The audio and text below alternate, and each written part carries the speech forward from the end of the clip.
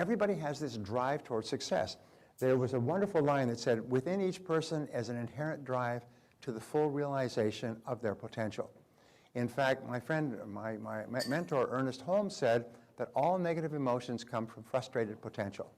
At the root, your negative emotions, your negativity comes from feeling that you could do or be far more than you are. It's only something that is holding you back. And then we make the mistake of thinking that the something is ourselves, and as soon as you think of that, you move from active to passive. I think if you take the 80-20 rule in our society today, 20% of people are proactive, like yourselves. You take the time and the trouble to do things, and then about 80% are passive. They're wishing and hoping and waiting and kind of have given up, and they hope that something will come along. That's why they buy lottery tickets. Do you know that 68% of young people today, when you ask them what they want to be when they grow up, you know what the answer is? A celebrity. They want to be a sports celebrity, a musical celebrity. They want to dance with the stars. They want to sing with American Idol. They want to get into sports. They think that their future, 68% of their future, is to become a celebrity, which, as you know, is one chance in hundreds of thousands or millions. And that's their thought. That's why they're so obsessed with all of this Facebook and Twitter and all the Oprah, the front page newspaper, Oprah's last appearance. I don't know about you, but see, Oprah's on in the afternoon. Now, if you're watching Oprah, it means your life sucks. You don't have a life. So all the people watching Oprah are people who are at home in the afternoon, who got nothing going, you know, and it's front page. You know, the Oprah, oh, God bless her, Oprah could come and go, and Oprah could be on the front page of every newspaper for 50 years and have zero effect on your life, and nothing to do with your life, and yet people are obsessed with Oprah, Twittering Oprah, Facebooking Oprah. I just go, geez, what's the matter with that? You could be spending time with the people you care about. Spend as much time with your kids as many people spend with Oprah, and you have a wonderful family. Anyway, so each person has a success instinct. There are 7 ingredients of success. When I started talking about success, people said, well, how do you define success? How do you define success? And you know, there's an old saying, before you do something, you have to do something else first. So before we start talking about becoming more successful, we have to talk about is what is success. So number 1 ingredient of success is peace of mind. Peace of mind occurs naturally in the absence of fear and negative emotions. If you look at all spiritual doctrines, all religion, all meditation, all philosophy, all great thought, and all of history, it is to bring people to the point of thinking where they enjoy complete peace of mind. The rule is that if you set peace of mind as your highest goal, you'll probably never make another mistake. If you set peace of mind as your highest goal, everything else will fall into place. And if you achieve everything else in the world, but you do not achieve your own peace of mind, you'll consider yourself a failure. You'll be unhappy, you'll be frustrated, you'll be irritated, you'll be angry, and so on. So peace of mind is the critical thing. And so you have to keep asking yourself, what are the things that occur that give me peace of mind? When do I enjoy the highest level of peace of mind? And when you have no fear and no negative emotions, your mind is like a vacuum. What flows in is complete peace. When you have solved all your problems, when everything is fine, you just feel completely at peace, and those are what I call the peak experiences of your life. Those are when you are the happiest of all. And this is not something that occurs accidentally. You walk along and you trip over some peace of mind and pick it up and put it in your pocket. You have to deliberately design your life so that you feel a great sense of peace. And of course, an extension of that is happiness. Aristotle said the ultimate aim of all human behavior is to be happy, just to achieve your own happiness. When I read Ayn Rand's material many years ago, she said the ultimate measure of how well you're doing as a human being is how genuinely happy you are. And if you can accomplish everything else in the world, but you're not a happy person and you don't enjoy inner peace, well, then to that degree you failed. And you read these stories of people who are extremely successful, make an enormous amount of money, they snort coke, they drink themselves into oblivion, they go on tours around the country like Charlie Sheen, and then some of them go home and shoot themselves. And they've got all this money and all this fame and all this glory, but they have no sense of inner peace. So that's where we start. The second ingredient of success is health and energy. It means, with health and energy, it means that you have abundant health and just a non-stop flow of energy. The energy just flows. By the way, I've designed this workbook so that you're going to have to pay attention. Because if you don't pay attention, you're going to miss all the key points. And I've written it out, so all you have to do is put in a word or two. but it's very important. Yeah. So health and energy is important. It means you have a boundless amount of health, and the true measure of health is how much energy you have. You get up in the morning, you feel energetic, you feel happy, and when you're really happy and excited about your life, you tend to have a boundless flow of energy. And of course, today, it's possible for us to live longer and live better than has ever been possible in all of human history. And our job is to take advantage of that. No matter what they say about our health system, it's still the best health system in the world, bar none. Nobody ever goes from the United States to some other country for health care unless they want to go to Mexico and get some of those bogus cancer drugs, which promptly kill them. Nobody has ever been cured by one of those non-traditional, out of the country, somewhere in Africa or Mexico cures. All the best health care is right here in the U.S. And so our job is to take advantage of it. Now the third is loving relationships. This is really the most important of all. If you have inner peace and you have good health, then your loving relationship are terribly important. 85% of the success you enjoy in life will be determined by how well you get along with other people. If you are having problems with other people, that will immediately interfere with your peace of mind and will very quickly interfere with your health. Most illnesses today are psychosomatic in origin. Psycho, the mind, makes soma, the body, ill. And why is it? It's because of anger and frustration and problems, almost always with people. About 85% of our problems come with hair on top and talk back. The fourth ingredient of success is, you measure a loving relationship by how much you laugh with the other person. Yes. How much you laugh. And this is really the critical measure of the health of a person. A person can't say, well, I don't laugh very much, but I'm really healthy. No, sir, you have a lot of problems. Because human beings are the only creatures in the world that laugh. Did you know that? Is they actually laugh, and they laugh spontaneously. And the laughter comes from inside. It comes from the soul. It comes from the heart. It comes from everything in the outer world being fine. And so the more you laugh, the healthier you are. Do you remember Norman Cousins, who became grievously, grievously ill as a result of inhaling terrible, terrible diesel fumes in a Moscow hotel? And he came back, and they said he's going to die. His whole body was just falling to pieces. And so he moved out of the hospital to a hotel room near the hospital so he could get treatment. And then he had his wife bring in a whole bunch of videos with comedies on them. Comedy skits, Groucho Marx, those brothers, pardon? Yeah, and what he did is he just started watching comedies and laughing. And he laughed his way back to health. And he wrote the book called Love, Medicine, and Miracles. He said the most amazing thing is the more you laugh, the healthier your body was, the stronger the immune system became. The illness that was cursed him to die went away, and he spent the rest of his life just talking and teaching people how important it is to be happy and healthy and optimistic and to laugh a lot. When you laugh a lot, it triggers all kinds of functions in your body, all of which are good. You come out of a funny movie or a laughter conversation with somebody and just feel happy all over. So laughter is how you can tell if a relationship is going well. Financial freedom is a real big issue today. Financial freedom means that you don't worry about money. Worries about money, by the way, are the #1 reason for marital breakdown. Worries, disagreements, arguments over money. So if you have problems with money, they affect your relationship. If you have problems with your relationship, they affect your health. If you have problems with your health, it affects your peace of mind. And money is a major issue. We've been living through the most affluent country in the most affluent time in all of human history for the last 50 years. We've grown up in a level of affluence that is unimaginable for 95% of the world. And we've come to believe that this is what we're entitled to. You grow up in America, you're entitled to a fat life. One of the things that is leading to major, major social disruptions is a lot of people are finding that it's not true anymore. Is today, if you want to be financially successful, you're going to have to work very, very hard. You're going to have to get up early and hit it hard and work all day and work into the evenings. You're going to have to work 6 days a week. There's no wealthy people who work 5 days a week. Zero, nada, nicht, rien de chose. None. There's no successful people who work 5 days a week. Because if you work 5 days a week, you actually only 11:30 on a Sunday fucking night. Late, you leave early, and you waste time all day long. Successful people work long days and they work into the weekends. However, they're doing something they enjoy, and they're doing something they get tremendous satisfaction from because they're making progress, and as a result, it's really not work.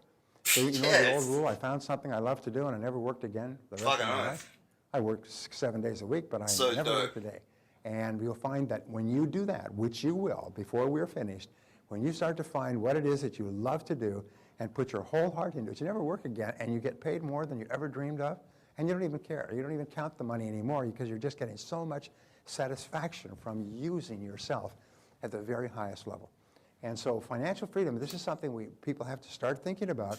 The worst thing you can do today is to be in debt.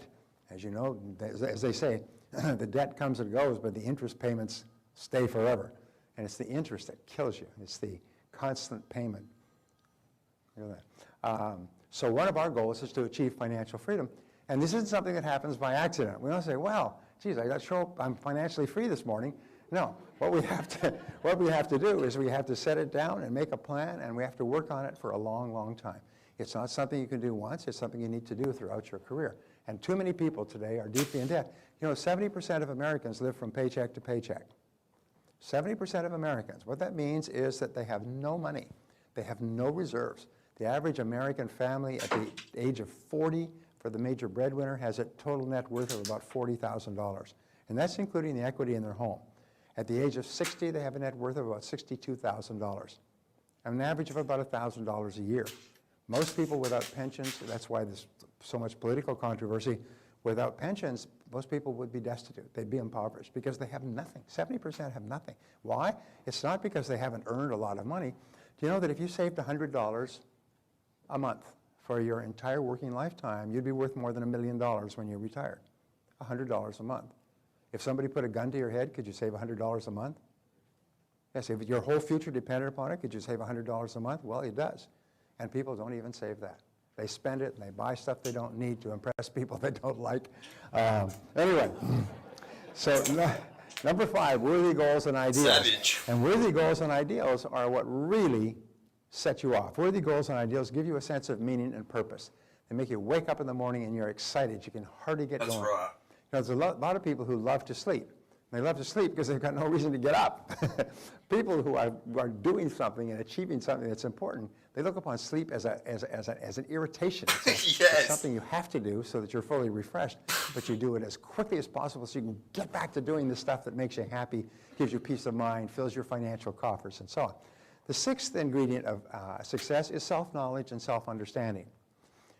In the Delphic Oracle, in the temple of the Delphic Oracle in Delphi, which Barbara and I visited a couple of years ago, way out on the slopes of ancient Greece, on the slopes of Mount Halicarnassus, I believe it was, is there's words, man, know thyself, the essence of all wisdom. And Socrates said the unexamined life is not worth living. Is the essence of all human wisdom is self-knowledge and self-understanding, is to understand who you are and why you think and feel the way you do.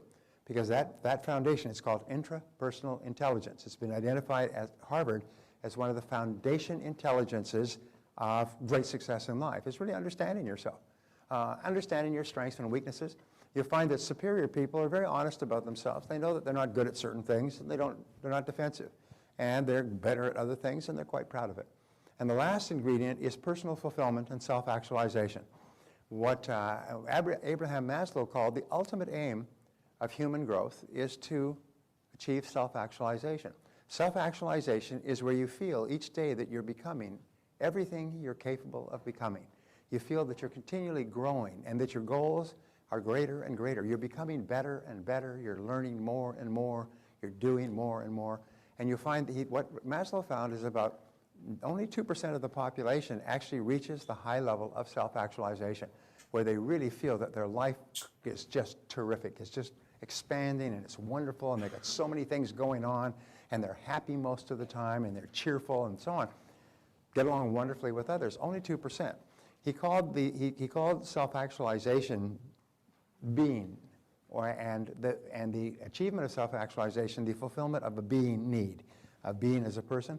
He said the 98% of the population are plagued by what he called deficiency needs. Is they're constantly compensating for their inner deficiencies and their worries and their doubts and their fears and their past experiences and so on. Only 2% reach self-actualization. Before we're finished, we'll all be at that 2%, where the deficiency needs just drop off like the first stage of a rocket out of Cape Canaveral and are gone, and then you just have the command module. So what I'd like you to do now is I'd like to take, let me finish the last one. We say the key to success is, first of all, understanding. And understanding is, you is understanding. is understanding yourself and understanding your world. And that takes some time, it takes some study. And the second is effort, is you have to work. You have to be willing to make the efforts necessary. When I began to study Ouspensky and Gurdjieff many years ago, they called it the work. And there's always work that you have to do. If you want to become physically fit, if you want to lose weight, there's a lot of work that you have to do. And unfortunately, most people, the bottom 80% of people, are lazy. Actually, there's 3 types of lazy. They're lazy, very lazy, and bone lazy. And one of the greatest problems we have in our society today is lazy people who want the rewards that hardworking people get.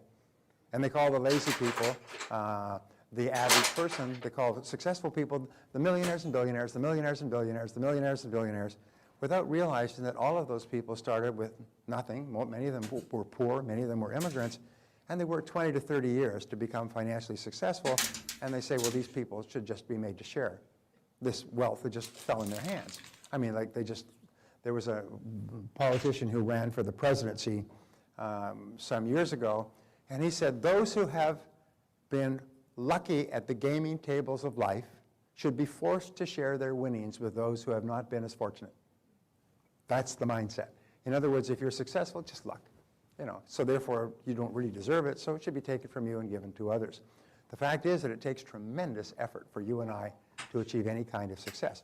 But wonderfully enough, that you can shortcut the efforts, which we'll learn how to do today. So I want you to give yourself an exam here, and give yourself grades on, in this exercise, page 5, and just give yourself a grade on a scale of 1 to 10 in each of these areas. And just be honest with yourself. This is not for you to share with anybody unless you want to share it. But question number 1, on a scale of 1 to 10, how much do you agree with, I am completely free from fear, stress, anxiety, want, and other negative emotions? Give yourself a grade of 1 to 10. Interestingly, in a 1 to 10 scaling, which you can use for the rest of your life, your answer is always intuitive, instant, and accurate.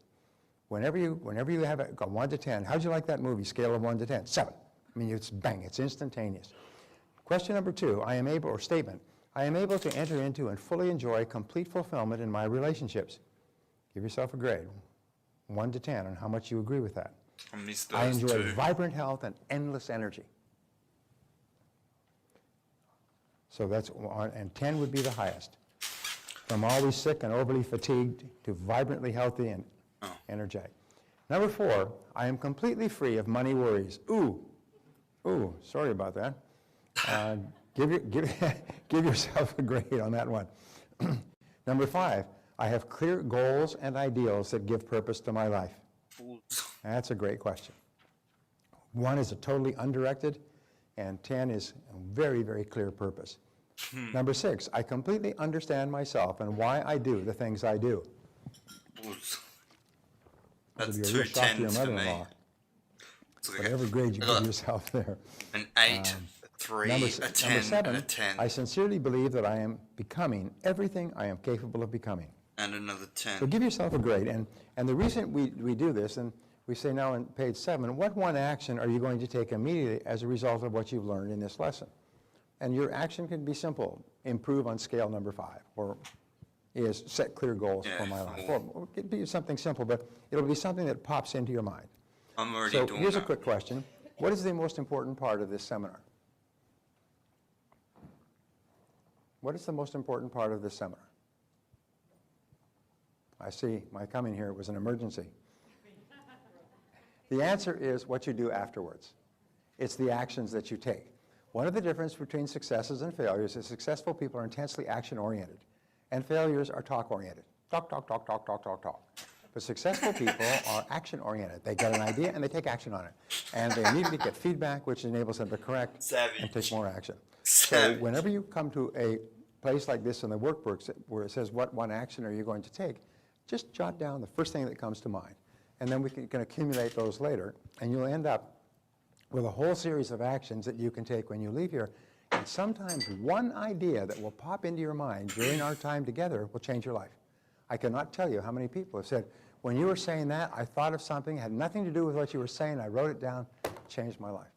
I've had people leave this on the verge of bankruptcy and come back 3 years later with 13 companies and $10 million in the bank. Changed my life. One idea, one concept. I took it back to my company, transformed my company. I duplicated it in a second company, third company, fourth company. He said, sold the concept, licensed other people. I mean, one idea. So if you get an idea, here's the rule. Catch the idea and write it down. Catch the idea and write it down. Because sometimes it goes through your mind like a comet. And if you don't catch it quickly, you'll lose it. And then a week or a year from now, you'll be thinking, oh, geez, I thought of that a year ago. Why didn't I write it down? So we don't want to have any regrets. No more if only I'd written it down. Huh? No more if only. Which brings us to 7 mental laws. 7 mental laws.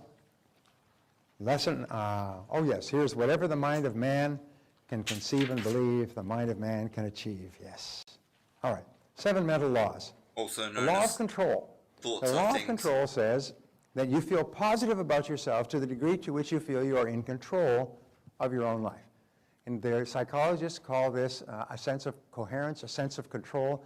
It means that when you feel you're in control, you feel happy. You feel at peace with yourself. And you feel negative about yourself to the degree to which you feel you are not in control of your own life. You feel you are controlled by your bills, by your bosses, by your health, by your debts, by your family, by your obligations. When you feel that you're not in control or out of control, you feel highly stressed. And so we have this little diagram here, internal versus external locus of control. This is what psychologists use. They say you have an internal locus of control here where you are happy, and then you have a scale, and you have an external locus of control. The internal locus of control is where you feel that you're in charge of your own life. You make your own decisions.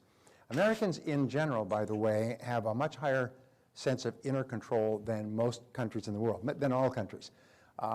Europeans, 58% of Germans, for example, highly structured economy, believe that they have little or no control over their future. A person with internal locus of control says, I make my own decisions. I am where I am and what I am because of myself. I'm in charge of my life. A person with an external locus of control feels that other people are in charge of their life, their boss, their bills, and so on. Now you are here, and you are moving in one direction or another with every decision that you make. The good news is that when you develop an internal locus of control, you feel really happy and strong, and you're much more positive and you're much more creative. And that's the goal that we're aiming for. The people with a high internal locus of control feel really, really good about themselves. They feel powerful, they feel empowered, they feel strong. And here's an interesting point, is you can never give away control, except to other people. You can give away your control to other people, but you still remain responsible. We'll talk about this later. So control begins with your thoughts, and your thoughts determine your feelings, and your feelings then determine your actions. I have a friend who has a little stick-on that he gives you to stick anywhere you want, and it just says CYT. Control your thoughts. Control your thoughts. And if you control your thoughts, you can control everything else. Your thoughts are the guidance mechanism of your life. So control your thoughts. And when you control your thoughts determine your feelings. By the way, great question, which comes first, thoughts or feelings? And the answer is always thought. And I'll tell you why. It's because it is the thought that creates the feeling. It's how you think about something that is happening in your life that triggers the emotion. For example, you could get stuck in traffic, and one person could be frustrated and angry and pounding on the horn and waving at the other drivers with one finger. And the other person could be sitting quite calmly and planning their day and listening to a Brian Tracy educational CD. The critical thing is the way you think determines it. At the University of Pennsylvania, they did 22 years of study, and they came up with a concept called explanatory style. You've heard the NLP people talk about framing and reframing. Well, explanatory style says that the way you explain things to yourself largely determines your emotions, largely determines your thoughts, your reactions, your responses, largely determines the total quality of your life, how you explain things to yourself. And so if you explain things in a positive and constructive way, then what happens is you respond positively and constructively, you feel differently, you take different actions, and you get different results.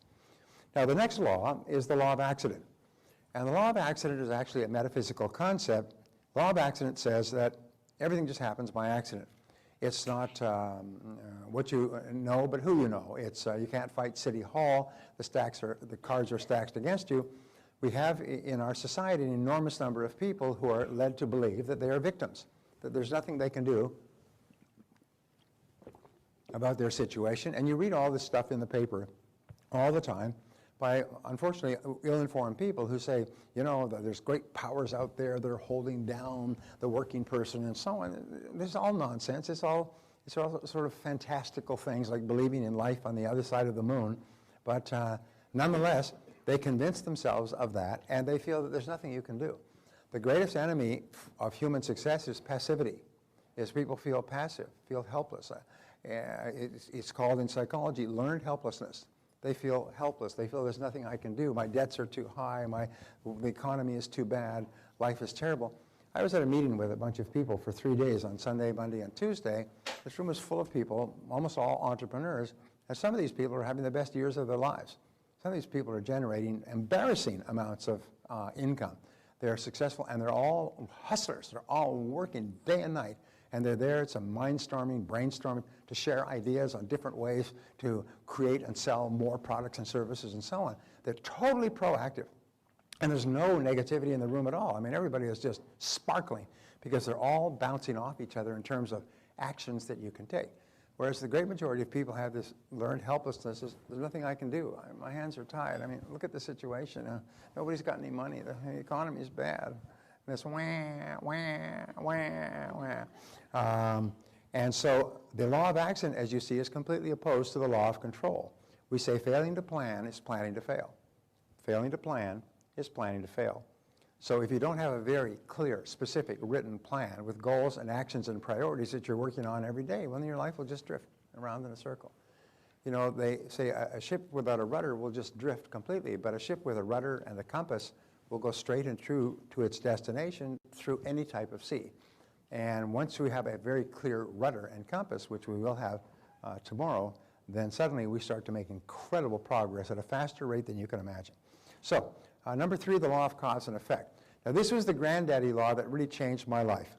The law of cause and effect says that for every effect in your life, there's a specific cause. Now, this law is completely opposed to the law of accident and completely consistent with the law of control. It means that everything that happens to us for a reason.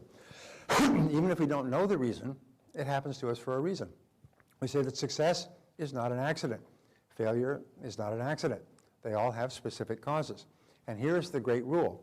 If you want to double your income or anything else, what you do is you realize that everybody who is earning twice as much as you today was at one time earning half as much as you.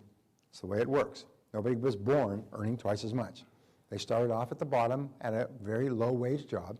So then they did certain things differently from you, and now they're earning twice as much or 5 times as much or 10 times as much. Well, then what we do is go back and find out what they did, and we do the same thing. And we say success leaves tracks. Is if you find out what other successful people did, and you do the same thing, you'll eventually get the same results that they do. And if you don't, you won't. And here's the most amazing thing with regard to these laws. These are mental laws. A physical law you can see, like gravity. You can drop something and you can see. You can see the results of a physical law. Mental laws, you can only see the results over time. But physical laws are just as fixed as mental laws. And mental laws work 100% of the time. And what that means is that, it's interesting, they say that in all of human history, man has never invented a law. You know, we talk about all the laws of physics and mathematics and mechanics and velocity and the laws of Einstein and so on. Nobody's ever invented a law. We've only discovered the laws that already existed. Now, whatever your spiritual beliefs are, I remember listening to Billy Graham talk. I was driving through Central Valley near Fresno many years ago, and it was on the radio. It was late at night. It's the only thing to listen to. And here's Billy Graham talking about all the laws that hold the universe in place. He says, if you have all of these laws, then there must have been a lawgiver. These laws could not have just happened spontaneously out of the primordial muck going back 1 billion years after the Big Bang. If you have all of these laws that really explain everything that happens, even laws of mathematics that take 100 years for a person to fully understand, that explains with absolutely unpredictable accuracy a mathematical formula. Where do these laws come from? Anyway, my point is that these laws are neutral. They work. I've got something to say on that. Like, ball bearings, what they do to create ball bearings is they drip molten metal at a specific rate, and each drip, due to mathematics like gravity, like you can do the calculations, every ball bearing is perfect. It's just like drips. Sick. For you or they work against you. And we say that nature is neutral. Nature is like justice. Nature is blind. Nature doesn't say you'll be a big success and your life is going to suck and you're going to be in between. Nature doesn't care. Now this was a great breakthrough for me. Nature doesn't care. Nature says that if you do what other successful people do, you get the same result. And if you don't, you don't. And nature's not involved in it. Nature just says, here's the laws, here's the playing field, here's the rules of the game. If you play the game well, you have a great life, and if you don't, you don't. But there's nothing out there that is determining what happens to us. It's all in here. And these mental laws are important. I remember I was in Istanbul some years ago, and there was a story in the papers in Istanbul. I was traveling at the time, and it was about a young American student who had gone to Istanbul as a tourist. He was traveling with some other people. And one day they were sitting in one of the cafes, and there's a whole bunch of people marching with posters and chanting in Turkish, and they're marching down to the main square. Well, he says, hey, I know marches. We do marches on the campus. We do demonstrations. I know all about this. Hey, let's go get a piece of this. And they said, no, we don't know what they're doing. His friend said, we don't know what they're marching for. It doesn't matter. It's just a demonstration. So he went out there, typical American student. He said, yay, yay. He's trying to imitate the Turks, and they gave him a poster. And so he's going, yay, yay, and everybody's saying, yeah, and they're all slapping him on the back. He's going, this poster. And they march into the square, and the square was immediately surrounded by police. And all of these people were arrested. And what he didn't realize is they were advocating the downfall of the government. And in Turkey, it is a capital offense to advocate the downfall of the government. He was arrested. He was brought up in front of a military tribunal within 2 days, tried, convicted, and sentenced to death. Wow. And sentenced to be carried out in 2 more days. And by this time, his friends who followed along at a distance, they'd gone to the embassy, they'd gone to the consulate, they ran it around in circles, and they did everything possible. And Turkey happens to have a colorful attitude toward money. So they managed to buy him out of prison. His parents had to sell their home back in the United States. Cost him $250,000 to get him out. And he was saved and speared across the border a few hours before he was going to be executed. Wow. And I remember that story because it was a true story. True stories are good. They are. Here's the point. He didn't know the law. And in not knowing the law, there's no excuse for it. They don't care. He said, well, I'm a stranger, I'm a foreigner here, I didn't know that it was a capital offense. Excuse me. He said, they don't care. You violated the law, you can execute it. And in life, we violate a lot of laws. We violate a lot of natural laws, especially mental laws. And when we violate those laws, we suffer the consequences of it, whether we knew about the laws or not. If you step off a 10-story building in downtown San Diego, you're going to go splat on the sidewalk. And it doesn't matter whether you knew about the law of gravity, or whether you approved of the law of gravity, or whether anybody had explained the law of gravity to you. The law of gravity is going to work on you, and you're going to go splat on the sidewalk. The law is neutral. The law doesn't care. You know, thou shalt go splat, and thou shalt rise up, and thou shalt go half splat. No. In other words, the law is there. So all successful people do what we call a harmonic convergence. Have you heard of a harmonic convergence? They had this, I think, back in the 80s or 90s, where you have all the planets line up. They all line up at one particular time in the constellation. This happens every, I don't know how many years. And so all the planets are in line. You know, the Mercury and the Saturn and the Earth and or Mars and then Earth and all these, and they all line up. And the magnetic power of all of these is supposed to bring about enormous changes, none of which happen. But it seems like a great idea. Our life, though, is to get our life in harmony with the great mental laws. And when you do that, things start to happen for you at an incredibly rapid rate.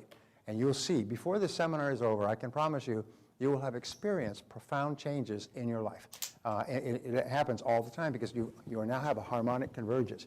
You're now organizing your life and your thinking in harmony with these great laws, and they all start to work for you. So we say, okay, the B, it is the iron law of the universe. All other laws in the universe, I call it the umbrella law, all other laws, mathematics, physics, mechanics, all fall under the law of cause and effect. Aristotle proposed this in 350 BC, and it was called the Aristotelian principle of causality, which was a great shock to a world that believed in gods and coincidences and lightning strikes and Mount Zeus on Mount Olympus. What they said was, no, everything happens for a reason. And if we're not happy with what's happening, we can change the causes. If a person's overweight, people say, well, I'm overweight, it's because of my glands. Yes, sir, it's your mouth gland, and it's malfunctioning several times a day. You know, we know how to be healthy and fit and how to live a long time. We know how to make all the money that we want because there are hundreds of thousands of millions of people who have. Did you read the statistics in the paper this morning? Great statistics. Ta-da! In 2001, there were 7.7 millionaires in America. I'm sorry, 2001. 2011, 10 years later, after all the depression, recession, panics, crashes, and everything else, there's 10.2 million Americans with a net worth in excess of $1 million. Now, that would suggest that all these people, 90% of them started off with nothing, and they're still continuing to grow. That's a growth of what, 2.8 million? Is that what it was? It's about 2.8 million more millionaires now than there were 10 years ago. And all those people started off with nothing. So if you want to be a millionaire, then you can be a millionaire. Just do what other people who started with nothing did to become a millionaire. You know, which is probably become very good at what you do, earn good money, and don't spend it all. All right. Sorry about that. You liked the first part, you didn't like the second part. So, see, the most important application of this law is that thoughts are causes and conditions are effects. Your thoughts are what are called the primum movum, the primary moving force of your life. Your thoughts create the conditions of your life. It's very much as though you had one of the old slide projectors, and you put in a slide, it projects on the screen. Your thoughts project on the screen of your life. As the hippies used to say, wherever you go, there you are. And so wherever you look, there you are. Wherever you look in the world around you, that is your thoughts projected onto the screen of your own life. Now, many people think, well, I don't like what I'm seeing on the screen of my life, so I'm going to beat up the projector, or I'm going to beat up the screen, cut up the screen. No, what you do is you start to change the picture you have in your mind. Interesting, we'll talk about this later, but all improvement in your outer life begins with an improvement in your mental pictures. Begins with an improvement in your mental pictures by constantly starting to see yourself and your world in more positive terms. So another mental law, the law of belief. Now this is a biggie. This is really the biggie. This is the foundation principle, by the way, of all religions and all philosophies and all success is the law of belief. It says that whatever you believe with feeling becomes your reality. Whatever you believe with feeling, with emotion, with intensity, it becomes your reality because you always act on the basis of your beliefs. And the more intensely you hold the belief, the more the belief becomes true for you. There's a gentleman that I used to know, his name was Glenn Bland, and he wrote a book called The Glenn Bland Method. And he talks about how when he was growing up, his father was a working man. And they talked around the family table, they talked about work at the lumber yard, and the father would always say, you know, when you grow up, you've got to get yourself a working job. You've got to get yourself a laboring job. He said the Blands have always been laborers. We've always worked by the sweat of our brow. And so the kids were all brought up to believe that they were supposed to get a laboring job when they got out. So he left high school, and he did quite well in high school. It was in sports and everything else, but his belief was when you entered into the world of work, you got a laboring job, so he did, on a construction crew working on the highways, digging ditches and you know, working on construction. And one day, he's been at this for about 2 or 3 years, and he's working away. He goes up there in the morning, sweats all day. The traffic is moving really slowly because it's a construction zone, and right next to him, while he's working away with a shovel, there's a guy, a friend of his from high school. And he's driving the car. He says, "Hi, Glenn, how you doing?" To the window of the car. He says, "Oh, doing great." He's got his shovel here. And he says, "How's everything going?" "It's going fine." And he says, "How's everything going with you?" The guy's driving a brand new car. He's wearing a nice suit. He's well dressed. And this guy, you know, was no great flame in hell in high school, just an average guy. He said, "How you doing?" He said, "I got a great job." He said, "I'm selling, making really good money." He said, "I'm buying a new home next month and getting married at the end of the year." And he looked at him, and here's this guy, and he's living from paycheck to paycheck, sweating away. And he looked at that guy, he said, and it hit him like lightning. He had bought a bill of goods from his father. He said, this guy's no better, no smarter than he is, which happens to be the case, yet he's got a different belief system, that you get out and you get a job and you get into business and you get into white-collar work. He threw down the shovel and he got up and he walked out of there and he said, I'll never work with a shovel again.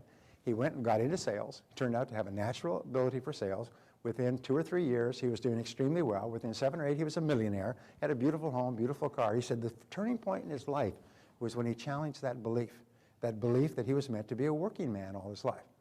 Many people have beliefs, and there's 2 sets of beliefs. There's conscious beliefs that we have, and there's unconscious beliefs. And there's that wonderful line from Josh Billings, the humorist. He said, it ain't what a man knows what hurts him, it's what he knows what ain't true. And many things we know about ourselves ain't true at all. What we do is we develop scotomas, or blind spots. Is once we've decided to believe a certain thing, we do not see anything that contradicts it. We may be doing wonderful things or wonderful work or being very successful. We don't even see that if we decided to believe that we will never make much more than we're making. Sometimes your parents will tell you, you've got to be worried about money, you've got to be careful about money all your life, and you'll never make very much, so you've got to hold on to every penny. And so people just hunker down, and they're more concerned about security than anything else. And so we develop these beliefs, these blind spots. And sometimes you need somebody to come along and open it up. And so you can see this vast world of possibilities that you have. And when this happens, people change completely. So your biggest obstacle is usually self-limiting beliefs. Your biggest obstacle is usually self-limiting beliefs. So what are your self-limiting beliefs? What are the most common ones? Well, the most common ones are internally, I'm not smart enough, I'm not as smart as other people, or I'm not talented enough, or I'm not creative enough, or I'm not something enough. It's just the most amazing damn thing. I remember this great story. His name was Igor, and he came to my seminar in New York, and he came to my seminar in Palm Springs, and he was a Russian immigrant. And he said he'd arrived, this was 5 years before, he arrived 5 years before from Russia, when Russia was just opening up in the 90s, and he had everything he owned on the streets of New York in a box, a cardboard box with string on it. And he didn't know a word of English, and he had to stop people on the street. He kept stopping people and asking them, looking for someone who spoke Russian. And he finally found somebody, and he would ask them something in Russian. Доброе утро, доброе утро, доброе утro. Good morning, good morning. Somebody responded back, доброе утро. And he said, where can I find Russians? I don't speak any English. He said, well, go to Little Russia. It's a little part of New York. How do you get there? He showed him how to get there on the subway. So he gets there on the subway, and there's big, long elevators. Everybody ever been to New York, coming up from the subway, the long, long elevator. He comes up, and the first thing he sees in Little Russia is a pizza place, which has Russian, it's a Domino's pizza with a Russian name. He goes in, he speaks to the owner in Russian. He said, I need a job. And he said, I need somebody to deliver pizza. So his first job was delivering pizza in Russian, in Little Russia, to other Russians. And that was his first job. And he did that, and the first thing he decided to do was learn English. He looked around, he said, why are so many Russians successful in America? And there's an enormously successful Russian immigrant community in New York. And he found the first thing they did is they spoke English. So he just put his head down.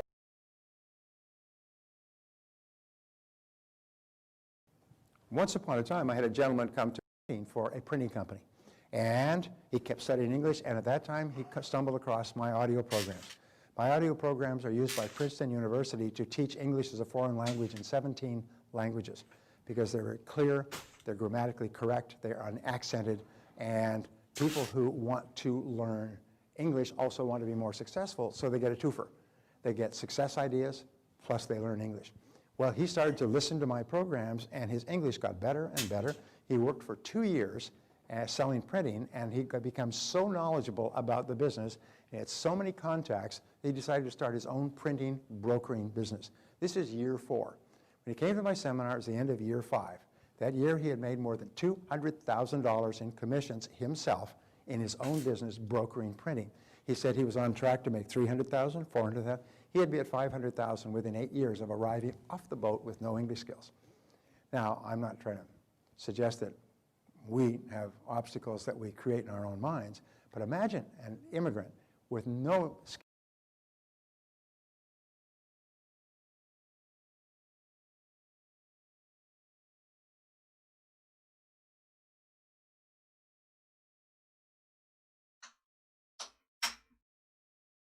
in commissions himself in his own business, brokering printing. He said he was on track to make $300,000, $400,000. He'd be at $500,000 within 8 years of arriving off the boat with no English skills. Now, I'm not trying to suggest that we have obstacles that we create in our own minds, but imagine an immigrant with no skills, no friends, no contacts, starting off, and within 5 or 8 years making several $100,000 a year, because he had this unshakable belief that it was possible. He absolutely believed it was possible. And to him, no matter what happened, everything that happened to him was just a learning experience, because he could not even imagine not being successful. When you reach the point where you cannot even imagine not achieving great goals, your whole life changes for you. So the next meta law is the law of expectations. Now, this is a great law. There's libraries full of books. There are psychologists who worked for years on this. Dr. Robert Rosenthal of Harvard worked on this for years, and he found that your expectations, especially about your outcomes, become your own self-fulfilling prophecies. What does that mean? Is if you expect something to happen, it usually happens. It becomes your own prophecy. Yeah. Because if you expect it to happen, you'll act consistent with it happening. You will treat other people the way it's going to happen. W. Clement Stone tells the story of this young man. He was running a large insurance agency. This young man was sent to him by one of his business associates, just came out of college, it was starting off in life insurance, and he came to Clement Stone to ask him if he could get some referrals, some leads. And so Clement Stone said, yes, I'll give you some names of some top referrals. These are people who are all interested in buying life insurance or buying even more life insurance. I'll be right back. So he went into his office, and he had his secretary type up a list of names, addresses, and phone numbers. So this salesman, young salesman, went out, and he called on these people, and he was positive and enthusiastic, and he made about 4 or 5 sales, and the others, had to think about it. We're not ready to make a decision right now. So we went back to Clement Stone. He said, those leads were fantastic. Thank you so much. Can I have some more? He said, sure. He said, wonderful. He said, here, as a matter of fact, I'll get you my lead book, and you can write down the names, addresses, and phone numbers yourself. And so he went and he got the telephone book. For the Chicago phone book, he said, this is where I got the names in the first place. You can have as many as you like. Now, what happened was, they generally believed that these were leads given to him by one of the top business people in the country. He was worth $800 million at the time. And so he said, W. Clement Stone told me to call on you. Oh, that's great. Anyway, his expectation was that these people would buy. There's another great story of this fellow who's running a company in New York, and the company's on the verge of bankruptcy, about to collapse, and he's really in despair. He doesn't know what to do. He's going to lose his home. He's going to lose everything. And he goes for a walk in Central Park, and he's standing on this bridge in Central Park, and this man comes out of the night, comes up and stands next to him and says, hi, how are you doing? He said, fine. He said, you look like you're deep in thought. He said, yes, well, I've got a business, and the business is in trouble. He said, no problem at all. He said, I'm John D. Rockefeller. I'll lend you some money. How much money do you need to turn your business around? He said, well, probably $200,000 or $300,000. I'll give you $500,000. Pulls out a checkbook. He writes that check right there and gives him a check for $500,000, John D. Rockefeller. He said, there you go. He said, meet me back here in this place a year from now, and you can pay me back. Really? I mean, wow. He said, good luck. And he walked off into the night. Well, this is like an answer to a prayer. He couldn't believe it. He took this check back to his office. He's sitting, this is a true story, too. Although I can't verify it. Anyway, he takes this check back, and he sits there, and he looks at this check, and he said, wait a minute. He said, my business isn't going down the drain. He said, I don't have to cash this check right yet. What I'll do is I'll put it in my safe. But if ever I need it, I've got this check. It's valid for a year. And he went back, and he turned around to his business. He had $500,000 in his safe. And he went back in, and he made revisions and changes, and he upgraded his sales and marketing, and he became more aggressive and introduced new products and services, and his business grew, and it turned around, and this business grew, and he became prosperous again. He never even had to cash the check. And 1 year passes, and he goes back to the park. He's got the check, and he's standing on the bridge. It's about 7 o'clock in the evening, and he's waiting. And after he'd been there about 10 or 15 minutes, this man comes walking quickly out of the dark, comes up, and he said, there you are again. How did everything work out? And he said, well, I'm happy to say I was able to change my business. Here's the check back. I never had to cash it. He said, well, thank you very much. It's really great. And he said, I'm so happy to hear about your success. And then this nurse comes running out of the bush saying, Mr. Hawkins, you come back here. And she comes running up and grabs him by the arm. And she said, I hope he's not been bothering you. He's escaped from the asylum. over and over again, and we always have to go out in Central Park and find him. And you come back with me, Mr. Hawkins, and led him back to the asylum where he ran away. My point was because he believed that this was a check from John D. Rockefeller. It transformed his life. Not that it was, but because he believed it, his expectations were that at any time he could cash this check. And it totally transformed his attitude toward his business and his business results. Now, the wonderful thing about our expectations is that you can manufacture your own. You can manufacture your own. You can expect great things to happen. So whatever you expect with confidence becomes your own self-fulfilling prophecy. If you absolutely expect, we'll talk later about this, but the greatest of all attitudes, the catalyst that causes your potential to unlock, almost like a chemical catalyst that causes an explosive effect, is confident expectations. An attitude of confident expectations transforms your attitude towards your world. If you confidently expect that people will buy and confidently expect that products will sell and confidently expect that if everything fails, you'll learn a valuable lesson that you'll use to be more successful next time, if you always expect something good, you'll never be disappointed. And it has a total transforming effect on your attitude. So expectations play a critical role in your life. There's 4 types of expectations. First are the expectations of your parents. And it's the most amazing thing. I was reading a story yesterday about a fellow whose mother was alcoholic, father was gone, mother was alcoholic, and she was a mean drunk. And she would always tell him, you're worthless and you'll never amount to anything. You're worthless. About 3 or 4 children. She told them all that. You're all worthless and you'll never amount to anything. And so many people, many parents have made the mistake of criticizing their children too much when they were growing up, and their children develop a feeling that they're not really very good. And so they set low standards for themselves and achieve them. The worst of all, they say, is to set low standards for yourself and be successful. So the expectations of your parents have an inordinate impact on the person you become as an adult. And so you have to look back and realize that many parents were raised by parents with negative expectations. And in the Bible it says the sins of the fathers are visited on the children. So what your parents, grandparents did to them, they will often have inflicted on you. And you'll often grow up not really feeling that you have great potential. Your parents will have expressed the thought that they didn't really expect you to do that well. You get poor grades, well, what can you expect? You're not that smart. And you're never on time. So savage. And you never fulfill your promises. And you probably won't do that well in life. And isn't it amazing the power of negative expectations expressed by our parents when we were young, the power that that has on us as an adult. It's sort of like a sea anchor that's pulling us back, and we're struggling hard on the outside to be successful, but deep down inside, we are still fighting with those negative expectations. The other place is the expectations of your boss. You'll find that people who work under high expectations bosses who really have confidence in their staff, perform at a vastly higher level. I remember when I was in real estate, there was an office, and this office was run by this manager who was just dynamite. Positive, cheerful, happy, upbeat, and he only hired people that were of the same caliber. He wouldn't let anybody be there. You had people lined up to join this office, even though they're working on straight commission.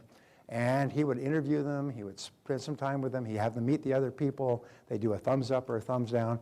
Eventually he had an office full of really high chargers. They're just positive, happy people, a lot of laughter.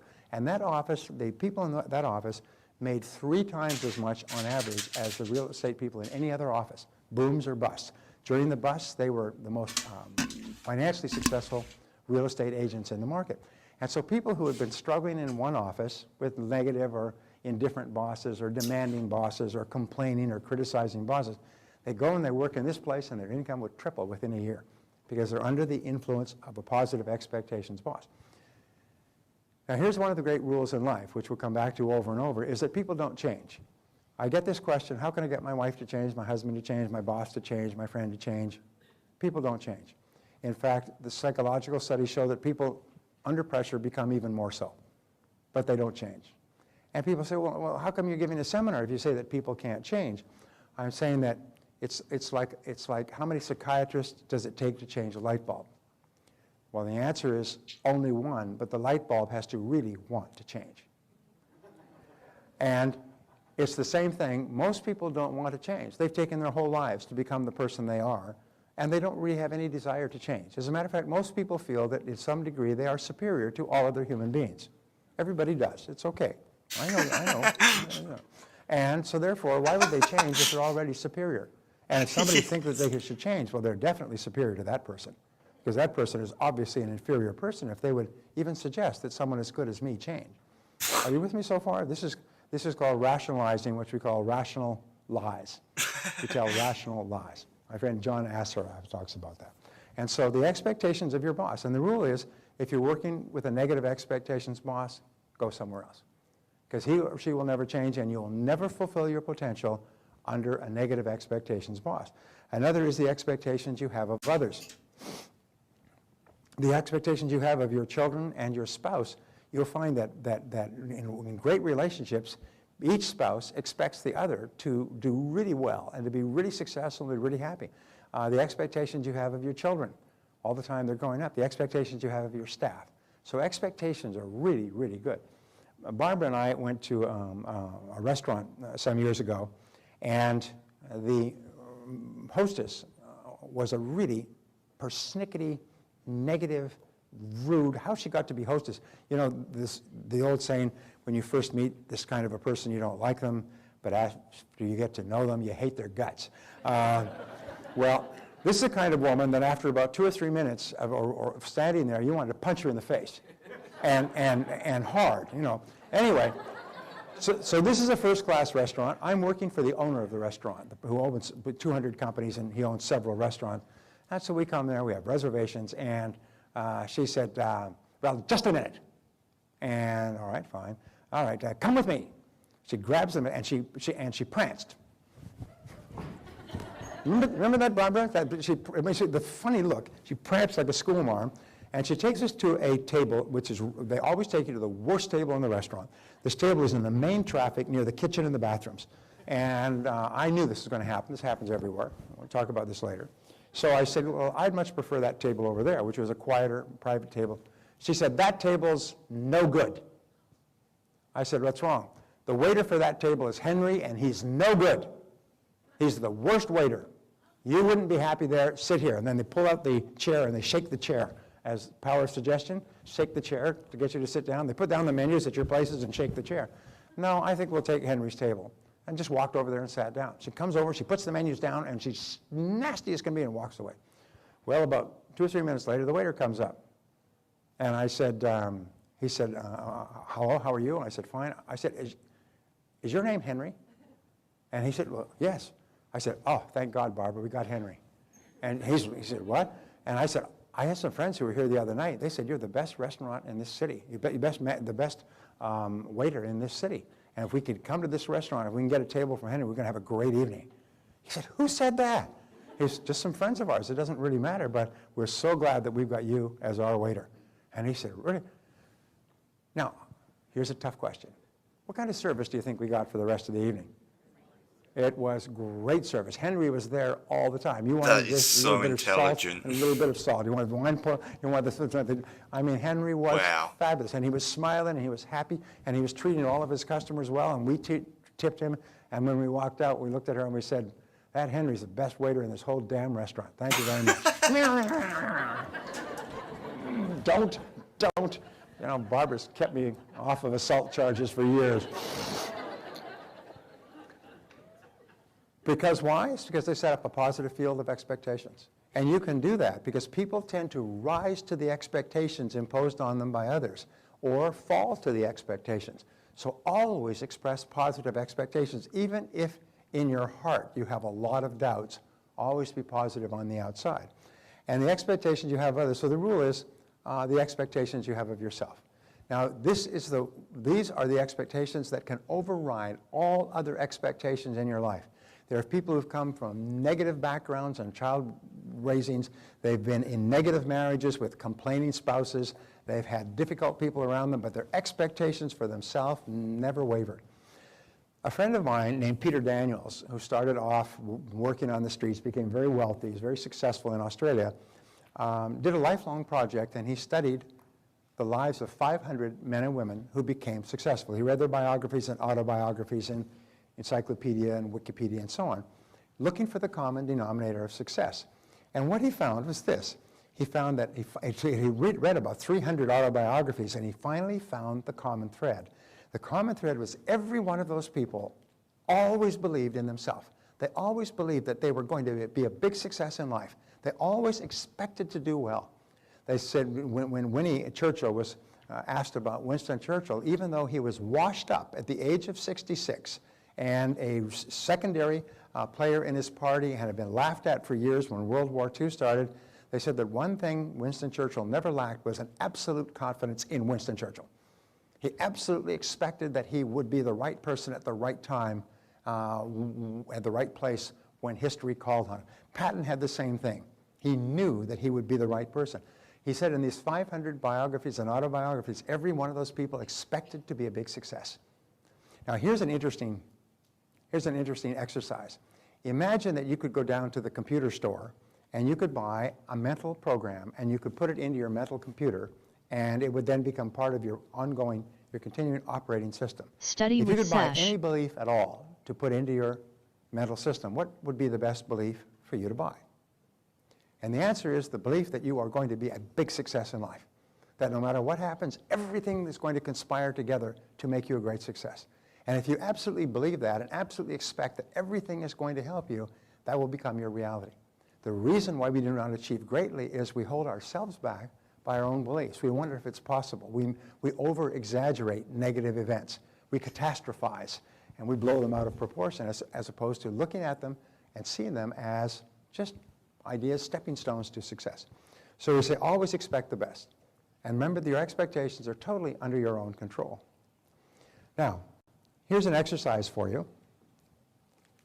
Da-da-da. Wait a minute. Oh, okay, jeez. Okay. Repeat throughout the day these words. I believe that something wonderful is going to happen to me today. Now say that to yourself. Say it quietly to yourself. I believe that something wonderful is going to happen to me today. Now say it aloud. Say it. I believe there's something wonderful that's going to happen to me today. Now every single morning when you get up and say that, something wonderful is going to happen to you that day. It's the most amazing damn thing. You go into a restaurant and you say, I believe something wonderful is going to happen in this restaurant. I believe something wonderful is going to happen to me today. And it's the most astonishing thing. If you forget to say it, your life will be okay. But if you remember to say it with confidence, you set up a force field of positive expectations and something wonderful happens to you. And when I first heard, this is really hokey. This is kind of, hey, this is la-la. This is like California where we sit, under triangles and put crystals in our armpits. This is, but it's the most amazing damn thing. When you say these words, what happens is something wonderful starts to happen to you. Okay, the next mental law is the law of attraction. The law of attraction says that you are a living magnet, and you attract into your life the people and the circumstances that are in harmony with your dominant thoughts. You're a magnet, and whatever is in harmony, the people, circumstances, ideas, money, resources that are in harmony with your thoughts, you start to attract into your life. In the universe, all energy is in a state of vibration, including mind energy. Now, your mental energy, mental energy travels at the speed of light. It travels, and it's so fine that it goes through any substance. You can think a thought here, and it can connect with someone on the other side of the world. There are many examples, by the way, in World War II, where a person's son was killed in the Pacific, and they woke up straight out of a dead sleep in the middle of the night, instantaneously, and it wasn't until days later that they learned that at that moment on the other side of the world, their son had died. You'll have occasions throughout your life where you'll think of a person, the phone will ring, it'll be them. Or you'll think of doing something and you open the newspaper and there's an article on the exact same subject. One of the things I wanted to talk about was self-made millionaires. You open the newspaper this morning, there's the most current figures on self-made millionaires from 2001, 2011. So I can come down and share it with you. So your mind is incredibly powerful, but it is a neutral law. If you think of a person, the phone will ring, it'll be them. Or you'll think of doing something and you open the newspaper, values, integrity, and he found the first thing they did, Henry. And part of what's going to happen. We say that everything radiates outward. And if somebody exercising on television, all I have to do is watch these people exercising, and I'll be thin and fit. The audio's on sync. No, baby, you've got to get off your, and get on it. So this explains these laws. It explains the law of vibration, which says that all things vibrate outward. So thoughts vibrate outwardly from you. And the more emotion attached to a thought, the greater is the intensity of the vibration. The more emotion you have, the phone will If you ring. think It'll be about, them. what you're going to have for Or lunch, it has very little vibrational effect. But if you think about someone you love, or a goal that you want to achieve, or something you want to accomplish, or even something you're afraid of, it has a tremendous emotional effect. It's like turning up the emotional power. Second of all is radiation. We say that everything radiates outward, almost like the ripples in a pond, and it also explains the law of what is called sympathetic resonance. You can walk into a room and you will have a resonance with another person on the other side of the room. And you meet that person and you get married and live happily for the rest of your life. If you were to take a piano and put it on this side of the room and put another piano on this side of the room, and then take a tuning fork and hit the note, I'm sorry, not tuning fork, just hit the key of C flat, bang, and so it goes bang, and you walk across the room, the key of C flat on the other piano will be vibrating to the same harmony as this piano. You and I have this experience of sympathetic resonance, where we resonate with other people, we resonate with ideas, we resonate with conversations, we resonate with subjects that we like to study and learn about. We have this all the time, and that is the law of attraction. It means that something within you is resonating within something outside of you. If you want to be really successful and you see successful people and you start to resonate with their accomplishments, you start to become more like them. Now, here's an important point that people don't realize. This also explains what is called the law of repulsion. Now, the law of repulsion says that if you hold a negative thought, you repel anything associated with that thought out of your life. So many people are brought up to look down on those who are successful, to criticize successful people. This is fatal, because if you criticize successful people, even in your heart, it drives success out of your life. It guarantees that you'll never accomplish anything with your life. You'll always be miserable and unsuccessful. If you criticize wealthy people, they'll never be wealthy. And so therefore, it's so important for you to admire people who are enjoying the success that you desire. Is to admire them and look up to them, and don't look for chinks in their armor or flaws in their life or behavior. Instead, look for the things that they do right and say, that I could do that. Read their books, read stories about them, and admire successful, happy people. If you admire successful, happy people, you create this sympathetic resonance, and you begin to attract into your life people and circumstances and ideas that will enable you to be like one of those people. When people criticize other successful people, it has no effect on the successful people. It doesn't hurt them at all. They don't even know, and they don't care. But it destroys the criticizer's chances for success. They're shooting themselves in their own foot, blam, and admiring their own marksmanship. Geez, I'm a good shot.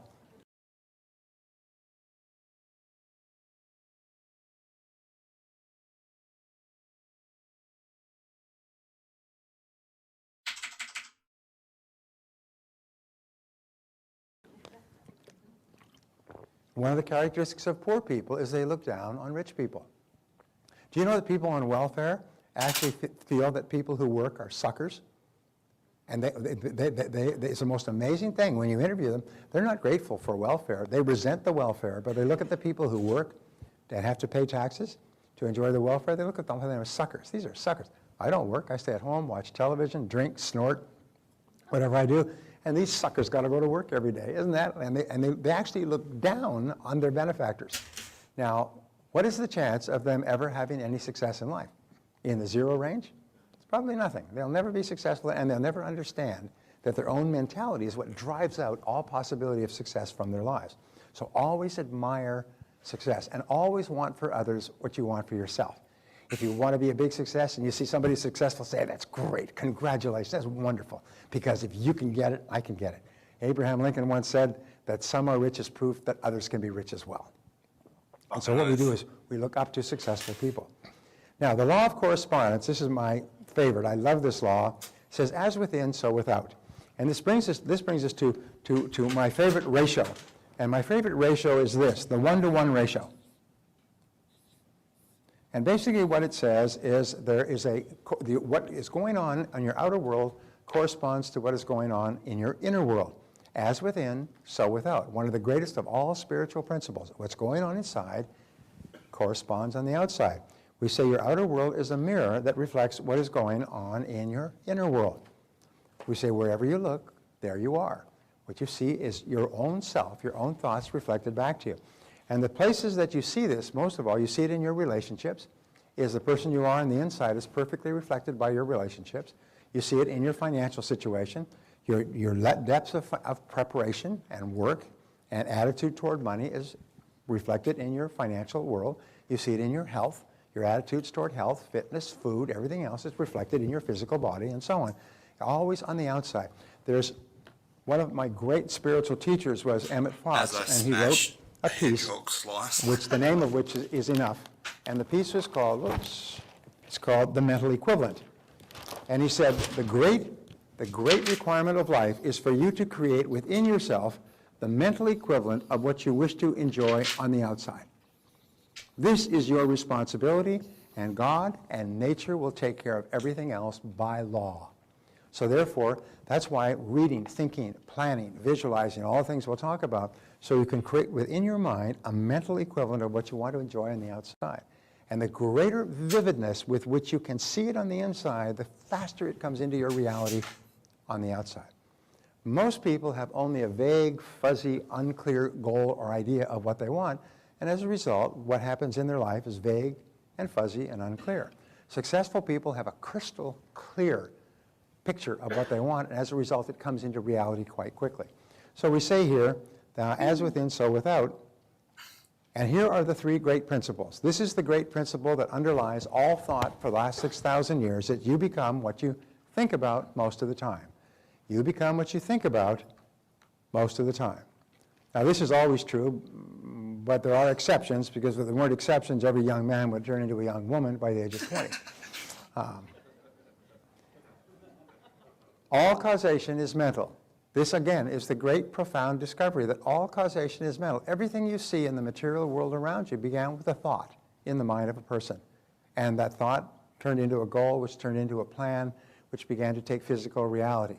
In fact, just writing down a goal and making it concrete on paper is the beginning of this process. And so here's the most important principle of all, is you change your thinking and you change your life. You change your thinking and you change your life. And wonderfully enough, going right back to the law of control, the only thing over which you have complete control is your thinking. And if you can control your thinking, everything else will change for you. It's the hardest thing of all, yet the most important. And when you learn how to do it, as you will in our time together, your whole life will be completely different. Now, there are 7 mental laws. There's some exercises here. What I want you to do is I want you to complete these exercises. Just write down your answers. Number 1, in what areas of your life do you feel most in control? I wrote down mostly at home. When you walk into the house and you close the door behind you, this is your place. It's in complete control, or in your car. Or there's some things that you do really well. You feel tremendously in control when you're doing those things. Where do you feel in control? What areas of your life are you failing to plan for the success you deserve? In what areas of your life would you be helped? Let's put it this way.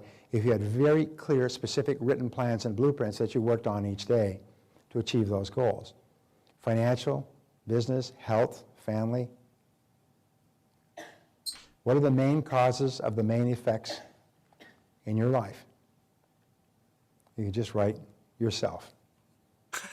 Number 4 is a good question. What self-limiting beliefs could be holding you back? I don't need to remember, removing self-limiting beliefs is the first step, or identifying them is the first step to eliminating them. Awareness of the beliefs that you might have. You say, what might be holding me back? Well, maybe I don't believe.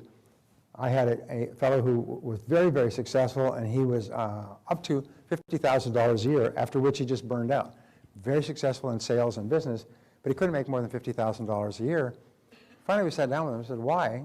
You know, he makes that amount of money halfway through the year and then just dawdles for the rest of the year. He said, well, my father never made more than $50,000 a year, and he told me that I never make more than he did. And so when he hit the 50,000 mark, he was programmed to have a default switch. He just stopped working until we finally convinced him that what his father said had no relevance on you at all. It's a self-limiting belief. You can earn all you want. The next year, earn $150,000. So we all have these ideas that I can't earn more than this, or I'm not entitled to earn more than that, and so on, which we'll talk about. And what are your expectations for yourself and your career? What are your expectations for your financial situation? How much do you want to be worth?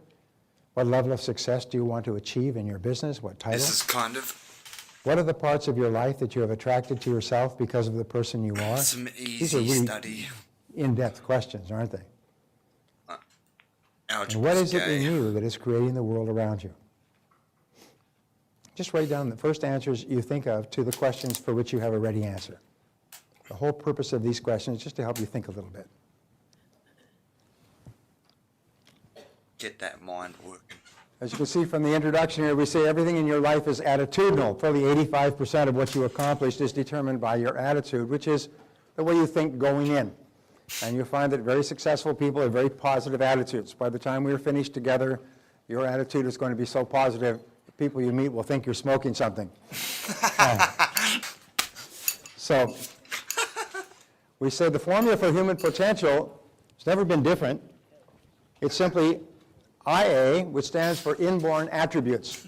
These are the natural talents and skills that you're born with. Yes. And by the way, every single person, as my friend Wayne Dyer says, comes into this world with secret orders.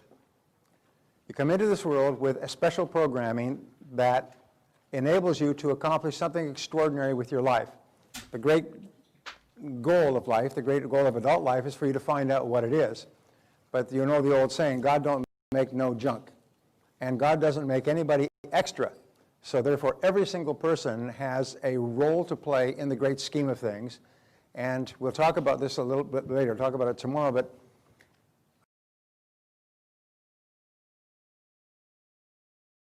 first the phone will ring, it'll be them. Or you'll think of doing something and you open the newspaper and there's an article on the exact same. Secret orders. You come about secret orders. You come into this world with a special programming that enables you to accomplish something extraordinary with your life. And we'll talk about this a little bit later, talk about it tomorrow, but I love the quote from Einstein where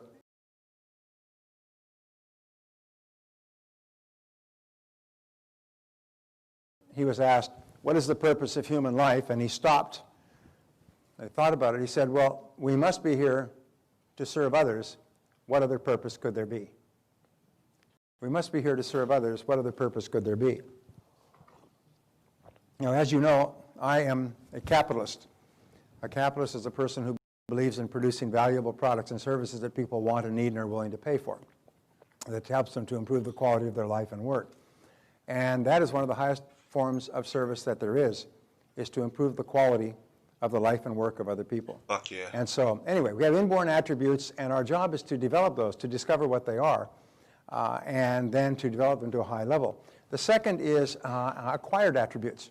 These are all the skills and abilities and talents and education and knowledge and experience that you acquire through time, multiplied times your attitude equals your individual human potential, what we call IHP.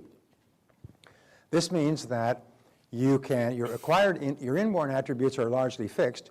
Your acquired attributes change slowly over time, but you can change your attitude in an instant by just changing the way you think about something. In aeronautics, Randy, what do they call your attitude? What is your attitude in flying a plane?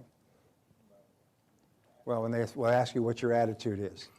I understand it's your angle of attack toward the horizon. It's your angle where you are relative to the horizon. If you have a high attitude, you're above the horizon, below. So therefore, I love the idea that your attitude is your angle of attack. It's the way you approach any particular situation. And the rule is that the more positive you are going into any situation, the better it's going to be. Even if it turns out poorly, it's still going to be much better than if you go in with a negative attitude. I studied military history, and Napoleon at one time ruled all of Europe. And Napoleon was an incredible general. He only lost, I think, 3 battles in his entire career, and he directed over 300 battles. And it was interesting because they said that Napoleon's presence on the battlefield was worth 2 divisions to the French army. Napoleon would actually sometimes travel overnight in his carriage to the scene of the battle to direct it personally. And when the announcement came out that Napoleon had arrived to direct the battle, the spirits, called the esprit de corps, the spirits of the French soldiers went up dramatically, and the spirits of the opposing soldiers went down dramatically, because Napoleon never lost a battle. So therefore, if Napoleon was directing the French and the French never lost a battle under Napoleon and you're fighting them, it's not going to work out too well for you today. And in those days, you didn't fight and run away and fight again another day. You are left on the battlefield. So his presence was worth two divisions. His attitude of confidence was unbelievable, and that's the same thing with you. So we say that your attitude has been called the most important word in the human language, and because it determines virtually everything. So 85% of your success will be determined by how much of a positive mental attitude you have. And wonderfully enough, this mental attitude can be manufactured. And it can be manufactured until it becomes automatic. And there are many people who are just positive all the time. No matter what happens, if they get knocked down, they just bounce back up again, take a deep breath, get a good night's sleep, and they're back. Your attitudes come from your expectations of how you think things are going to turn out. Where do attitudes come from? Well, if you expect that this is going to be a successful meeting, a successful seminar, a successful date, a successful restaurant experience, then that's going to have a major impact on what happens. Because your expectations, remember radiation, law of radiation, your expectations emanate out from you and affect other people. They cause other people to behave in a manner consistent with your expectations. The highest selling salespeople are people who expect to sell all the time. The highest performing parents are the parents that expect the best from their children all the time. And the kids know it, and people try to rise to those expectations. Your expectations about our outcomes create our attitudes. One of the things that we teach over and over and not here is that what top people do is when they have a setback of any kind, they simply see it as a learning experience. It was just a learning experience. Yes, it was painful, it was expensive. They say it's an expensive learning experience, painful learning experience, costly learning experience, but just a learning experience because they see it as all part of the process, and they just keep on going. So our expectations come from our beliefs and our values. Where do your expectations come from? From your fundamental beliefs about yourself. If you absolutely believe that you're going to have a big success in life and you're going to be popular and you're going to be healthy and you're going to be financially independent, then you will act that way. So your beliefs and your values about yourself, what you believe is really true, have an enormous impact on what happens outside of you, like a ripple effect. Now each of us has a bundle of beliefs, and this was the turning point in my life when I discovered this. It's called the greatest breakthrough in the study of human psychology in the 20th century, and now perhaps in the 21st. Each of us has a bundle of beliefs which psychologists call the self-concept. This is the totality of all the beliefs that you have developed from infancy that makes up your total worldview. It makes up the person you are. Just like if you build a wall made of many bricks, the wall is composed of the bricks. You build a personality made of many beliefs, that wall is your self-concept. The self-concept is the command center of your life because you never act on the outside any differently than you are on the inside. You can never act inconsistent with your self-concept without suffering grievous problems. All changes in your outer world begin with a change in your self-concept. To put it another way, your self-concept precedes and predicts your levels of performance and effectiveness in everything you do. And this brings us to this graph that I want to show you. And this graph had a life-changing effect on me. And the graph says that this is your potential for effectiveness. This is how effective you can be in terms of getting the results that you want, achieving the goals that you want. And you've heard it say, and by the way, this was a profound thing for me, that the average person uses only about 10% of their potential for effectiveness. When I first learned this, and I was pointed out to me that if that is true, that means that what you're accomplishing is only 10% of what you're capable of. What you're earning is only 1/10 of what you're truly capable of earning, which is a shock for most people. The fact is, however, according to the Stanford Brain Institute, which has done research on this, the average person only uses about 2% of their potential. They're saving up the rest of it for some good purpose, but we don't know. But we use about 2%. And of course, the less of your potential, it's sort of like muscles. If you don't use your muscles, they become soft and they atrophy. If you don't use your brain by challenging it, by learning new things, by studying and so on, your brain becomes soft and weak, just like your muscles become soft and weak. And so what people do in an entitlement economy is they start to coast. And they say, come home and watch TV, and they go on social media, and they go to sports, and they drink, and they have fun, and they work when the boss is watching, and then they go home again, and so on. And so what happens is it goes down from 10% to 2%.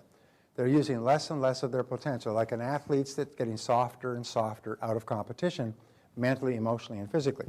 So your potential for effectiveness, your self-concept, this is your, whoops, let me just get this. This is your potential. This is your self-concept. And since your self-concept is limited, your potential for effectiveness is limited as well, and your self-concept is largely subjective. And what that means is that it's not made up of facts.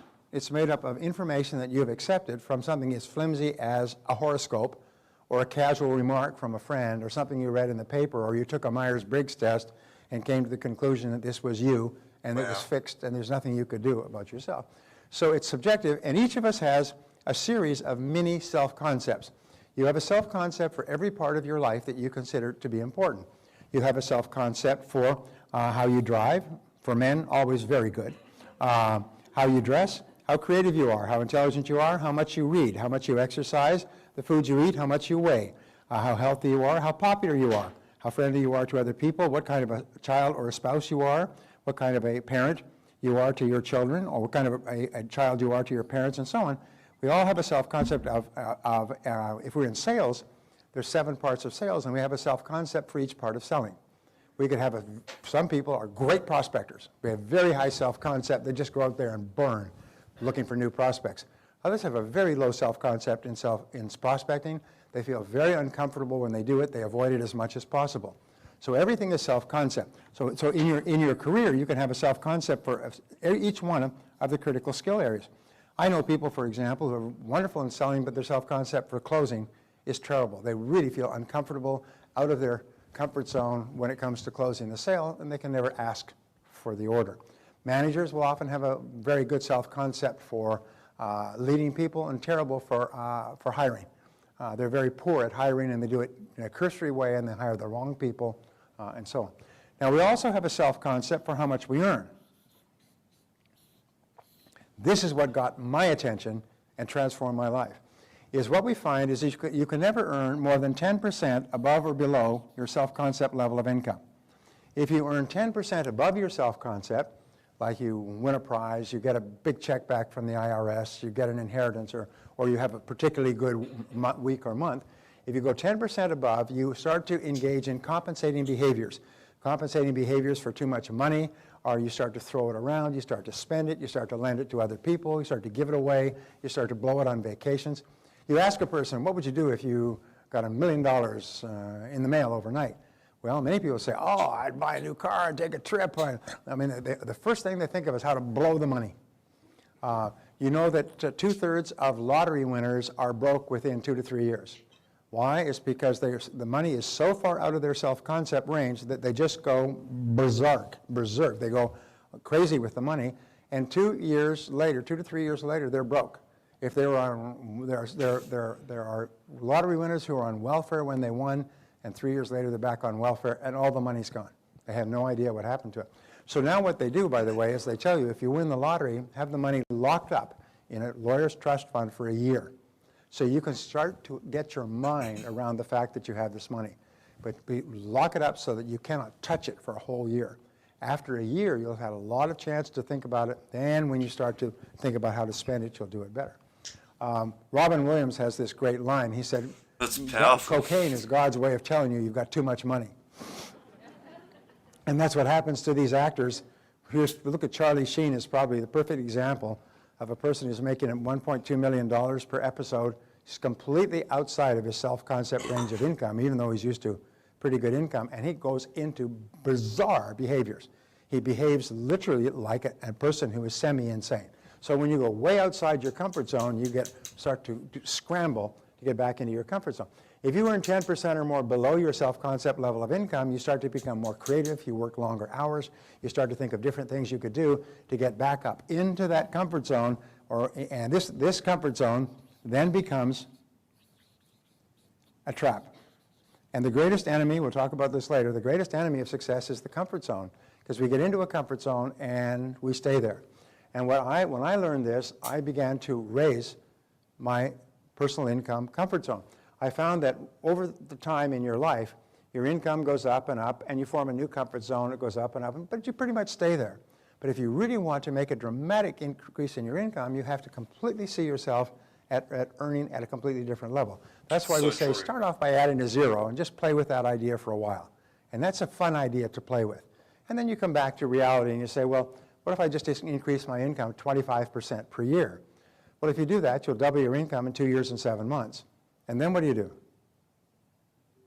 Do it again, and do it again, and do it again. And the cumulative effect, as Einstein said, compound interest is the greatest force in the universe. So if you can increase your income by 25% per annum, you'll be rich, and you'll be on top of everything. And not only that, your comfort zone will adapt to 25%. That's 2% a month. You start to adapt, and you start to adjust. You start to be more intelligent with your money. You start to be more thoughtful with how you deploy it, and so on. So your overall self-concept will be an average of your self-concepts in every area of your life that you consider important. If you were to ask me with regard to my ability to sing, well, my self-concept for singing is very low. I like to sing, but I've been told that if I sing, I must go away by myself where nobody can hear me. My father, when I was young, told me that I am tone deaf, and I have no ability to sing whatsoever. And so I should never be allowed to do it around other people. I still remember that, very encouraging. But your overall self-concept is your average of your self-concepts in all the areas of your life that you consider to be important, which brings us to these two concepts here, is the upper and lower limits of your self-concept form your comfort zone in each area. And our overall self-concept is an average of our individual self-concepts, which brings us to the self-concept is made of three critical parts, like three wedges of a pie, each of which is adjacent to the other. The first is your self-ideal. Now, one of the things that we know is that top people have very clear self-ideals. Your self-ideal is, in its shortest terms, your idea of what constitutes a winner, a really outstanding person. Your self-ideal is made up of all the people that you have admired in your life and that you admire today, the qualities that they have. Ayn Rand once wrote that all love is a response to values. And it's something I never forgot. She said, when you really admire another person or fall in love with them, it's because they have values that are precious to you, and they represent those values. Integrity, honesty, warmth, sincerity, caring, courage, persistence, discipline. We always look up to and admire people who we feel have the qualities that we would most like to have in ourselves. That is our ideal. And there is within each person, there is a tension between the person we are and the person we would like to be. It's a dynamic tension that causes us always striving to be more. What we know is that successful people have very clear ideals, and unsuccessful people are very fuzzy. They're unclear about what their ideals might be. If you look at people who come from good homes, their ideals are successful men and women of character and values that they want to be like when they grow up. That's why the example that the parent sets for the growing child is extraordinarily important, because children think that's what you're supposed to be like when you're an adult. In the inner cities in the U.S. and other countries, the ideal is to be a dope seller. The ideal is to have a pink Cadillac and to be a street hustler, because those are the people who are the powers within the inner city neighborhoods. So an enormous number of young people are misled, and they think, when I grow up, I want to be like that. I want to do that, and that's what happens. That's what they become. So thinking about your ideal is really, really important. It's interesting. They say that men and women who become successful in adult life are found to have read a lot of biographies and autobiographies of successful men and women when they were young. They love to read stories about men and women who had done something valuable and worthwhile with their lives. And many of you are like that. And as a result, when you read the story, you think of yourself being and doing the things that the people that you admire, successful people, have done. And those actually soak into you at an unconscious level, and they become part of your model of what a really good person would be. So that's the self-ideal. And it's very important. When you think, what are the qualities that I admire the most in other people? Those are the qualities that you are most striving to emulate as an adult. And number two is your self-image. The self-image is the way you see yourself and the way you think about yourself in the present, in the moment. You've heard of self-image psychology that says that we always perform on the outside the way we see ourselves performing on the inside. We'll talk about this, but there is no improvement in performance on the outside until you improve the picture of yourself on the inside. One of our friends, he asked me quickly if I could show him how he could be more effective in karate competitions. And I gave him a 3-part way of preparing his mind, which we'll talk about later, which consists of affirmation, visualization, and physical stance. And he said he walked in totally transformed from being nervous and uneasy and unsure in competition. He won 2 silver medals the next competition. He said it was unbelievable. He said it's unbelievable the difference that making a very quick transition in your thinking makes before you go straight into competition. This, by the way, makes a powerful difference just before you go into making a sales call or applying for a job. You can bring about a very fast transition. We'll teach you that method a little bit later. But your self-image is important. All improvement in your outer world begins with an improvement in your self-image. That's why if you want to be thin, they say you have to think thin. What you do is you get pictures of people with fabulous bodies and you take a photograph of yourself and put it over their face and put it on your refrigerator and put it on your main mirror and put it in your briefcase. So every time you see this fabulous body, there's your face staring back at you. And your subconscious mind takes a photograph of it and says, aha, this is what you're supposed to look like. And your appetite starts to diminish and your appetite starts to change and you start to become more interested in healthy foods. So it's really quite amazing. We'll go into this at great depth. Your self-esteem is how you feel about yourself. And this is the most important of all discoveries. One of the great pioneers, by the way, of self-esteem psychology is Nathaniel Branden. Nathaniel Branden has written about it. He's 81 years old. I had lunch with him on Tuesday in Los Angeles. He's not well, but I read all of his materials 30 years ago. And he did some of the pioneering breakthrough work on self-esteem because his conclusion is, and my conclusion even before meeting him, was that your self-esteem is the determinant of your success and happiness in life. It's the most important thing of all. The best definition of self-esteem is how much you like yourself. How much you like yourself.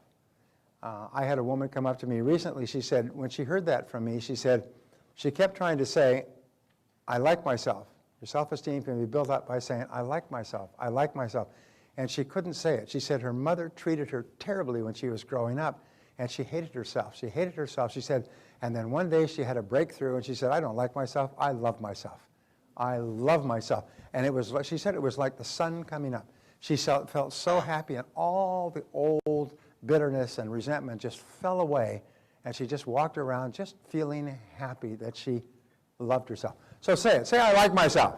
I like myself. I love myself. I love myself. Now, wonderfully enough, every time you say, I like myself, your overall self-concept goes up.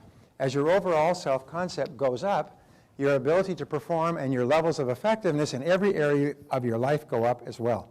So the more you like yourself, the better you do in every single area. The more you like yourself, the better a salesperson you are, the better a parent you are, the better a boss you are, the better a friend you are, the better you do any skill, the better you learn, the better your memory is, the more creative, the more ideas you have. When you have high self-esteem, I call this the reactor core of your nuclear personality. When your reactor core goes off, it explodes and you become the best person you can possibly be, and you are just happy. And the more you like yourself, the more you like other people, and the more they like you back. The more you like yourself, the more you really like others. You see, people will often say, well, what about people who have too much self-esteem? No, there's no such thing. People who are arrogant or pushy or overbearing are not people with high self-esteem. They're people with low self-esteem engaging in compensatory behaviors. People with high self-esteem have basically, they're okay with themselves, and so what they do is they get out of themselves. They're no longer preoccupied with themselves. What are they thinking about me, and oh my God, did I do the right thing?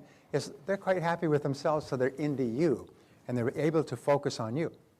I don't know if you remember when we were in high school, there were kids who were always really popular, and everybody flocked around them like bees to honey. If you look back over the years, you realize those kids all had high self-esteem. They came from really positive families, and they were just really happy kids, and all the other kids wanted to be around those kids. And they were the presidents of everything, and the head of the teams, and the heads of the student body. Everybody wanted to promote those people and wanted to be like them. Because when you really like yourself, you like others, and you make others feel good about themselves. And you can achieve this by just saying, I like myself, I like myself, I like myself. We used to say, when you get up in the morning, you start saying, I like myself, I like myself, I like myself, like pumping yourself up, I like myself. And as you go through the day, you say, I like myself, I like myself, I like myself. When I first learned this, I'd say it 10, 20, 50, 100 times a day. My self-esteem was so low, I used to say I was so far behind, I thought I was first. And most of us start off with low self-esteem as a result of mistakes that parents make, and we'll talk about all this. So your self-esteem is the core of your personality. It's the most important thing of all, and the more you say, I like myself, the more your self-esteem goes up. You have a major reversal or disappointment or setback, or somebody's rude or dishonest with you, say, wait a minute, I like myself, I like myself, I like myself. And when you say, I like myself, because your mind can only hold one thought at a time, the words, I like myself, cancel out all negative thoughts.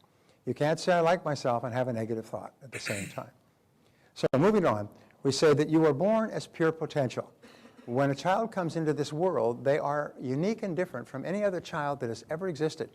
And we say every child comes into the world with a high need for love and touching, for love and touching. When your children are infants, they cry a lot. And one of the reasons that they cry as an infant is not necessarily because their diapers are wet or because they're hungry, is they're trying to find out, am I safe? Am I in a safe world? Am I in a secure world? Am I okay? And when the parent comes and picks them up and hugs them and touches them and talks to them, then they register at a deep level, I'm okay, I'm safe. The job of parents, especially in the first 3 to 5 years, is to build that solid self-concept like concrete so that the child knows that they are good and desirable and attractive and in a safe world. And if they have that, then they have no deficiency needs. My friend Morris Massey said that most adults spend most of their adult life trying to compensate for the deficiencies they experienced in childhood. If they didn't have enough love and touching, they're always seeking out the approval of other people. If they didn't have enough reassurance, they're constantly insecure as adults. Whenever you see an adult that is having problems, you see a problem that took place in the first 3 to 5 years. And almost invariably, it was a lack of love, a lack of sufficient love. A psychologist, a friend of mine, said if you take all of modern psychology, it can be summarized in this, is that all psychological problems stem back to love withheld. Love withheld at the critical formative times. So we say that every child needs love like roses need rain. They need sunshine. They need roses and rain and sunshine. And you cannot give a child too much love in their formative years. You cannot overdo it. There were some schools of thought said, well, you'll make this child dependent or you'll make the child a sissy. Au contraire, the exact opposite happens. When you lavish your children with love when they're young, they grow up strong and self-confident with high self-esteem, positive self-images. They feel terrific about themselves. Lack of love causes all the deficiencies that we see in adult life. The challenge is, if you look at the inner cities, and I just read a study on this, is that many of the mothers with multiple illegitimate children are also drinking and smoking dope, and the kids have no support, no encouragement. They have no nothing, and so they're set up for failure as adults. Another thing that's even worse is that sometimes one or both parents are so busy that they don't have time with the children. Did anybody see the King's Speech, by the way? Do you remember that really interesting part in there where he's asking him about his childhood, and they said he was the nanny. What did he call the nanny? Was a name for her. Anyway, the nanny would take care of them all day long and then bring them and present them to the parents for a short time each day in the evening and then take them away. And they said, and the nanny would always pinch him so he would cry and the parents wouldn't want to have anything to do with him. And so he grew up with this stutter and this tremendous sense of insecurity. Does anybody remember this? If you haven't seen the King's Speech, by the way, it didn't win all the Academy Awards, including Best Picture, by luck. You watched the movie, and you knew that no other movie had a chance. All the other movies were just good box office entertainment. When you watched that movie, you could not believe it. It was so good. And all of his problems with stuttering went back to love withheld in childhood. His father was a bastard. And his father, it even comes out, his father had been extremely aggressive and destructively critical toward him. So his father, the king, was extremely aggressive and critical toward him and berated him continuously. So he just had this terrible stutter. He came to becoming the King of England and almost incapable of speaking. And this King's Speech is, what a great picture. All right. Children are born with two attributes. The first attribute is they are fearless. Children come into the world totally unafraid. In fact, children only have two fears when they're born, the fear of loud noises and the fear of falling. Some parents think it's funny to drop the child, drop the child quickly, and the child screams and goes like this. They think it's funny. You can set up within the child a trauma in early childhood where the child can be afraid of falling, afraid of distances, afraid of spaces, afraid of stairs, afraid of all kinds of things by simply dropping them because they think it's funny.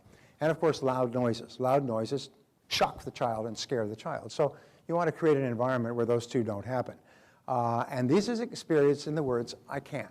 I can. The words of fearlessness is I can. I can do anything. They run around, they touch, they taste, they feel, they grab knives, they run out into traffic, they're unafraid of it. They don't know enough to be afraid. Anybody who's ever raised children knows that for the first 10 years of your life, you have to prevent them from killing themselves because they are little suicide bombers. I mean, they just don't understand the danger that exists. We have a swimming pool, and just after we'd had our first child, some friends of ours who also had a child, she was on the phone, talk, left the doors open, the little baby crawled out into the backyard and into the pool and onto the cover on the jacuzzi and crawled into the cover and, of course, fell, and the cover then closed over the child. Talk on the phone, talk on the phone. The child was dead 30 seconds later. And, of course, the family never recovered from it. The husband and wife never recovered. They eventually divorced. It was just a terrible thing because they didn't realize you don't leave children alone. Our children were not alone for 10 years. They were never out of the sight of an adult for the first 10 years because children can kill themselves. There were bars and bolts, and Barbara still has bars and bolts on the door. She doesn't want me to go out. But the thing is that children are unafraid of anything in their formative years because they don't know enough to be afraid. The second attitude that they have, the second attribute they have is they're completely spontaneous. They laugh, they cry, they peep, they poo, they do anything they want. They're completely spontaneous, which is expressed in the attitude, I don't have to. I don't have to do anything. They're completely free spirits when they're children. So the ideal child comes into the world, they are completely fearless and completely spontaneous.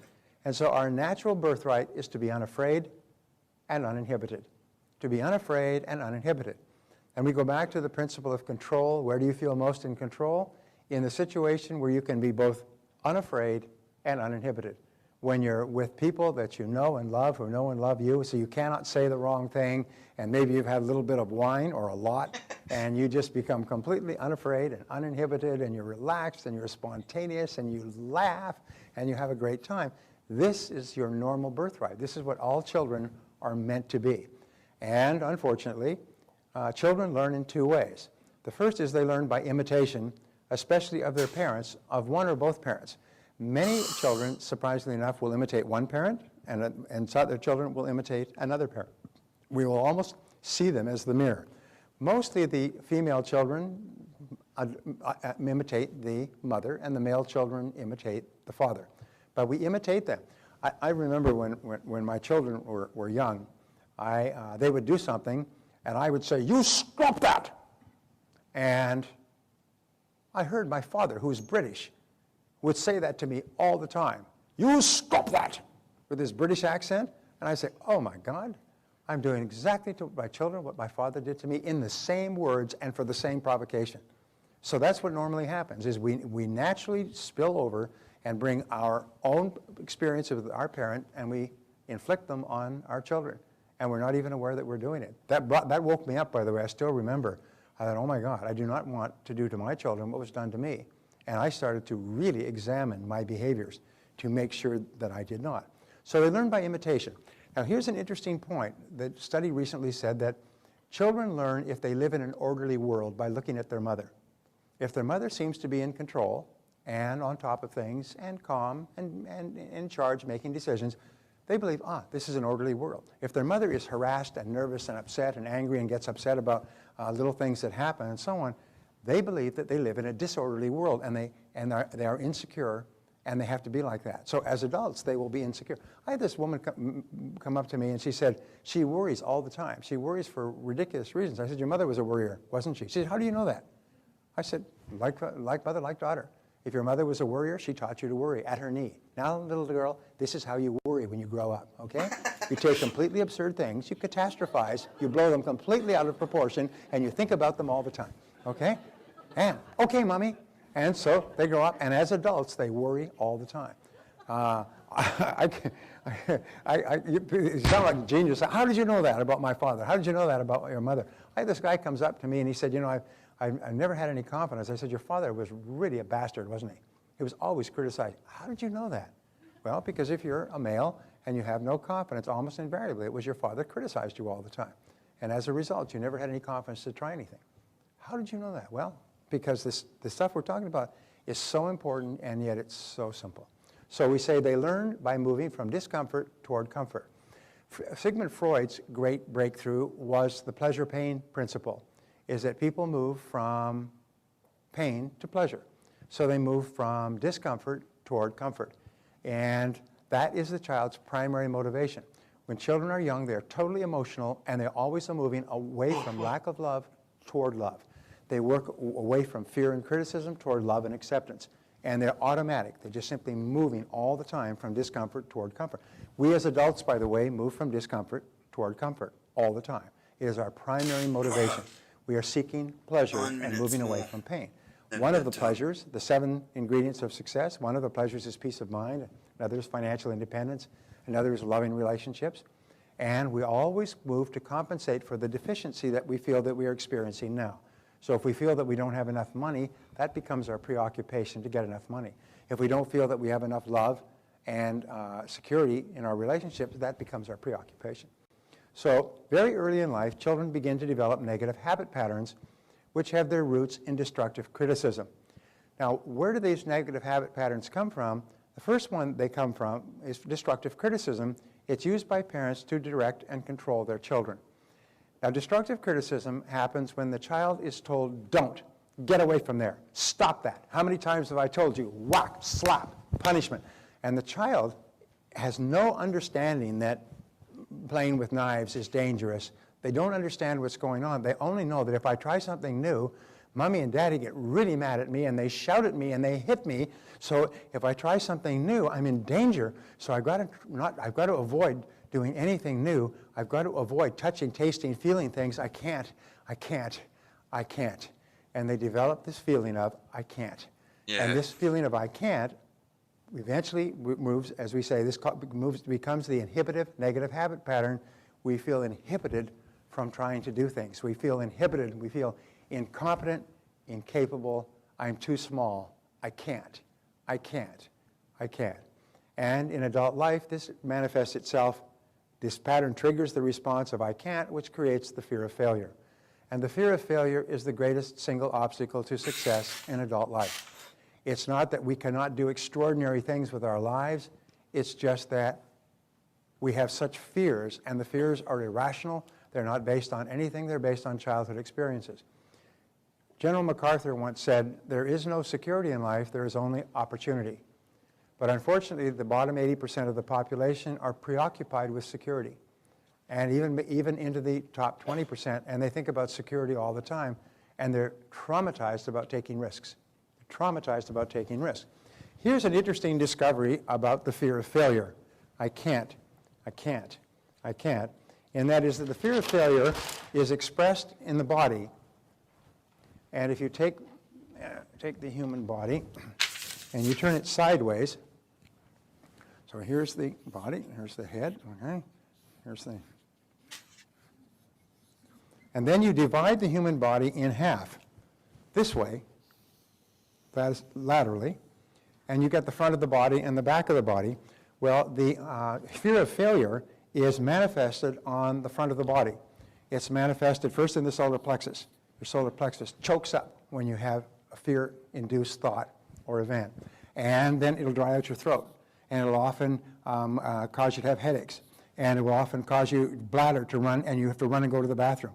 Sometimes it'll cause you phlebitis and things. It'll cause you stomach pains. It'll cause your heart to pound faster. And these are all manifestations of the fear of failure. Sometimes I would use an example of this by saying, now, the biggest single fear in America, ahead of the fear of death, is the fear of public speaking. standing up in front of an audience and speaking. And so in order to help you overcome that fear, now this is an exercise. Beep, this is just an exercise. Beep, this is just an exercise, all right? In order for you to overcome your fear, I'm going to pick one person from this audience, and I'm going to bring you up here to speak later on in the day. And I'm not going to tell you who it is, but you'll be invited up here to speak for 5 minutes later on in the day. So I just want you to think of, if it's you, what you will say in that 5 minutes. Now, how many people felt their solar plexus go just like that? Isn't that interesting? I told you, bleep, this is just an exercise. This is a drill. This is not true. But the very idea of being called up to speak spontaneously in front of a group causes your solar plexus to go. This is a manifestation of the fear of failure.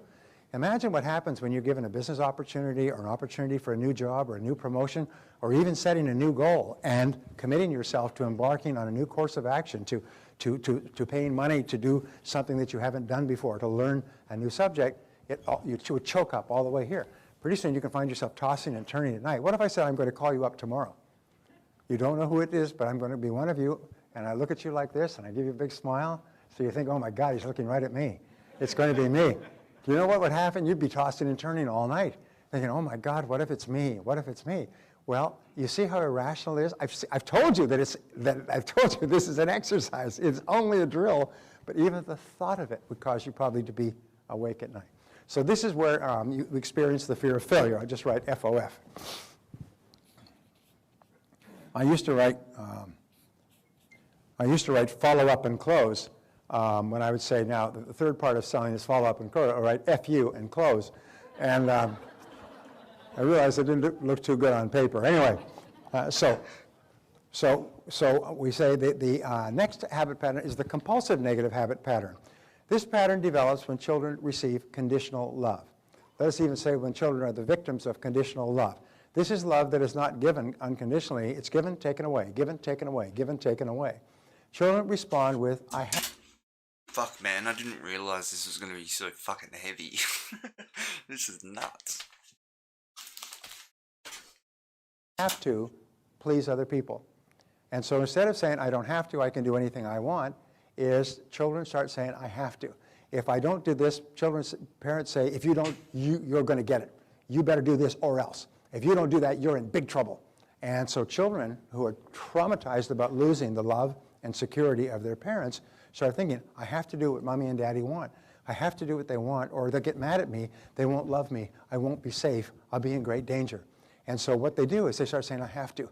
I have to do what mommy says. I have to go now. I have to do this. I have to do that. I have to, I have to, I have to. Children who have been the victims of conditional love grow up with what is called hypersensitivity.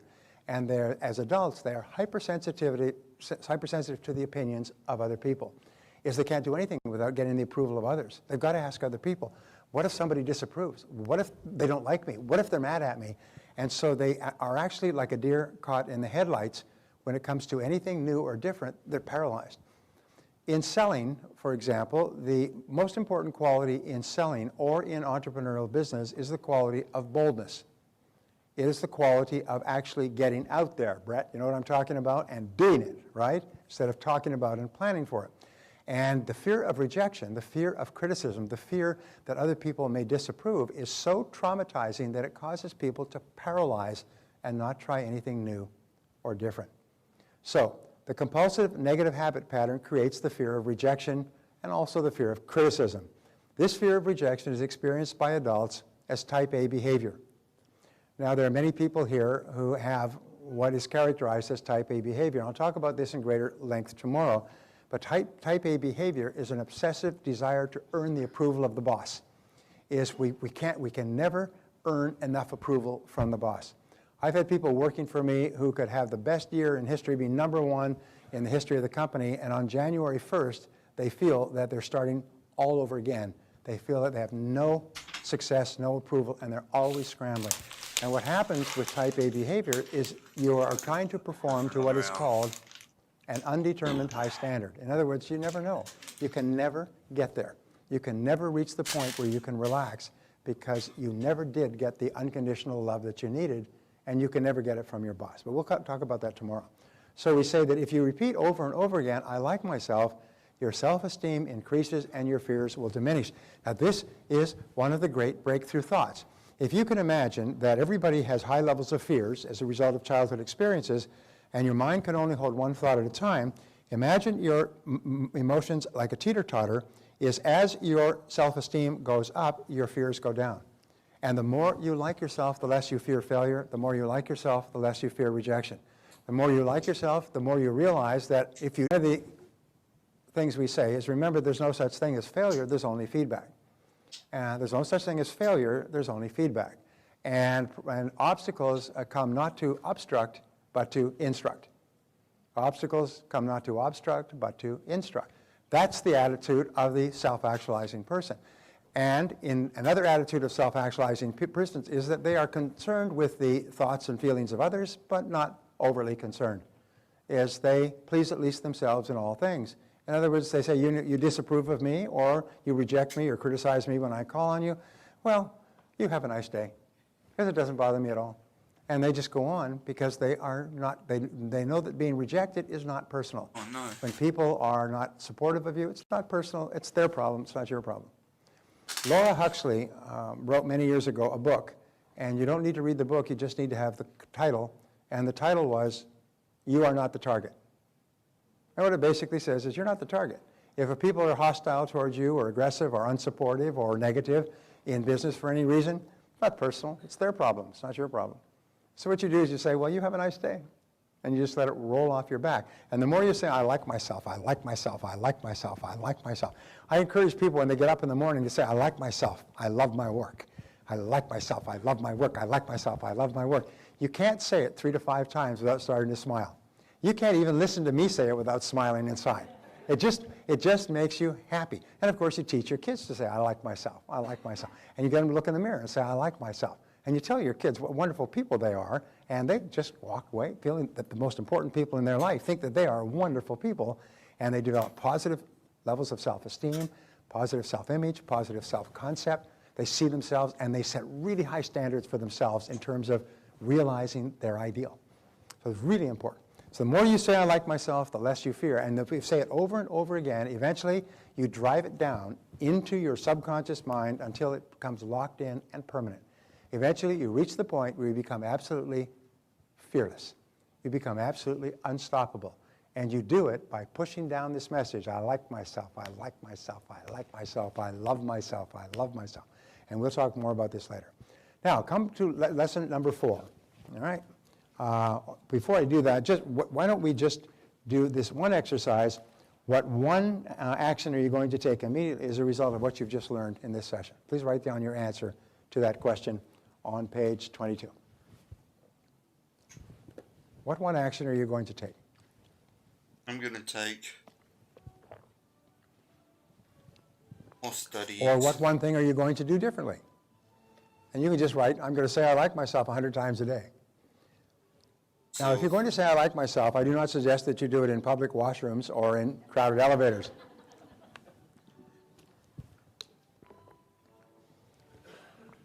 But prior to every sales call, say, I like myself, I like myself, I like myself. Prior to every phone call, I like myself, I like myself, I like myself.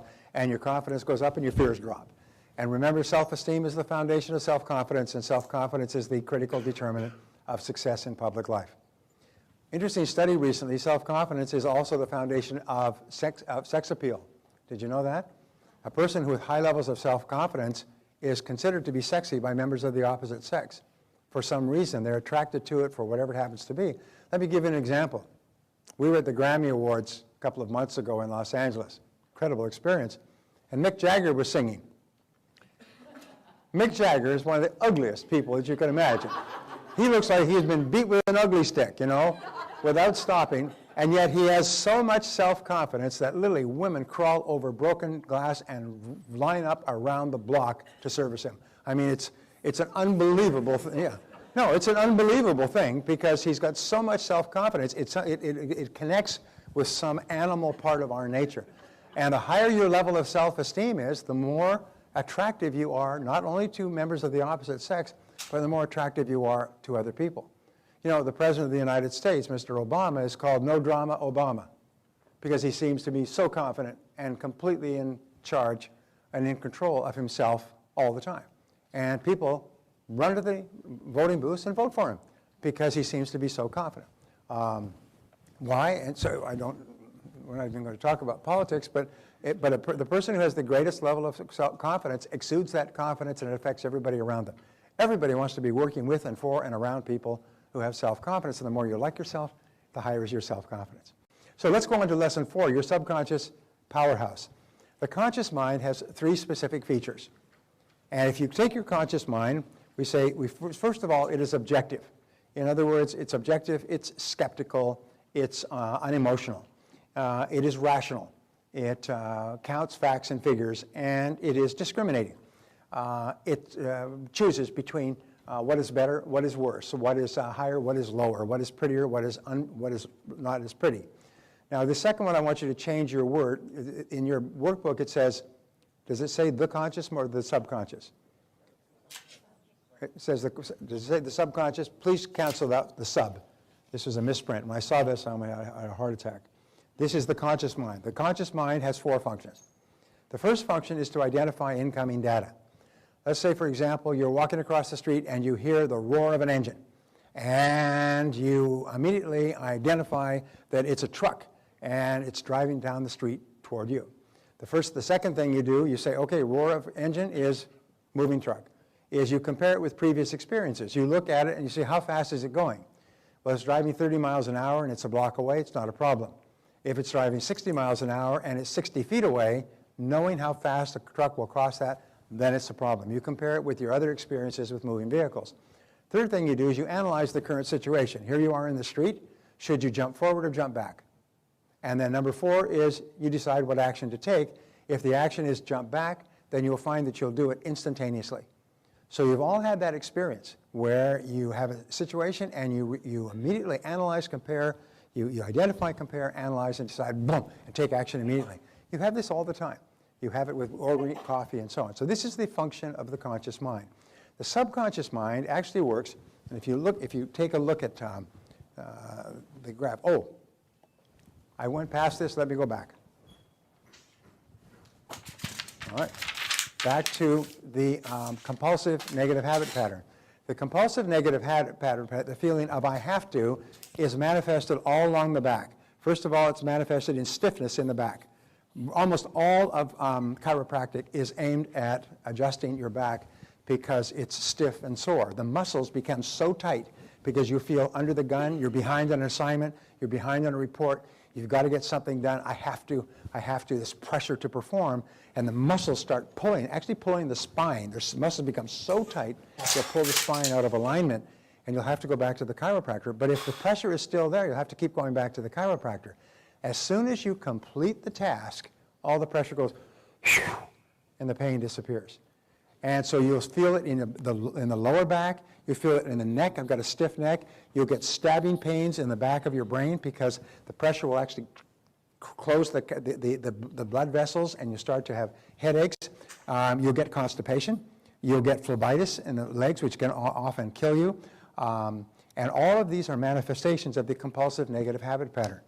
One of the things which we'll teach later, which I'll mention now, is that you can often relieve most of these problems by completing a major task. Procrastination causes you to feel this pressure of I have to, but I'm not doing it. And the worst of all is I have to, but I can't. I can't, but I have to. I have to, but I can't. And this is the source of most psychosomatic illnesses in America, this one or both in combination, is you've got this pressure to perform or this fear of failure, and you're stuck between the two. I have to, but I can't.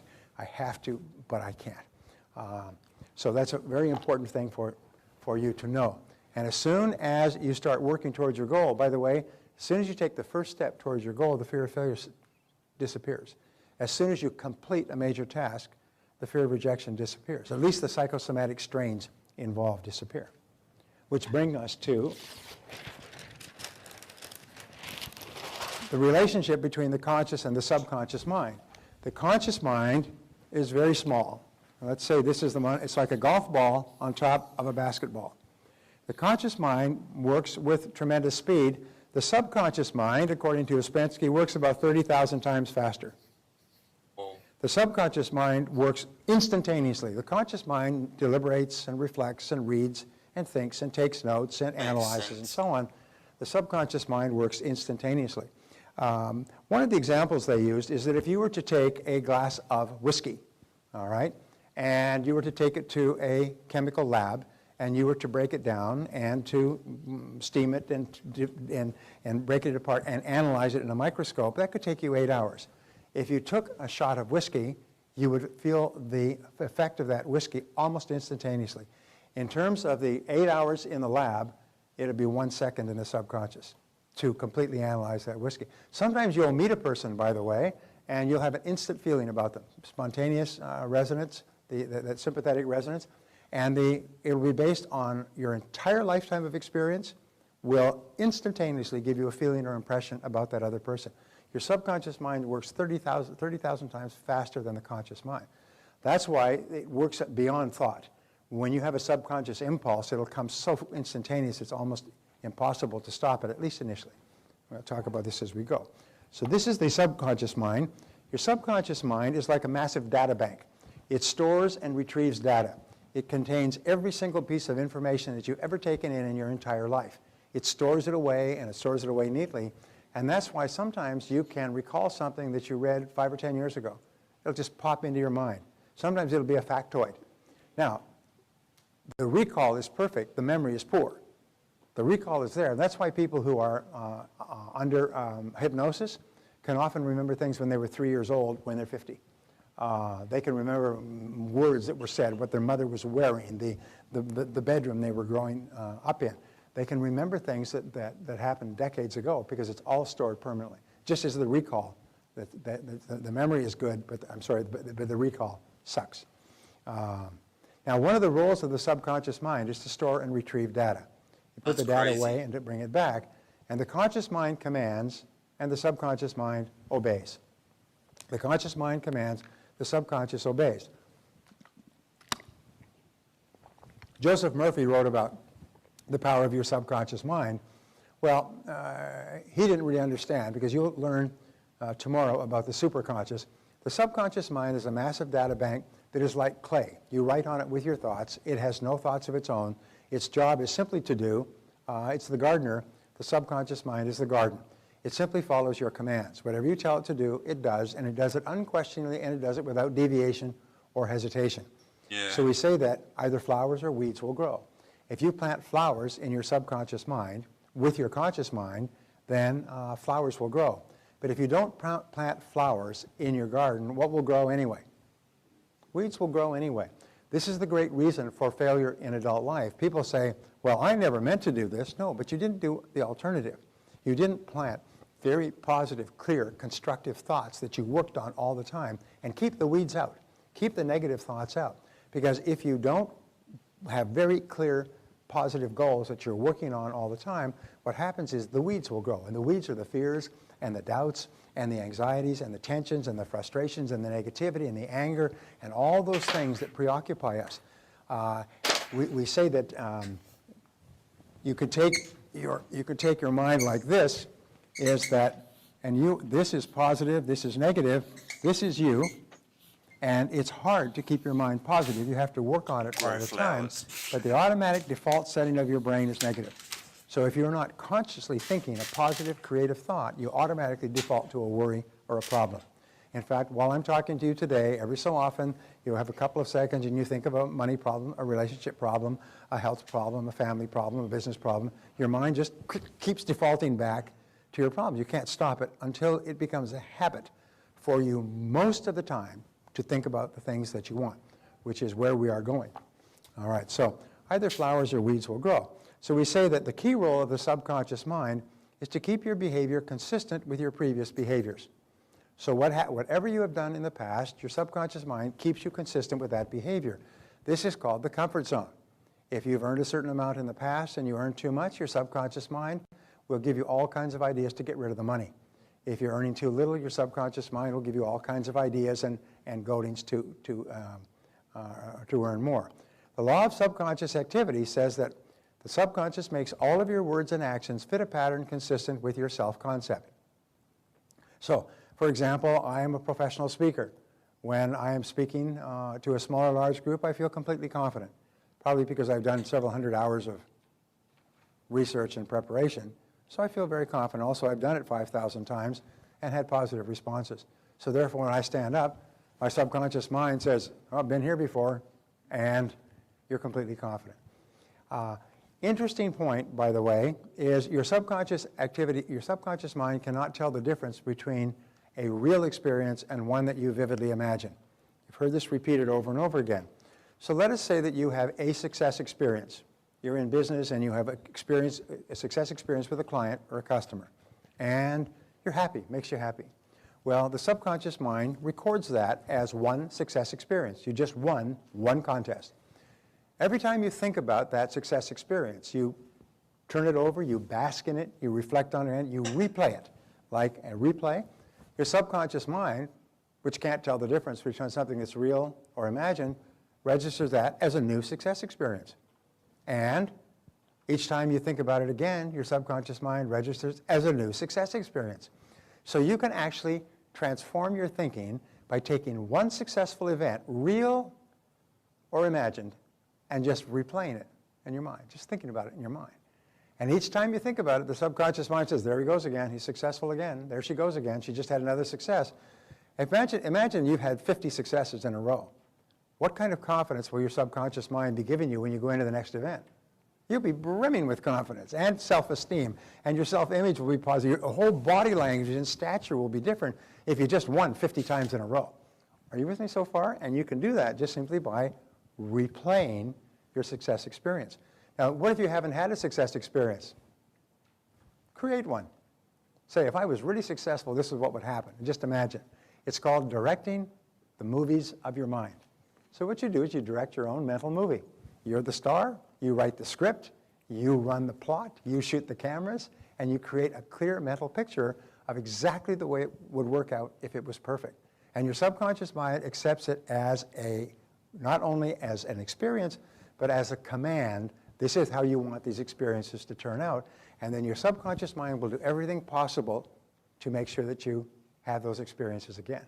Very powerful, and it's so powerful, and it operates so quickly that once you're pre-programmed for success, you'll have just success after success after success. So we say the law of concentration, one of the great mental laws, you're going to learn about 27 mental laws in this course, is that whatever you dwell upon grows. Whatever you dwell upon grows. Whatever you think about more and more grows. And the reason this happens is if you can imagine a computer, okay, you just take this, and let's say this is your computer, and this is all of your operating space on your disk, and here's your goal, and you think about it, and your computer gives you a certain amount of operating space, but you think about it more, and your computer assigns more and more of its capacity, your subconscious computer, to this goal. And that's why you'll find, as Peter Drucker said, whenever you find something getting done, you find a monomaniac with a mission. One of the most important success principles is that of commitment, is people are 100% totally committed to the achievement of a goal, whatever it happens to be. And as a result, more and more of their mental capacity is assigned to help you to achieve the goal. The more you dwell upon it, the more you think about it, the more of your mind, the more of your emotions are taken over by it until you reach the point you can't think of anything else. And all those incredible mental resources that you have stored away and all the ones that you can attract become available to you. Who are unsuccessful people? Is they think of 10 or 20 or 50 things at once and half of them contradict the rest. And if they got this, they couldn't get that, and they want to play golf, and they want to have lots of money, and they want to be thin, but they want to eat cheesecake. And so you have a positive thought and a negative thought, and they just keep canceling each other, and not a darn thing happens. But successful people are really, really clear about what it is they really want. And what they do is they think about it all the time, and the more they think about it, the more ideas they have, the more positive they become. Thinking about a goal, by the way, that you want to achieve makes you happy. It raises your self-confidence. Thinking about a big goal actually improves your self-image and raises your self-esteem. Because when you're thinking about a big goal, you like yourself more. And when you're thinking about a big goal, you think, I'm the kind of person who has big goals. Here's a little exercise, and I've given this many times, and it's just kind of revolutionary. I say to people, decide today to be in the top 10% in your field in terms of being absolutely excellent at what you do. and also in terms of being one of the top 10% of money earners in your field. Make a decision today and write it down and set it as a goal and make a plan and just work on it until you get there. Realize that everybody's in the top 10%, started in the bottom 10%, and nobody's smarter than you and nobody's better than you. So you can be in the top 10% as well if you decide to be, and if you just keep working at it until you achieve it. Well, people think about that and they think, that's a neat idea. If I was in the top 10%, boy, that'd sure solve a lot of my problems. I'd make more money, I'd move up faster in my career, I would be more respected and esteemed, I'd have greater pride and self-confidence. Wow, that's a great goal. And before you even move from the table, you already like yourself more. Your self-image is better. You're a different person because you have decided, I'm going to be in the top 10%. Even though you have not raised a finger to be in the top 10%, you've decided that you're going to be. That's why making a decision to do or be something different has an extraordinary effect on your life. Making a decision to get in or get out, to do it or not do it, has a tremendous effect on your life because now suddenly all of your best mental resources go to work for you. So whatever you dwell upon grows. Now the law of substitution, and this is one of the great laws, says that you can replace one thought with another. Remember we said you could only think one thought at a time, in this case positive or negative. If you're thinking a negative thought, just like a bump car, you can bump it out and replace it with a positive thought. And if you keep replacing it with a positive thought, pretty soon the positive thought just stays. It takes root. And pretty soon, by dwelling on a positive thought, you're thinking about a positive thing, something that makes you happy all the time. You wake up in the morning, you think about your goal. You wake up in the morning, you think about what you want and how to get it. And you stop thinking negative thoughts. If you have a negative thought during the day, switch and say, wait a minute, think about something that you like. Now the two great motivations are fear versus desire. As you dwell on your desires, your fears diminish. When you think about what you want, you think about how to get it, you think about the things you could do, and you think about what a difference it would make in your life, then what happens is your fears begin to diminish, and you like yourself more, and you feel more confident. So those are powerful laws. So what is the key to unlocking your mental powers? Begin by taking purposeful, systematic control over the content of your conscious mind. Think and talk about only the things you want. Repeat over and over to yourself, I like myself. I like myself. I like myself. I have to tell you a quick story, and then we'll take another 5-minute break. We're getting right back on track here. I was in Atlanta, and this gentleman came up to me, and he was about 35, 36, I would guess. Nice guy, fit, obviously working out, healthy, probably used Shalene's programs on a regular basis. And he came up to me, and it was at the break, and he was very emotional. And he said, Mr. Tracy, I said, I just got to thank you. You know, you changed my life. I said, I want to thank you. And he was kind of having trouble getting out. But this is a stand-up guy. I mean, he's a really, you could see, he's a very strong, very confident guy, but he was choking up a bit. And I said, I just put my arm around him. I said, tell me what happened. He said, well, about 12 years ago, he said, you were speaking here, and I was just starting off. I was in my early 20s. I didn't have any money, and I was driving an old car, and I wasn't doing well at sales. And I came to your seminar. Somebody came and sold your seminar. And in that seminar, you gave us an exercise to do. And you said, write down 101 goals that you'd like to achieve in your lifetime.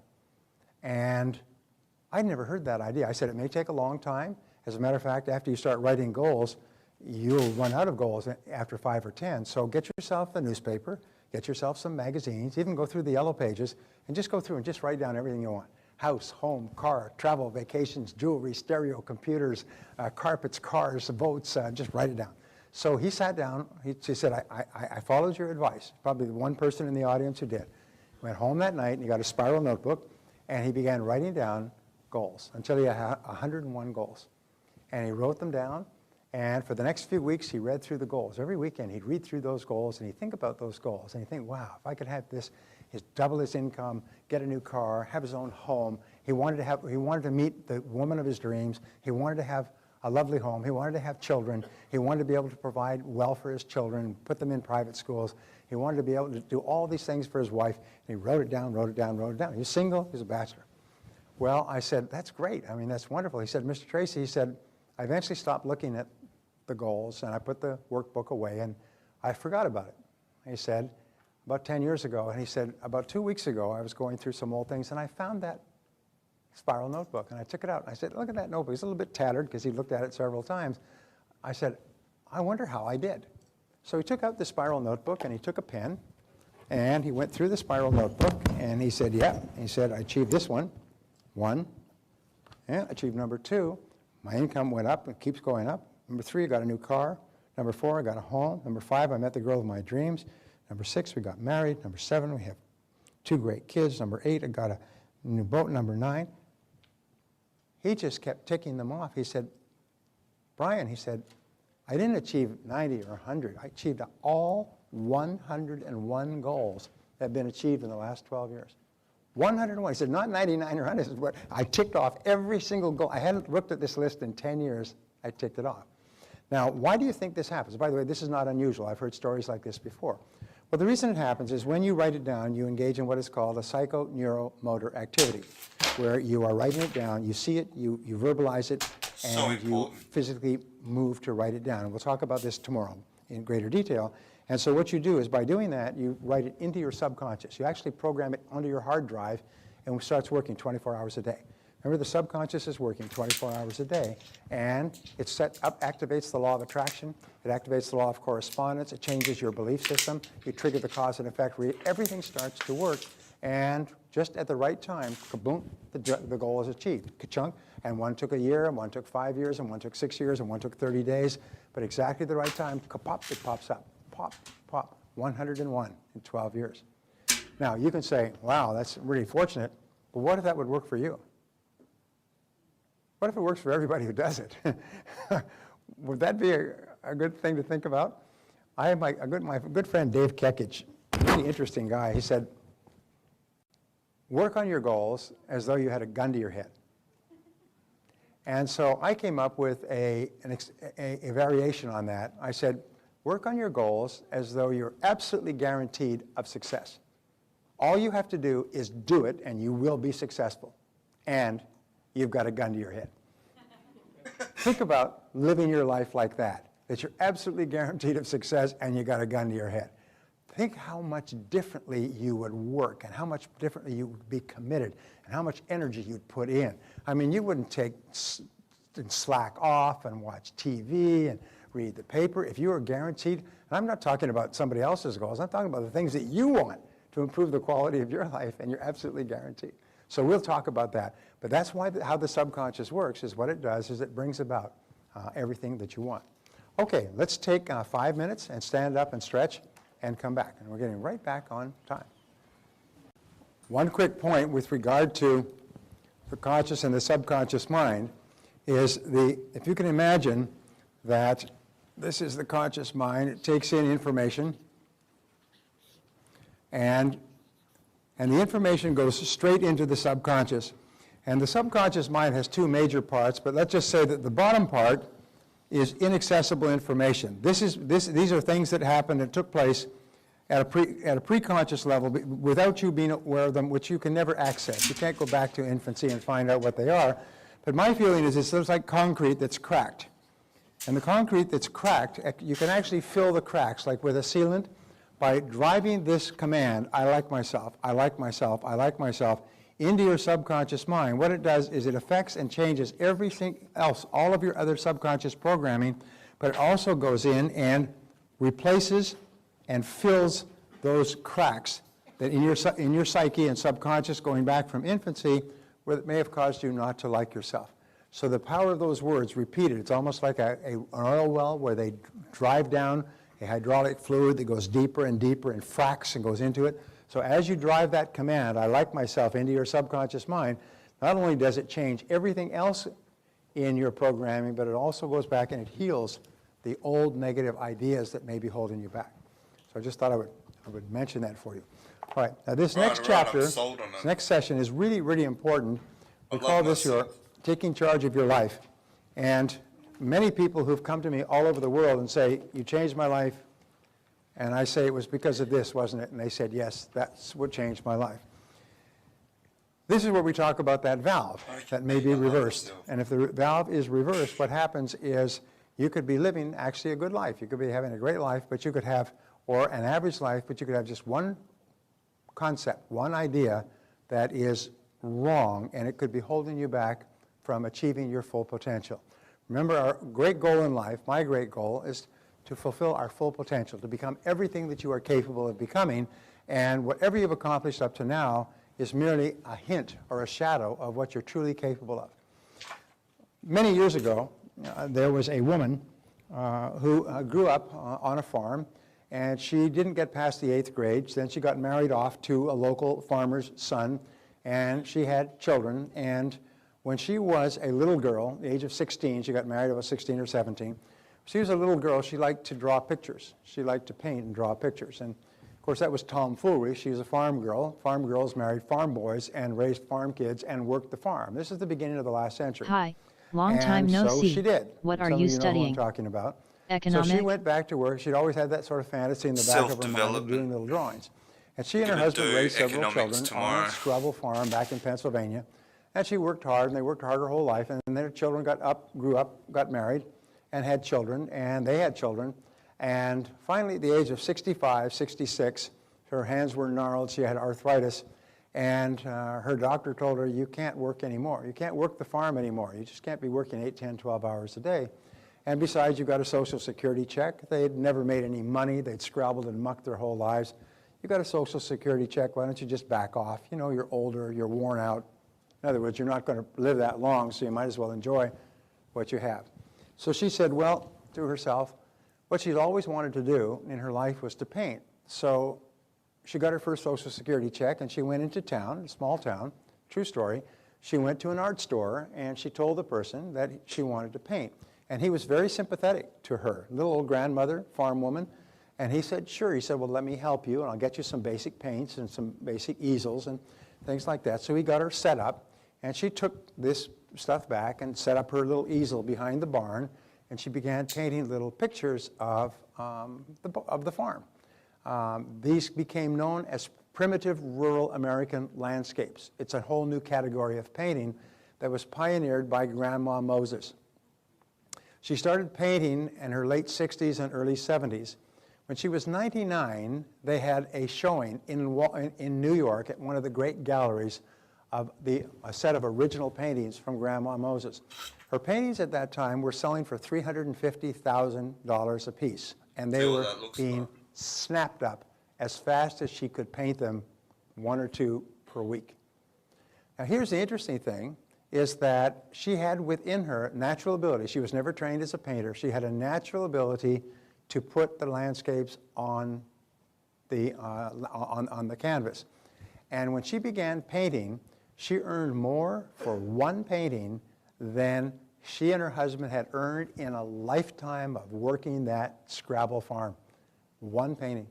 And they said that if she had started painting at the age of 16, with her natural ability to paint, she would be in the same category of Michelangelo and Boccolini and some of the great, and Rembrandt and some of the great painters of the world. But at the very least, she would have been worth millions and millions of dollars, been one of the wealthiest painters in the world because she had this natural ability. So why am I telling you that story? Well, it's the same story about the goat farmer who was on welfare. Sometimes deep within yourself, you have the ability to do something quite extraordinary. Emmett Fox called this your heart's desire. And he said, your heart's desire calls to you.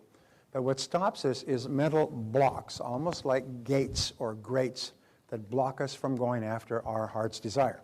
And so let's see if we can just get rid of those blocks so that, there's nothing in front of you. It's like a football player that catches a fumble and there's no players in front of them. It's a goal to go. And they just runs in an open field. So, taking charge of your life. One of the most important decisions you ever make is to move from child to adult.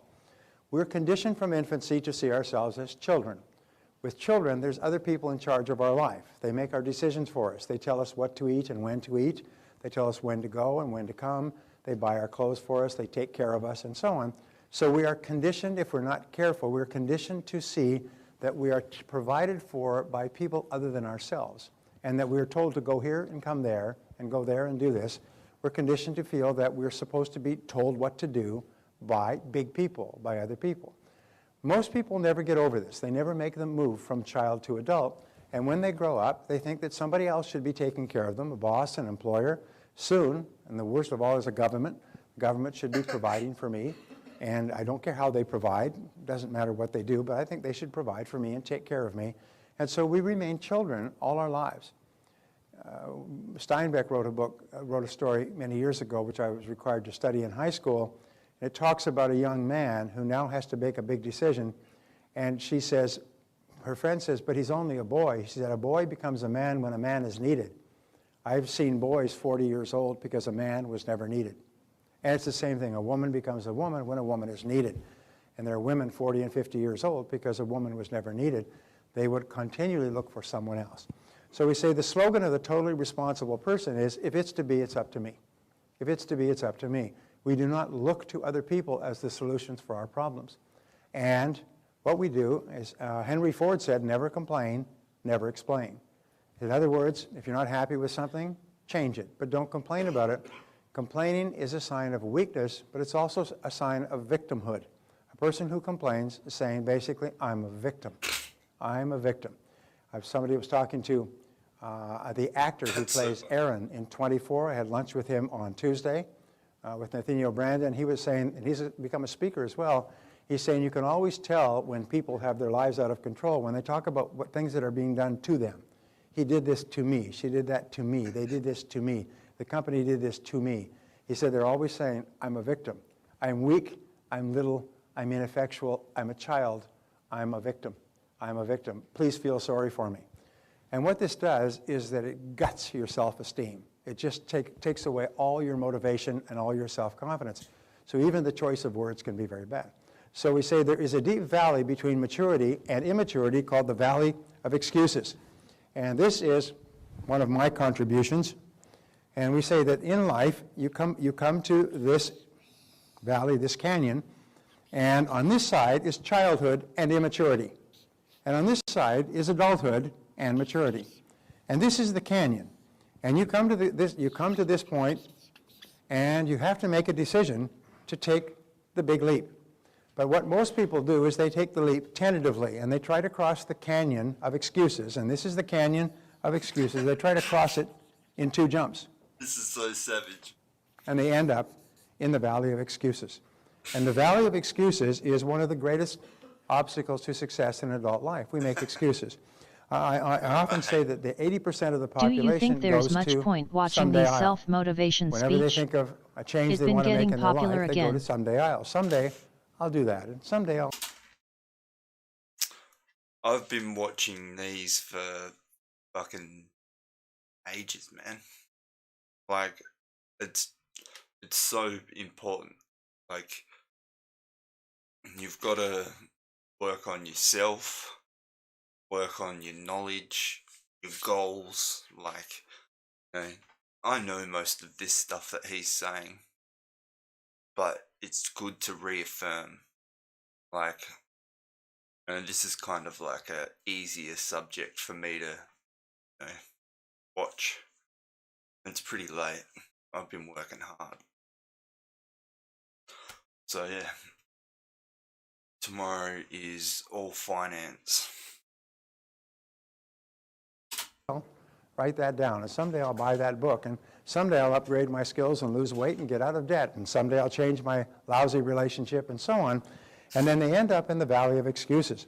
So your job as a fully functioning adult, when you reach here, is to make a leap to the other side.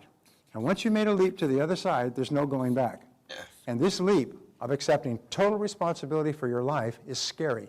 And that's why most people I've don't already do made it. that. It's also exhilarating because it liberates you to say, I am in charge of my own life. It is It's good me to that's in remind charge. yourself so where your you've job come is from. to leap over the valley of excuses, accept total responsibility for your life, and never go back.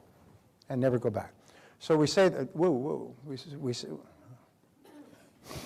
yeah, I hope I'm not getting ahead of myself. Like, my first Brian Tracy seminar that I watched was 21 ways to increase your productivity. And like, fucking, I literally listened to it well over 500 times.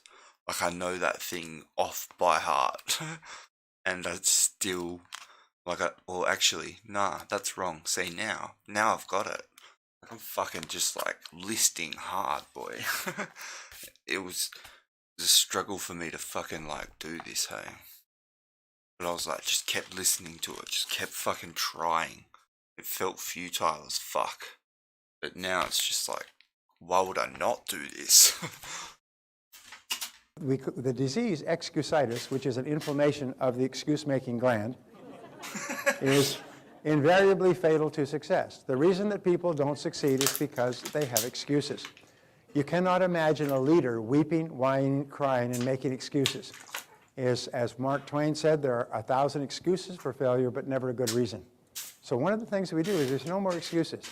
Either do it or don't do it. Get in or get out, but I don't make excuses.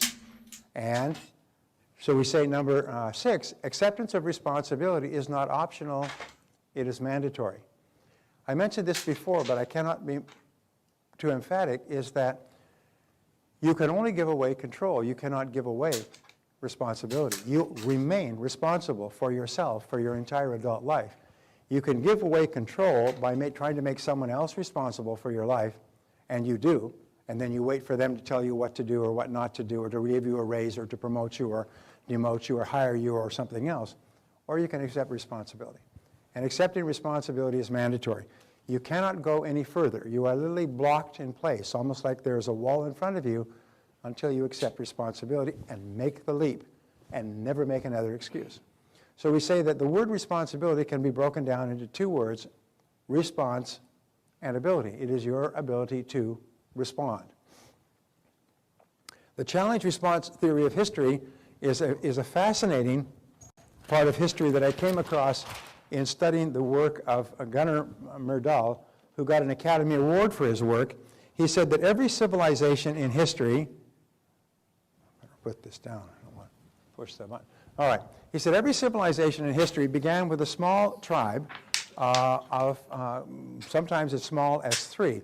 The Mongol Empire, which was the largest empire in the history of man on earth, which extended from the Sea of Japan all the way to the Danube in Europe and all the way through the Middle East and all of China and half of India, started off with 3 people.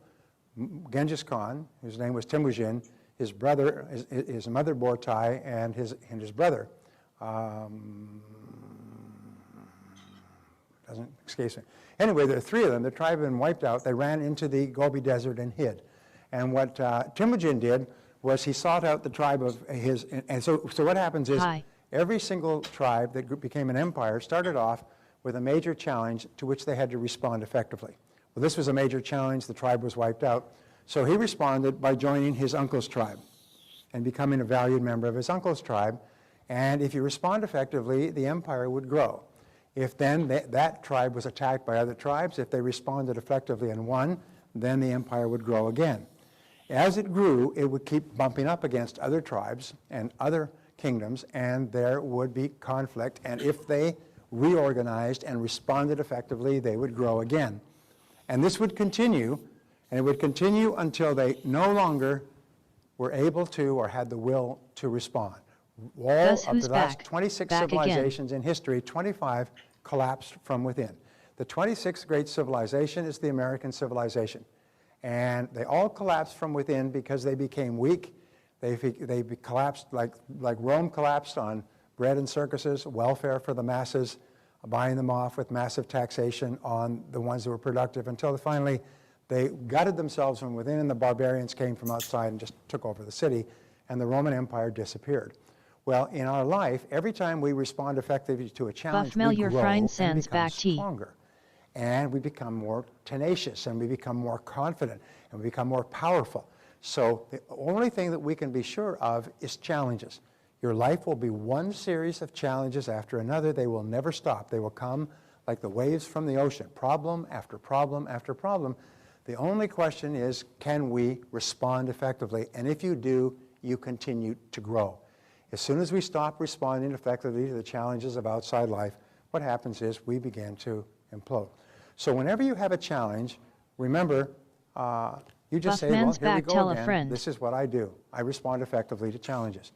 And the wonderful thing is, and I learned this in the metaphysics, make the decision that no matter what happens, you will respond effectively. And pre-program yourself, so no matter what happens, I respond effectively.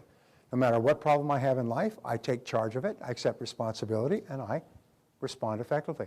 If you make that decision in advance, then when the problem occurs, it's almost like they push the automatic button, you're already set, and you respond effectively. You don't even have to think, what should I do in this situation? You just respond in an effective way. You don't get upset or angry or weep or cry or lash out at other people. What you do is you say, it's a problem, so we respond effectively. What do we do from here? Very, very important. This attitude is the attitude of the leader. So civilizations grow and decline to the degree to which they meet challenges and respond effectively, just as individuals grow or decline to the degree to which they meet challenges effectively. So there are three areas of life where responsibility is essential. First of all is the political area. The more you vote for politicians to do things for you, the more you give politicians control. And unfortunately, every civilization in history has elected politicians who promise to rob from Peter to give the money to Paul. And as they say, when someone promises to rob Peter and pay Paul, they will always have the support of Paul. Okay? And basically, this is modern politics in the Western world today. Japan has almost collapsed on this. Most of the other Western countries are in a state of bankruptcy or collapse because the politicians are too weak not to give people what they want, which is free money. So whenever you vote for somebody who promises to give free money to other groups, remember, they're going to get it from you. And what happens is the less money you have, the less power you have over your own life. The second area has to do with the economic world.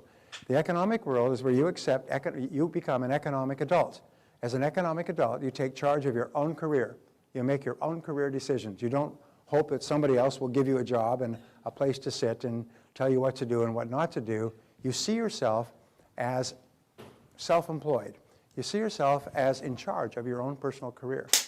I write on this on a regular basis. I do books and articles on it because there's so many people going through unemployment.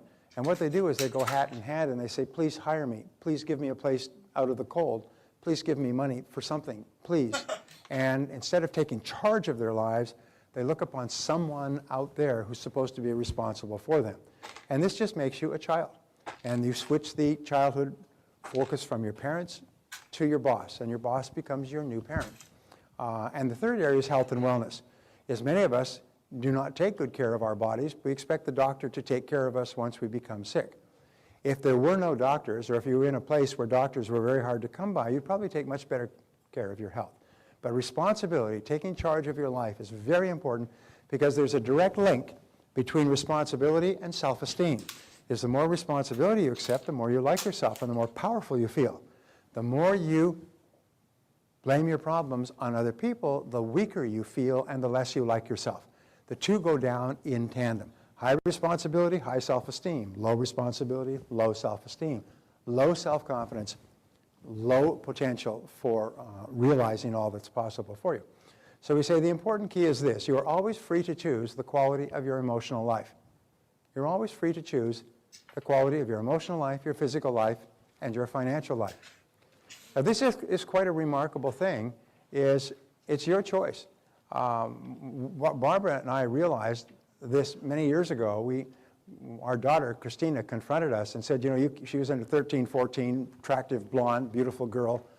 Fathers have a sort of a soft spot for their daughters because fathers spend the first half of their lifetimes trying to get other people's daughters to do what we try to talk our daughters out of doing for the second half of our lifetime. And so we know that boys are no damn good. And so we're trying to protect Christina. And she sat us down and she lectured to us like we had been brought home from the home and we were just being lectured to as not very intelligent adults. She said, look, you can't watch me all the time. So I was setting up all these boundaries and markers and do this and you must call me here and everything else. You can't watch me all the time. I'm going to make my own decisions. You just have to trust that you've raised me well enough so that I'll make good decisions for myself. And Barbara and I realized that she was right. And we said, okay, from now on, you make your own decisions, and whatever decisions you make, we'll support you 100%. And that's just become the mantra in our family. Whatever decisions you make, we support you 100%. And I have a little joke with my children. I say, I've never forced you to do anything, and I've never forbidden you to do anything. And they have to agree. I've never forced you, you must do this, and I've never forbidden you, you cannot do that. Unless, of course, they want to spend enormous amounts of my money, in which case we just have to have a longer conversation. But I've always encouraged them to make their own decisions. And I'm not always agreed with their decisions, but I always back them 100%. And most of the decisions that they've made have turned out to be very good decisions. It's amazing how good their decisions are when they are responsible for making their own decisions. And wouldn't you agree with that? Would you agree? Okay. My son is here, and he told me not to call him out, so I won't mention. So I won't mention that he's here. I won't mention that my son is here. He could be sitting right next to you. You never know which one he is in this room. All right, so you're always free to choose the quality. You're always free to make your own decisions, and that's important. You mean I can make my own decisions? Yes, you can make your own decisions. When I was growing up, I was always told, do this, do that, do this, do that, and I hated it. And so in my family, everybody's encouraged to make their own decisions, and my deal is whatever decision you make, I back you 100%. And there's nothing more wonderful, I think, than for people to know that the important people in their lives back them 100%. Does that mean that you always make good decisions? No, but you always know that you're backed 100%. And you know that if it's your decision, it doesn't work out, they'll change that decision very fast. They will reverse themselves very quickly if it's their decision. So here's eliminating negative emotions. Now this graph, I've actually managed to get it mounted in PowerPoint so I don't have to write it out. Negative emotions, we say that this is responsible and this is irresponsible. And everybody is on a graph somewhere in between these two. You're either irresponsible is you see everybody else is responsible for your life, or you're totally responsible. The top 10% of people are totally responsible. These are leaders. And you can be a leader without followers. You can be a leader without a staff. A leader is a person who behaves like a leader, and a leader is someone who takes total responsibility. Now, the more responsibility you accept, the more control you feel you have over your life. Not only physical and financial control, but emotional control. You feel you are in charge, and the more control you have, the more freedom you have. If you were to ask people why they want to start their own business, why they want a lot of money, if you ask them over and over again, the final question they will always give you is to be free. We all want to be free. We love freedom. No human being has ever said, I have too much freedom, please take some away from me. There are politicians who believe that members of the voting public have too much freedom, and they believe that they have been elected to take that freedom away by taxes and regulation. But there's never a person who says, I have too much freedom, please tax away my income, please regulate me and constrain my behavior so that I do things that you think are good for me. When you put it like that, nobody would ever say that. And yet, this is one of the great dilemmas of the day. So the more responsibility you accept, the more control you have, the greater freedom you have. And the greater freedom you have, the more positive emotions you have. So there's a direct one-to-one link between responsibility and control, freedom, and positive emotions. My goal. At the bottom end of the spectrum, irresponsibility leads to a lack of control, feeling out of control, a lack of freedom. You feel controlled by other people. My goal is massive. Basically, like, this is my final goal. I finally figured out what I need to do. Like, it's like the one.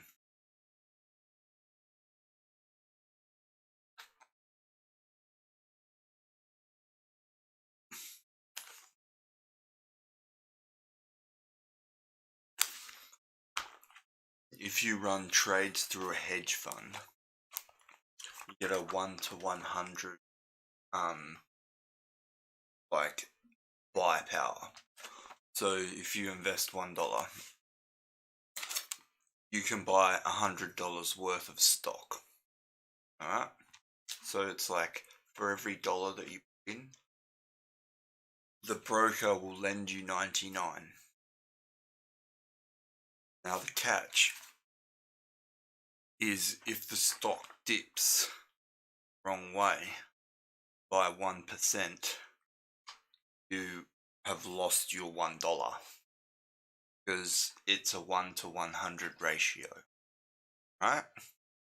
So there's potential to make incredible amounts of money, and there's also potential to lose incredible amounts of money. 90% of people in the stock market fail, but I've come up with a solution. Right.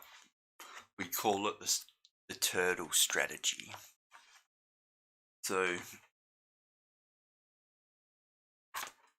just know it's massive. It requires first payment or first lump sum of 50 mil, and then head to the banks and garner 350 with the deposit. Right, game on. Let's go. People and negative emotions. Now, I spent 4,000 hours and several years of my young life studying the concept of negative emotions.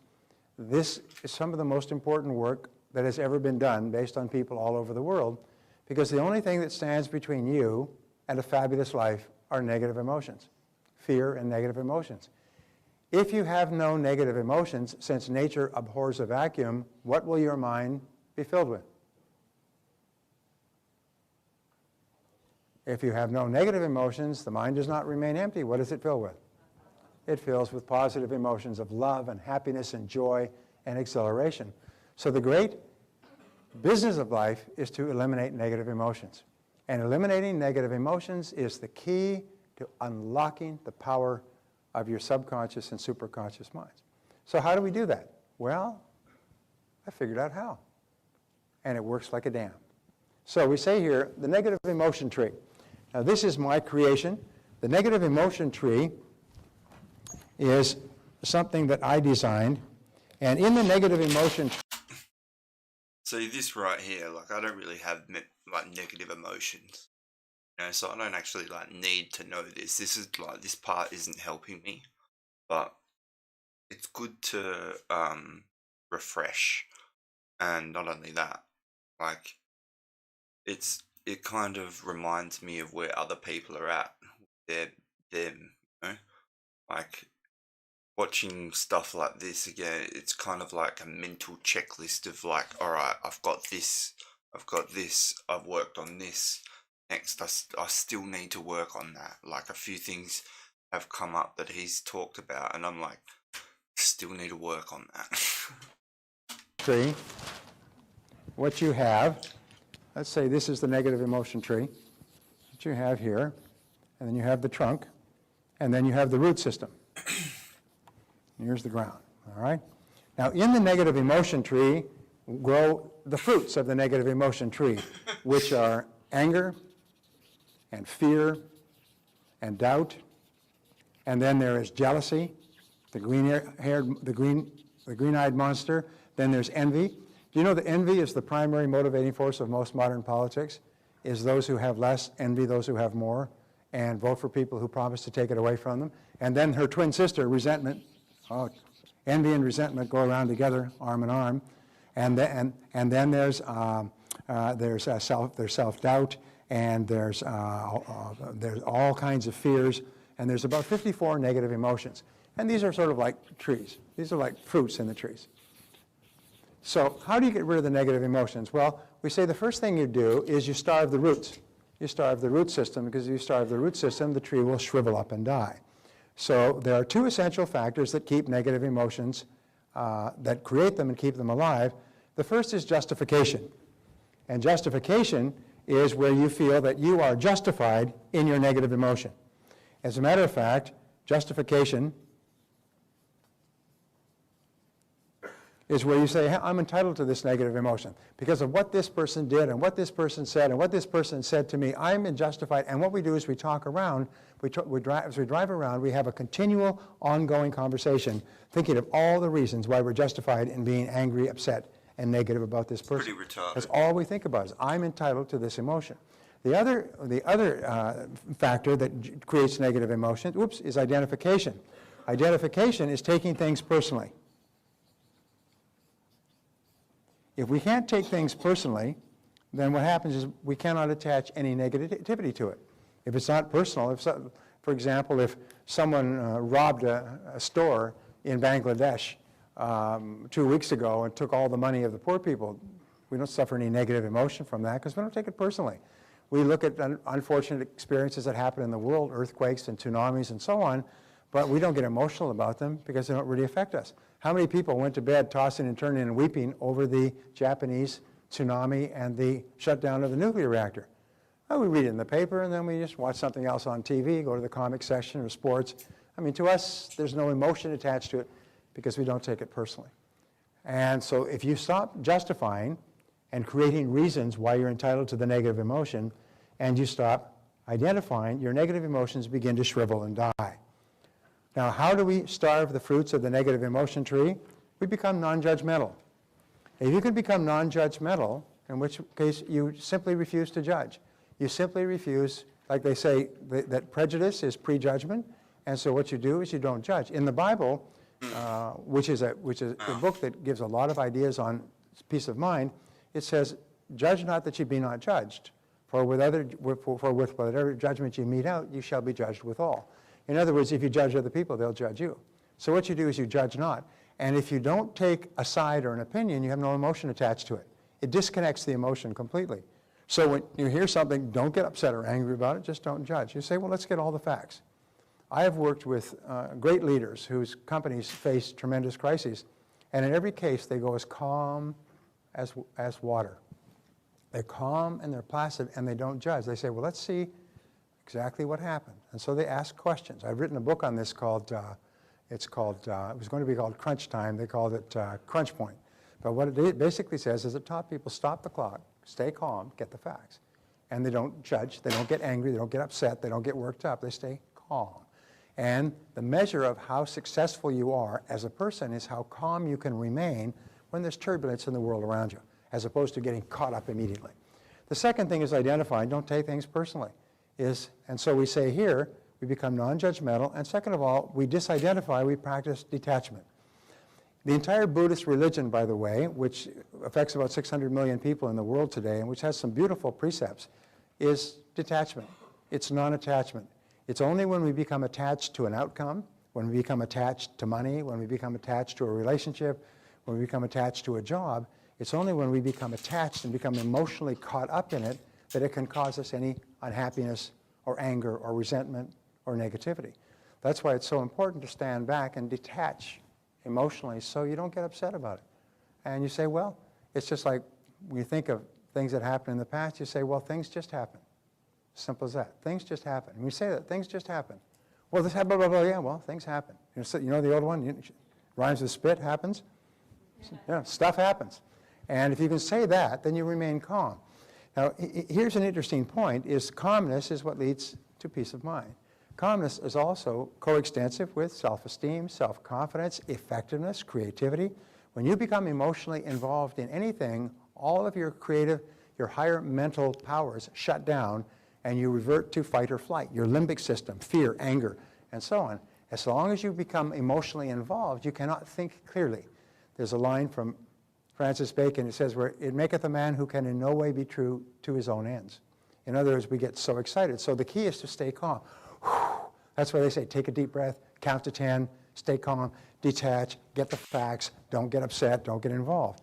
Well, this is how we starve the negative emotions. You'll find that people who have no negative emotions are much calmer and much more positive than others. However, there's something even better, and that is the key to ridding yourself of negative emotions is to cut down the trunk of the tree, is to cut down the trunk of the tree, which is blame. And blame lies at the root of 99% of negative emotions. Is we find that if this is blame,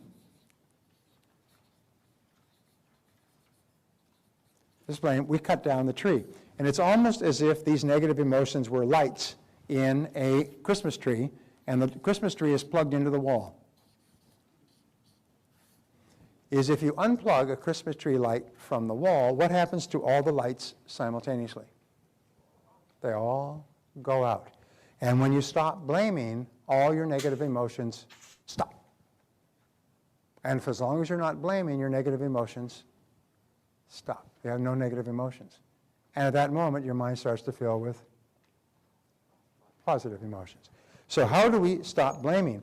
Well, this is so simple and so powerful that is literally, for me, it's life-changing. I still have to use it every day, because is your life full of difficult people and reversals and unexpected setbacks?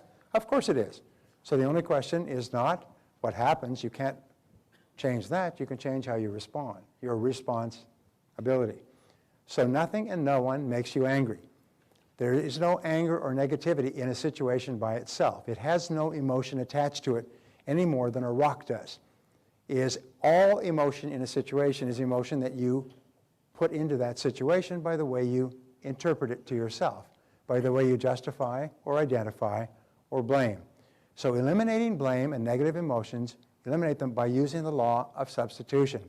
And the law of substitution says replace the blame thought with this affirmation, I am responsible.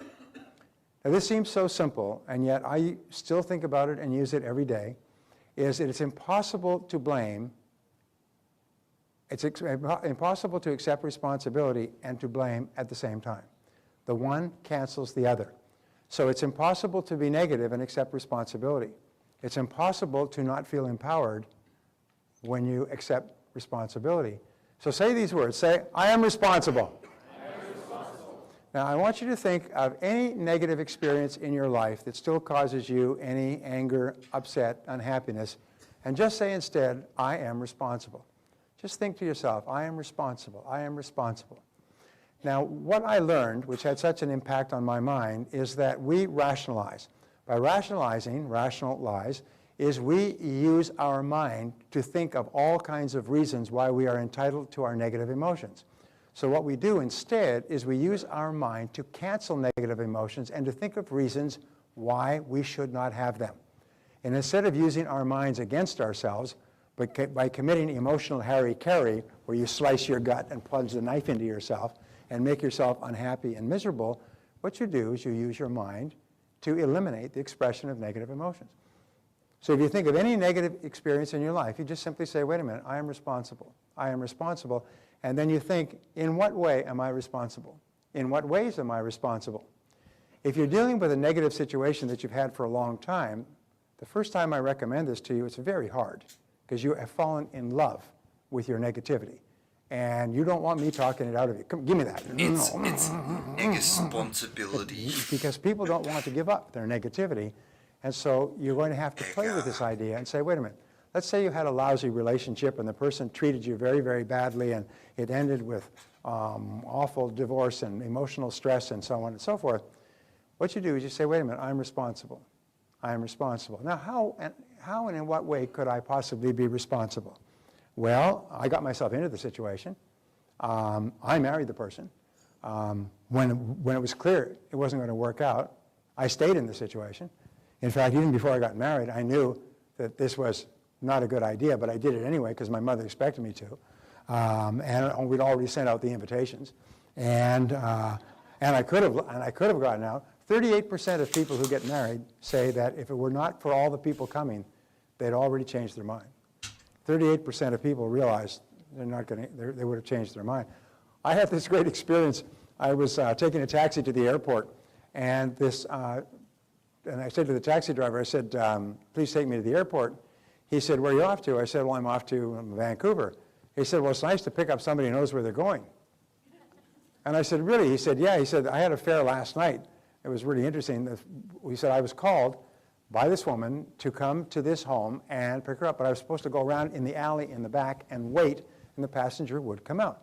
So I drove, I found the address, and there were cars up and down both sides of the street, the lights on, a big party going on. It was in the summer. And people all over the place having a great time. And so I said, well, he went around the block and he stopped in the alley, and he waited. About 5 or 10 minutes later, this woman came running out, threw her suitcases into the car and said, take me to the airport. And he said, great. And he started off the airport, and he said, where are you off to? She said, first plane out in whatever direction. She said, I don't care. And he said, really? He said, I've never had that before. He said, well, you see all those people back there? She said, that was my wedding reception. I just got married this afternoon, and I knew I shouldn't be marrying that guy. And I got home, and I sat undressing, changing her clothes after the wedding. She sat in my room and said, my God, what a mistake I've made. This is really stupid. She said, I'm getting out of here before it goes any further. She said, take me to the airport. I'm taking the first plane out. And I entered the car and said, time. And so I said, well, he went around the block and he stopped in the alley. And there were cars up and down both sides of the street, the lights on, a big party going on. It was in the summer. And people all over the place having a great time. And so I said, well, he went around the block and he stopped in the alley.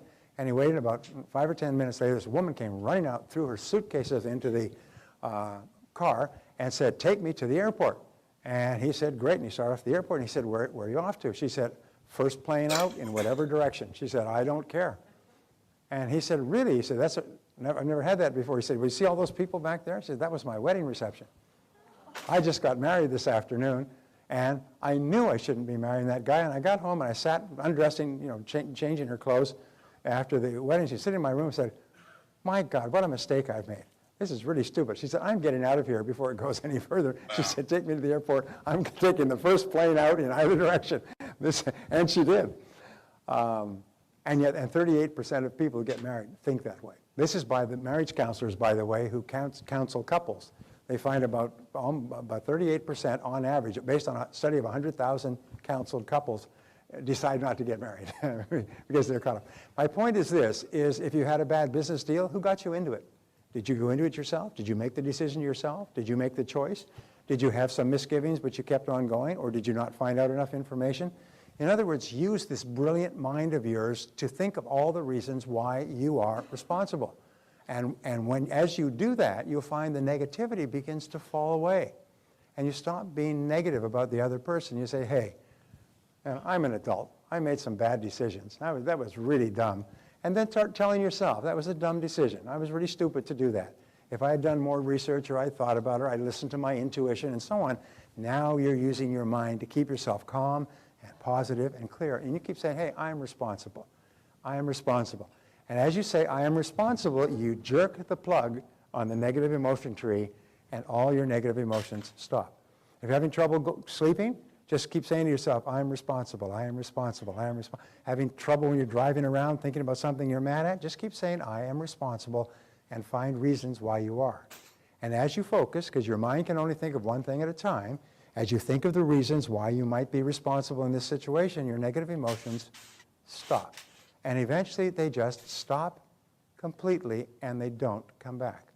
If you apply this, by the way, to one negative situation in your life that still makes you angry when you think about it, if you apply this in a matter of a few days, each time that memory pops up, you cancel it by saying, wait a minute, I'm responsible.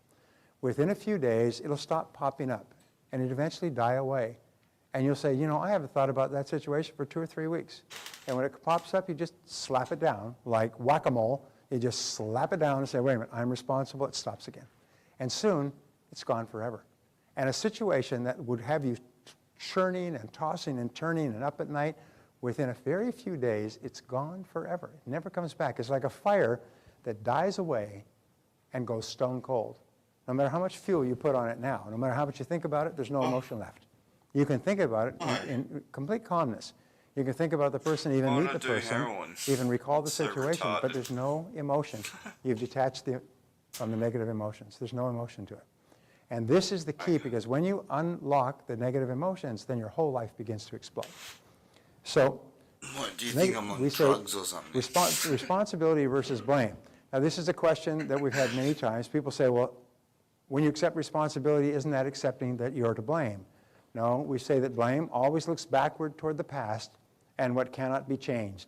What he said, what she said, what he did, what she did, and if only he or she had done or not done something. But responsibility always looks to the future. Responsibility always asks, what can we do from here? Where do we go from here?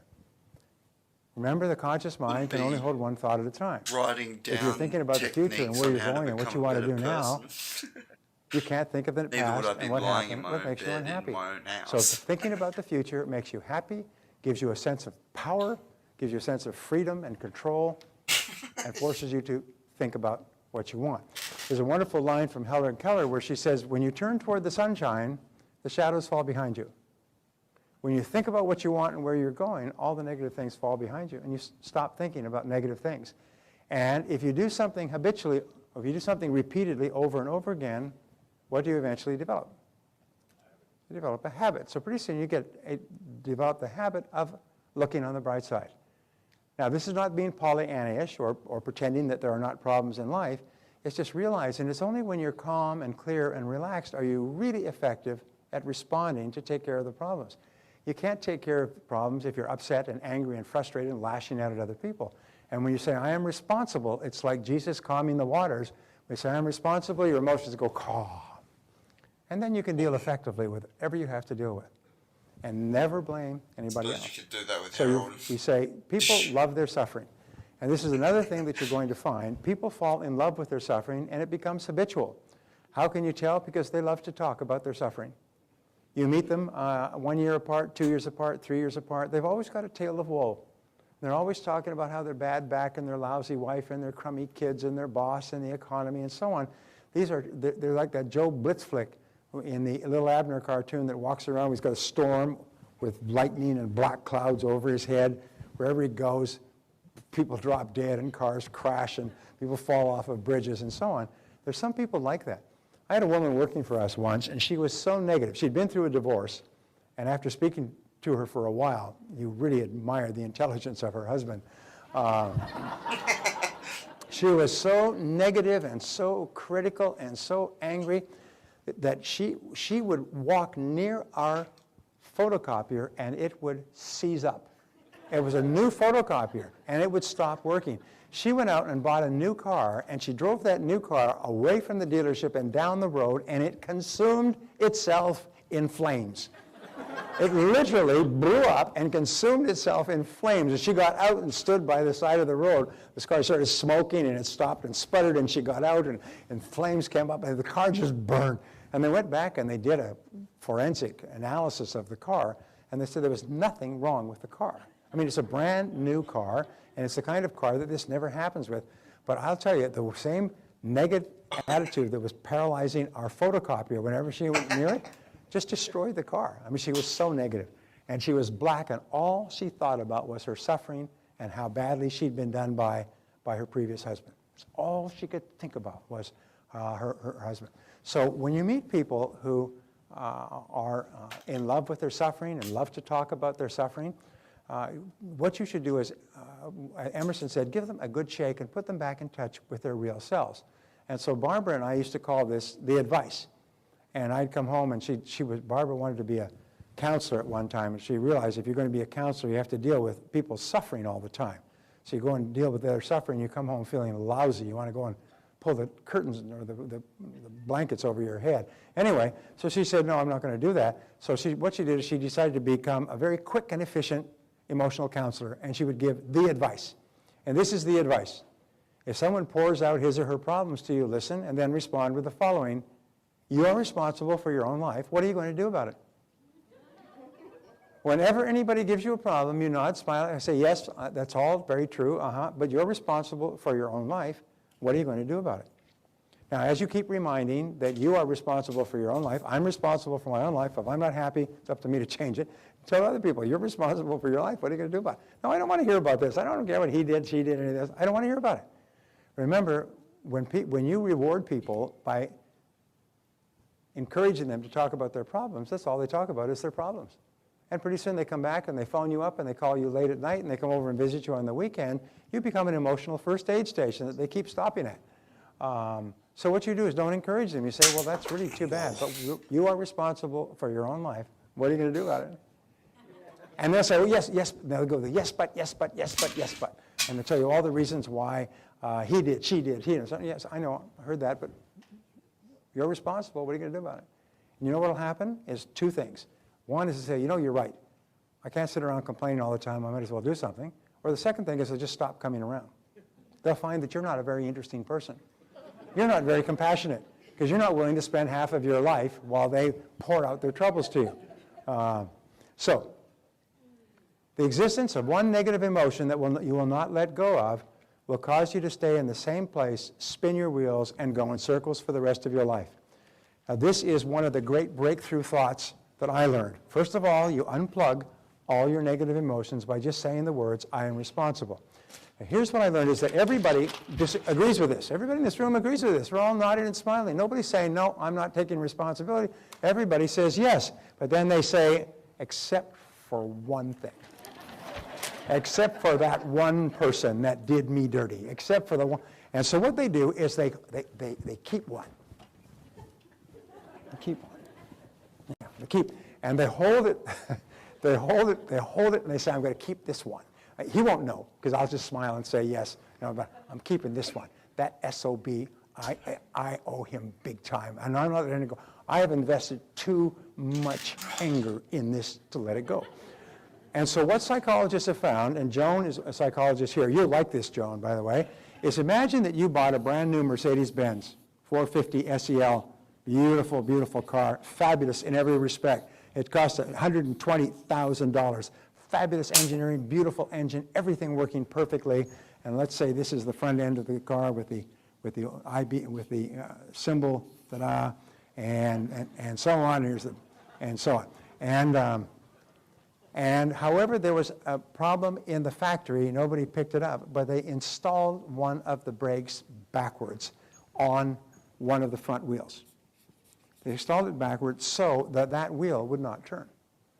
The wheel is locked in place. Now you get into the car and you start it up. And of course they have the drivetrain, which drives the back wheels.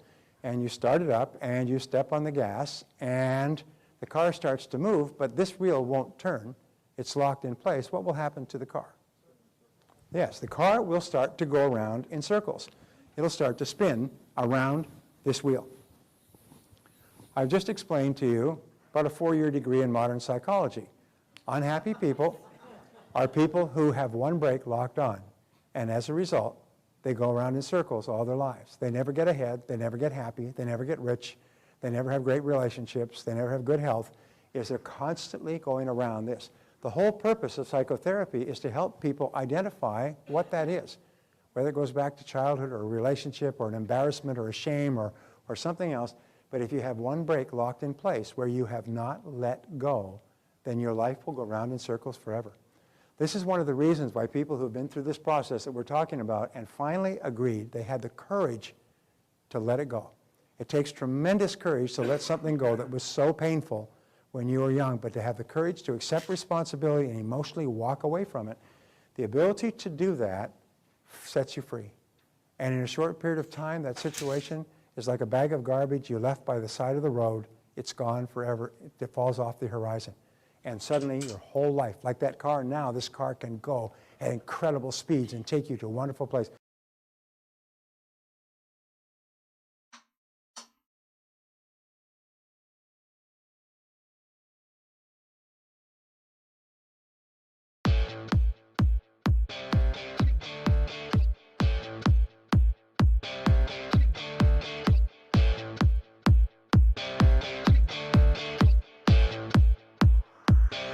Yes, the car will start to go around in circles. It'll start to spin around this wheel.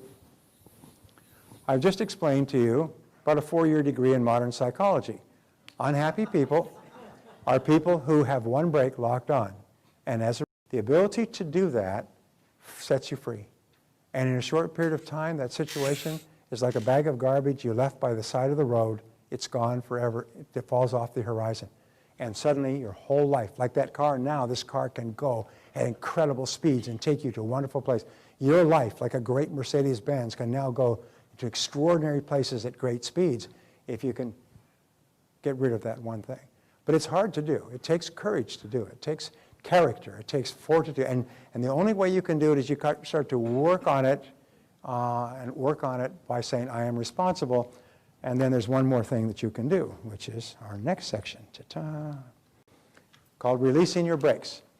This is the brake that you have on. How do we release the brake? You see, if it was easy to release your brakes, everybody would be happy and joyous and popular and thin and rich. It is the brakes that we have on that are holding us back, and they are invariably psychological and emotional brakes. So what we have to learn to do is release our brakes so that we are free, so we can just fly. So, the starting points of the development of negative habit patterns are, first of all, destructive criticism. In early childhood, destructive criticism is more painful than a lash, because destructive criticism, we used to talk about this like a neuron bomb. You know, a neuron bomb has a special characteristic that you set it off over a city and it kills all the inhabitants and it leaves all the buildings.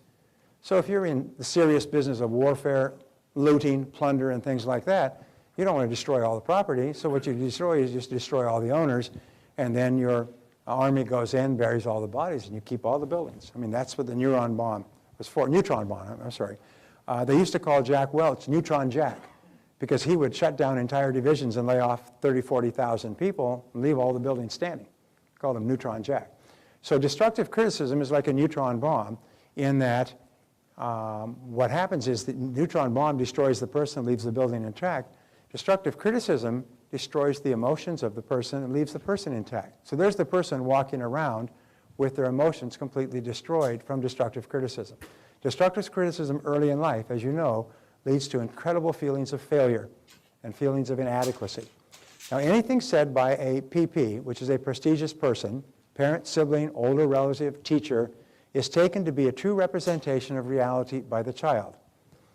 As an adult, if I were to say something to you, like Randy, I say, boy, that shirt you're wearing sure sucks.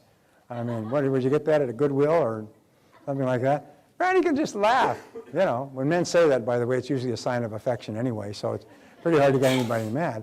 But Randy can just laugh, and he can take my opinion for what it's worth. He can take it, he can respond to it because he's an adult. He's got enough discriminating power to consider the source, all right? Children don't have any ability to discriminate. So anything you say to the child accepts as true. If you say, you know, you're no good, you're late, you never clean up your room, you're messy, you're not very smart, you'll never amount to anything, child has no way of blocking that. It goes straight into the subconscious mind and is locked in as a piece of semi-permanent data. The child accepts it as true and operates on the basis of that.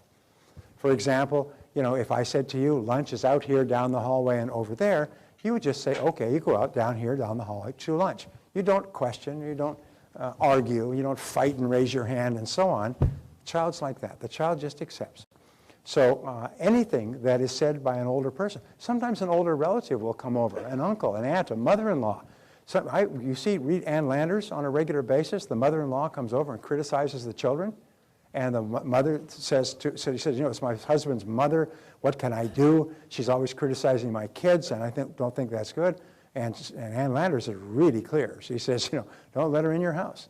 If you do, you supervise her, and you just tell her straight. Don't talk to my children like that because it's so destructive. So number two is lack of love. As we talked about, lack of love is another form of neutron bomb, is there's a one-to-one relationship between the amount of love a child receives, quantity and quality, and a healthy personality. One-to-one relationship. Now here is a mistake that many parents make. Many parents say they love my kids. Oh, I love my kids. I do anything for my kids. Of course, I'm at the office all week until 12 o'clock at night, and I play golf on the weekends and go off on business trips. And so what happens is they treat their children like domestic pets. When they come home, if they're there, they may give them a little scratch behind the ears verbally. Hi, how you doing? Have a good day. Then they watch TV. And you'll find that the amount of one-on-one time that parents spend with their children, they get so busy that they don't do it, especially during the formative years. Mothers are much better at this than fathers are.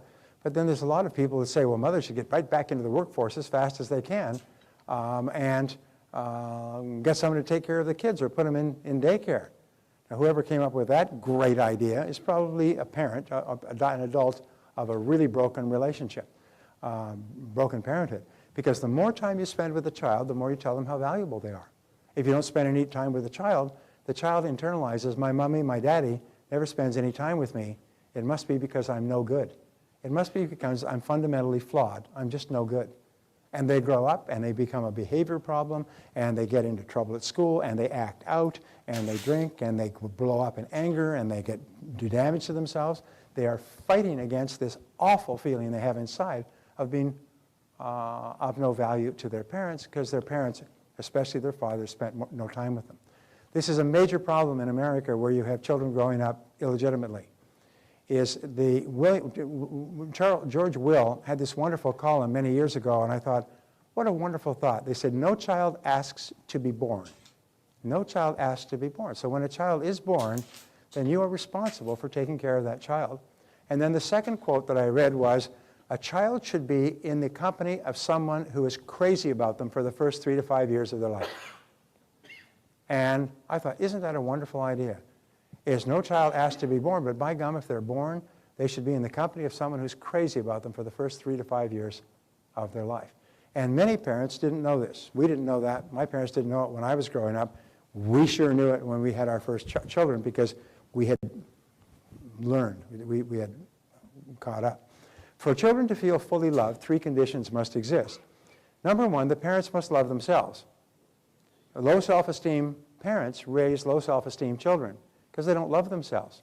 So they're critical toward themselves, they're negative, they're angry, they're depressed, they have a whole lot of problems, sometimes they drink and so on. And many of us were raised by parents who didn't love themselves very much. And second of all, parents must love each other. The greatest kindness that a man can do for his children is to love their mother, and vice versa. Greatest kindness a woman can do for their children is to love their father. Because children learn about love by seeing it in their environment, by watching it experience. They learn. Many people get married. They call it a trial marriage. Most trial marriages are people have never seen true love expressed genuinely between their mother and father while they were growing up. So they have to get married to learn about it. And it's a trial marriage. It lasts a few years, breaks up in flames, usually in the 20s, mid-20s. And then they go on, and now they have an idea what it's like to be in a marriage with another adult. And often the second marriage takes. The statistic was out the day before yesterday was 50% of first marriages now end in divorce. I don't know if that's entirely true, but it may be because an enormous number of marriages are trial marriages because they've never seen love in their environment, and they have to go through trial and error to figure it out. The third factor is that parents must love the child. And there's only one way you can love the child. It's by spending an enormous amount of time with the child. There's only one way. You've got to really, really spend enough time so you really get to know the child and ask questions and listen and talk and go to movies and all kinds of things like that so that you really develop a deep down feeling of love for this child. And if you don't put in the time, nothing happens.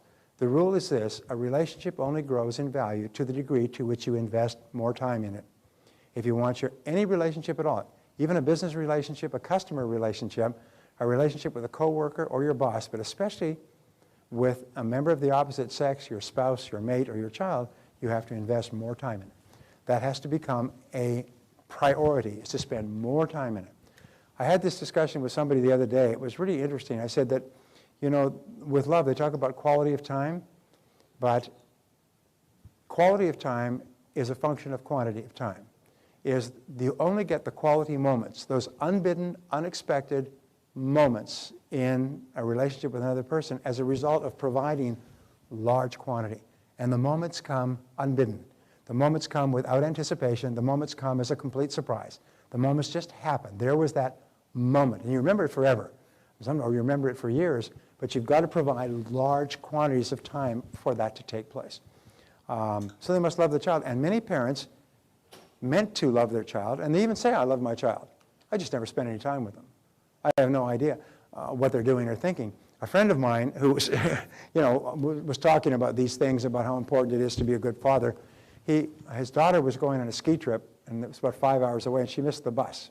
And so he had to drive her to the ski trip. And so the bus left at 7 o'clock, and she overslept. So he had to drive her to the ski trip, so he drove to the ski strip, and they're going through mountains. This is in Utah, so remember this, they couldn't pick up any radio.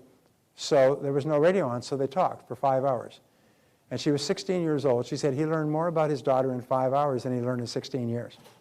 He had no idea who she was, what she thought about, what her concerns were, what her fears, her ambitions, her desires, her goals. And he thought he was just a great parent. He was just shocked. I mean, he never got over the shock.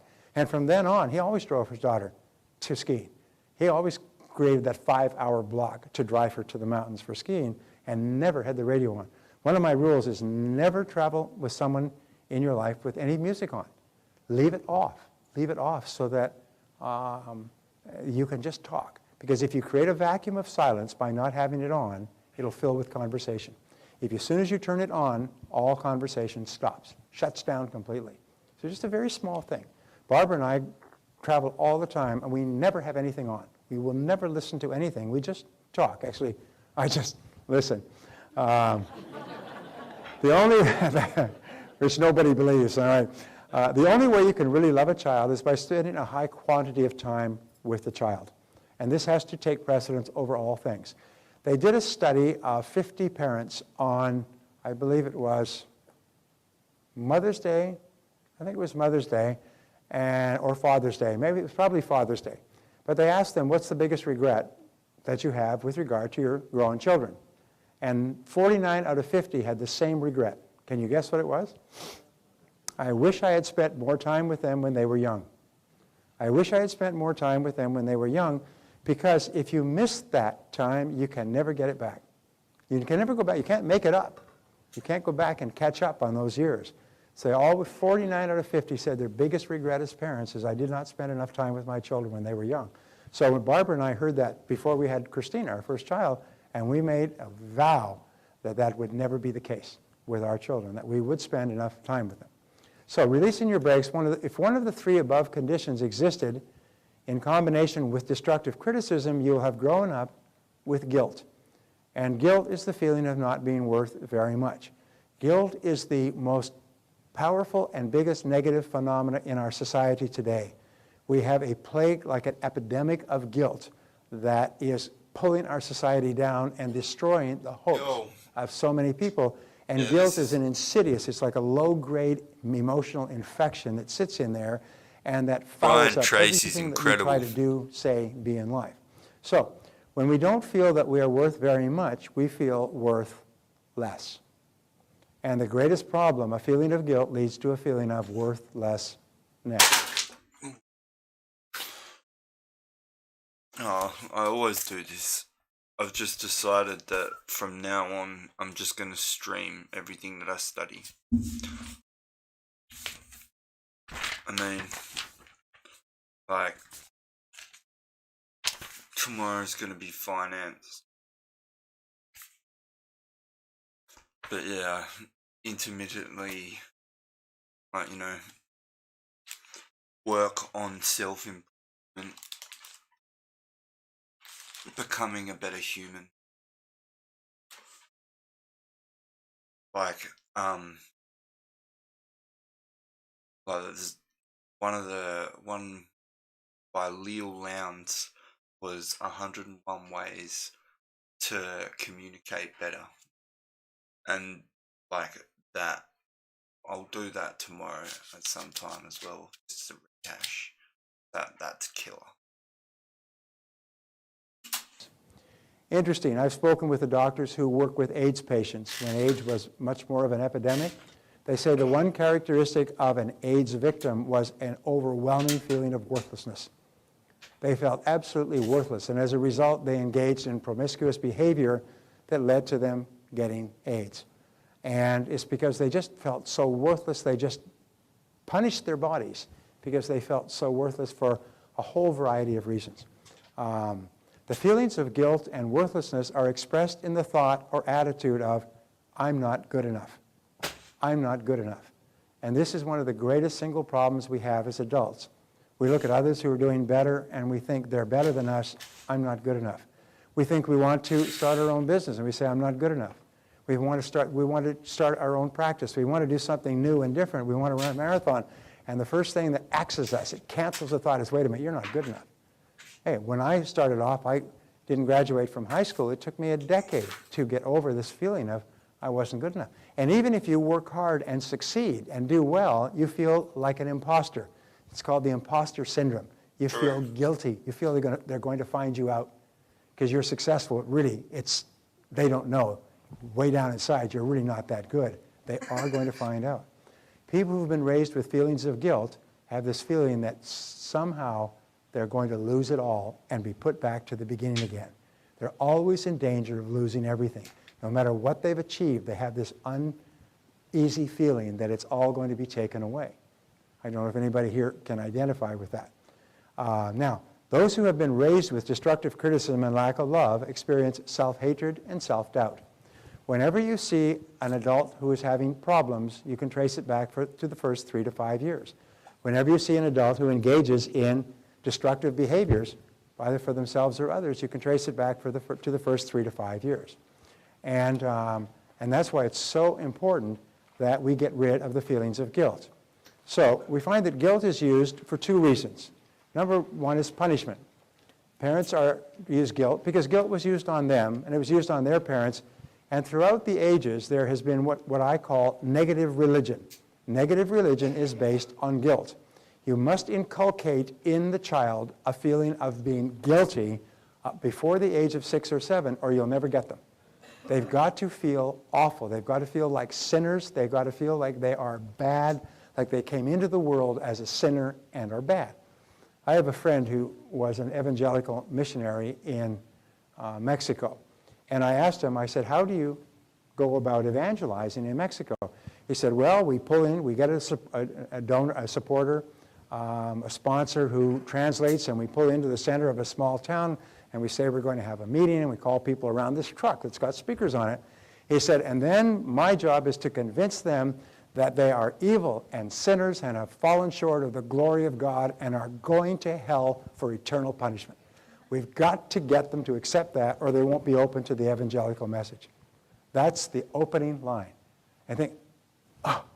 And so you find negative religion is based on beating the emotional crap out of the child. So they are raised feeling guilty and unworthy and undeserving. And if you can't do that, you can't get them later in life, because later in life they say, this is BS. I try to say you're an evil person and you're going to hell. You'd say, yeah, go stuff it where the sun don't shine, you know. So what we did we raised our children with no religion. We told them God loves you and we love you. And they say, well, I don't love God. I don't believe in God. And they said, oh, God believes in you, so it's okay. Do what you want. So our children have grown up with no religion. And you know what? They've grown up to be wonderful young people with high values and great characters and everything else. But we've never imposed a religion on them because we know how dangerous it can be. So guilt is used as punishment, and parents use it as punishment as well. They say, how could you dare do that? And I was expecting you to do this, and you said you would do that, and I was hoping you would do this, and and they just work you, and they start it at a very early age, because you've got to get the guilt hooks in the young, or adults would just laugh at it. So second of all is the control, and they use guilt to control you. Many people are controlled by guilt by long distance. The mother can call you up and say, oh, I was expecting you to call. Why didn't you call? You were going to call. I haven't seen you. Why don't you visit? And they can use guilt at long distance. They can put those hooks in over 500 miles. So mostly mothers are brilliant at this, but fathers as well. And because they learned it, and the reason they use it for punishment and control is because it's easy. You can do it sitting down. You can do it from a couch. You don't have to get up. You don't have to hit the kid with a stick. You can just use guilt and grab them from the inside and pull them. I've met so many adults who are still feeling guilty because of what their parents do or did to them, and their parents are still working them. So, the adult manifestations of guilt. See if any of these apply to you. Number one, feelings of inferiority, feelings of inadequacy, feelings of undeservingness. There's a school of thought that says that the feeling of undeservingness lies at the root of all negative emotions. Well, there's many things, but the feeling of undeserving, being undeserving of good things, being undeserving of being really happy. That's why if you're really happy for a time and you've been raised with feelings of guilt, you'll feel, oh my God, it's going to be taken away. Something's going to happen because I don't deserve to be happy all the time. Well, the fact of the matter is you deserve all the happiness that you can legitimately enjoy by doing something worthwhile in the world, by treating other people well and by making a contribution. People say, well, I feel I don't deserve. They call this fear of success. It's not fear of success. It's a desire. It's a feeling of undeservingness. When you tell people you're entitled to all the money you can earn if you do it by legitimately helping other people and making a profit. And they say, really? I said, you deserve it all. You deserve the house on the hill and the big car and everything else. If you earn your money, because the word deserve comes from the Romans de servus, which is from service. If you earn your money from service, you deserve everything you can possibly make. I've had many people walk out and transform their financial lives with that one concept. And now their whole focus is not on the feelings of guilt, but their focus is on serving other people higher, better, inexpensively, more convenient, and so on. Number two, destructive self-criticism. People who've been raised with a feeling of guilt are always running themselves down. Oh, I'm always late. I never do this. I always forget. I'm terrible with money. I can't remember anything. Is they're always saying negative things to themselves. And what that does is it keeps the parental destructive criticism, keeps it going, keeps the plate spinning as adults. Number three, they're easily manipulated by guilt. You can be manipulated by strangers. Here's an example of the way they're taught in flight school. The flight attendants, They come by, and instead of saying, would you like another glass of water or Coke, they say, will that be all? Will that be all? Is there anything else? And they say it with just a little bit of an edge, like it would be a real inconvenience for me to bring you something. And what they'll do is they say, oh, no, I'm fine. I don't mind sitting here for the next 3 hours with nothing to drink while my whole head implodes from lack of moisture. So what you do is you realize people are trying to use guilt on you, and they use it in restaurants. They use it in aircraft. They use it everywhere. And just don't allow them to do it. That person is a victim of a drive-by guilt shooting. They were taught to use guilt by their mother. And now they just pass it on. And why? Because it works. They get really good bang. They don't have to serve you anymore. Because you said, no, I'm fine. I don't need any more. Yeah. Number 4 is they use guilt and blame generously. Remember, the evil that's done to the children is done onto their children. So they use guilt and blame all the time. They're always blaming their other people. You did this and you did that, and why did you do this and how did you do that, and so on. I'll give you an example. My kids come home and they get a lousy grade.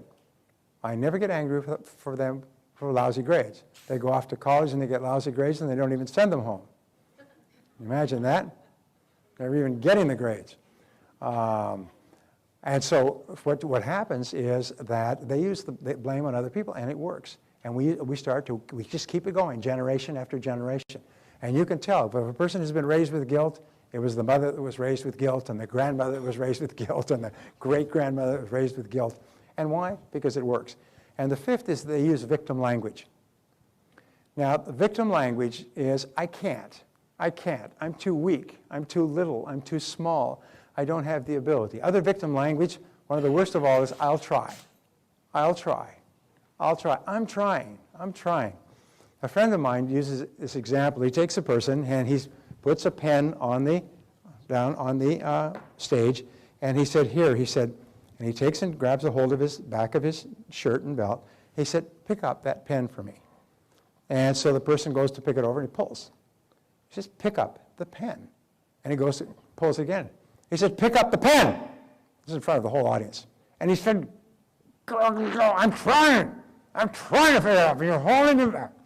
He said, great. He said, come on, thank you very much. Sends him back to his seat. He said, see, the fact is, you're either picking up the pen or you're not. There is no trying. It's like Yoda. No try. Do or no do, but no try. So eliminate the words, I can't.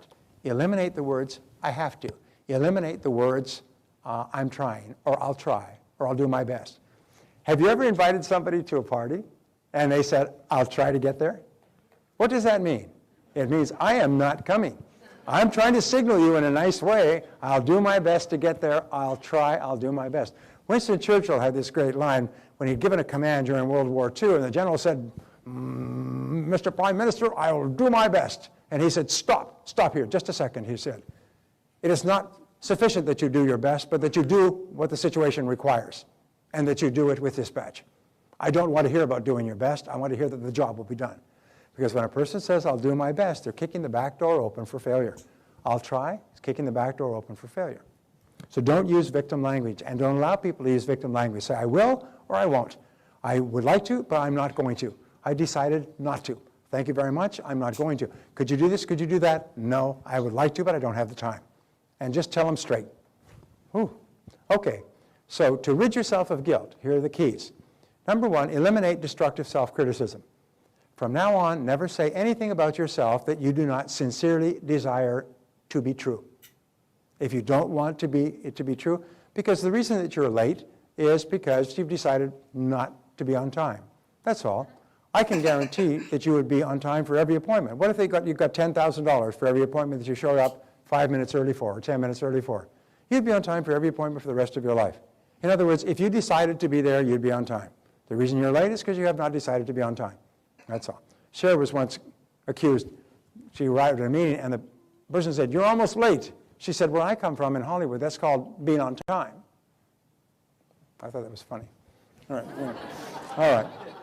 Number 2, refuse to be manipulated by guilt. When a person tries to manipulate you using guilt, you say, excuse me, are you trying to make me feel guilty? And you smile at them. And nobody will admit it. They'll all lie through their teeth, and they'll say, oh, no, no, not at all. You say, that's good, because I thought you were trying to make me feel guilty. And when they try it again, mother, say it again. Are you trying to make me feel guilty? And just say it with a cheerful voice. And the third time you say, are you trying to make me feel guilty? They'll finally burst out, they say, yes, I am. You say, well, it's not going to work anymore, because I don't feel guilty, and I'm not going to do anything if you try to make me feel guilty. And if you keep trying to make me feel guilty, I just won't talk to you anymore. But. And what that does is it forces them to start to engage in adult behaviors, in adult conversation. You have to break people of the habit of manipulating you with the use of guilt. So you just say, excuse me, I'm just curious, are you trying to make me feel guilty? You're not attacking them. You're just saying this. And when they finally admit yes, you say, well, it's not going to work anymore. It's not going to work. I'm not going to do anything because I feel guilty. So what else you got? But that's all I got. Been working for years. Number 3, refuse to use guilt and blame on others. Refuse to use guilt and blame on others. Guilt is often a punishment. My mother was raised Catholic, so I say I come by my feelings of guilt and unworthiness, honestly. But my mother would take a mistake I made when I was 5, and she'd still be reminding me of it when I was 15. One of the rules we have in our house is if somebody breaks a dish or makes a mistake, it's never mentioned again. It is never mentioned again. We never bring up a past mistake. We say that when you're growing up, you make mistakes, and life goes on, and we never mention it again. We never get angry, we never blame, we never remind. It's just past event. It's like something that happened in a previous town, and it's never brought up again. Because only by reminding you of a mistake you made are you made to feel guilty over and over again. Now the 4th is to use the law of forgiveness. And this is perhaps the most important thing that I can share with you, because this is what changes people's lives. The law of forgiveness says that you are mentally healthy to the degree to which you can forgive and forget the grievances against you. In the Bible, in the New Testament, it said the principle of forgiveness. If a person hurts you, go with him 70 times 7. If you remember that you've hurt somebody, go and apologize to them.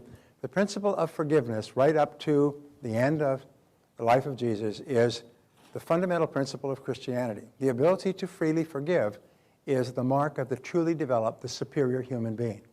And that's why when you think of what they call the great mystics or the great lovers throughout history, they have been people totally without rancor or anger toward anyone, even people who put them to death.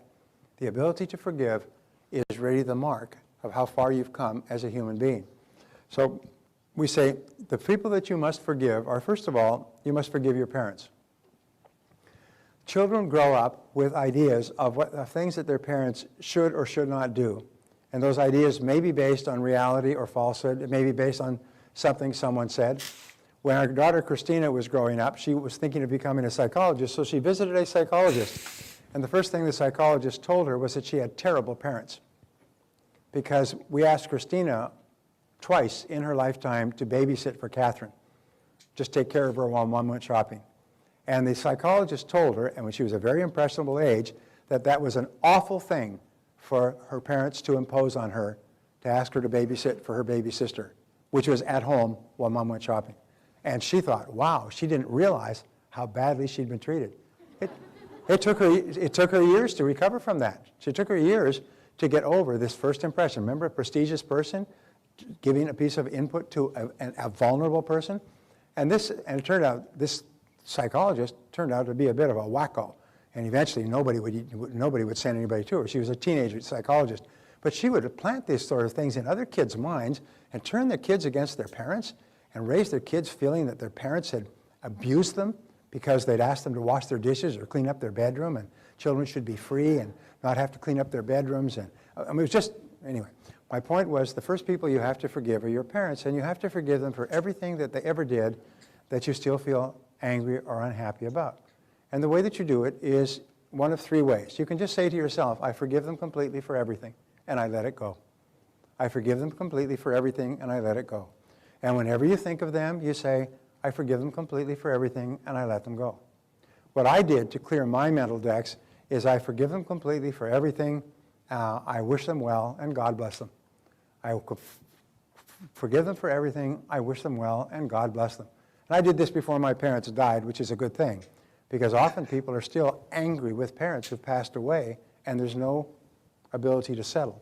But you can just say it to yourself. Just say, I forgive them completely for everything. I had one gentleman in my seminar who was he's 35 years old, still angry about something his father had done or said when he was 15. And he decided, because he was still making him mad, because he realized it in the seminar. So he decided he would go over that night and tell his father, who was a working guy, rough, gruff, never showed any affection at all. So he went over to his father's house. It was a Saturday after the seminar. And he said, Dad, I just want you to know that I forgive you for that thing you did when I was 15 years old. And he said, I don't know what the F you're talking about. I never did anything that requires forgiveness. I have no idea what you're talking about. And he suddenly realized he had been mad for 20 years, and his father never even knew he did it. What a stupid waste of time, life, and emotion. He said, okay, Dad, no problem. And he left, and he was free at last. And he was just completely free. In most cases, your parents never even knew what they did. Your parents only did to you what they knew how. Some people complain, my father and my mother didn't love me enough. But why do you think that was? It's because they weren't loved when they were children, and they didn't have enough love for themselves to give any away. And so the rule is your parents gave you all the love they had. They had no more. It wasn't as if you did something that caused them to withhold it. They had no more to give you than they gave you. It's they gave you all they have. And so therefore you can't be mad at them any more than you could be mad at a person who's in a wheelchair because they don't get up and run. Sometimes people are emotionally crippled, and all you can see is from the results. So what you do is you say, God bless them, I wish them well, and you forgive them. Sometimes you can go and see them personally. We have found in many cases that parents feel extremely guilty about all the mistakes they made with their kids. And so they're hoping against hope that their children will come and sit down and say, I forgive you and I love you. I spoke to a gentleman a couple of days ago, very interesting guy, very successful. He said he never had any truck with his father. His father was gruff, difficult, abusive, angry.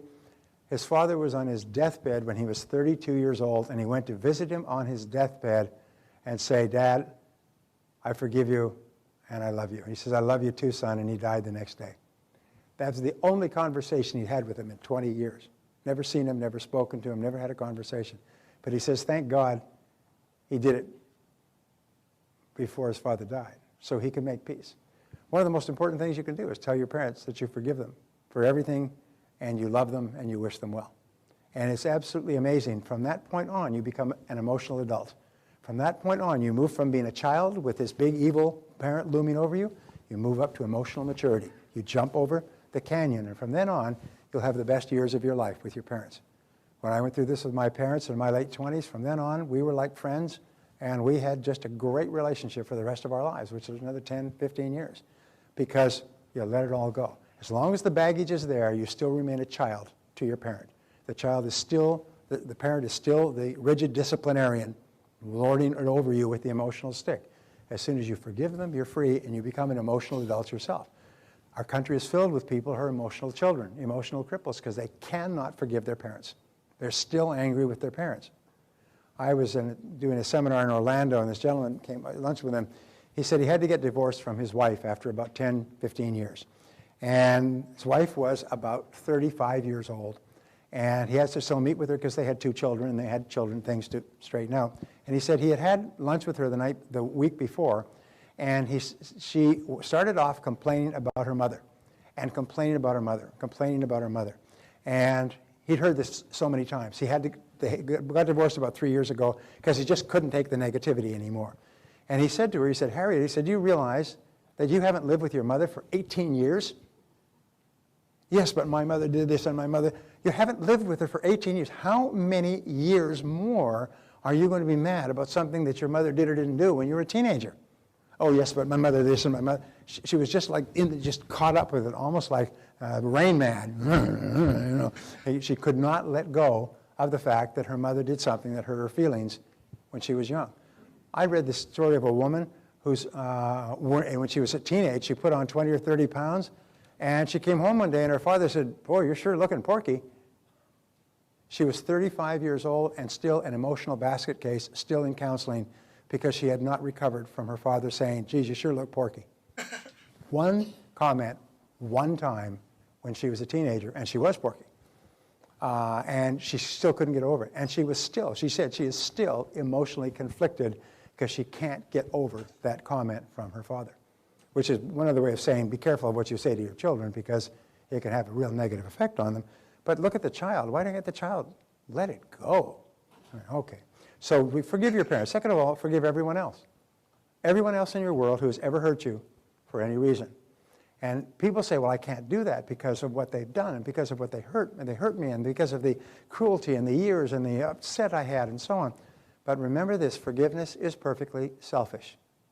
As Emmett Fox says, every prisoner needs a jailer. Every prisoner needs a jailer. If there's no jailer, there's no prisoner. And so what happens is when you keep the person in prison, you remain the jailer. If you don't forgive them, you remain caught. Almost like there's like those chains and leg links that prisoners used to be on the chain gangs. They used to be linked together. You're linked to the person by the chain if you don't forgive them. So the reason you forgive another person is to be free, is to liberate yourself. You don't care if the other person drops off a cliff. Now, in time, you will be completely neutral with what happens to the other person, but you let it go completely. You just let it go. And you forgive them so you can be free. People say, well, I can't forgive that person. It's a perfectly selfish act. It has nothing to do with the person. As a matter of fact, if the other person knew that you were still upset about something that happened, they'd probably be happy about it. Now, would you like to go around ruining your own life and making that other person happy? You probably want to kill that other person, and you're thinking, well, I'm going to hurt them by destroying my emotional life on a day-by-day basis. Does this sound a little absurd, by the way? You know, I'm going to hurt them by punching myself in the face over and over. Just keep punching myself in the face until I bleed, and that'll get that person back in Cincinnati. That'll really punish them. You'd say, well, that's absurd. Imagine you took a hammer and say, that person at Cincinnati that I was married to, and whacked your hand with a hammer until it bled and the bones were broken. I mean, are you with me so far? This is absurd. And you know something? Physical pain you can take away with pills, but the emotional pain that you carry around with you is there all the time. So your job is to get free. And the way you get free is to just forgive everybody. You forgive people in your past, you forgive past relationships, past business deals, you just clean the deck, Because it's the mark of the superior person is they have no anger. They have no hatred. There's nobody that they're mad at. No matter what anybody else has done, that's their problem, it's not your problem. The third person is yourself. And you forgive yourself for every wicked, senseless, brainless, stupid, unkind, cruel, and ignorant thing that you've ever done. Now, all of us have done countless things in our lives that we feel badly about. And it's time to let it go. In fact, Emmett Fox says that clinging to negative experience in your past is actually a form of weakness. It's a form of emotional insincerity. It's a refusal to grow up and get on with your life. It's not a mark of being a superior person and feeling guilty because you made mistakes. It's just a form of weakness that keeps you away from reality. Because when you let everything go, you said, okay, I'm not perfect. And remember this, the person who made those mistakes in the past is not the person that you are today. In the past, that person made those mistakes. That was the person you were at that level of knowledge and maturity. You are not now that person today. The person you are today would never do the silly things you did in the past. Isn't that true? So therefore, don't beat yourself up today for a person that existed years ago. Because that was then and this is now. What you do is you say, that's not the kind of thing I would ever do now. And the wonderful thing is they say that wisdom comes from making mistakes. And you make mistakes in order to gain wisdom. And so what you do is you make mistakes in life, and the only thing you do with the past experience is what? Well, you learn from it. You say, what can I learn from that past experience? And then you take the wheat and you let the chaff go. So whenever you think of a negative experience, you say, all right, what did I learn from that that's made me a better person today? And I always think on paper. I write down all the things I can think of. And you think, well, I learned to do more of this and less of that, and not to do this and not to say that, or think before I speak, and to do more due diligence. Due diligence has been my favorite word during the economic bust, due diligence. I wish I'd done more due diligence into the background of people that I was doing business with. But I didn't, and life goes on. You know, the money's gone, life goes on. So what you have to do is you say, okay, I learned to do due diligence and do lots of research, and let it go. Let it go. Remember, we never become upset about a past event, because you can't change a past event. Imagine a guy comes up to me in a seminar, and I said, how you doing? He said, oh, I'm doing fine.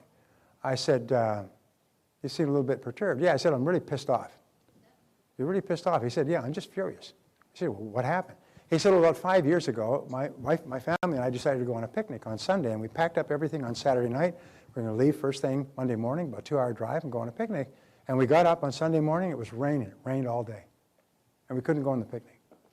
And I'm still pissed. You'd say, whoa, bring in the guys with the white coats. I mean, you're still mad about the fact that it rained 5 years ago and you couldn't go on your picnic? You're still upset? Yeah, I'm still pissed.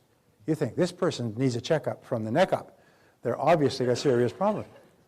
What's the point that I'm making? There are people who are still mad about things that happened 5 years ago that you can't change.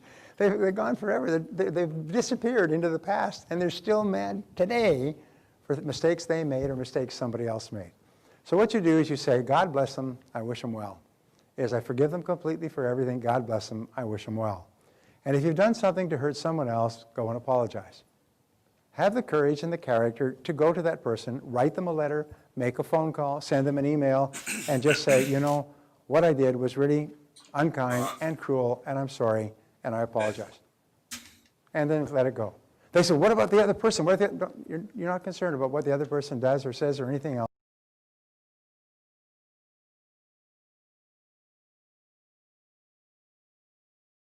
Go back to 1989 in Berlin. The Berlin Wall.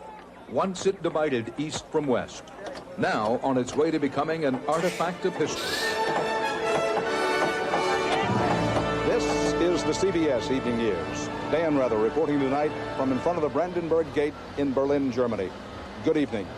These are the sights and sounds of the continuing celebration of Germans about the symbolic, not the literal, at least not yet, but the symbolic tearing down of the Berlin Wall. It's impossible to completely describe how deeply Germans feel about what's happened here. Now, East German border guards tonight were literally tearing down portions of the wall itself, not the whole wall, but portions of the wall, to make it easier for East Germans to come into West Berlin. And as the joyous hordes of Berliners were still streaming through the wall, the East German Communist government said they can come and go permanently. They can come into West Berlin, have a look, and then come back home again, with no special documents required. What a day. Yes, what goes through your mind and heart? Well, of course, I look back to all those years of hardship for the families even more than for the country as a whole. And it's moving to see families getting together again. My feeling is that we are very close to an end of the artificial division of Berlin. And I also believe we are close to the point where the parts of Germany will come much closer together. This, of course, only within a reasonable European framework. Anyone know who that was? Willy Brandt, the former Chancellor of Germany, who actually would die a couple of years, 3 years after that. So he was one of the celebratory crowd at that time. So that might give you a little sense of the shock and the enthusiasm that people experienced in the latter days of 1989. This had been a period in which the Soviet Union was clearly losing its grip on Eastern Europe. It wasn't just Germany. Right across Eastern Europe, all through 1989, there had been these massive resistance movements developing, and the Soviet Union was losing. It was clearly not in a position to intervene in these countries, and they were shedding totalitarian control for the first time in decades. Of course, the great exception, which we will be talking about next week, was in China, where demonstrations in Tiananmen Square that June had come out meant a very different result. But in most of the world, after 1989, it seemed like democracy was on the march. We saw the democratization of all of the former Soviet Union bloc countries in Eastern Europe. even places like South Africa, which had been mired in a bitter conflict for decades, transitioned in the early 1990s to a multiracial democracy. The problems in Northern Ireland finally settled with the Good Friday Accords in 1997. Even Israel-Palestine, which had been one of the most intractable conflicts for decades and decades, seemed to be moving towards a resolution in the early 1990s. There were the Oslo Accords. The PLO and the Israeli government were negotiating a settlement. Anyone who was in Israel or the West Bank at that time anticipated that there was going to be a settlement until the assassination of one of the key protagonists, Yitzhak Rabin, in November of 1995. But that would lead to an unraveling of that potential settlement. But in the early 1990s, it's really, I think, difficult to overstate the enthusiasm for change. This is the period when, Francis Fukuyama was talking about the end of history, by which he meant that liberal democracy was sweeping the world.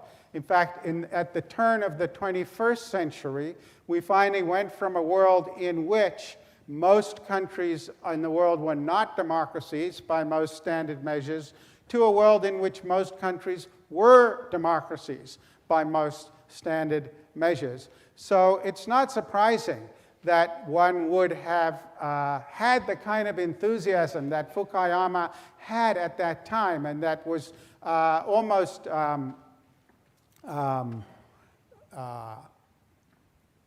what's the word? Just snowballing across so much of the developed world. Enormous confidence in democratic capitalism and enormous confidence in the idea that many people were going to be lifted out of poverty and that the world was heading for a kind of benign equilibrium, as an economist would say, of Fukuyama's end of history idea.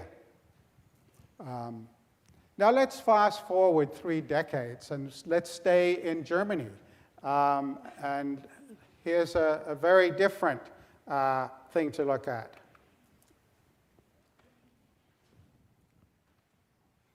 Die AfD 13%. Liebe Freunde, das ist ein großer Tag in unserer Parteiengeschichte. Wir haben es geschafft. Wir sind im Deutschen Bundestag und wir werden die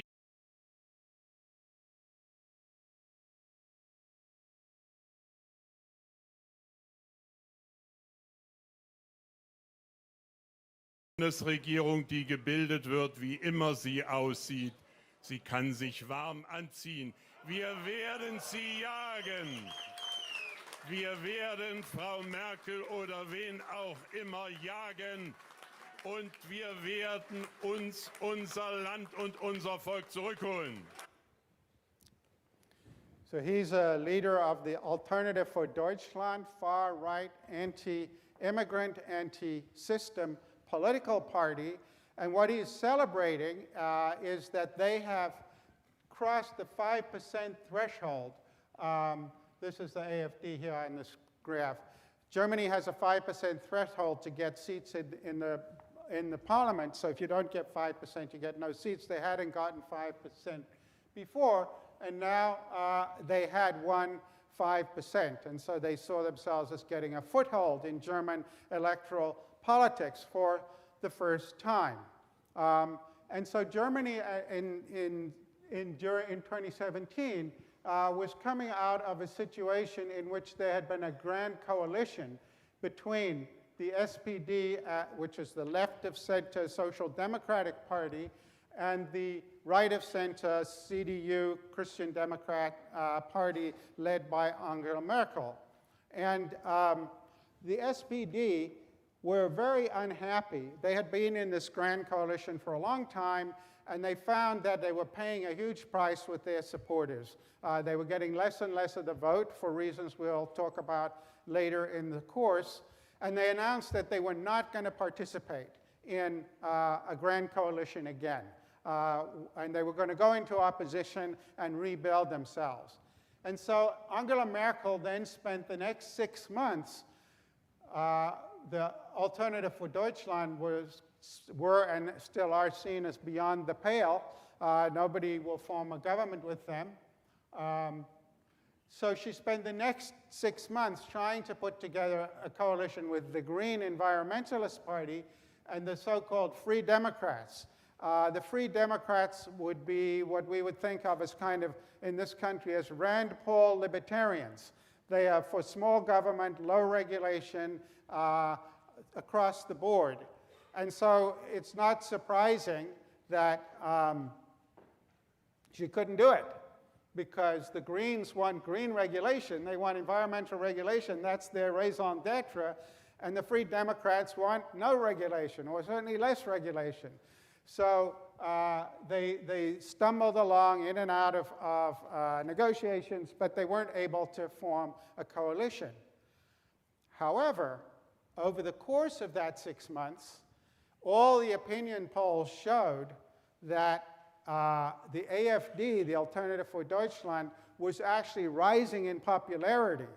And so the German president was very against having another election in the face of the stalemate, with the Social Democrats refusing to join in a grand coalition on the one hand, and Merkel's inability to construct a different coalition on the other.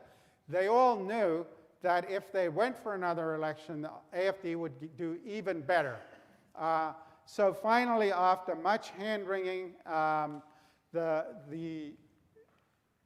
the SPD was persuaded, after extracting a very big set of concessions, including 6 ministries and the finance ministry, they were persuaded to go back into a grand coalition, even though a lot of their membership didn't want it. So terrified were they of the prospect of another election in which the far right would do even better. So we thought German politics was kind of settling down at this point, but the following year, this is what you see happening. German Chancellor Angela Merkel, who has led Germany for 13 years, has offered to step down as her party's leader and said she won't run for office again after her term ends in 2021. Her announcement came a day after her party, the Christian Democratic Union, saw a disappointing performance in a key regional election in the state of Hesse. The far-right Alternative for Germany party claimed more than a dozen seats in Hesse's parliament for the first time. The anti-immigrant party now controls seats in all 16 of Germany's state parliaments, plus the National Bundestag and European Parliament.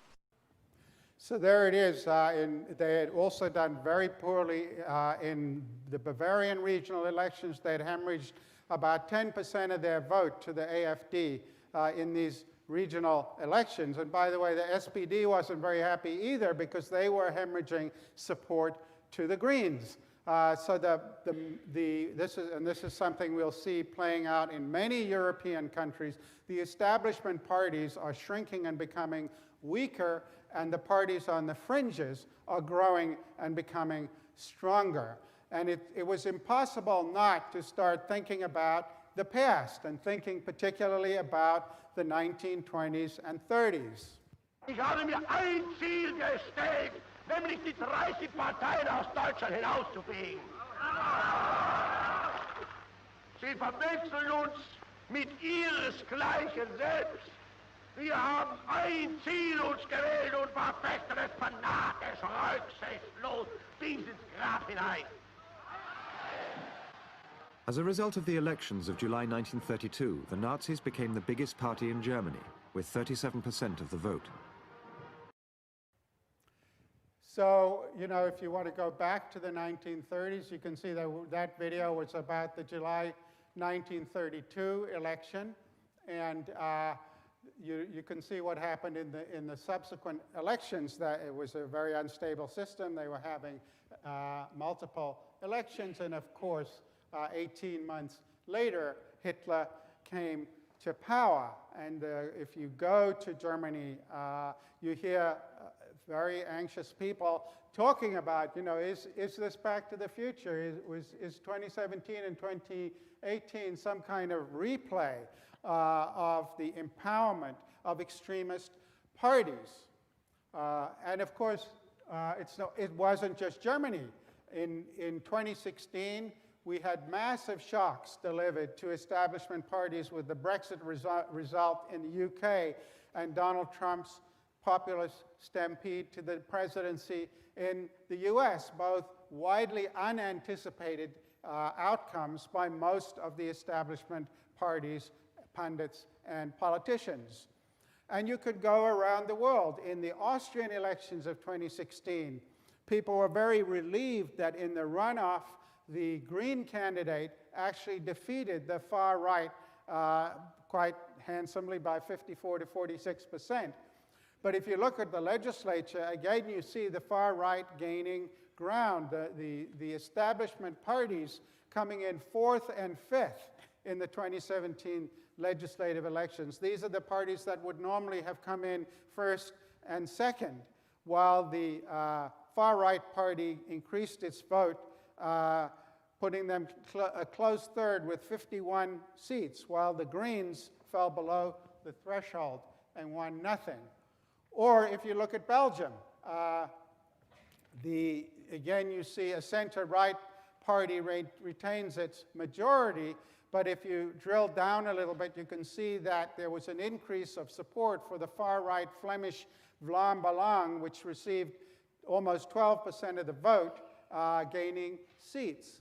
If you look at Italy, you can see the center-left party ceding power to the center-right, but many of the votes for the center-right party are coming from the League, so-called, again, a far right-wing populist party, which ends up with 125 seats and 17% of the population, popular vote, a gain of 109 seats. And I could put up another 7 or 8 or 9 slides of different countries that basically tell the same stories in country after country across Europe, both Eastern Europe and Western Europe, including countries that we thought of as bastions of civil social democratic stability like Sweden. You see these far-right parties doing well. Turkey, Latin America, elsewhere, where anti-establishment parties that sometimes also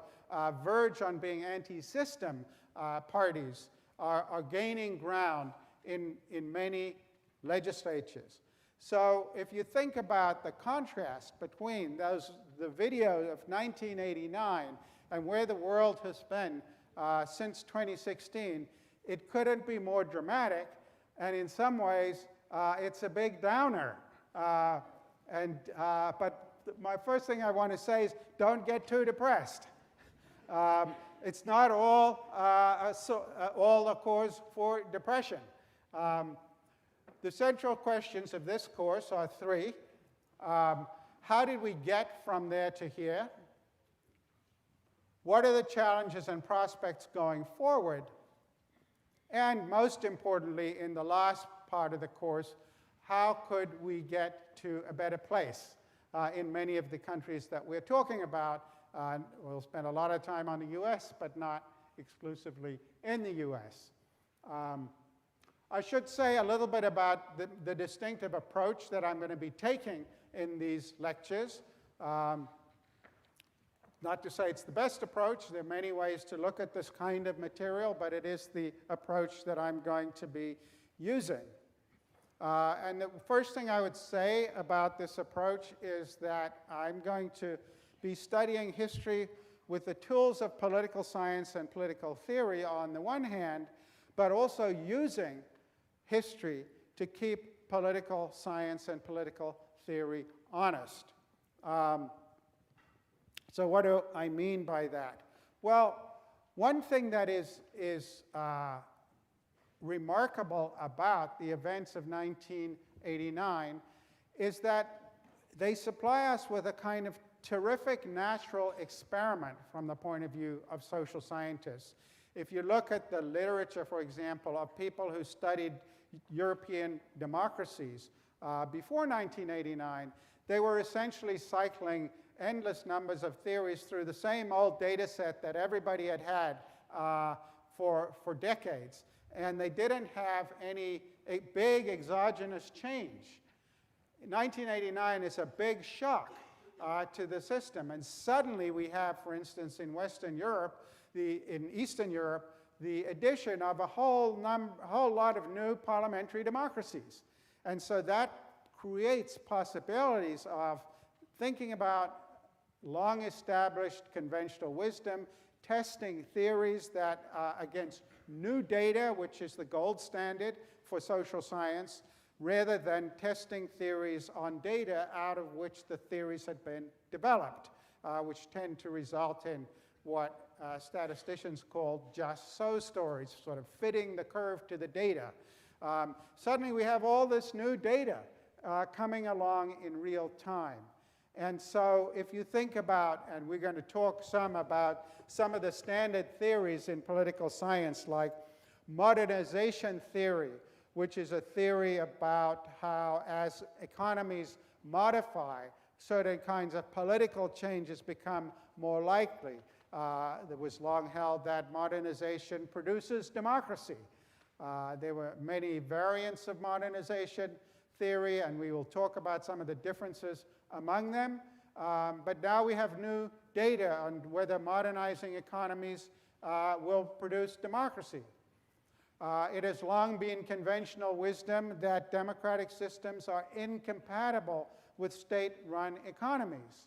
If we look at what's happened since 1989, we've gone to market economies in some of the post-communist systems, but others, like China and Vietnam, have become state capitalist systems of a certain kind while retaining non-democratic politics. So we'll have cause to think about theories of that general sort. There's been a lot of conventional wisdom about the conditions for stable democracy that suddenly can be put to the test on a whole slew of new democracies. Is it all the economy stupid? Or do beliefs of citizens matter? And what kinds of beliefs matter? And what about the beliefs of elites? All of these things we can look at, again, in new contexts. So we have lots of new data to think about them, provided by this dramatic break of 1989. There's a lot of conventional wisdom about the relations between business, government, and labor that has built up among political economists and political scientists over the last several decades before 1989. Again, we now have big power shifts, partly because communism as an economic system has been taken off the table.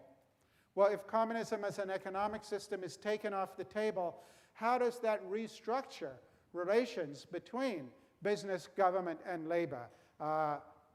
It turns out it really has a big impact on those relationships. So that's another of the topics we will be looking at. How do electoral systems affect things like inequality, provision of environmental legislation and public goods? A lot of conventional wisdom there about which types of democracies are more likely to do that and which are less likely to do that. Start to look before and after 1989, and we're going to discover that some of the conventional wisdom needs rethinking. So on the one hand, we're bringing the tools of political science and the theories of political science to bear on the data that's thrown up by this last 30 years of history. On the other hand, we're using that data to keep the political scientists honest, precisely because we have this whole smorgasbord of new results, as a social scientist would put it. But then I also said I'm going to use the tools of political theory. So political theory, I should confess, truth in advertising, my first profession, to the extent it is a profession, is I'm a political theorist. I cut my teeth in the world of political philosophy, in normative things about what should happen, how the world should be organized, rather than empirical work on how it is organized. And so we are definitely going to be thinking about normative questions here as well as we go along. What should happen? What might have happened? But the confession I need to make about my home discipline is that it reminds me of the story about the fellow who goes up to a farmer in Donegal and says, "How do I get to Dublin?" And the answer that comes back is, "Well, I wouldn't start from here, sonny." That is to say, much of political philosophy develops theories that take no account of where we actually are and how the theories that people argue about in the journals and in the literature actually could be implemented in the world, if at all. And this spills over into normative arguments made by other scholars. Thomas Piketty, in his book, Capital in the 21st Century, argues for a 4% global wealth tax. Well, good luck with that. Who's going to implement a 4% global wealth tax? So when I think about normative questions, it's going to be from the perspective of how might the goals that we think are desirable actually be achieved. And so I am going to spend, as we go along through this, the different topics that we're going to be discussing, I am going to be focusing on paths not taken, things that might have been done differently. And here, the sorts of things I'm going to be talking about are things like NATO expansion. After the collapse of the Soviet Union, the NATO alliance, we'll talk about this next week, was expanded over the next several decades to include eventually all of the former Soviet bloc countries, and there were overtures also to including former Soviet states like Georgia and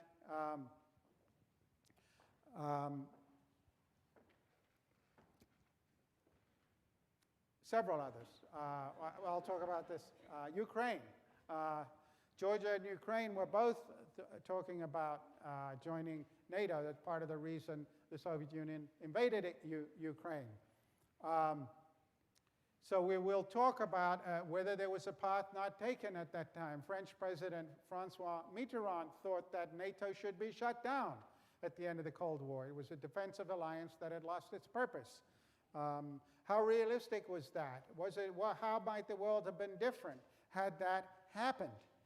We're going to be talking about the global war on terror, ushered in after 9/11, when we invaded first Afghanistan and then Iraq. Was there another path that would have been politically viable, that would have led the world in a different direction? We will talk about the response to the financial crisis of 2008 and 2009. Again, were there possibilities that were ignored or overlooked that might have been both politically feasible and more effective in the sense of policy? And so that brings me to underscore the third feature of the approach that I'm going to take in this course, which is when you look at people who talk about public policy, it tends either to be policy wonks who just go on about what would be the best policy, or political scientists who talk about why some policies get adopted in some systems and not in other systems. But there's very little discussion of what is the effective political way of achieving a good policy, or the effective political way of blocking a bad policy. And so when I talk about innovations in the last part of the course, it's very much going to be in a way that marries considerations of politics to considerations of good public policy. That is the flavor of what we're going to be doing here. And as I said, it's not the only way one might study these materials, but it's the way that we're going to be doing it in this course. Let me talk a little bit about the shape of the course. It falls into 5 sections. The first one is going to, starting on Monday, deal with the collapse of communism and its aftermath. There we're going to look at collapse of communism in Eastern Europe, in Russia, in China, and in Vietnam, although I will talk about some other countries along the way. We're going to talk about the rise of a unipolar world. Until 1989, we had a bipolar world in which there was, as I said, a lot of actual stability that came about as a byproduct of the Cold War, at least among the major powers, even if they maintained their stability partly by acting out their conflicts in proxy wars in Asia, Africa, and Latin America. But by and large, the great powers were, the nuclear standoff worked. And we didn't have a major conflict between them. Now we have gone to a unipolar world dominated by a single power after 1989. How does that restructure politics and the possibilities for politics? That will be also part of our concern. And then I'm going to talk about the politics of the economics. What I'm going to call the rise of neoliberalism at home and the Washington consensus abroad. And this is basically, it comes to exist because of the collapse of an alternative to capitalism, the disappearance of communism as a viable political system, as a viable economic system.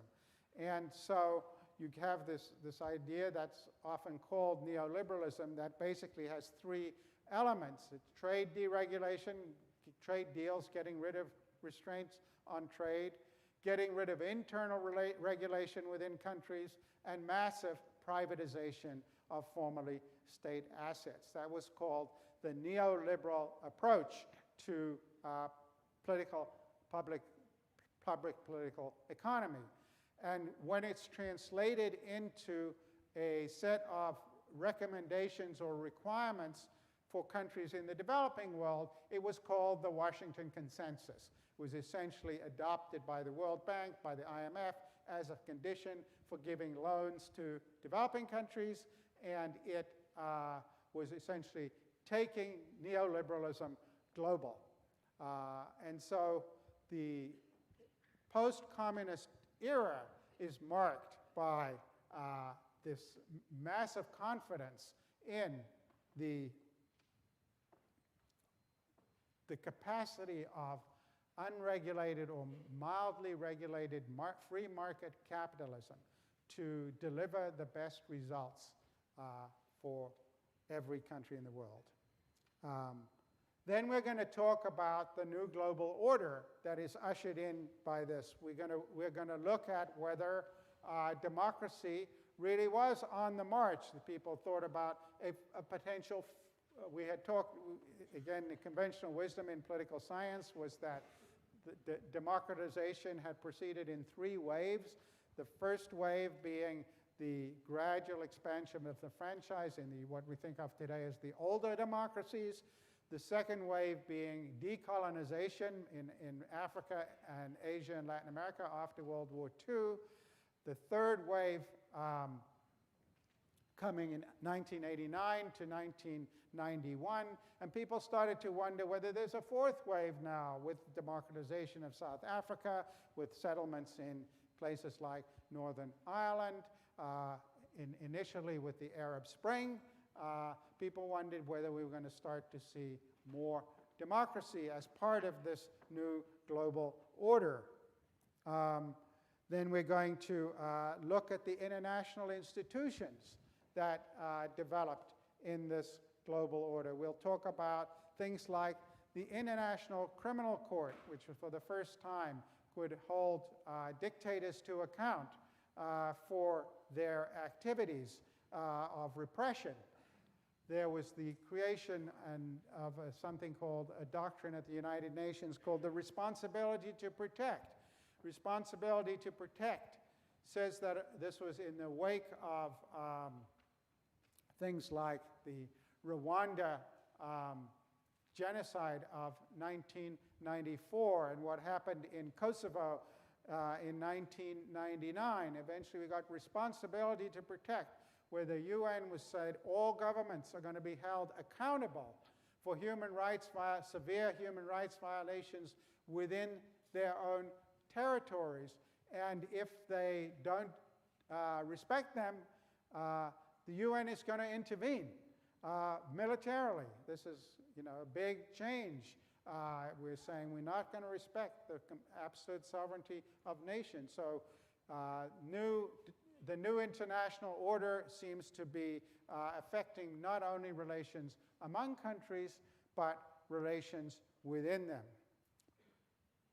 The third part of the course I'm calling the end of history, and this is really has its ultimate roots with 9/11 and the emergence of the global war on terror, the invasion of Afghanistan, Iraq, Libya, and eventually the collapse in Syria. We're going to see that the idea that history was heading in some benign direction was getting harder and harder for people to hold onto. We're going to look at the resurgence of state capitalism. We're going to look at what China has been and is doing in Africa. We are going to be looking at Russia's resurgence as a global power. They had been back on their heels for much of the 1990s and early 2000, but now they became actively involved in the Middle East and elsewhere. We're going to look at the new role of business in many political conflicts around the world, sometimes with benign purposes in mind, but often not. And so we're going to start to see a much messier politics. The fourth part of the course is about the new politics of insecurity. This is really ushered in not so much by the financial crisis itself, but by the way in which governments responded to the financial crisis. And this will be one of the areas where we will be looking at paths not taken, but we will see that there was growing insecurity in the workforces of many of the advanced democracies that had been building up for decades. And the financial crisis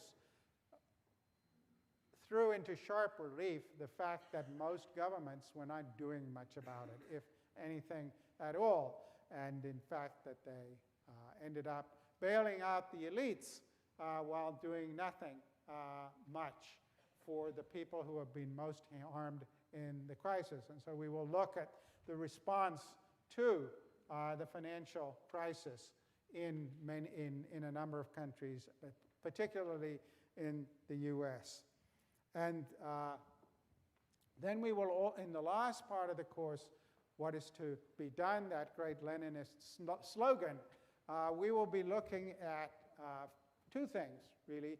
First, how the voter sentiment in these countries was so poorly misdiagnosed by so many political elites and people in control of political parties. Misdiagnosed to the point where not only did they fail to respond to the growing economic insecurity that was being experienced by many, many millions of workers within their own countries, they were actually implementing political reforms that were likely to make things worse. And so the last part of the course will be looking at those two interacting issues. What sorts of economic policies were pursued or failed to be pursued? What kinds of policies might have been pursued? And how did the reform of political systems over the last 15 or 20 years make the problem worse? And that will lead me to make some arguments about how we should think about politics going forward. So that is what we're going to be doing. It's a big menu. We have 26, now soon to be 25 lectures in which to explore it. I'm going to, before breaking today, I'm going to talk about a few logistical matters. One is that I have been asked to announce, but you can see for yourself, that the Office of Public Affairs is taking pictures, and these lectures are going to be videotaped. And this will include, we will have microphones so we can have questions from the floor and interaction. But you should know that this is all being tape recorded. And so anything you say can be taken down and used in evidence against you. So a couple of other logistical things. One is I want to introduce Christina Seyfried. Christina. She's the head teaching fellow for the course. She will be overseeing the grading of students who are taking the course for credit. And she will also be working with me in running office hours for people from the community, which we're both going to be doing. I'll say a little bit more about that in a minute. But you will see more of Christina as we go along. Office hours. I'm going to be having office hours in Rosencrantz room 201 from 10 to 12 on Wednesdays and Fridays. The presumption there is that from 10 to 12, Yale students have priority. These are walk-in office hours, not by appointment. And on 10 to 12 on Fridays, people from the community have priority. But who knows if anyone will show up. But that's the way it'll work. 201 Rosencrantz Hall, which is right opposite the new colleges up the street. Christina's going to have office hours for people from the community on Thursdays from 5 to 7 at a place yet to be announced. And one thing we're going to do, the office hours are not just going to vanish into the ether. Christina and I are going to film 5 sessions over the course of the semester where she and I will discuss what's come up in the office hours, and we will post that on the course website. I do this with my Coursera course, and it proves to be quite helpful. So we will get questions that have come up in the office hours, both in our office hours and in office hours between the students and the teaching fellows that they will be participating as well, and we will publish those videos of the office hours on the course website. Access to reading. Anyone who has a Yale ID can get almost all of the readings on Canvas. There's a few, I think 3 of the books we're using too much for copyright reasons to put them on Canvas, but they're all in the library for anyone who doesn't want to buy any. The people from the community we have made available in the New Haven Public Library, if you don't have access to Canvas, a couple of sets of the books that we're using in the course, so you can get them that way. The students who are taking the course for credit, the official exam is the last afternoon of the last day of exams, which I'm sure some of you have already bought plane tickets that are inconsistent with that. So actually, we're going to have 2 alternate exams, one on December 11th, and this is primarily to accommodate SOM students because of the timing of the SOM elective exam period. And that exam will, if we can arrange it, be held at SOM. And then there'll be, but others can take it then as well if they want. And then there'll be another alternate exam on Friday the 13th. So there'll be different times at which people can take the exam. Policy here will be no laptops, no screens, no iPhones. I came to this policy a couple of years ago. It definitely works better. It's just too tempting to be doing that Amazon shopping for your grandmother's birthday present that you forgot about. And it's very distracting, not only for the people around you, but it's also distracting for me to teach. We will post the slides on Canvas and on the course webpage after the lectures, so people will have access to the slides. What you'll find is if you go and you look at the slides on Canvas, they'll look like they've been turned into a PDF, and the video will not play. If you want to play the video, you have to download the slides, and then it will regurgitate as playable video. So it is possible to play the video. Yeah, so no laptops, no screens, no phones, and everything I put up here will be available to you, so you don't have to take copious notes of what appears on slides. Comments, questions?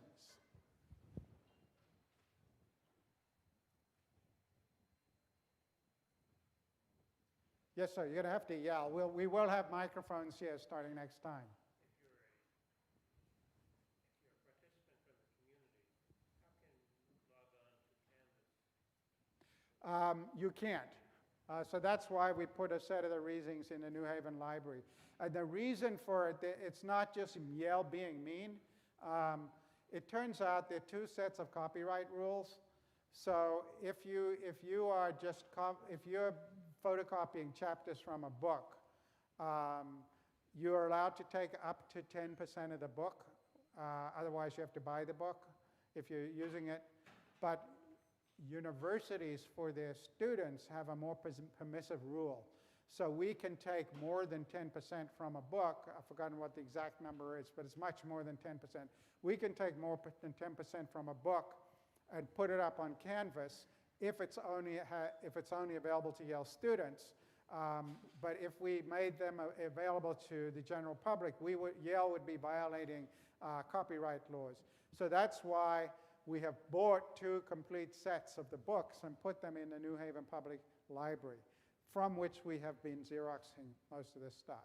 So you should be able to get the vast majority of the readings if you want to go down there and get them.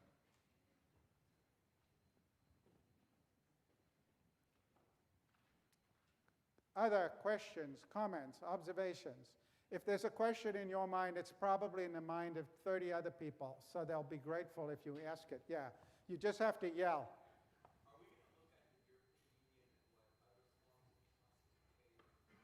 Are we going to look at the European Union as well as what? As well as, its current form and what other forms we can create, maybe at the same time, more centralized. That's something that we're going to look at as well. We're certainly going to look at the growth of the European Union and the expansion of the European Union since, in fact, we're going to talk about it next class.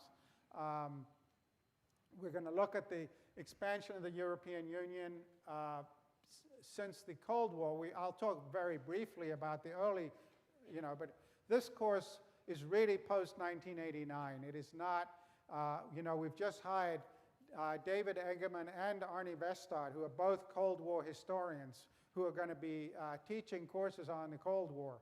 So if you really want to deal with the post-war Europe from or interwar Europe to the end of the Cold War, these are the guys who are going to be teaching that stuff going forward in Yale College. So I'm very consciously not doing that. I will talk about the way in which the European Union was formed, which has had a lot to do with its current troubles, but mostly I'm going to focus on since 1989. Yeah? Pardon? There are no sections in this course. This is why we have an hour and a quarter lecture rather than a 50-minute lecture. Yeah? The topics for the papers will be posted 2 weeks before the papers are due. And we will give I should say a couple of things about that. This is not a research course, so you can write a first-rate paper based on reading the material on this syllabus. You're not expected to go beyond the syllabus.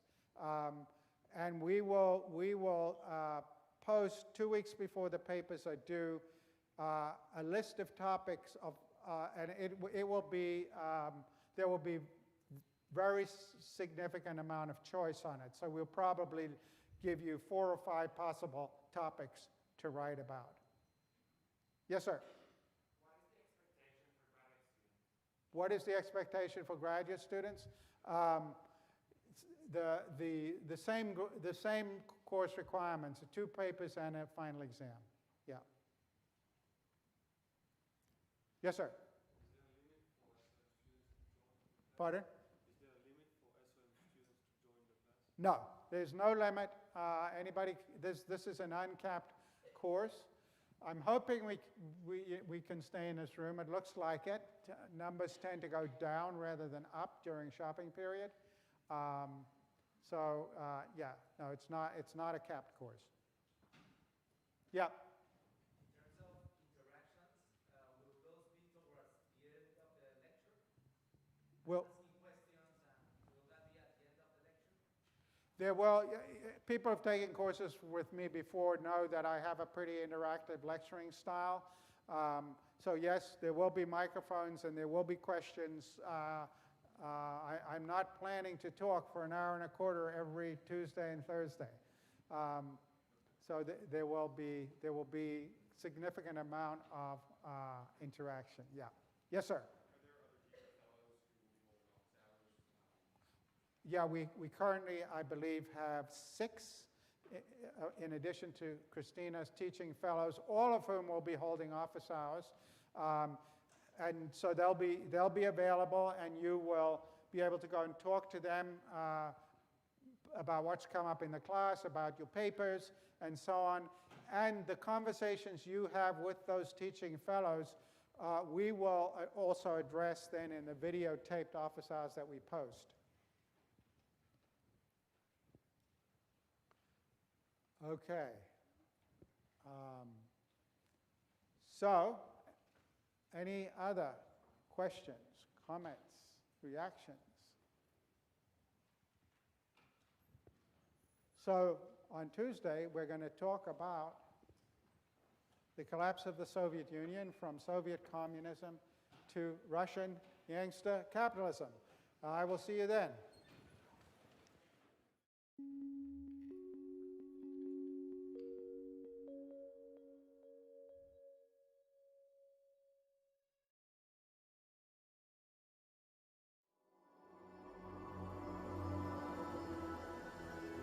Stanford University. All right, so let me just tell you a little bit about the origins of string theory. The origins of string theory really were in hadron physics. They did not have to do with quantum gravity. They had to do with protons, neutrons, mesons, particularly mesons. In fact, the theory was put forward at a time when it really wasn't even known that for sure, it was suspected, but it wasn't known for sure that protons and neutrons, mesons and so forth, had a quark content to them. It was suspected that a meson was a pair of quarks. The idea of gluons did not yet exist. The idea of gluons, well, in fact, it actually did. But nobody paid too much attention to it. Nambu had postulated something like it. But gluons were not part of the standard discussion of hadrons in, let's say, around 1969, 1968, 70. What was part of standard hadron physics was an interesting fact that the number of particle states was large. There was the proton and the neutron, of course. I'm not interested in the difference between proton and neutron. Just think of them as one thing, the nucleon. And then there was another particle which was very similar to the proton and neutron, had a little more spin and a little bit heavier mass. And then there was another one above that with a little bit heavier mass and a little bit larger spin.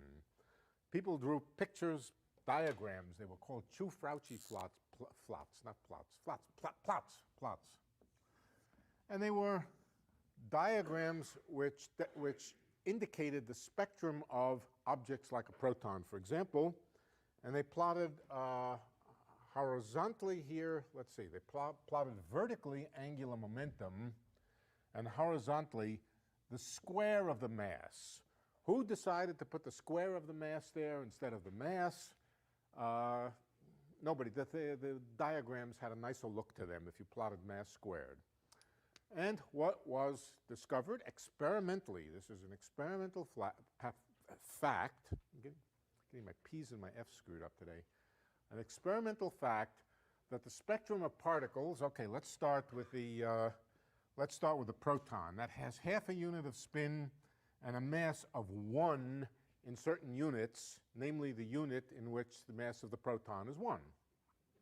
That's approximately 1 GeV. Incidentally, at that time, the GeV didn't exist. It was the BeV for billion. Now it's giga. Okay? And so the proton and the neutron were over here. A mass of 1, mass squared of 1, and an angular momentum of 1/2. Then there's another particle with angular momentum 3/2. These were fermions, and so their angular momentum is quantized in half integers. And so there was another one up here with a little bit bigger mass, another one, and another one.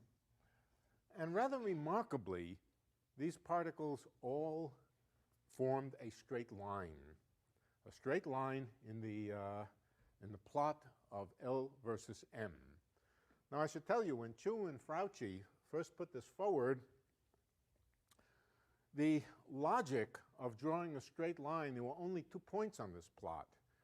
And they thought it was a theorem that through any 2 points you could draw a straight line. Well, it is a theorem, but these guys were not the smartest. Well, they were pretty smart, but and so they said, oh, there's 2 points. Let's draw a straight line through them. And miraculously, as experiment went on, the additional particles all landed on the same line. What? In M squared, yes, they actually said in M squared. They plotted it as a function of M squared and L and said 2 points, let's draw a straight line, and that worked out just fine. But I mean, that explains why M squared is the axis there, because they're hypothesizing L is proportional to M squared somehow. They were. Why did they postulate that instead of L proportional to M? They were lucky. They were lucky, or else they had some deep.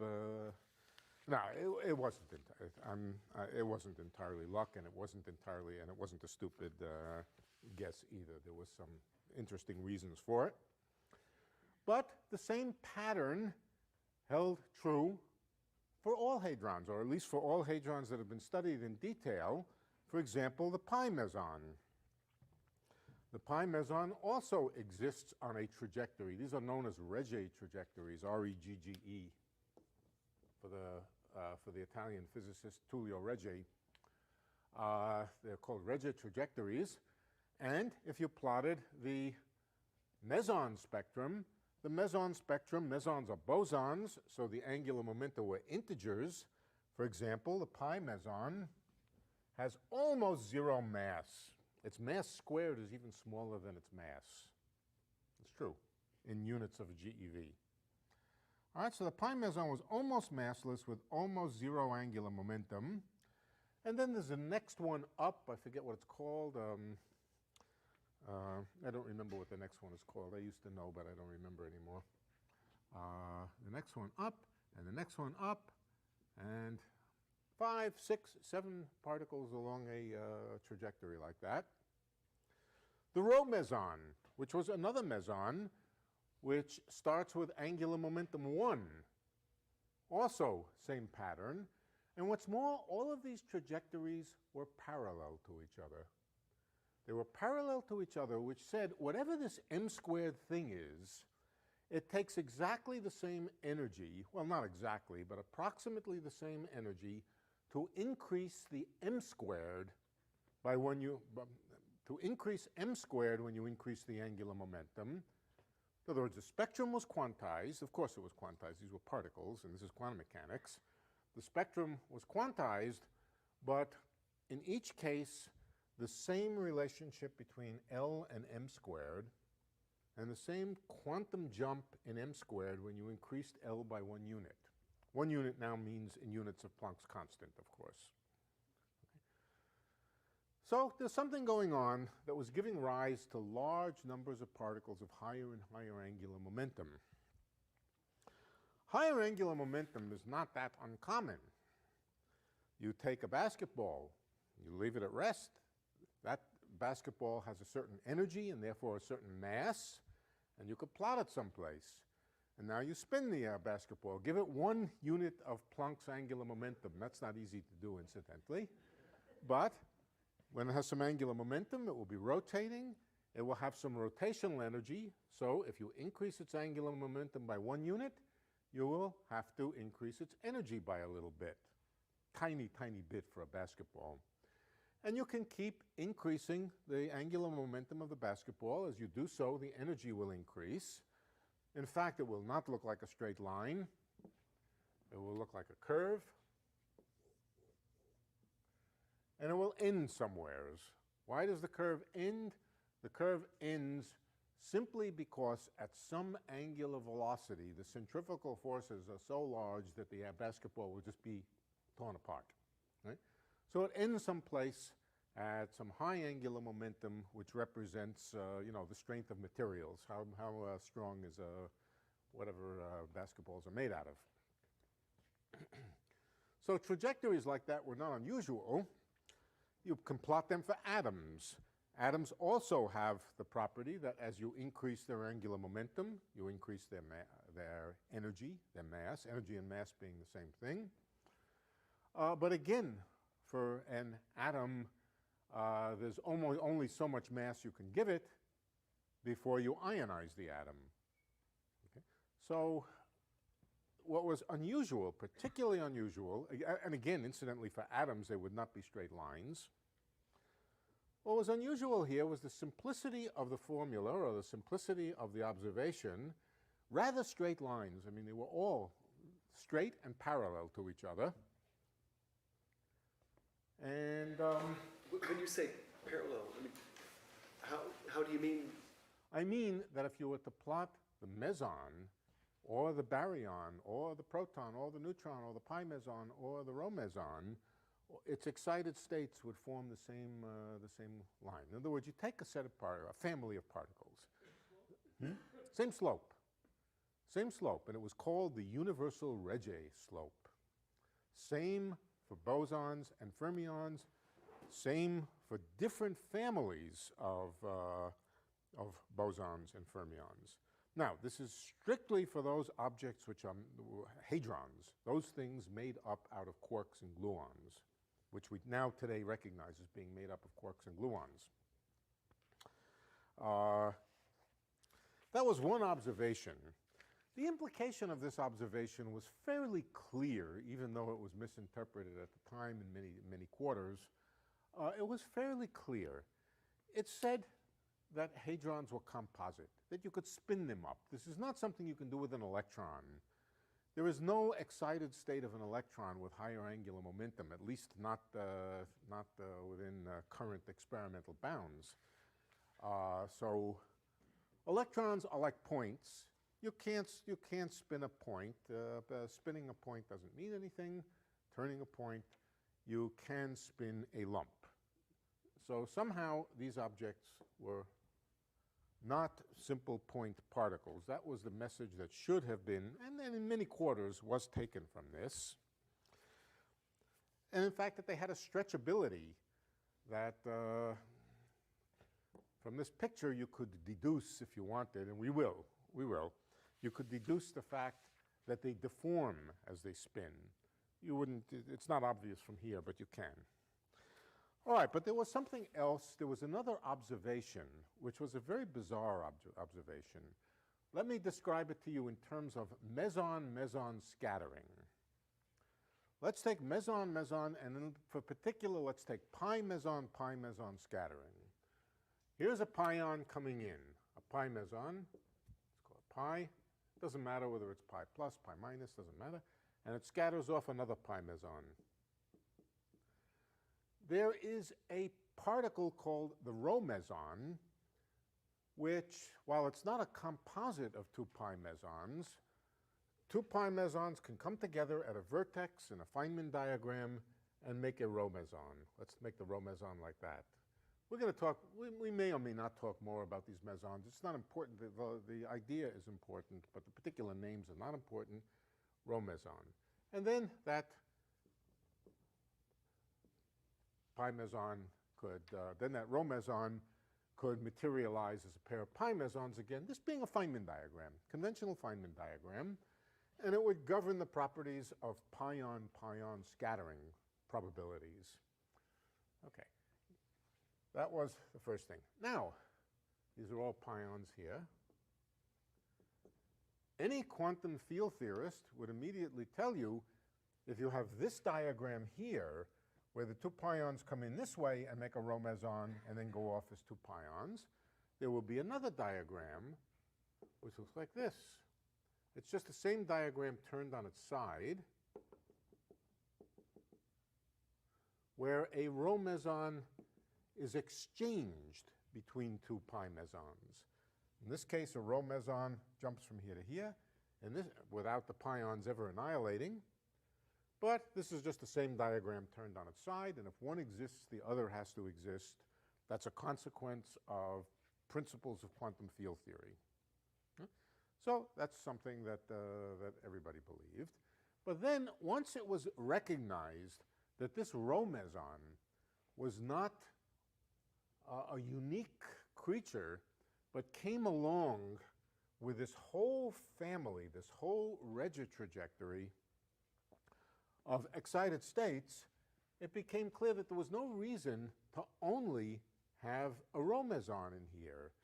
You could add together all the various, you could add pi mesons come in, form not the rho meson, but the next excited state of the rho meson, or the next excited state of the rho meson. And so actually when you draw this diagram, you're really committed to adding up the contribution of all the mesons along here. Likewise here, if you can exchange a rho meson, you can also exchange all the excited states. Well, there was something very, very suspicious, very, very peculiar when people numerically went to do this. They actually added up from known experimental data the contributions of the rho meson, the rho prime meson, the rho double prime meson, and so forth and so on. They did that, and they did the same thing for the exchange of the rho meson, and they found something rather remarkable. They found that to some approximation, the sum over all the rho mesons going this way gave rise to about the same thing as the sum over all the rho mesons and its partners going in the opposite, in the other channel, it was called. Okay.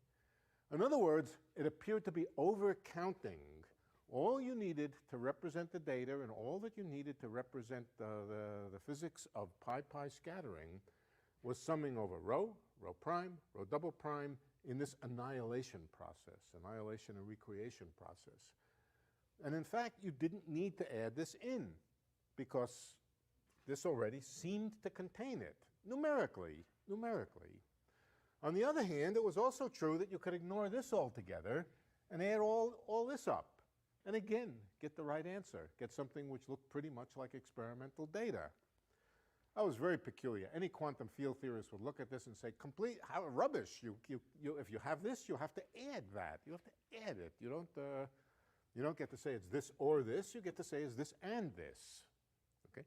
But peculiarly, when you added up all these contributions, it simply gave you for free the effects of another diagram here. For that reason, I and other people began to draw diagrams which looked not so much like Feynman diagrams, but which looked more like this.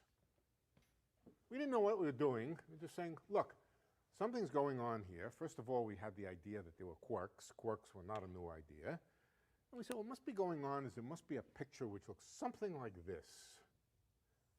Replacing the Feynman diagram, this would be a quark, this would be an anti-quark, this would be a quark going this way, an anti-quark going this way, and likewise over here. We drew diagrams like that. Now, it took some time for us to think about filling in what goes on in here. We just drew pictures like this, and we said, look at this. If you think about somehow what's going on has a topology, let's call it a topology, which looks like this, then look, if you cut it this way, if you imagine slicing it in an instant of time, time is running upward, of course, in all pictures, Feynman diagrams, time we're allowing to run upward. If you slice this right through the middle, then you see something that looks like a Feynman diagram in which two particles come together and join and make another particle. If we think of particles as pairs of quarks, then this figure here can represent a picture like this. On the other hand, if we take that same picture and slice it this way, it looks like a picture in which something is jumping across. Slice it the other way, it looks like these two particles produced a thing which jumped from this side to this side. So this was kind of the origin of pictures. One more ingredient was added. It was just added for fun. Just a curious question. If there are these quarks, what's holding those quarks together? Well, maybe it's something in here. These are space-time diagrams, of course. Maybe something is bridging between the quarks. And if so, then when you slice through these diagrams, then what you would see is two quarks with something bridging between them.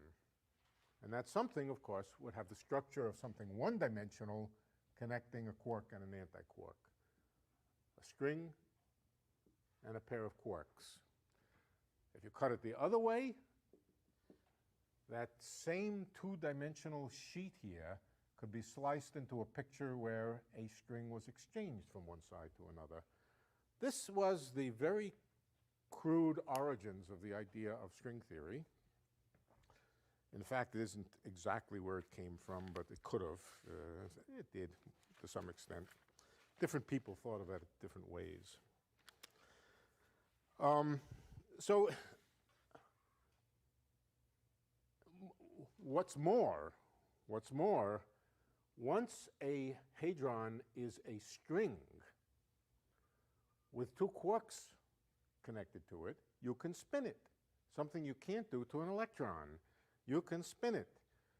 You can try to calculate, with some assumptions about the nature of the material forming the string, its elasticity, its various properties. You can start asking how the energy of it What kind of energy is there, incidentally?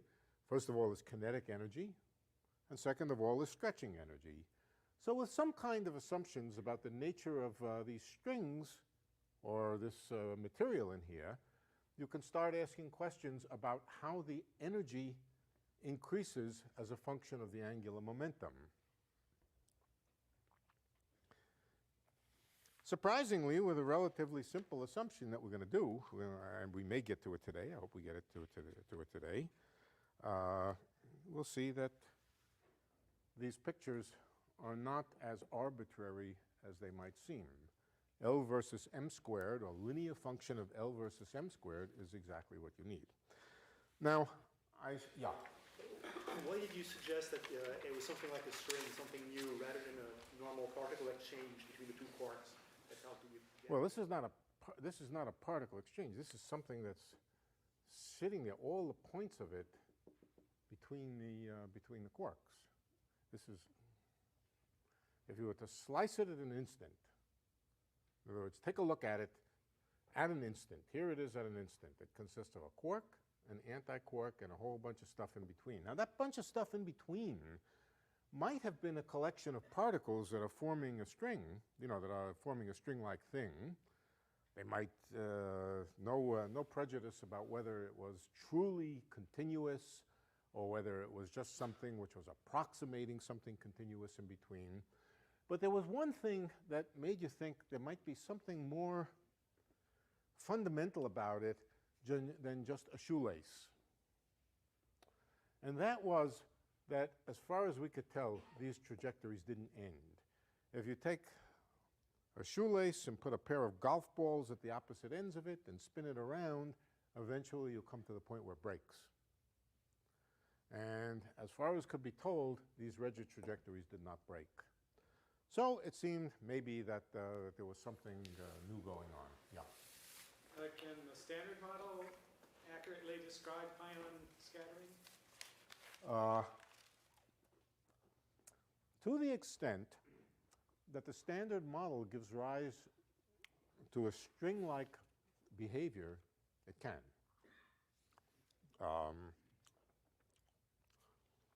Yeah, the standard model can describe a great deal about pion scattering these days, yeah.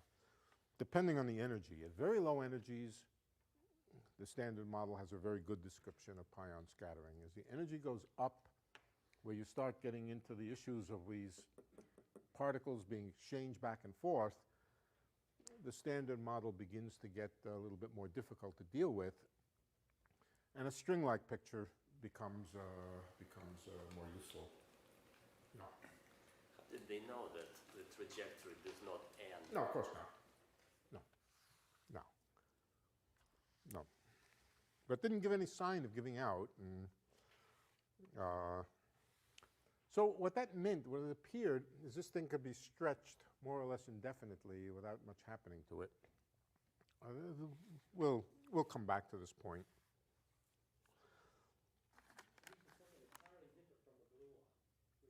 Well, in fact, they're not entirely different than gluons.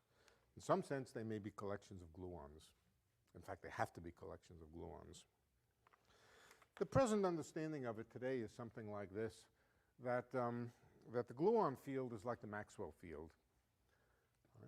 All right? The quarks, you asked me about bar magnets. Okay, so the quarks are like poles of the north pole and south pole of a bar magnet.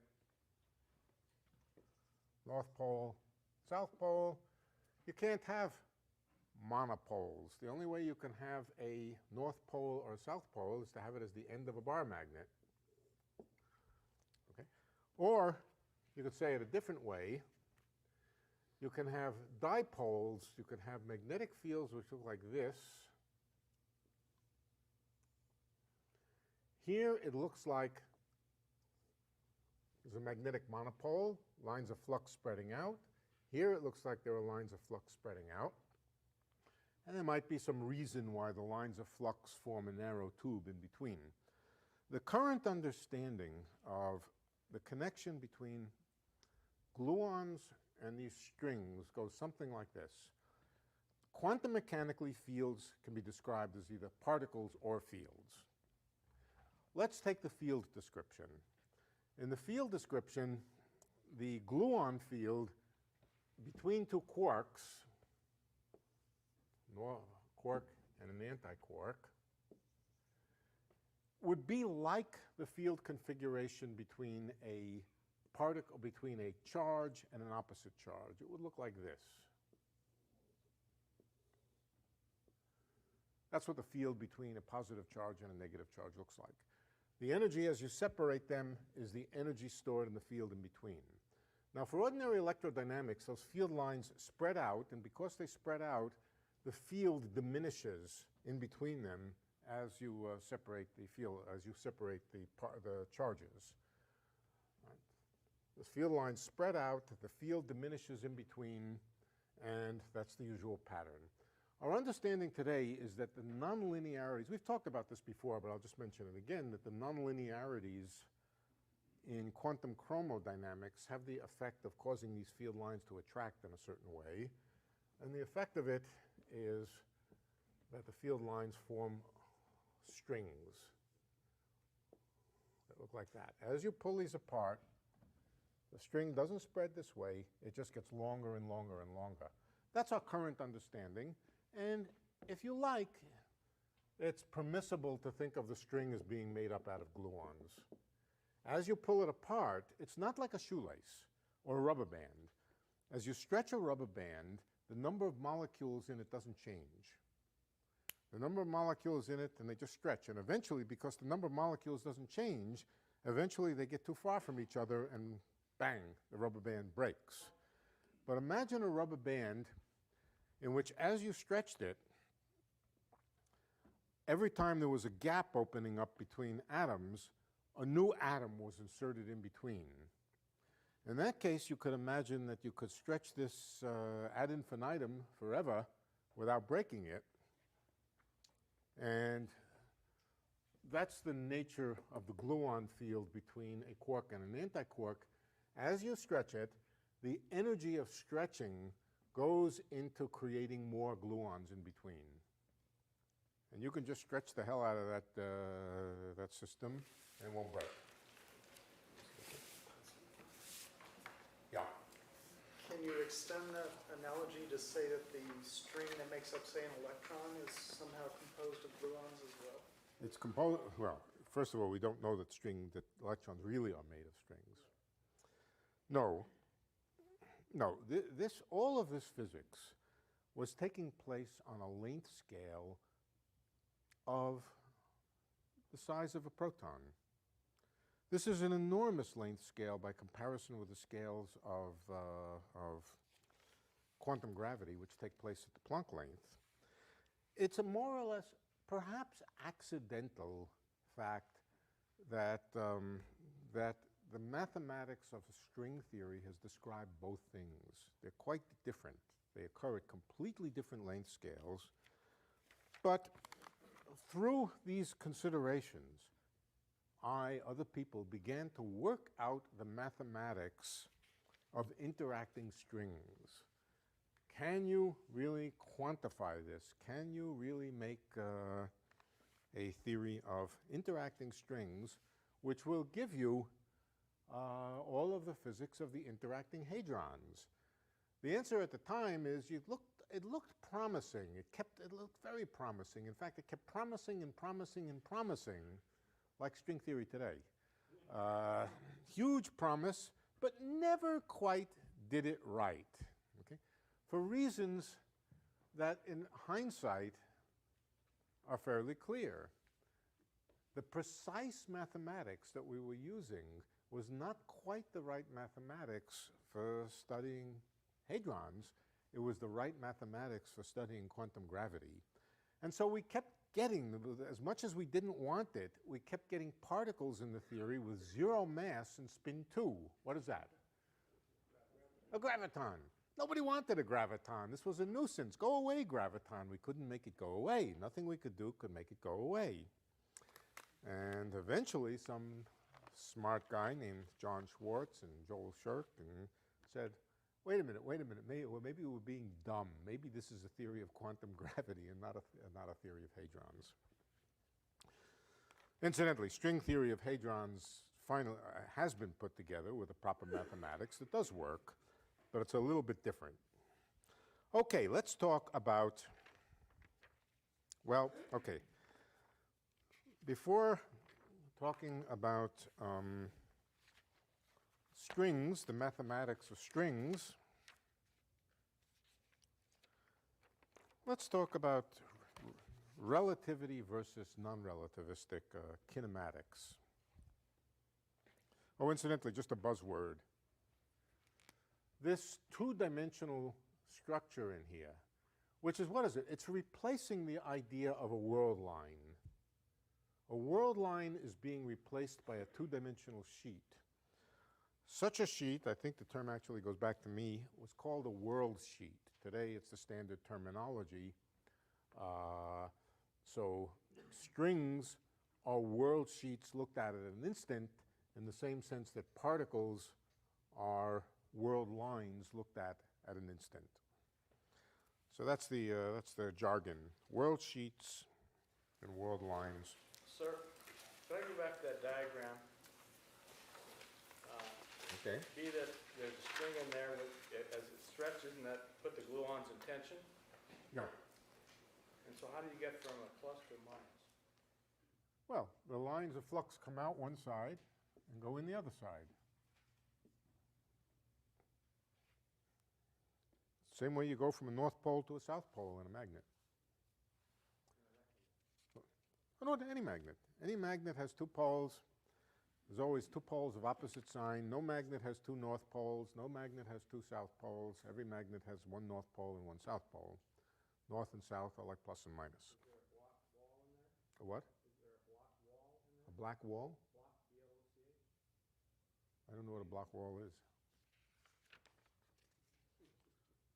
Despite the fact that I'm the Felix Bloch Professor of Physics, I don't know.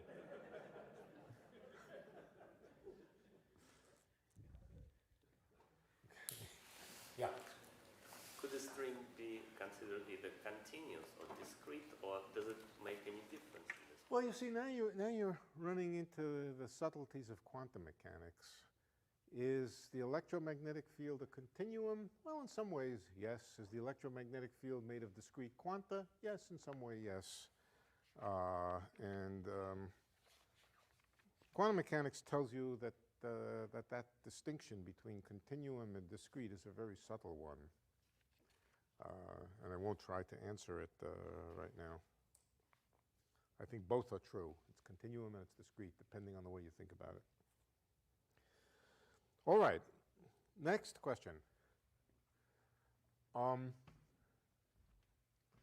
Non-relativistic versus relativistic kinematics, or kinematics, or simple ideas about particles, energy, momentum, the symmetries of motion, on the face of it, relativistic and non-relativistic physics look very, very different. Of course, we know that they're connected to each other, but let's quantify or discuss that difference. Yes, yes. Michael, you can always ask your question. As long as you keep bringing me cookies. String being a point in time at the world sheet. Yeah. Okay. If you change the angle of that cross-section of space-time, do you still describe what you get as something like a string? Yes, yes. The Lorentz transformation of what you're talking about is the Lorentz transformation, of course. The Lorentz transformation is a moving string, but it's still a string. Absolutely. Right. So if you were to consider a frame in which simultaneity was this line here, you would still be seeing a string, but you would be seeing a string in motion, as opposed to standing still. Right. When I say standing still, incidentally, I mean the center of mass of it standing still. Strings wiggle a lot. They've got a lot of tension and they vibrate a lot, so they don't stand still. But the center of mass can stand still. All right, let's come now to the issue of relativity versus non-relativity. How do you describe a relativistic string? Well, that's awfully complicated describing anything relativistically is complicated. For example, let's begin with the energy of a particle. The energy of a particle, non-relativistically, point particle, is p squared over 2m. Momentum squared, depending on the number of dimensions, we would have to add up the various components of momentum, divided by twice the mass. That's a nice simple algebraic quantity. The square of a function is easy to compute, and so forth. You might add to this a constant. And the constant you would think of as the binding energy or just the energy of the particle because it's there. So you might put something else there. Let's call it B, the energy that it takes to assemble a particle, whatever it is. The characteristic of it is that it does not depend on the state of motion. It doesn't depend on P. In a relativistic theory, there's a natural candidate for what this B is. It's the energy of a thing when P is equal to 0, right? I mean, relativity or not relativity, it's the energy of the particle at rest. What do we, in the special theory of relativity, what do we put there? MC squared, of course. So there's a natural thing to put there, which would be MC squared, but let's just think of it as a additive constant, and it's constant only insofar as it does not depend on P. It might vary from different kind of particle to different kind of particle. It could be the binding energy holding together an atom. It could be whatever, but it doesn't depend on the overall motion. And for many purposes, you can just drop this because it's always there, and energy differences don't depend on it. So P squared over 2m. And P squared over 2m is terribly easy to manipulate. It's just a thing that it's just quadratic. Of course, if you have many particles in a system, then what you do is you add up the energy, if they're not interacting, and you also add up the internal binding energy, internal energy you could call it. You add them all up. Again, this doesn't matter because energy differences are insensitive to it. Now, how do we get this from relativity? Let's remind ourselves what the formula for the energy of a particle is. The energy of a particle, this is E. All right, in relativity, it's equal to the square root of p squared plus m squared. It's, of course, I'm going to correct this in a minute, but it's, of course, equal to the sum over all the particles. Let's just write it as E equals the sum over all the particles in the system of p squared plus m squared, where p squared is px squared plus py squared plus pz squared, or however many dimensions we wish to take into account. Well, why take into account? However many dimensions are appropriate to the problem. So this would be pi and mi for the ith particle, and also x, y, and z, and whatever else. Okay. How do we go from here to here? Well, first of all, I left something out. I left out c to the fourth, that's the fourth power of the speed of light, and m squared, c squared here. As soon as I finish this one little demonstration, I'm going to set c equal to 1. Maybe 4 and 2 are switch. Yeah. 4 and 2 are switch? Yeah. Do I have it wrong? You're right, sorry. mc squared, yeah, c to the fourth, very good. C squared, p squared, c squared, m squared, c to the fourth. Good. Boy, I would have been in trouble. Okay. The non-relativistic limit is appropriate for problems where a particle is moving very slowly, which means its momentum is very small, and in particular in which p squared c squared is much smaller than m squared c to the fourth. Under those circumstances, you can take the square root of p squared plus m squared and write it first in the form m squared c to the fourth times 1 plus p squared c squared over m squared c to the fourth. You can factor out of the square root the m squared c to the fourth, and that gives you mc squared on the outside. That's a good sign. But with a correction. And the correction is this over here. What do you do with it? you expand out the square root. You use the formula that the square root of 1 plus a small quantity is 1 plus the small quantity divided by 2. Square root of 1 plus a small quantity is equal to the 1 plus the small quantity over 2. That's an approximation, of course. It's not exact, but as the small quantity gets smaller and smaller, it becomes better and better. So what do you get? You get mc squared plus p squared c squared over mc squared mc to the 4th divided by 2, all times mc squared here. Okay, so let's see what cancels. mc squared, that's familiar. That's the relativistic rest energy. But this here has 4 powers of c in the numerator, 4 powers of c in the denominator. C goes away.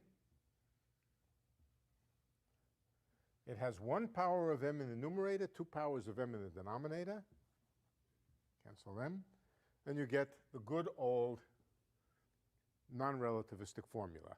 But it's an approximation. It's an approximation. And when is it good? It's good when all particles are moving slowly.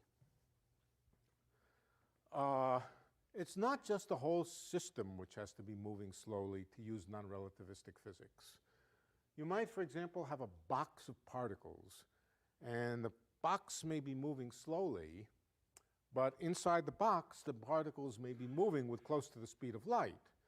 You cannot use pure non-relativistic physics for all of these particles because they have relative motions which are up near the speed of light. So strictly speaking, the non-relativistic limit is a good thing to do when all of the particles are moving slowly, and it is an approximation. Now, there's another sense in which non-relativistic physics is an exact description of relativistic physics. So I'm going to show you this. This is something that goes back a long ways in particle physics. When I worked on it in 1968 or 67 or sometime, it was called the infinite momentum frame. Now it's called the light cone frame. So if you look up a light cone frame, you will see these things described. Okay, but it's easy. It's easy. If I don't want to do it in enormous generality, it's easy. And here's what the trick is. Instead of thinking of a system in its rest frame, when we said, or near the rest frame, in other words, a frame in which every momentum is slow, we're going to do a different trick. We're going to look at it from the point of view of a frame where everything, the entire system, has been boosted up to have huge momentum along one axis. In other words, boosted up so that it's moving down the z-axis. Let's take that to be the z-axis, so that it has humongously large momentum along the z-axis. There's no loss in generality there. We can take any system and just boost it so that it's along the z-axis, and then rewrite what this formula looks like. Okay, so I'm going to, I'm going to set C equal to 1 now. I'm not going to bother keeping C.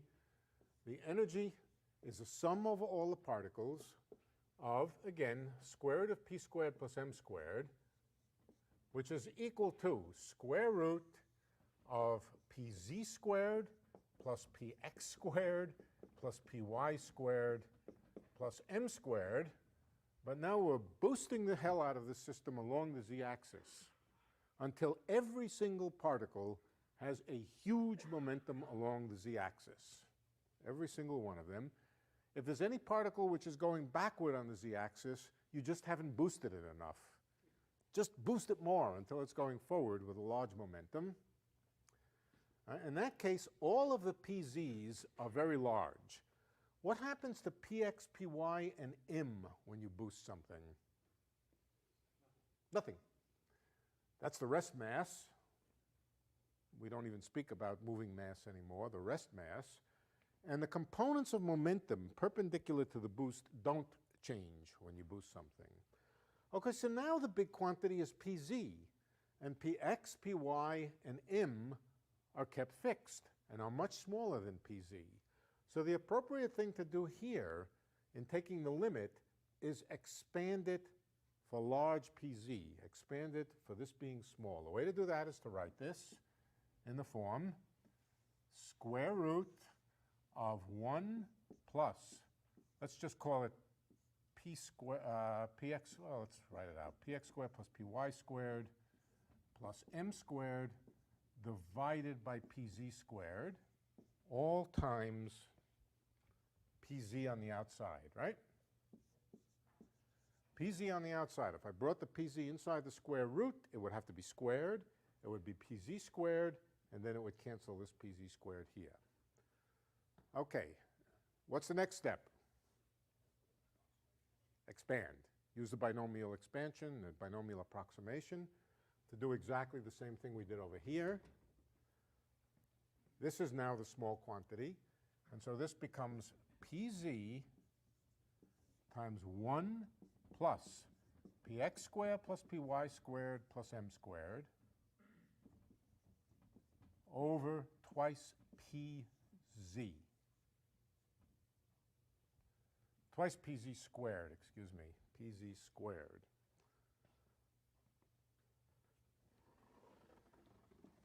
Or to summarize it all, the energy is the sum over all the particles of pz of the ith particle plus the sum of, let's call it p, p will now stand for px and py. Let's use little p. Little p stands for px and py. Little p squared over twice big pz plus m squared over twice big pz. No. No. There was a pz up here and a pz squared down here. Okay? Good. I don't need to put brackets in. Okay, first observation. If we believe in momentum conservation, which we do in this class, if we believe in momentum conservation, then first of all, this is just the total momentum of the system. The first term here is the total z component of momentum going down the z-axis. It's huge, very large, but it's a constant. It's a constant, and as various things go on in this system, the total momentum never changes. If you have a constant term in the energy which doesn't change in any way during the course of a constant additive thing, adding it to the energy or subtracting it from the energy doesn't do anything.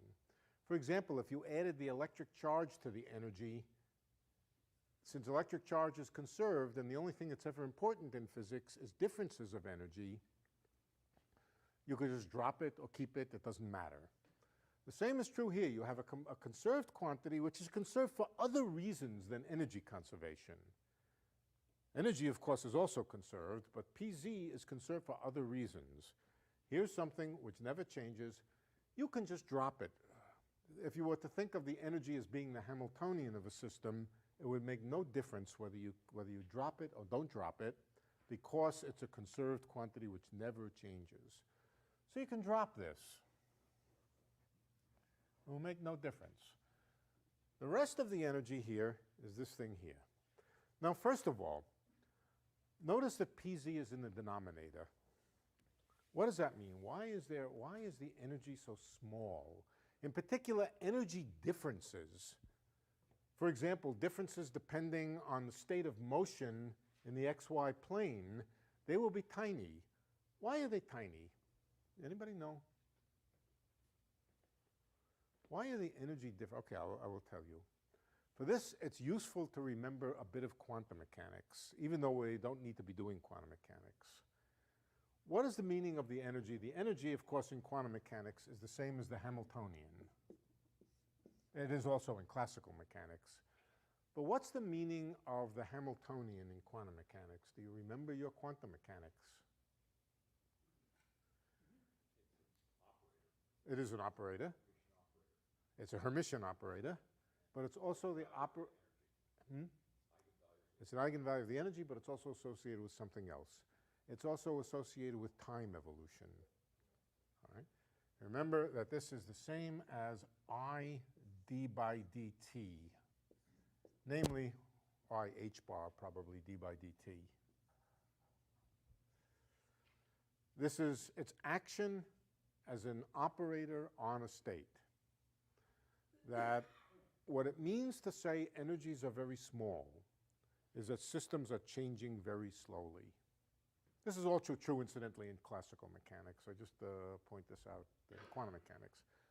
If the energies of a system are very, very small, it means changes take place very, very slowly. The smaller the energy, if the energy scales with some 1 over pz here, it means that the larger that pz is, the slower things take place in the system. What's going on here? Very simple. It's time dilation. The more you boost the system up to higher and higher momentum, in your reference frame, the slower things take place. Okay, that's interesting, but of course, we have all the time in the world. A system moving, we can wait as long as we like to see things take place. If we're trying to make a theory of radioactive decay, sure, boosting it up will make the radioactive decay go slower, but we can rescale that out. We can say instead of working on a scale of microseconds, we'll work on a scale of millions of years, and we'll also see the nucleus decay. Everything just has to be rescaled. So this 1 over pz there, the total, this is the 1 over pz, this is incidentally for the ith particle, and we add them all up. So the fact that all the pz's get large, incidentally, in fixed proportion, they all get large in fixed proportion, that said the energy got small, and that's a completely expected phenomenon. Apart from that, if we rescale all the pz's, ignore the fact that they get big, or just rescale the evolution of the system, this Hamiltonian, or this expression for energy, really does look like the non-relativistic expression with respect to the motion in the xy plane. For the motion in the xy plane, the energy is proportional to the square of the xy momentum, just as it is for the non-relativistic particle. But notice that the role of the mass of the particle in this non-relativistic analogy is not the rest mass. It's the momentum along the z-axis. What this means, what is mass? Mass is inertia, right? It got to do with the difficulty of deflecting something. What this is saying is that the momentum along the z-axis is functioning as a kind of inertia with respect to forces in the perpendicular direction. And the whole thing is looking very, very much like, if we think of pz as a constant, then all this is the non-relativistic formula for the energy of a two-dimensional particle now. Notice we now have only 2 dimensions of motion. And what about this term over here? How should we interpret that? Again, remember that we think of pz as being independent of the state of motion, at least the 2-dimensional motion. So with respect to this 2-dimensional analogy between relativistic and non-relativistic physics, it's an analogy between relativistic physics and 2-dimensional motion, in which pz plays the role of the mass. And how about this object over here? It plays the role of the binding energy. Does it have the right properties to be a binding energy? The only thing about a binding energy is that it should be independent of the state of motion. It should not depend on, this does not depend on the 2-dimensional motion. So this is kind of interesting, and it's not only interesting, it's incredibly useful in studying particle dynamics, and absolutely central to studying strings, is that in a very precise and exact way, the motion of a relativistic system, when it's boosted up to enormously large momentum, behaves completely non-relativistically with respect to the motion in the plane perpendicular to the boost. Okay?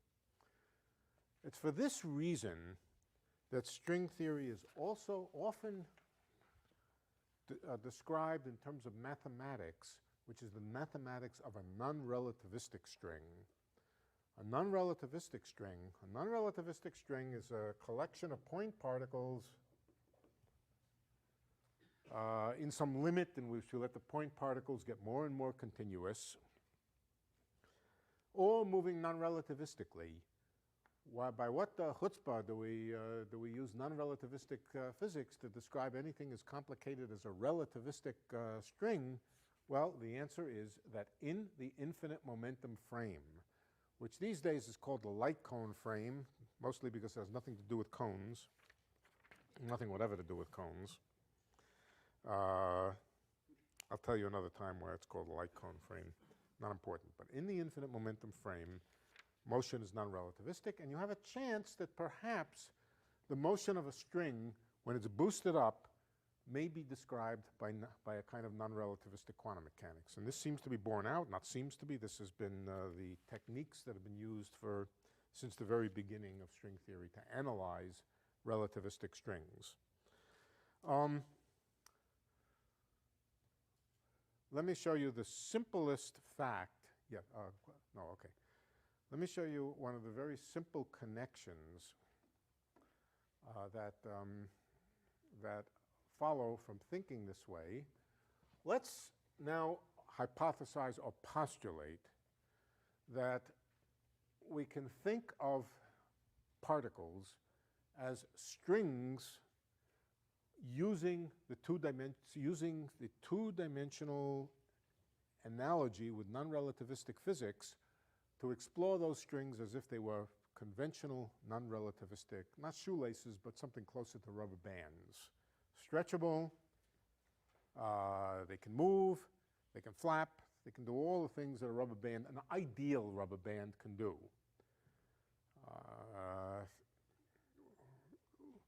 What's the mathematical description of a two-dimensional rubber band which is moving around in 2 dimensions? Okay. Let's take our rubber band to be an open rubber band. That means somebody took a scissor, cut it, and opened it up. Let's begin with open strings. Open strings mean strings with 2 ends. There may or may not be something interesting attached to the ends, but we're interested more in the strings.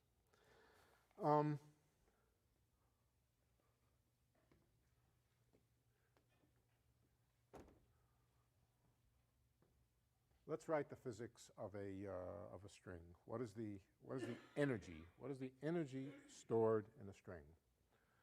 All right, we can think of the string as a collection of points. Point particles, which later on we will take limits. One of the things we will do when we take a limit is we'll let the mass of each point go to 0. That's because we're going to have the whole string has a finite mass. We're going to think of it as being a collection of a virtual infinity of point masses. It had better be that in taking the limit, we let the mass of each point go to 0. All right, but what's the energy of this? The energy is going to be proportional to the kinetic energy.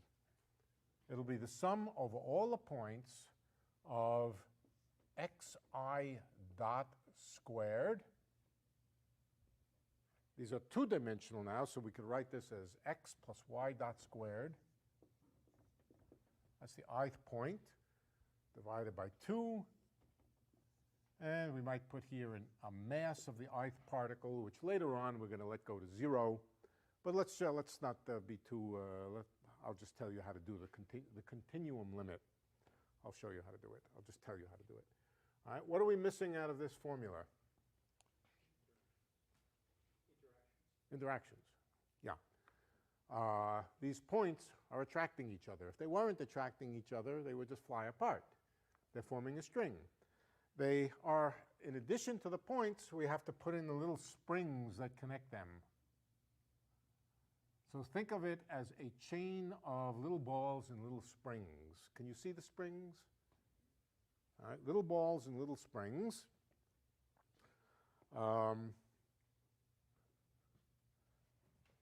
Let's just call this x sub I squared. X sub I squared now stands for x dot squared plus y dot squared.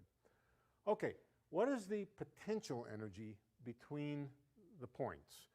The potential energy is a sum also over all neighboring pairs. So there's another sum over I here. There's a spring constant. Let's just call it K. All the mass points have the same mass. There's a spring constant there. And what is the potential energy between a pair of points? It'll be proportional to the distance between them, xi minus xi plus 1 squared. Probably a 2 there. This is Hooke's law. This is Hooke's law. The energy stored in a stretched spring is proportional to the distance of stretching squared. That's the Hooke's law formula for the... Now, what happens when you go to the continuum limit? In other words, you let the points get denser and denser and denser, more and more of them. You have to do two things. You have to let the mass of each one go to 0, and you have to also let the spring constant, what it is, you want the spring constant to get big or small? Big. Big. Can you know why? Supposing you take a rubber band, and you take a rubber band, a big long piece of rubber band, and you stretch it. It's easy to stretch. Now take 2 points very close to each other and try to stretch them that same distance. Much harder, okay? So the spring constant gets big and the mass gets small, but in the end what you get, just take it from me, what you get is of course an integral replacing the sum. The integral is over a parameter along the string. You have to introduce a mathematical parameter along the string. We can call that parameter, we'll give it a name, sigma. Sigma goes from one end of the string where we can arbitrarily say it's 0. So sigma is 0 at this end. And at the other end, we can arbitrarily say sigma is equal to pi. I could have taken it to be 1. I could have taken it to be 7. It doesn't matter. It will be useful to call it pi. The reason is later on we're going to study closed strings, which go all the ways around in a loop, and it's nice to say they go from 0 to 2 pi. That's all. But they go from 0 to pi. So this sum over the mass points is going to be an integral from 0 to pi d sigma. This is adding them all up. And we're going to have the kinetic energy of the little element of string at point sigma. Continuous string now. We take a little element at point sigma. We take its velocity squared and divide by 2. And what about this term over here? I've chosen the mass to go in the appropriate way. I'm dropping the mass here. By the time you're finished, you can absorb the mass into something else. Doesn't matter what. It's just x dot squared. It's clearly kinetic energy. All right, what about this term here? What's that going to look like? How about xi minus xi plus 1? What should you replace that with? Derivative. Derivative. This is like the derivative of x with respect to sigma squared. So the other term here will be derivative of x with respect to sigma. This is derivative of x with respect to time.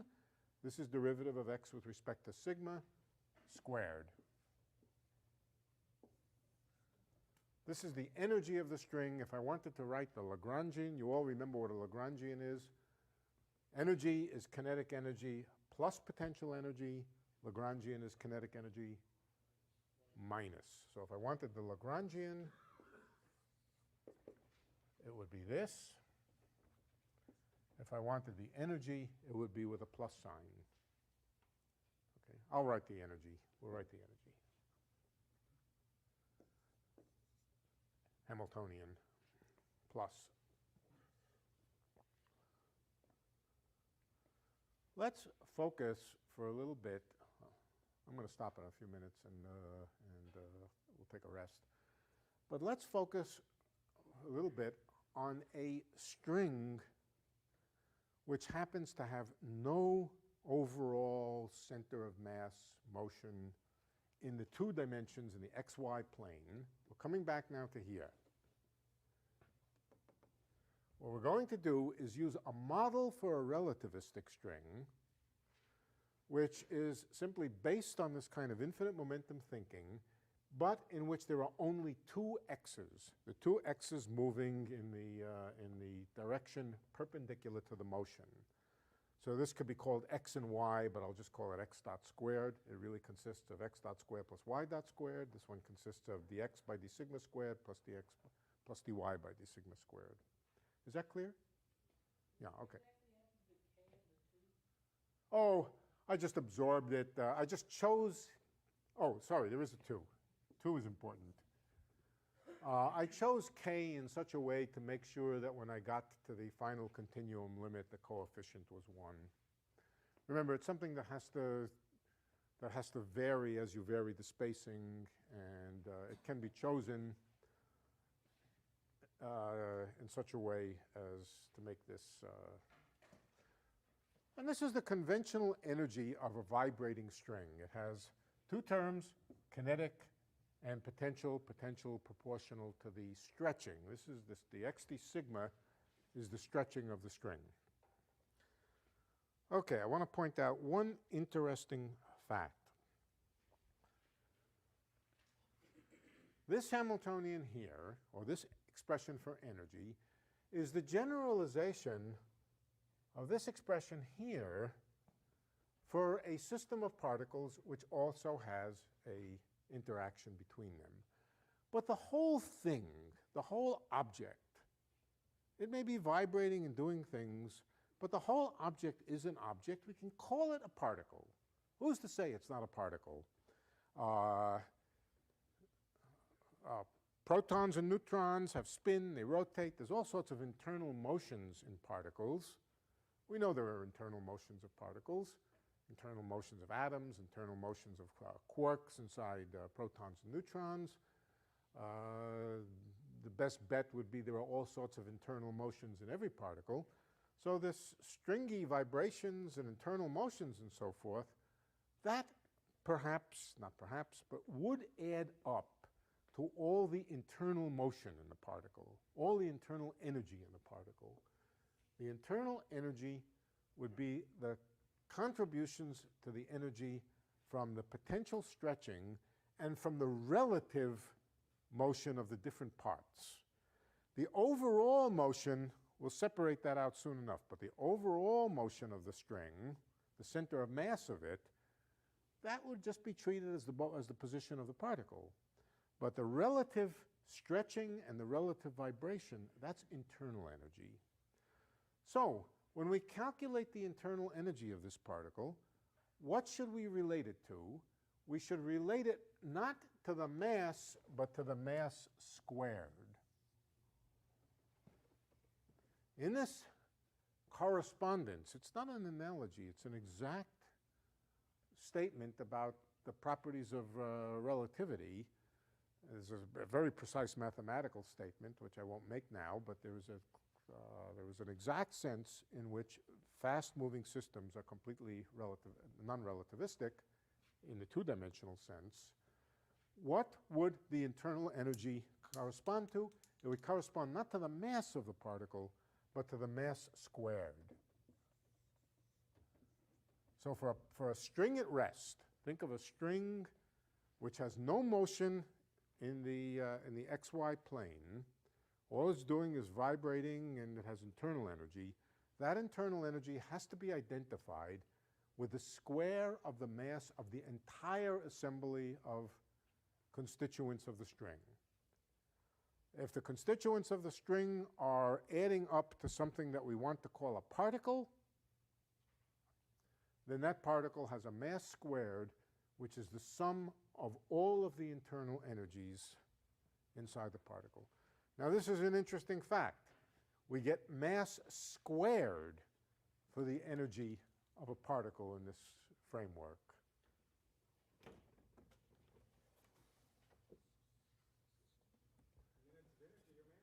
Hmm?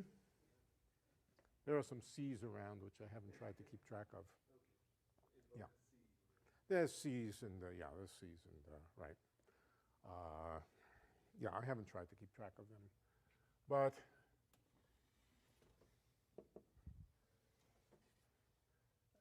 this connection was something I knew that nobody else knew at the time. I had worked on both these things. So this is interesting. This is exciting. Another fact. Another fact is that a string is not so different than a spring. If you look at the spectrum of energies of a string, it's quantized in pretty much the same way. We're going to do the quantization of it carefully, but the basic fact about the quantization of it is that the string is a collection of springs, and springs have quantized energy. And what's the formula for the energy of a quantum mechanical oscillator? An integer multiple of something. Each time you increase the energy of a spring or a string, the internal energy, by 1 unit, it increases the mass squared by 1 unit. Increases the mass squared by 1 unit. A quick question? Yeah. The energy is m squared.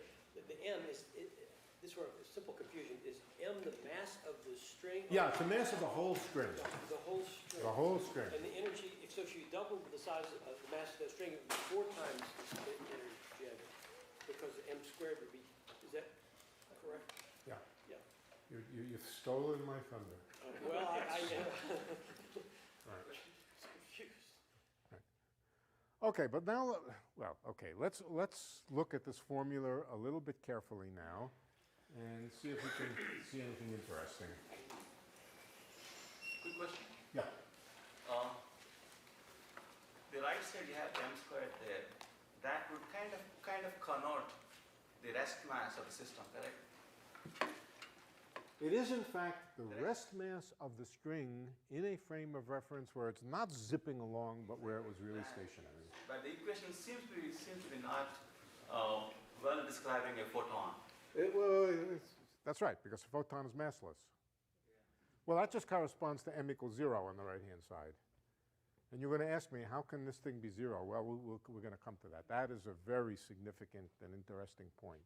We're going to come to it. For the moment, it's just the mass of the entire string, including its internal energy, including its stretching energy, all of the energies that you would normally add up to find mc squared, to find the rest mass. That's what this is here. Okay? It's just a... yeah. Before we go further, this is just classical mechanics and relativity applied so far. We haven't invented any other... We haven't introduced quantum mechanics yet. Do things like that. Nope. Okay. But if we did introduce quantum mechanics, we would know that this string would have quantized energy levels and therefore quantized mass squares. Right? In fact, if we increase the angular momentum by 1 quantum, then the quantized energy, the quantum of energy that would be introduced would be a quantum of m squared, not a quantum of m. Right? So.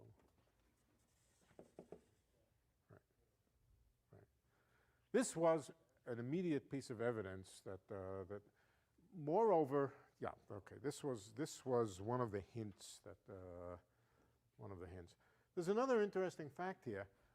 Supposing you took a string which was not moving but which you stretched out to a certain length, okay? How much energy would it have? Well, then all of its energy would be potential energy, not kinetic energy. Let's calculate what it would be. How big is the XD sigma? Well, if you stretched it out uniformly, then the change in x along the length of it would just be the length of the string. L would just be, we're stretching it out to a physical distance L. We stretch it out to a physical distance L over a distance from 0 to pi, right? All right, so the derivative of x with respect to sigma would be something like L divided by pi. I don't care about the pi's right now. They're not what's interesting. Dx by d sigma would just be proportional to the length of the string. Okay? If you stretched it out by distance L and divided it by the range of sigma from 0 to pi, that would give you dx by d sigma. And so we can say that dx by d sigma is proportional to the length of the string. And dx by d sigma squared would just be the square of the length of the string, right? This is Hooke's law. This is Hooke's law for a string. If you stretch it out to distance L, the energy stored in it non-relativistically will be L squared. But that's what has to equal the mass squared. Now we know something interesting about the energetics of this string if we were to study it in the rest frame. In the rest frame of the string, the energy of the string is the mass. We got from mass to mass squared by boosting the string. But if we went back now and we said, look, wait a minute, we know E equals mc squared. That's rest mass. What is the rest mass of this string? And the answer is that the rest mass is proportional to, this is a proportionality factor, proportional to its length. In other words, this string has the property that the energy, if you think about it in its rest frame, if you stretch it out to distance L, it will have an energy which will grow with L and be proportional to L. In the rest frame, it doesn't look like a Hooke's law string at all. It looks like a different kind of string whose energy is proportional to its length.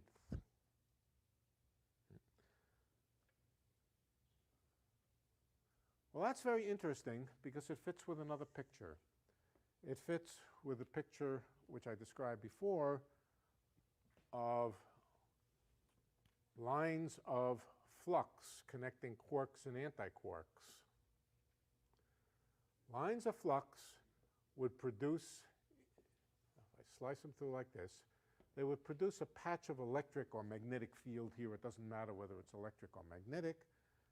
Lines of flux in a tube like this would produce a magnetic or an electric field in here. Electric fields have energy, and the energy density in them depends on the field. The energy density along this long tube of flux would be uniform. If the number of flux lines passing through this little area is the same as the number passing through this little area and so forth, the field strength would be uniform along this tube of flux here. This is, in fact, a property of tubes of magnetic flux and superconductors and so forth. In superconductors, you don't have, of course, monopoles in superconductors, but you can have long lines of magnetic flux, and they have the property that the magnetic field is uniform along them, and therefore the energy density is uniform along them. That means that the energy is proportional to their length. This is a common thing in field theory and condensed matter physics and a variety of different contexts where field energy in a field forming a long string is proportional to the length of the string, not the length squared. It's a different kind of string. Another way to think about it is that the string is made up of a lot of little particles, but as you pull on it and separate the distances here, new particles form in between so as to keep the number of particles per unit length fixed. That's another way to think about these long flux lines, that they're uniform along their length, and as you pull them apart, more particles form to fill the gaps. Then, in that situation, it would also be true that the energy per unit length would be fixed, and the energy would be proportional to the length. This is, by now, actually an experimental fact about hadrons, that you can spin them up, you can stretch them, and they have the property that the energy per unit length is fixed. They have it's called the string tension. The string tension is a constant. That would not be the case in an ordinary Hooke's law if you stretch them. But this is the picture in the rest frame. In the rest frame, the energy of the string is proportional to its length. In the infinite momentum frame, where the physics is all non-relativistic, the energy is proportional to the square of the length, like Hooke's law. So these two kinds of strings, Hooke's law and flux tube, are related to each other. In some sense, they're just the same object being described in two different reference frames, one at rest and one... Amplify that. If you had an ordinary rubber band and it was vibrating with almost relativistic speeds in one... No. Wait. Ordinary rubber bands, if they vibrate with relativistic speed, we haven't got the vaguest idea how to describe them. We don't want to do that. No. We've made an indirect deduction. We've made an indirect deduction. First half of the deduction was, in the infinite momentum frame, everything is non-relativistic, at least in two dimensions. We use that to discover the fact that the stretched energy of a string, which is L squared, because it's described non-relativistically like a Hooke's law spring, is L squared. That is to be related to m squared. Indirectly from that, we conclude that if we were in the rest frame, the energy of the string would be proportional to its length. And that's interesting because there's a wide variety of interesting string-like objects that occur in field theory, not made out of atoms, but made out of field configurations, which have exactly the same property.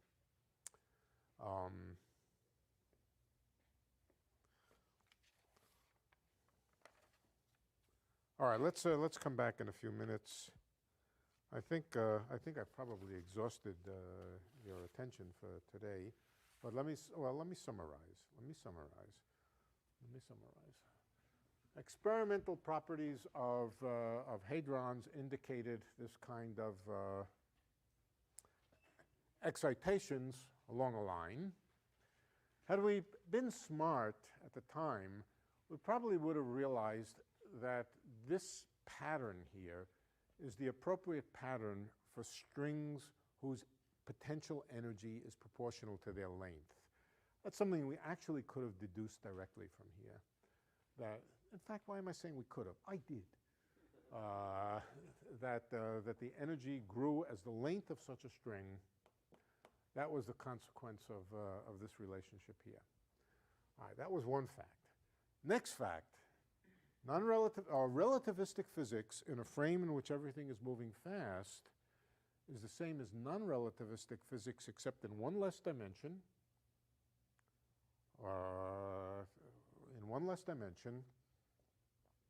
And so we can try to build a simple theory of relativistic strings by going to such a frame and just using non-relativistic physics, but in one less dimension.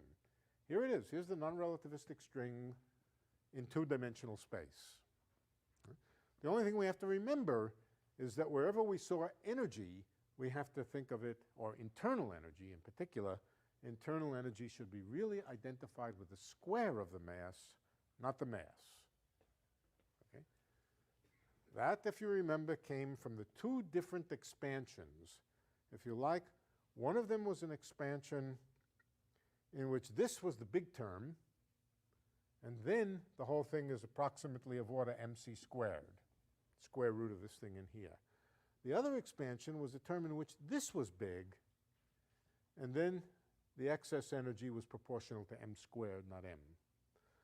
So when you do that, and you go through this little exercise, your conclusion is that the Hooke's law energy of the effective non-relativistic string should be identified with a mass squared, which indirectly tells you that the rest mass of the string is proportional to its length. And finally, there are lots and lots of field theory and condensed matter systems which have the same property.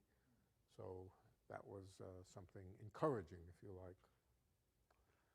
Okay, let's take a rest, and then we can come back and either ask some questions or... I don't think I'll discuss the quantization of a string today. The quantization is easy. We've done most of the things that are necessary to figure it out. It's just a collection of harmonic oscillators.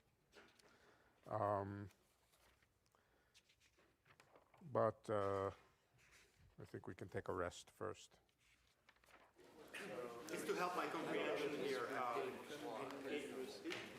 it seems you start with a classic string, then you boost the hell out of it in the z direction. You basically do a Lorentz transform. Shouldn't you get the same physics when you go back? Shouldn't you get back the physics that you started with? You do.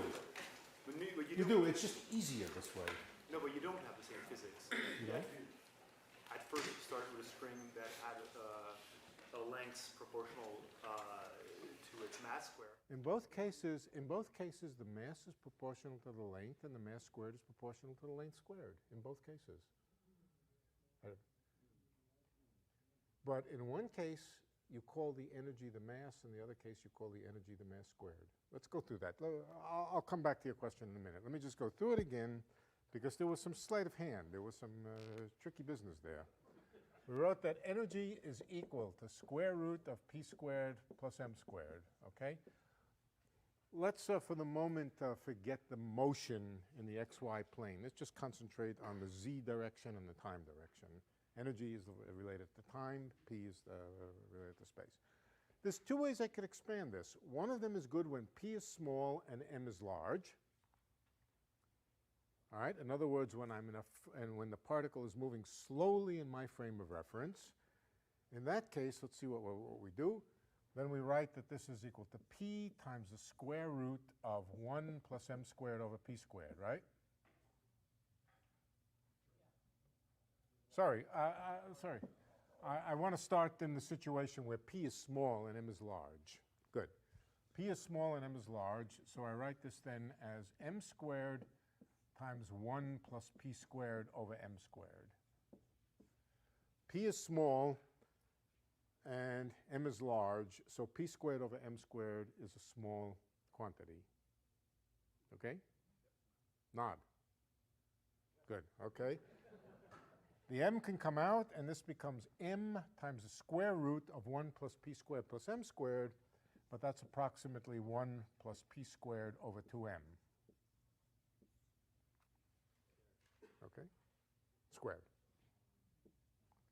Which is equal to m, which really means mc squared, plus p squared over 2m. So in that context, the internal energy when the particle is at rest in space is proportional to the mass. That's your good old E equals mc squared. Okay. And that tells you that for a particle at rest, its inertia, a particle at rest, its inertia, in other words, its usual resistance to acceleration, is the same as its mass and its energy. Its mass meaning inertia, and its energy are proportional to each other. Okay. Now, let's do the other expansion. The other expansion, we boost like hell so that the momentum is very large. Okay. And then we expand it in the other way. Let's see, p is very large now. So this is the square root of p squared times 1 plus m squared over p squared.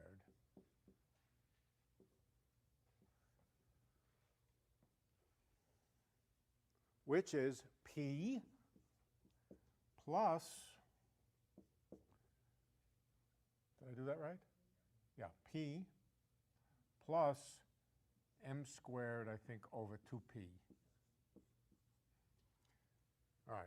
Now this is the momentum along the direction that we did the boost. There are two other directions of momentum, and we can put them in here. But notice that the energy, apart from this fact, this piece, which is just total momentum, which we can drop because it drops out of all interesting things, is proportional to the square of the mass. So in this form, the energy is proportional to the square of the mass. And what that says is that if a particle or a system of particles is moving down the axis with an enormous momentum, that its inertia relative to this direction here, well, let me go back. Let me put in here the other terms, plus px squared plus py squared. they just went together with m squared. This was pz squared plus m squared plus px squared plus py squared. We're taking this to be small and pz to be large. Okay? One of the things that this says is that the inertia is now not the mass of the particle, it's the momentum along the z-axis. And that actually makes a lot of sense. It's not true non-relativistically, but relativistically it is true that a given force perpendicular to the direction of motion will produce a smaller acceleration the larger the momentum. So that's the first thing. This p here is the inertia, and the m squared is playing the role of an internal energy, or m squared over 2p is playing the role of an internal energy. So internal energy becomes mass squared in this frame, and inertia just becomes pz. Oops, that doesn't look good, but all right, now somebody asked me about the connection between these kind of strings, which have this property of having an energy per unit length, and superconductors. I think I mentioned it as we were talking. I will spell it out. Superconductors have the property of repelling a magnetic field. They repel, they don't want to accept magnetic field penetrating through them. And they actually repel the magnetic field. Because they repel the magnetic field, it's kind of a pressure that was pushing magnetic field out of the way. But if you somehow push a magnetic field, I'm going to tell you how to do that in a minute. If you push a magnetic field into the superconductor in such a way that the lines of force are passing from one side of the here's a big piece of superconductor, lines of force are passing through it like that, what it will do will be to squeeze, will push those lines of force out of the way and push them into a narrow string-like thing, like that. That's called a fluxoid. It's called a fluxoid or a superconducting flux line. Superconducting flux line, magnetic flux, not electric flux, magnetic flux. And how can you make one in principle in a superconductor? Here's what you might do. I doubt very much, well, this is probably not the way it's done in really, but you take a piece of superconductor, you drill an incredibly narrow hole through it. This is a Gedanken experiment. This is not something that I want you to go away with as a practical experiment. You drill through it an incredibly small, let's see, am I going to get this right? Before you cool down the superconductor, you take a long bar magnet and you stick it through the hole, like that. Flux lines come out this way from the bar magnet and this way. Now you cool it down so that it becomes a superconductor, and you draw out the magnet. These lines of flux here will get pulled into the magnet.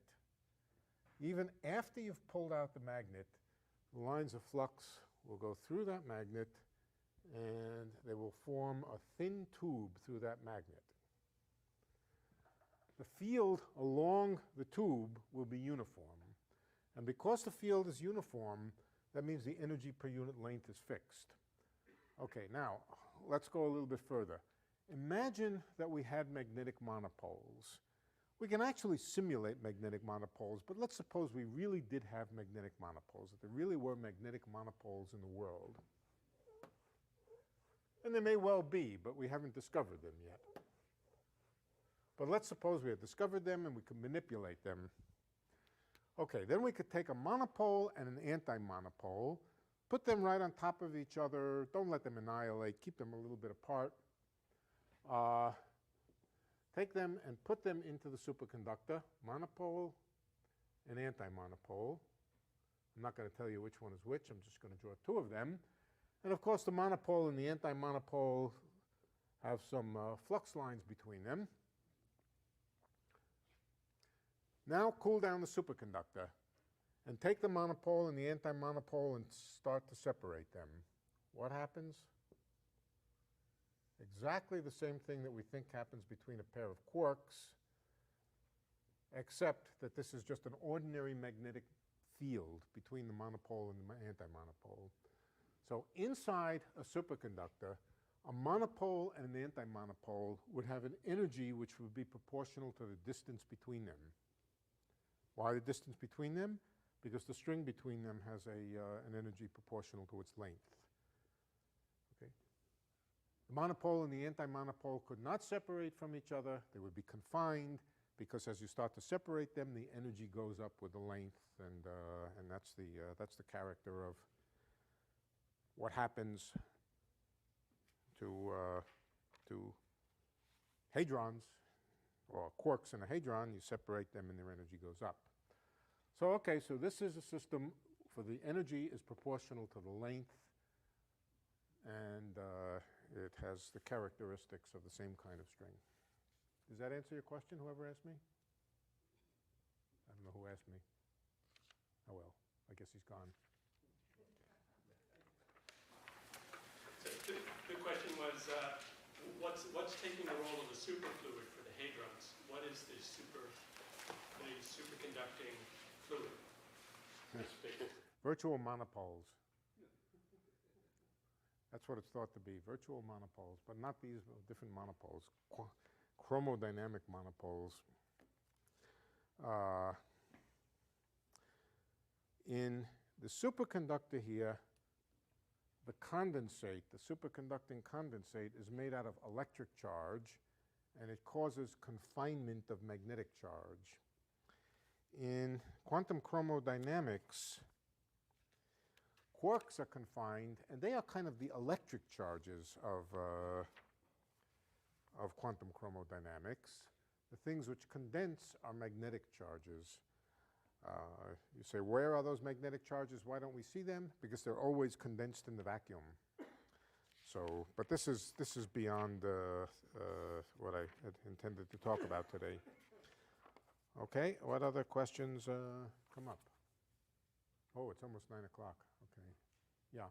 So the energy being proportional to the length is the rule for highly relativistic string. Well, a superconductor is not a highly relativist. It's also not a string. It's no, but it's string-like. So if you took a regular Hooke's law string made of springs and had it going relativistically inside, It would break apart. That's all. Assuming you could. You have to make up some theory. I don't know. You have to make up some theory. But that construction would then have an energy proportional to its length. I don't know what it would do. Depends on the details. No, there's something special about energy that grows with length. As I said, what it really means in particle language is that as you separate the constituents of the string, as you pull it apart, the energy of pulling it apart, instead of just separating and making larger distances, makes more particles, so that the density of them along the string always stays the same. That's the character of these kind of strings. And the other way to think about it is they're strings made up out of field, where because field lines are not allowed to end, as long as the field doesn't spread out this way, it has to remain uniform in the other direction. So it's a characteristic of flux lines which are confined to a tube.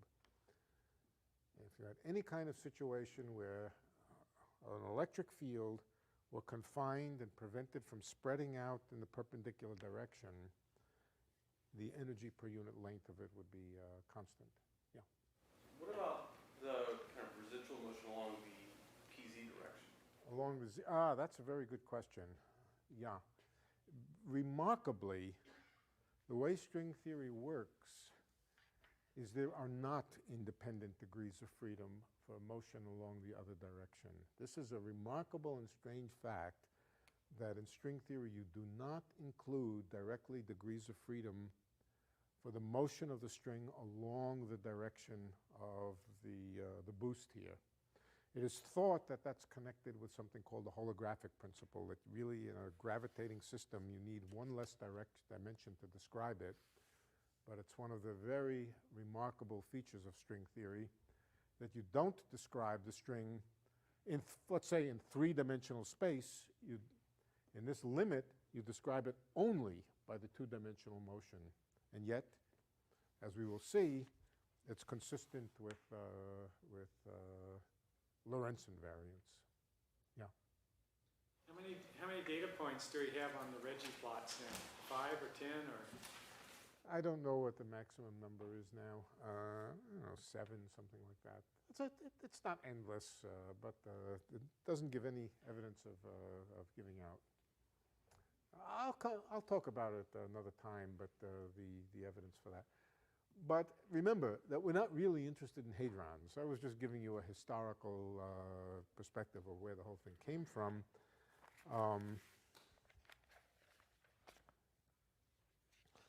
But now we want to study this mathematical theory and not insist that it looks like hadrons, but just ask what it does look like.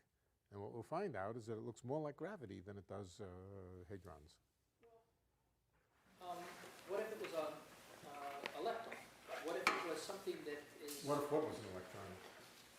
Well, the idea that we had some kind of spatial element of the particle, the compositeness of the particle, for a particle that doesn't seem to be composite. Well, okay, let's be, all right, so the question can be expressed in two different ways. Let's see.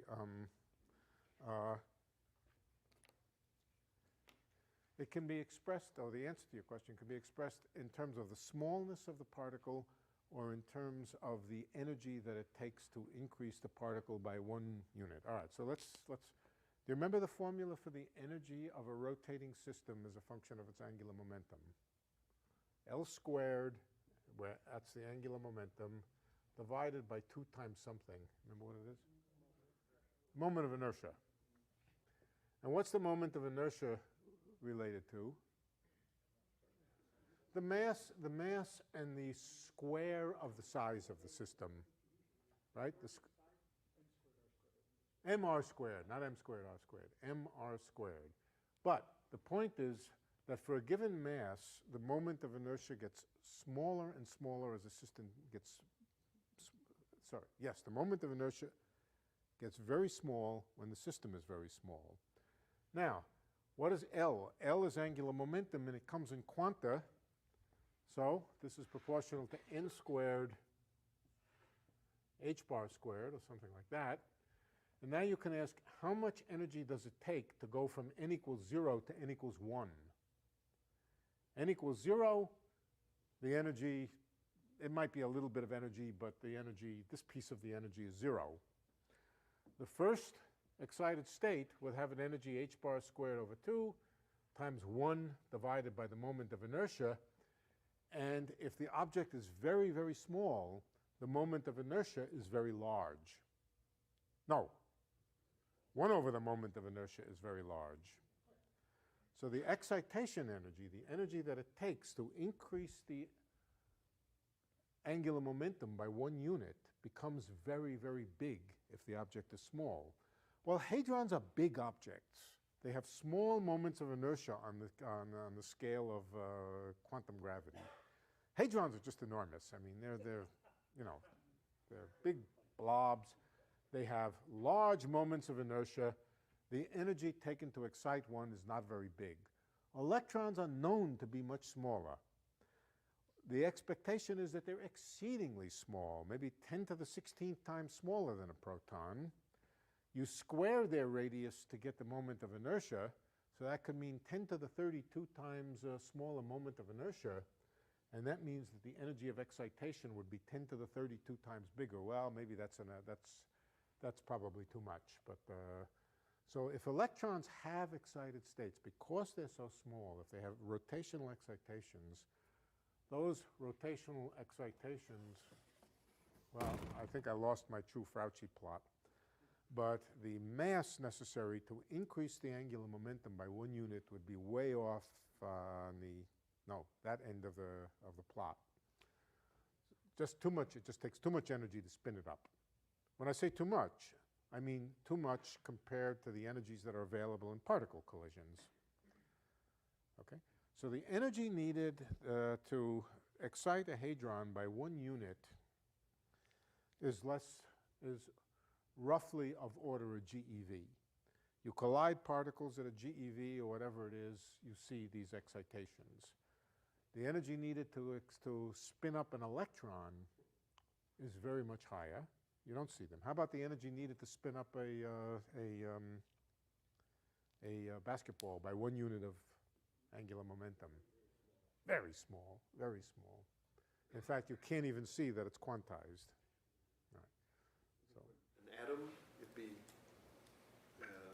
okay. Whatever it is, first a couple of electron volts. You mean to spin up an atom by 1 unit? Yeah. A couple of electron volts.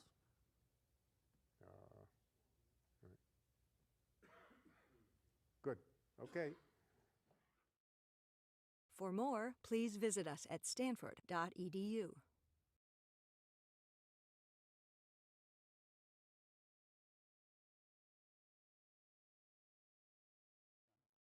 So today's agenda, we're going to start with why am I talking about China and Vietnam. We're then going to talk about reform in China in the period leading up to the 4th of June 1989, which is the Tiananmen Square massacre. We'll then talk about Tiananmen in the 1990s. That will lead us into a discussion of what I'm calling the sequencing debate of political and economic reform. Once it was clear that communism was going to be replaced by capitalism, there was a huge debate about, well, is it better to have political reform first or economic reform first? Try to do them together, and we'll talk about that sequencing debate, which will lead us into a larger discussion of what, since the 1950s, has been known as modernization theory, the thesis that economic modernization will eventually produce demand for and the establishment of democracy. And that will then lead us to think about the future. So, China and Vietnam today. China so far has built the equivalent of Europe's entire housing stock in just 15 years. In November 2015, Beijing replaced the substantially larger 1,300-ton San Juan Bridge in just 43 hours. Between 1996 and 2016, China has built 2.6 million miles of roads, including 70,000 miles of highways, connecting 95% of the country's villages, and overtaking the US as the country with the most extensive highway system by almost 50%. Over the past decade, China has constructed the world's longest high-speed rail network, 12,000 miles of rail lines that carry passengers between cities at speeds of up to 180 miles per hour. China now has more high-speed rail tracks than the rest of the world combined.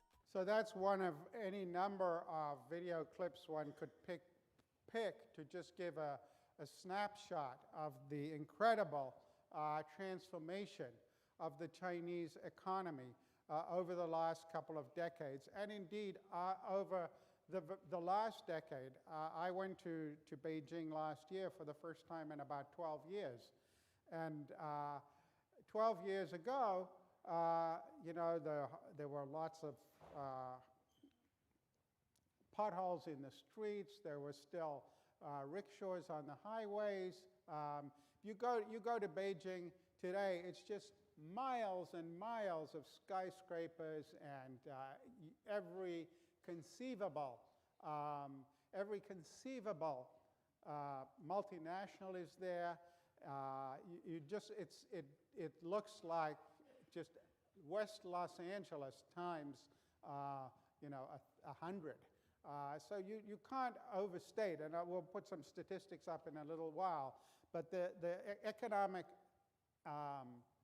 explosion in China since the 1970s has been phenomenal. And then here's another snapshot. This is Vietnam. If you're talking about the 80s, what Vietnam looked like. We go to cities, you didn't see the light, electricity cut, no car in the street. Vietnam was so isolated from the world. With the Doi Moi economic reforms of 1986, the government hoped to move toward what is now called a socialist-oriented market economy. When the Vietnamese government asked for hands-on advice, the IMF did not refuse the call. Nếu như vào những cái thời kỳ đầu của những năm đổi mới thì IMF có cái vai trò hỗ trợ về nguồn lực tài chính để mà giúp Việt Nam thực hiện cái cải cách nền kinh tế. If you use the analogy, Vietnam's economy as a eagle flying up, there are two wings. One is internal institutional reform, and the other is opening to trade. Free to start their own companies, the Vietnamese people created more than 30,000 private businesses in the first 10 years, spurring growth that averaged 7% throughout the 1990s. If you look back in the late 80s and early 90s, we had the first FDI law ever, which opened up the opportunity for newly established private firms to engage in international trade. And that was complemented with a major push to attract foreign direct investment into Vietnam. The economy has grown at about 7% per year since 1990, second globally only to China. So these are the two most successful examples of post-communist systems that have remained authoritarian but have been transforming their economies into capitalist arrangements.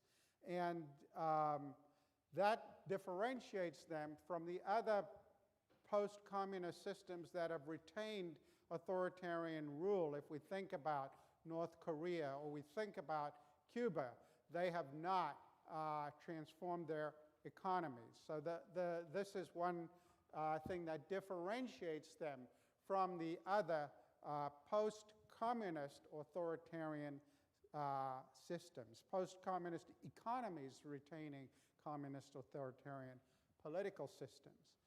And they account for a large part of the economic success in the world in the last decade. Just to take 1 or 2 decades, just to take one example, one of the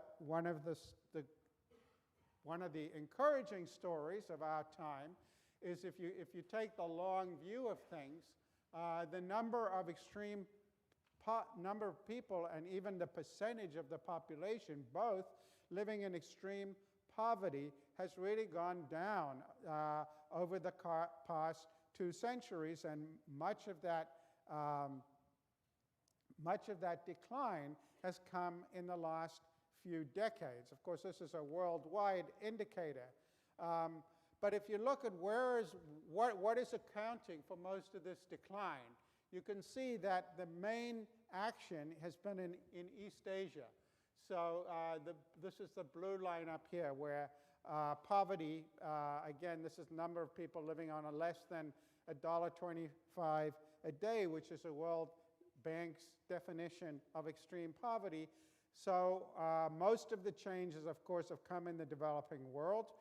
But if you compare East Asia, for example, to Africa, East Asia is by far the lion's share of the reduction in extreme poverty. Now, of course, not all of that is China and Vietnam. There are countries like South Korea that have massively improved. There are other countries in that part of the world, not to mention Singapore, where poverty rates have decreased massively. Nonetheless, China and Vietnam are relatively impressive stories on this front as well.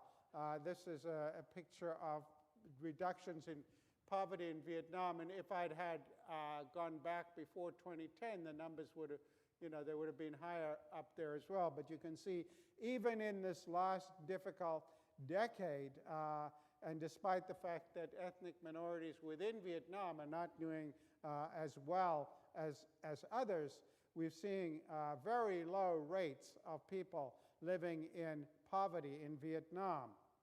China, you can see the head count living below the official poverty line is the red line.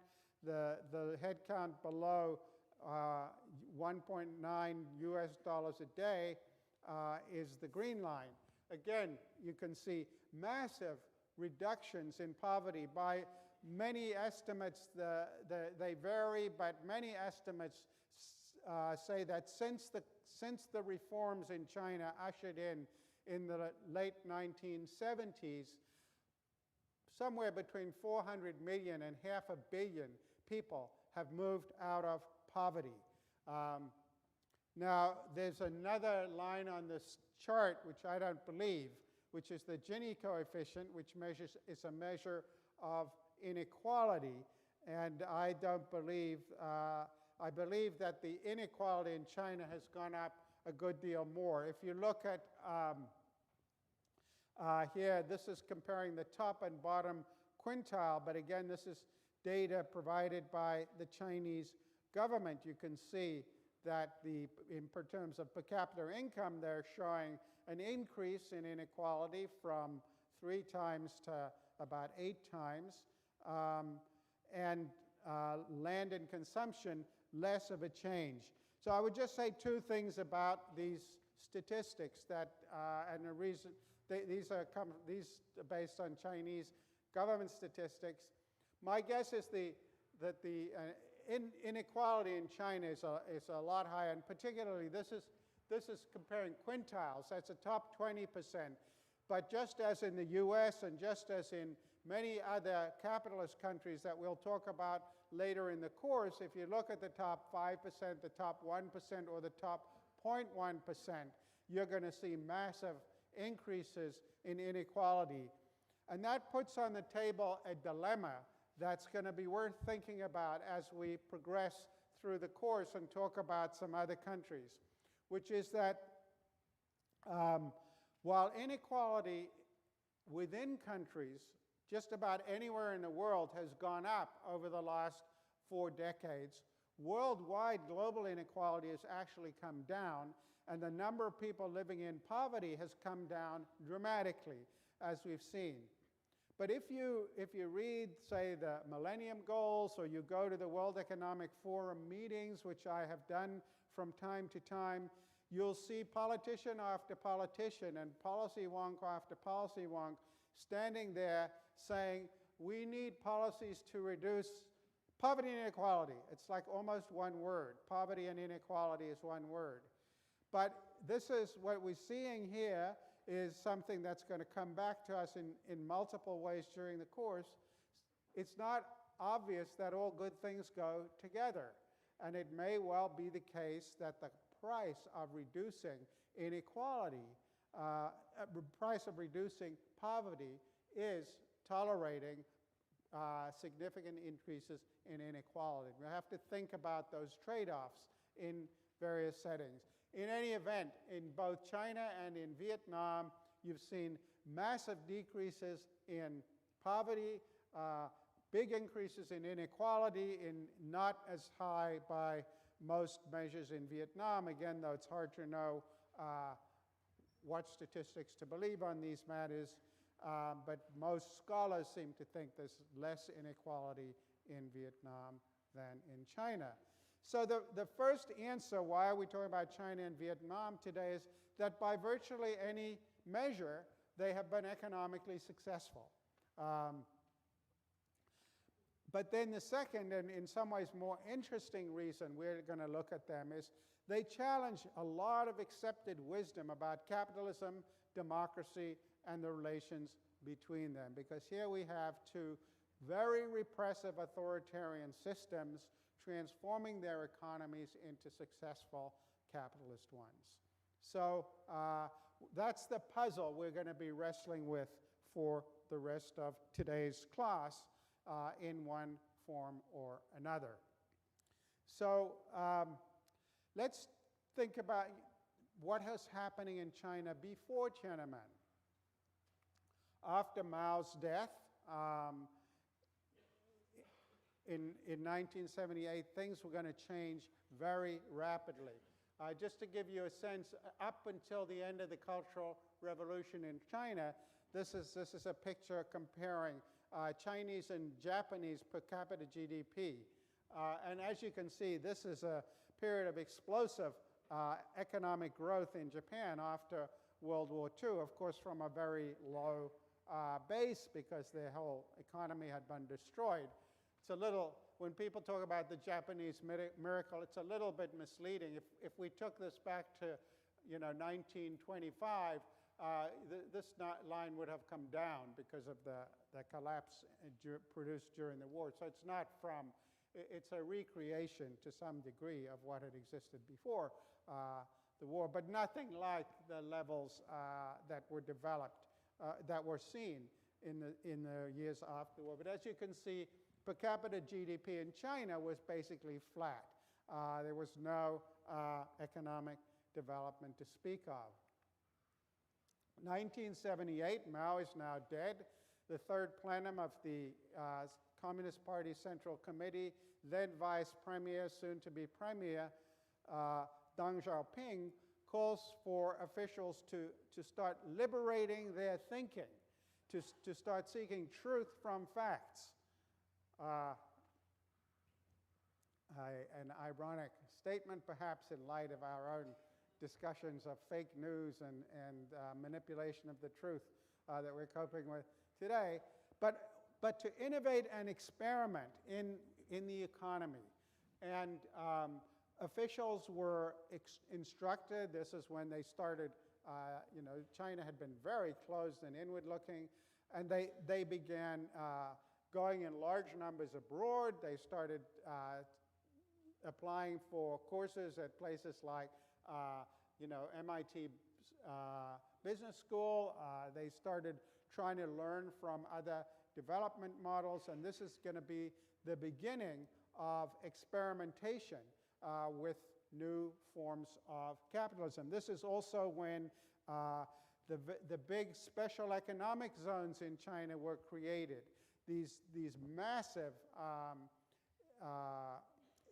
islands of experimenting with capitalism, if you like. Most of the world's special economic zones, and we'll talk a bit more about them in other countries later, are sort of industrial parks. They are 40 or 50 company firms. They get some preferential tax treatment, and the idea is to attract foreign capital. The ones being set up in China were enormous. They were sort of giant cities with schools and shops, and people lived in them in their entire lives. And the idea was to experiment with capitalist economics in self-contained ways. This is also when they start opening up to foreign direct investment. This is when companies like Cummins truck engines come to China. One of the biggest multinationals in China today started in the late 1970s, early 1980s. And so this seemed to be a little bit like the Prague Spring. And indeed, in the late 1970s, people started talking about the Beijing Spring. And there was much more criticism of the government, tolerated. People started publishing things that you would have been thrown in prison for 5 years earlier, or even 3 years earlier.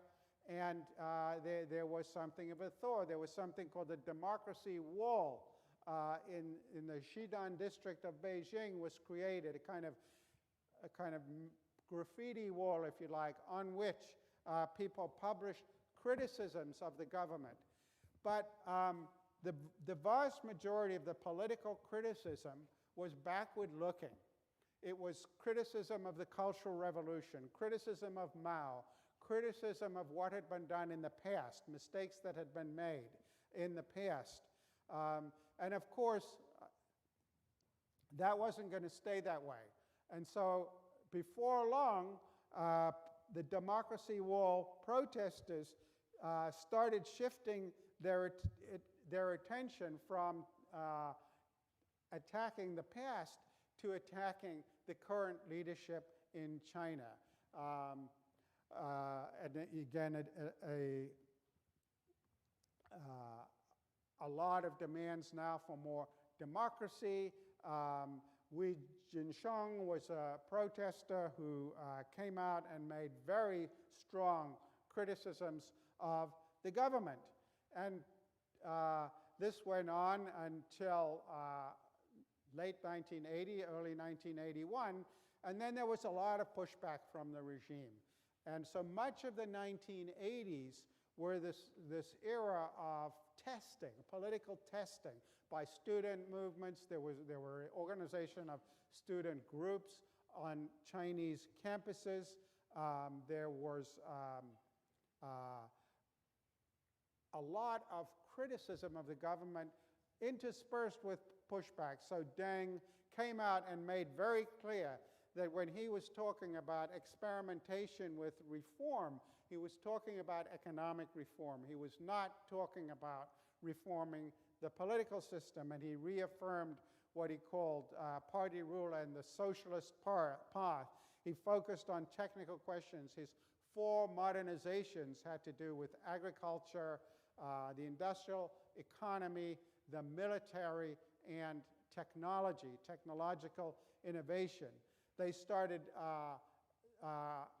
attacking what they called spiritual pollution. There was an anti-spiritual pollution campaign in 1983, and there was an anti-bourgeois liberalization campaign in 1987. And Hu Yaobang, who had been a member of the Central Committee, who had been one of the most energetic reformers, was actually fired from the Central Committee of the Communist Party. So it was this period of back and forth, but a lot of growing protests nonetheless in the 1980s. And it was also a time when the economy wasn't doing that well, particularly for consumers in urban areas. We saw a lot of inflation, and that led to austerity programs, cutbacks on spending by the government, which produced further escalation of protests, although the economic reforms continued.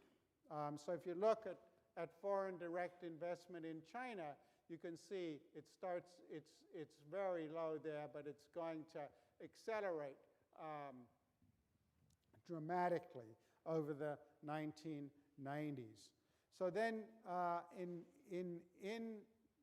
1989, in the summer of 1989, if somebody had said, where is there going to be political reform, it would have been a pretty good bet, especially given what was going on in Eastern Europe. It would have been a pretty good bet that there was going to be significant reform in China. The student groups were active, just as in many European countries, and this erupts in Hundreds of thousands of people here in Tiananmen Square. Perhaps as many as 500,000, even more. In the history of Communist China, there has never been anything like this. For the first time in huge numbers, the ordinary men and women of Beijing, the old and the young, professors and taxi drivers, have joined the student protest, lending their support to what has now taken on all the appearances of a peaceful popular uprising against the oppressiveness of communist rule. As the afternoon wears on here, the crowd gets bigger and bigger, hoping that this protest will produce results, that the government will respond to the students' demand for meaningful dialogue and begin to implement the kind of genuine reforms as opposed to cosmetic reforms that the students want. So these protests were going on, and it soon became clear that the regime was not going to tolerate them, and tanks started appearing in Tiananmen Square.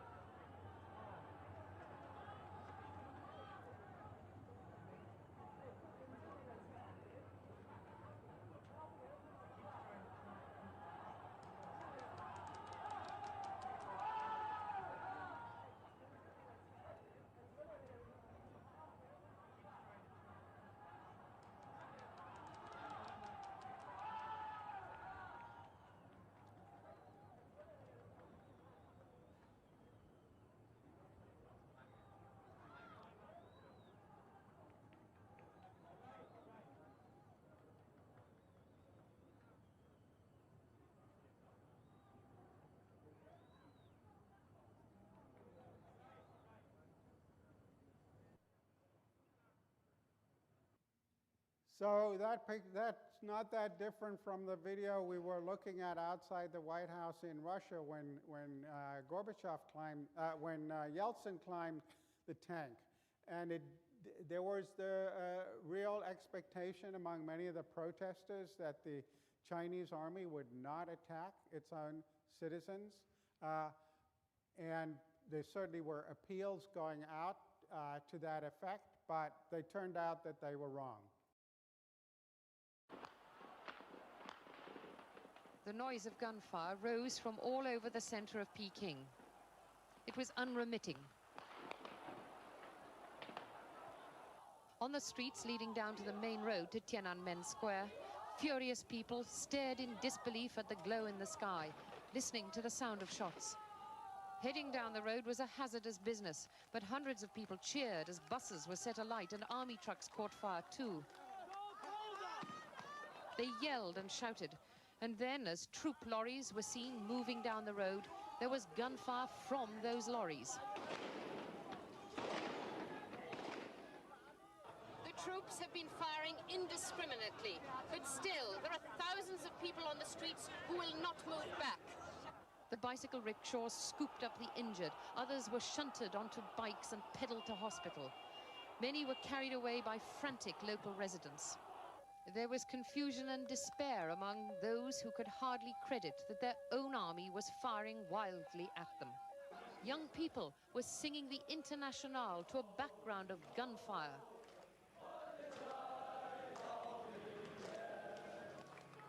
After hours of shooting and facing a line of troops, the crowd is still here. They're shouting, "Stop the killing and down with the government." A huge volley of shots just as I left the front line caused panic. The young man in front of me fell dead. I fell over him. 2 others were killed yards away. 2 more people lay wounded on the ground near me. In the streets, many came up to us, shaking with anger and disbelief and fear. Many were terrified, saying there would be retribution. There was not one voice on the streets which did not express despair and rage. Tell the world, they said to us. So that was the beginning of a massive crackdown, huge numbers of people. We never really got statistics we believed as to the number of people who were killed at Tiananmen, but it was very large numbers of people were killed. Huge numbers of people were imprisoned after that. Massive political crackdown. And in sharp contrast, again, this is June of 1989, when the revolutions all over Eastern Europe, the thaw is going on. The Soviet Union is not intervening in the liberalization movements in Eastern Europe. And of course, 5 months later, the wall came down in Germany.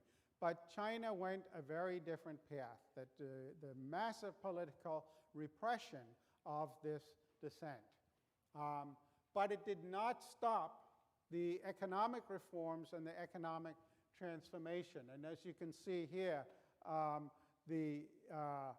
this is just foreign direct investment in China. It just, throughout the 1990s, it increases. The fact that it's decreasing as a share of Chinese GDP tells you how much the domestic economy is developing as well. So that even though in absolute numbers, foreign direct investment is going up by leaps and bounds, it's a declining share of the growing Chinese economy, which is becoming a powerhouse. And here you can see the astonishing growth rates that have been recorded in China since 1989. You can see by 1991, they were recording already double-digit growth rates, and they have been the highest growth rates in the world virtually every year since. If you look at manufacturing in China, and we'll talk more about manufacturing, this is between 2006 and 2016. As modest increases in the US and Japan, just threefold increase in manufacturing in China. Just absolutely dramatic industrial takeoff. Comparable story on a smaller scale about Vietnam. Transforms itself from an extremely poor country into a very successful middle-income economy. It's still, I think it's the 5th largest economy in East Asia, but it is second only to China in terms of economic growth. So these huge success stories, and they have been studied to death. There have been armies of scholars trying to understand the reasons for this success. And in the readings I gave you, you get some sense of the variety of explanations that are out there that are trying to account for the dramatic success in China and Vietnam. And most of these explanations suffer from what economists and political scientists refer to as the pathology of selecting on the dependent variable. That is, everybody focuses all of their attention on China and Vietnam and trying to look for characteristics that explain the outcome. But of course, that's not how you do social science. You have to think about the independent variable, because if you select only on the dependent variable, namely in this case economic success, you may be missing what's really causing it by not seeing other countries that have done the same things that have not succeeded. For example, Alexander Gerschenkron was famous for the idea that late developers have an advantage. They have an advantage because they don't have to necessarily go through all the stages. This is sort of the opposite of a first mover advantage, which we talked about in tariffs in the EU. So the idea is that late developers can skip some of the stages. You look in Africa, you can create a banking system without banks today because people can do banking on their cell phones, right? They don't have to go through all the stages. So this is one. So these were relatively late developers. Well, they were relatively late developers, but there are plenty of relatively late developers that haven't had this kind of success all over Africa, in much of Latin America, elsewhere in East Asia. So the fact of being a late developer alone is obviously not the advantage. They were predominantly rural at the start, and so the argument, this is in the Malevsky in London paper, the fact that they didn't have inefficient urban economies to dismantle. They didn't have a big inefficient economies to dismantle, made it easier that as they urbanized in relatively efficient ways. Again, there are many predominantly agrarian countries that have not been as successful as them. People point to Confucian values. Confucianism, above everything else, values order. So they say, oh, well, it's Confucian values. But of course, there are countries with Confucian values that have not been particularly successful economically. The most obvious and dramatic illustration being North Korea. Confucian values haven't done anything for the North Korean economy. Education. Both China and Vietnam have made huge investments in education. They're making bigger investments, for example, than we are making in education. K through 12 education, but also technical education, science education. The few things to say about that: most of the investments in education have come later, after the economic takeoff, but also there are countries, Russia is an extremely well-educated population. Ethiopia has now got every child in school. They're one of the first African countries to have such high levels of K through 12 education, but they have not been replicating this success. There was a less entrenched command communist system. The Malevsky and London piece makes put a lot of credence in this idea that in the Soviet economy, for example, was this massively inefficient but deeply entrenched communist economic system that once they started to dismantle it, the whole economy fell apart. China and Vietnam, partly because they were mainly rural economies in the 1970s, didn't have these big entrenched communist economic command economies that had to be dismantled. They involved gradual reform. They did not, and we'll come back to this in more detail in a few minutes, but they did not simply replace the communist system with a capitalist system. In the Soviet Union, there was no choice because the communist system itself just imploded. It just collapsed. It became completely dysfunctional. And so they were starting from ground zero. In both China and Vietnam, there was a gradual experimental approach, as I've already mentioned in China in the special economic zones, opening their economies to foreign direct investment, which enabled the creation of joint ventures with foreign firms and allowed the economy to grow in particular sectors, not trying to reinvent wholesale a new system. Experimentalism and decentralization, they devolved a lot of power to make decisions about economic performance to regions, provided that they delivered what was required by the central government. There was much less micromanaging from the center of how the different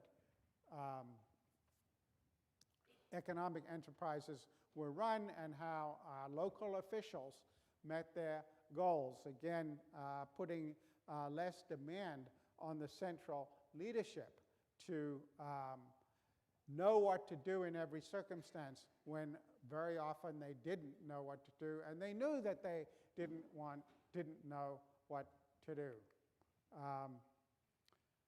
Competition within the state sector and between the state sector and the private sector. So they created big state-owned enterprises, particularly in China, but they introduced competition among them, and they required them to compete in the private sector, and they shut down inefficient state companies. It should be said that it's very difficult to get a grip on the differences between the state sector and the private sector. That means very much in China. partly because many of the private sector companies get funding from state banks, but also because many of the top leadership of private sector firms are members of the Communist Party and have to be members of the Communist Party. And so that raises a question, well, they might be nominally private, but what does it mean in terms of their influenceability by the party? On the other hand, the flip side of that is that it means that the leadership of the Communist Party is hearing a lot about the needs of business all the time, because there are many business people, business leaders are in the Communist Party and making the case for what they need. So the system is relatively competitive for a state sector dominated economy. Export-oriented growth model. Again, this is pointed to by many scholars that this export basic producing for foreign markets, manufacturing goods for foreign markets has been extremely successful. There are many other countries in the world, again, that have produced for foreign markets that have not been as successful. Relatively good accountability and the rule of law. So the system of accountability, it's interesting, in China, while you can't attack people for political reasons, you can attack officials for being inefficient and corrupt. And that has usually been the path by which people have pushed for accountability and reform. Yuhao Wang, in the chapter I put in with the readings from his book, Tying the Autocrats' Hands, points out that there's been a pretty effective increase in the demand for the rule of law with respect to commercial matters, not political matters, commercial matters, in the sectors of the economy that are dominated by foreign investment. And the reason he gives, and I think it's plausible, the reason he gives is that domestic firms have access to elites to solve their problems through informal networks, the so-called guanxi relationships that they build.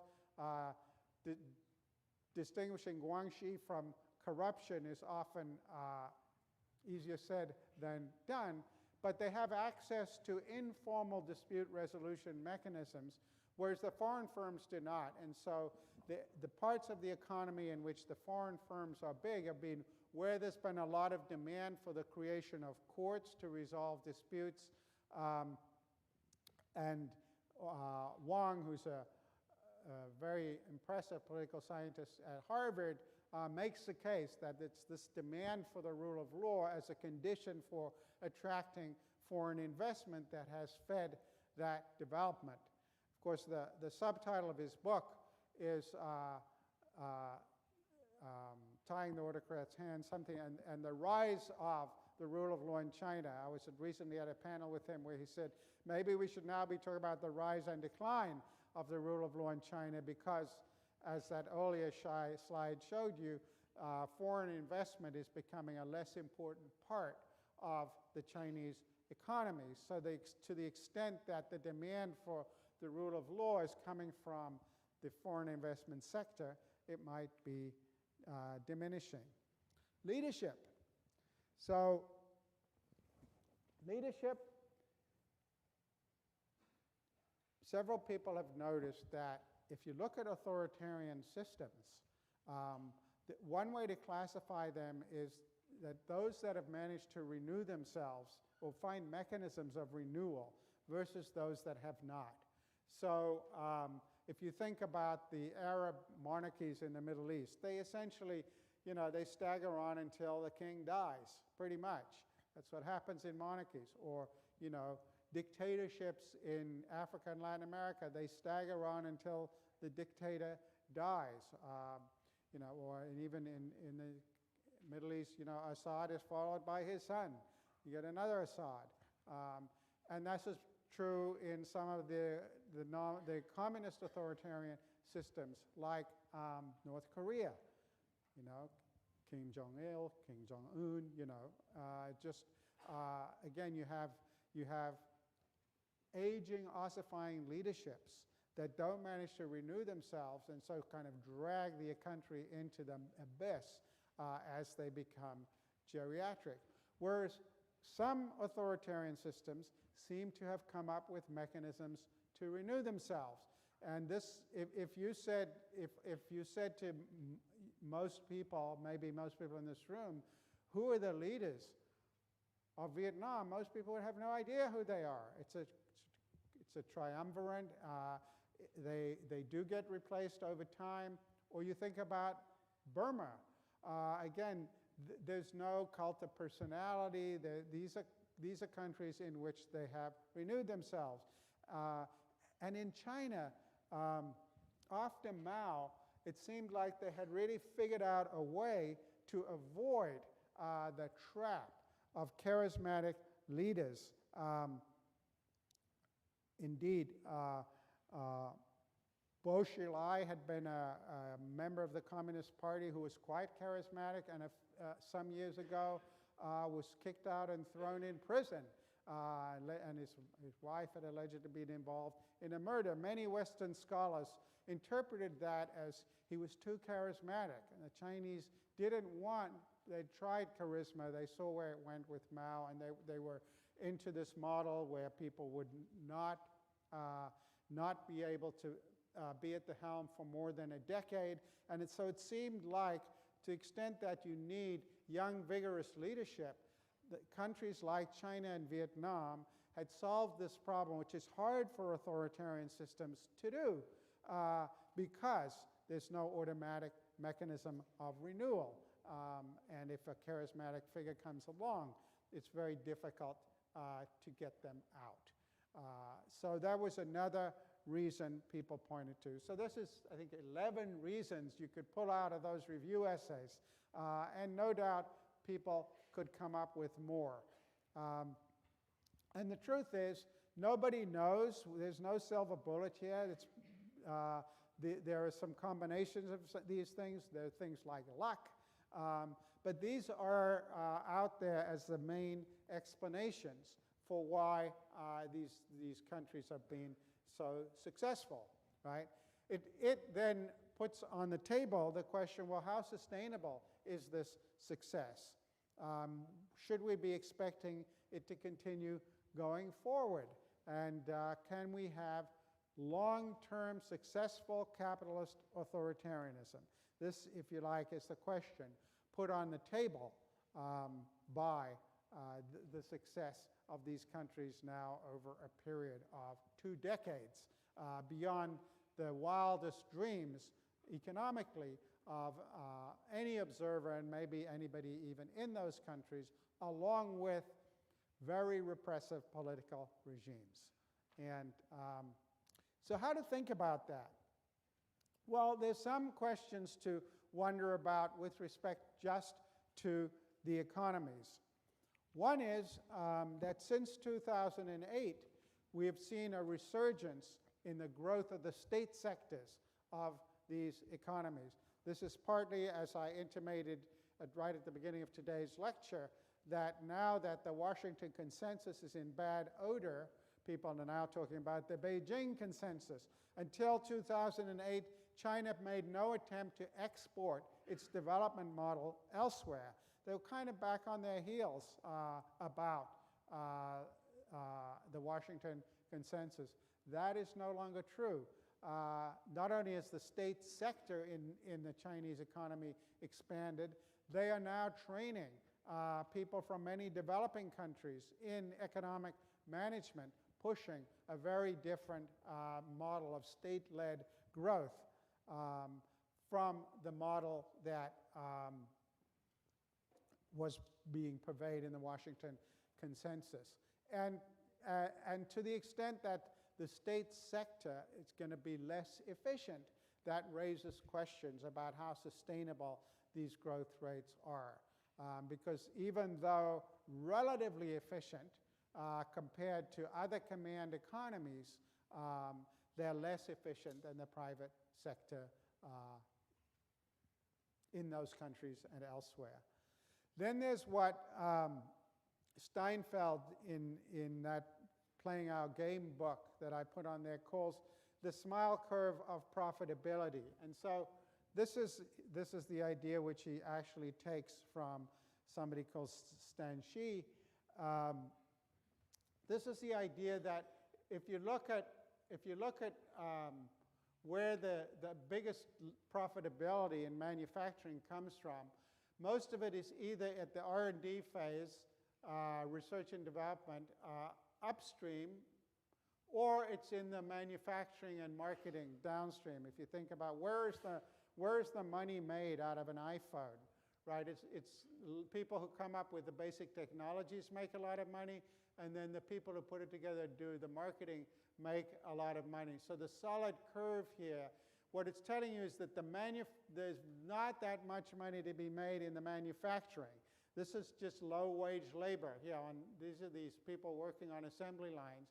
That's not the source of great profitability, but that has been where most of the economic action has been in these economies. The dotted line is that realizing that, the Chinese have started to try and move further up the smiley curve in both directions. So they've tried to get more involved in research and development and more involved in marketing and sales. But of course, they do that largely by imitating, sort of creating, if you like, generic versions, copying technologies and then copying marketing methods. And if you do that, that tends to move. It means everybody else can do it too. And so you, if you like, are sawing off the branch you're sitting on. And so it's not clear that they're going to be able to continue to be profitable. Picking winners. Economists always criticize central planning because governments pick winners, and governments don't know how to pick winners. They don't know where are going to be the successful parts of the economy. That is less of a problem in the early stages of industrialization. You know what you have to do. You have to build cities. You have to build roads. You have to build housing. You have to put in electricity. You have to put in water. Once you get into complex economies, it's very much more difficult to know where the successful innovations are going to be and where they're not going to be. And so the governments might start to make a lot of bad bets, as governments often do when they start to pick winners. So as growth becomes more complex, it becomes less likely that you're going to have even relatively efficient political leaderships successfully keep picking winners in the economy. Changing leadership and corruption. The story I told about China's leadership in the last 5 years seems to have gone out the window. So now, as Donald Trump complains, Xi Jinping might be there for life. And Trump's clearly somewhat envious about that idea. But the 10-year term limit has now been abandoned at his request. And he is a very charismatic figure, certainly the most powerful Chinese leader since Mao. And so it may well be that the mechanism for ensuring leadership renewal is breaking down, or has perhaps even broken down. In Vietnam, they had almost a separation of powers system with different leaders responsible for different parts of the political and legal system, and that also seems to be breaking down, or at least under strain from reports that it's possible to get.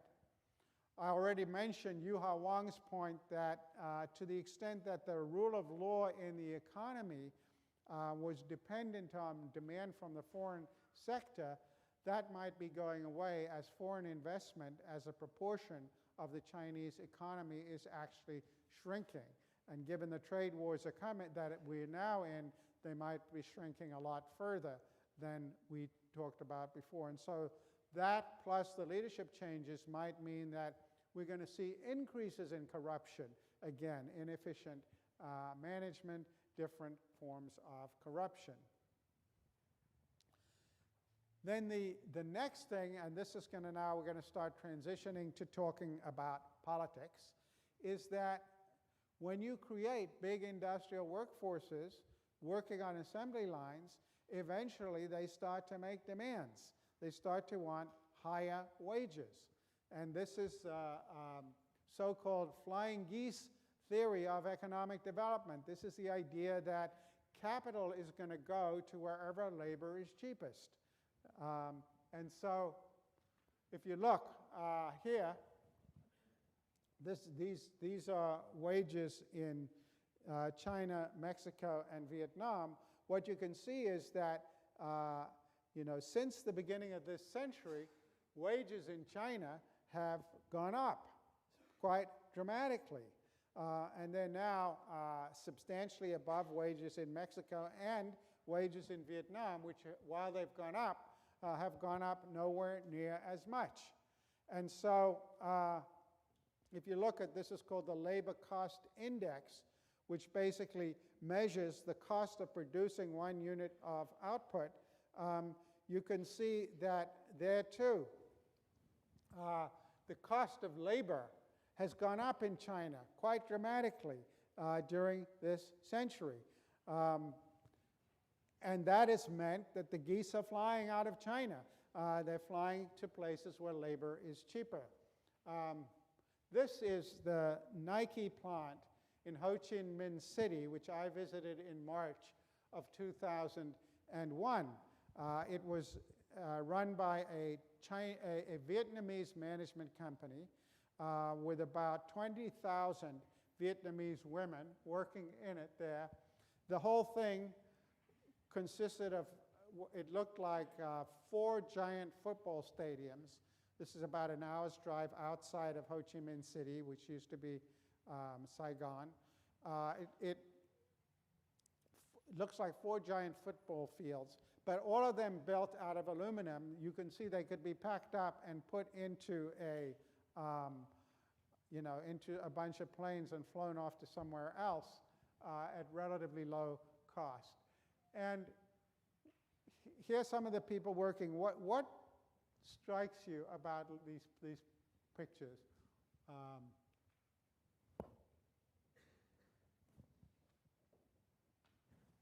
What's notable about these pictures?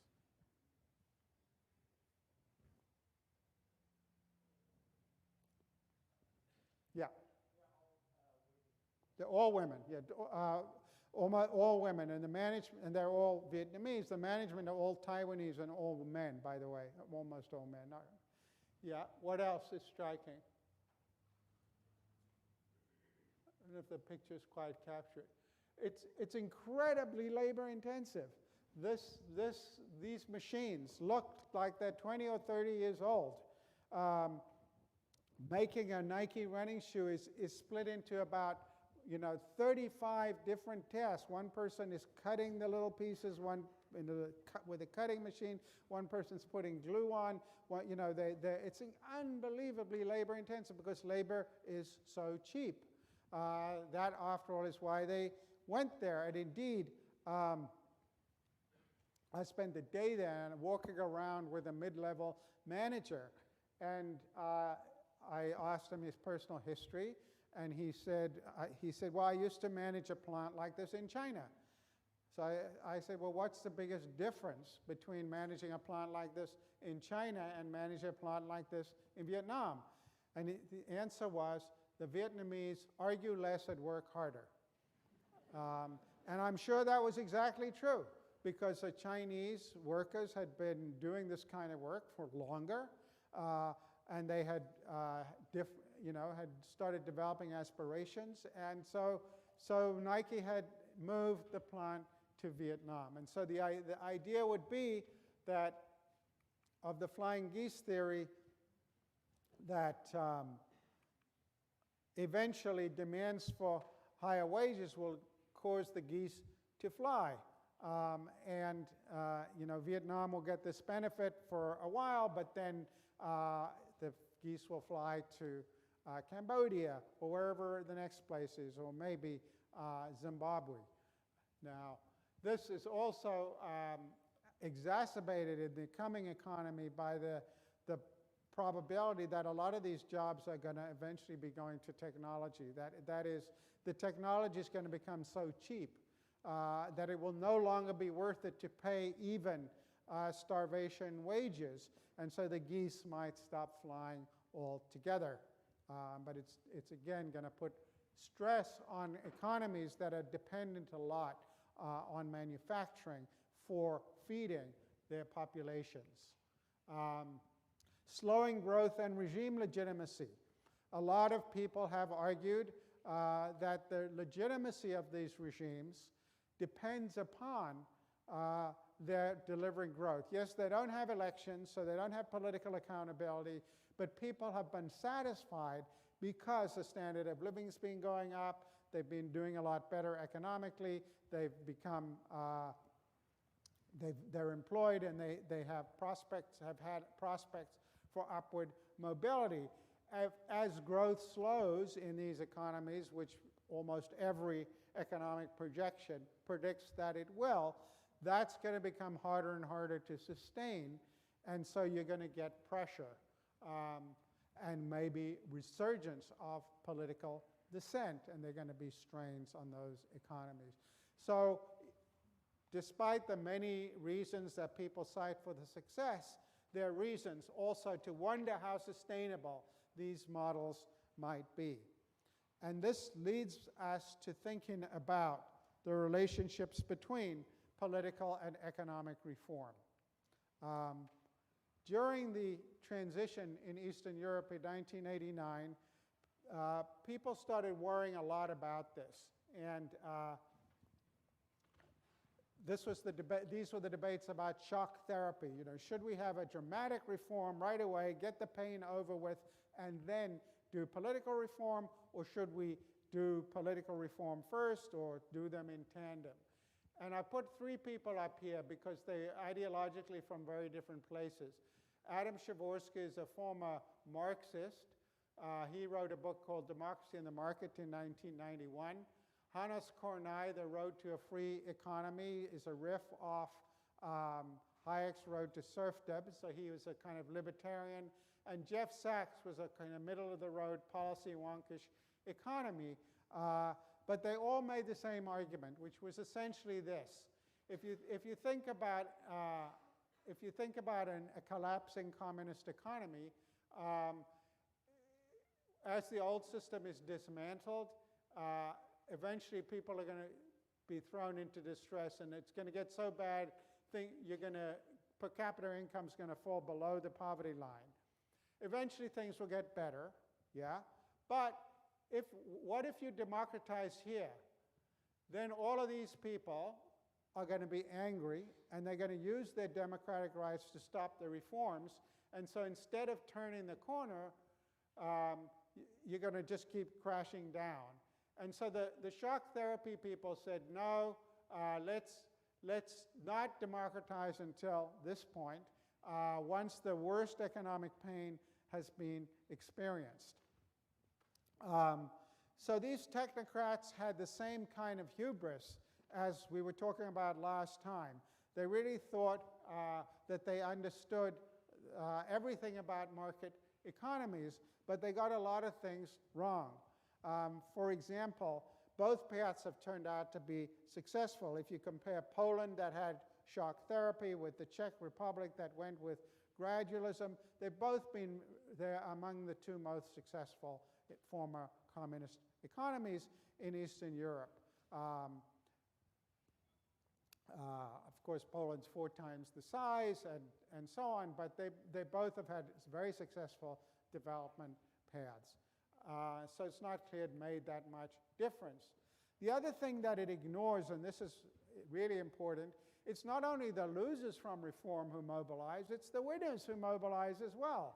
The people who get things out of the reforms don't want things to go away.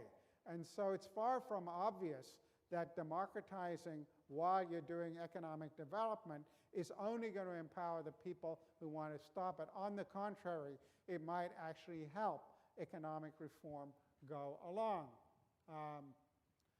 The economic advantages of gradualism get lost. So one of the big secrets of success in China and Vietnam was this two-track pricing system where they created a second economy next to the state sector, not instead of the state sector. So basically people were told, if you can produce at the government set price what's your quota is required, on top of that you can produce as much as you want and sell it at market prices. And so that was the way, one of the ways in which a market economy was created alongside the socialist sector and didn't depend upon its destruction.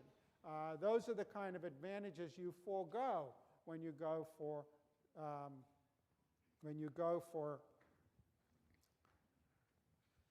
shock therapy.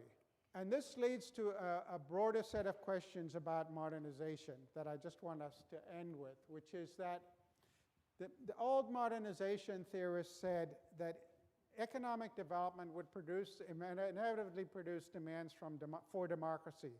And I'm giving here one, just you can find a million statements like this, but here the person saying, the effects of socioeconomic change, rising literacy, income, and urbanization rates, along with the improvements of communications, technologies, reduce the cost of collective action, delegitimize autocratic rule, and foster demands for greater democracy. As a result, authoritarian regimes, which have a relatively easy time ruling poor and agrarian societies, find it increasingly difficult and ultimately impossible to maintain their rule once socioeconomic development reaches a certain level. That was a scholar talking about China 5 years ago. The trouble with modernization theory is that the logic is very unclear. Why exactly is modernization going to produce a demand for democracy?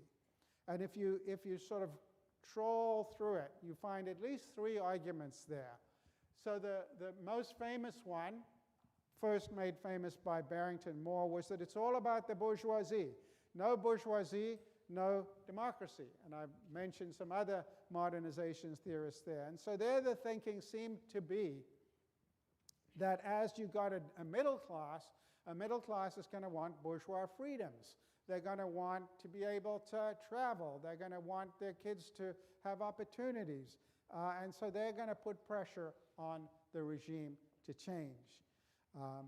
Nonetheless, if the bourgeoisie are getting everything they want, it's not obvious that they're really going to demand changes, particularly if their lifestyles are improving. There's certainly no inexorable logic why that might happen.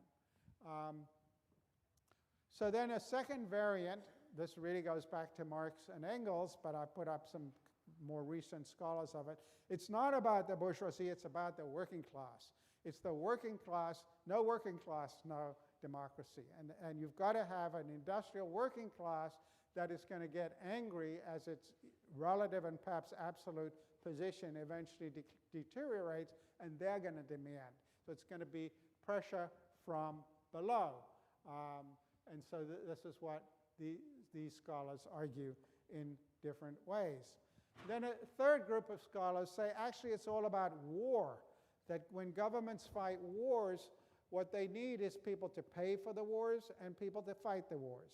And so they're going to have to make concessions when they tax people with income, and they're going to have to make concessions when they ask people to go and fight.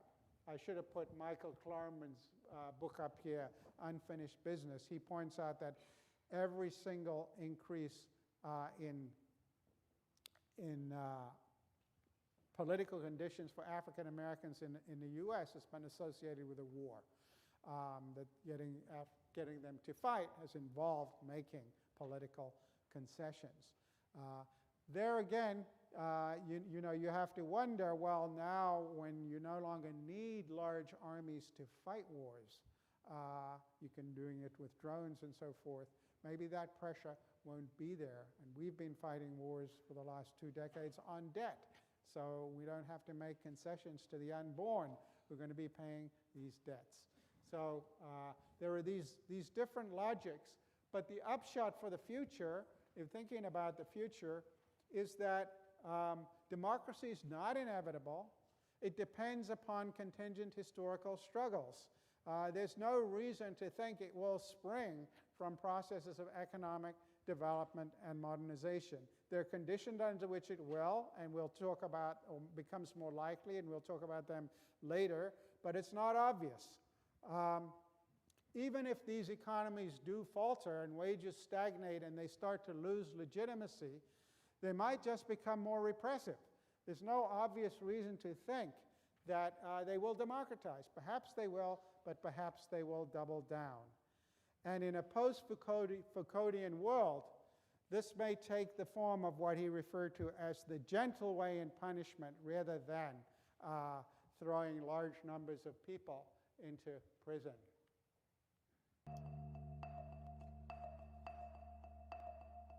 So, picture your life in a place where everything you do, what you buy, how you behave, is tracked.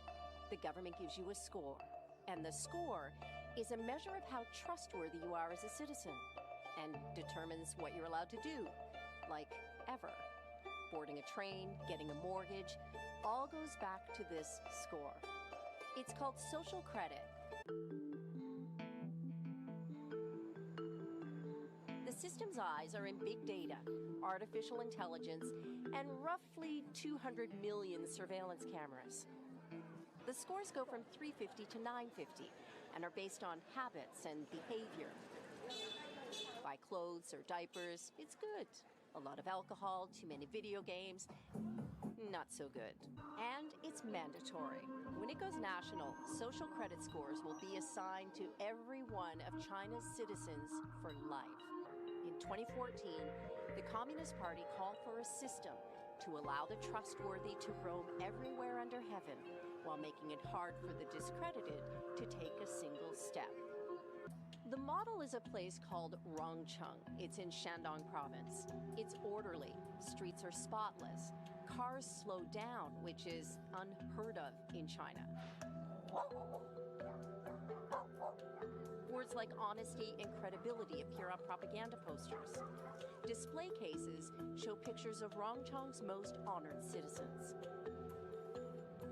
You start with 1,000 points, and you can print out your report anytime.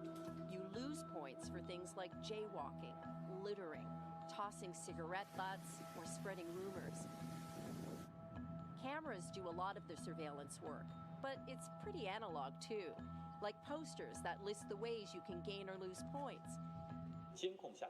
And each night, local TV shows the surveillance highlights of the day. And then there's Zhou Aini. She's an information collector, a paid enforcer who walks around and writes down deeds about her neighbors. Like the man who carried a drunk person home. Things like this are good deeds, she said. But the farmer overheard swearing and being rude, yeah, bad deeds. Her quota is 10 a month. She likes the work and thinks the city's better for it. We'll see you on Thursday.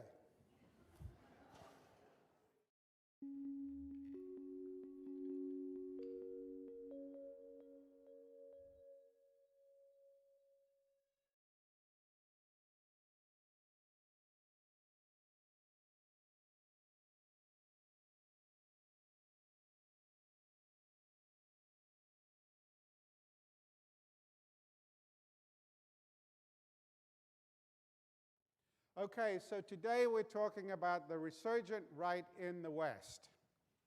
Let's fix our intuitions with a little walk down memory lane. In Chicago, they found a woman who holds the record. She used 80 names, 30 addresses, 15 telephone numbers to collect food stamps, Social Security, veterans benefits for 4 non-existent deceased veterans' husbands, as well as welfare. Her tax-free cash income alone has been running $150,000 a year. So that was Ronald Reagan running for the Republican nomination against Gerald Ford in 1976, which he was unsuccessful. And that's his famous welfare queen speech, which would become, if things had been able to go viral in those days, it did the paper equivalent of going viral. And it represented this frontal assault on the welfare state, on what might be more broadly referred to as the post-war consensus that had prevailed in almost all of the capitalist democracies since the 1950s. In the US, it went by the name of the Great Society, ushered in by Lyndon Johnson, which was not only the civil rights legislation, but the creation of Medicare, considerable expansion of many components of the welfare state. In Britain, it was, of course, the post-war government of Clement Attlee voted into office in 1945 that put into place the major elements of the British welfare state. And in many of the European social democracies, as they came to be called, we got countries that were marked by strong welfare and other forms of social protection, such as health insurance, unemployment insurance, pensions, progressive tax systems, a lot of redistribution through the tax system, much more steeply progressive tax systems than in any of those countries today. And it's important to say that the support for this post-war consensus was substantially bipartisan. So, for example, in Britain, when the conservatives under Churchill came back into power in 1951, many people said, oh, they're going to roll back everything that Labor has done. Not a bit of it. Actually, they even expanded it. And through much of the 1950s, 60s, and 70s, you saw in most countries the recognition of a kind of what seemed to be a substantially bipartisan support for this welfare state. In the US, in the Nixon administration, of course, there was some pressure for lower taxes, but still, much of the welfare state was preserved, and in some ways it was even expanded. We got things like, which I'll be talking about later in the course, such as universal basic income. Nixon had supported what he called a negative income tax, a kind of refundable tax credit. We have ended up getting something that's a cousin of that. In Europe, in countries like Germany, where they have coalition governments, in the 60s and 70s, they were basically dominated by the Social Democrats, first Willy Brandt and then Helmut Schmidt. In the early 80s, for reasons we'll be talking about next time, the Social Democrats got weaker and Helmut Kohl's conservatives took over, but it was still, there was very substantial support for European social democracy across the political spectrum. For example, in the 60s and 70s in France and Italy, where communist parties had been very strong and had traditionally been more Stalinist-like communist parties, we had the advent of Eurocommunism. What was Eurocommunism? Well, one feature of it was that it was denounced by the Soviet Union as revisionist deviationism. And the other was the standing joke in Italy in the 1970s was, how can you tell that which is the communist politician in parliament? How do you tell the communist from the other politicians? And the answer was, because they have more expensive suits. So the Euro-communists, again, stopped pushing this idea that social democracy was a way station on the way to Soviet-style communism, and instead was a particular form of political and social organization that had come to stay. And it was seen to be as I said, a very broad bipartisan, or in Europe, multi-partisan consensus.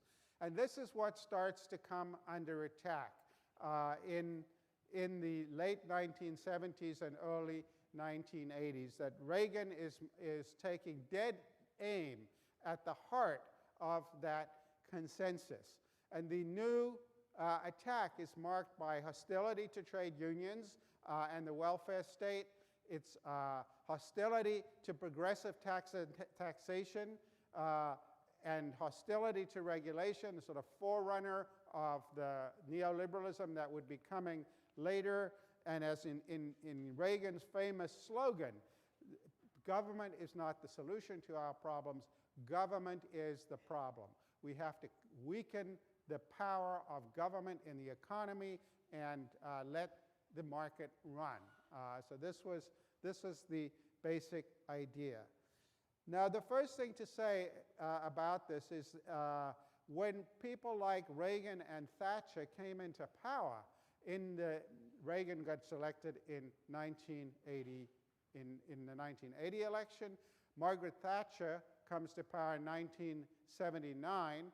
She had beaten Edward Heath for the Conservative Party leadership in 1975 in the first competitive election for a leader in the Conservative Party in its history.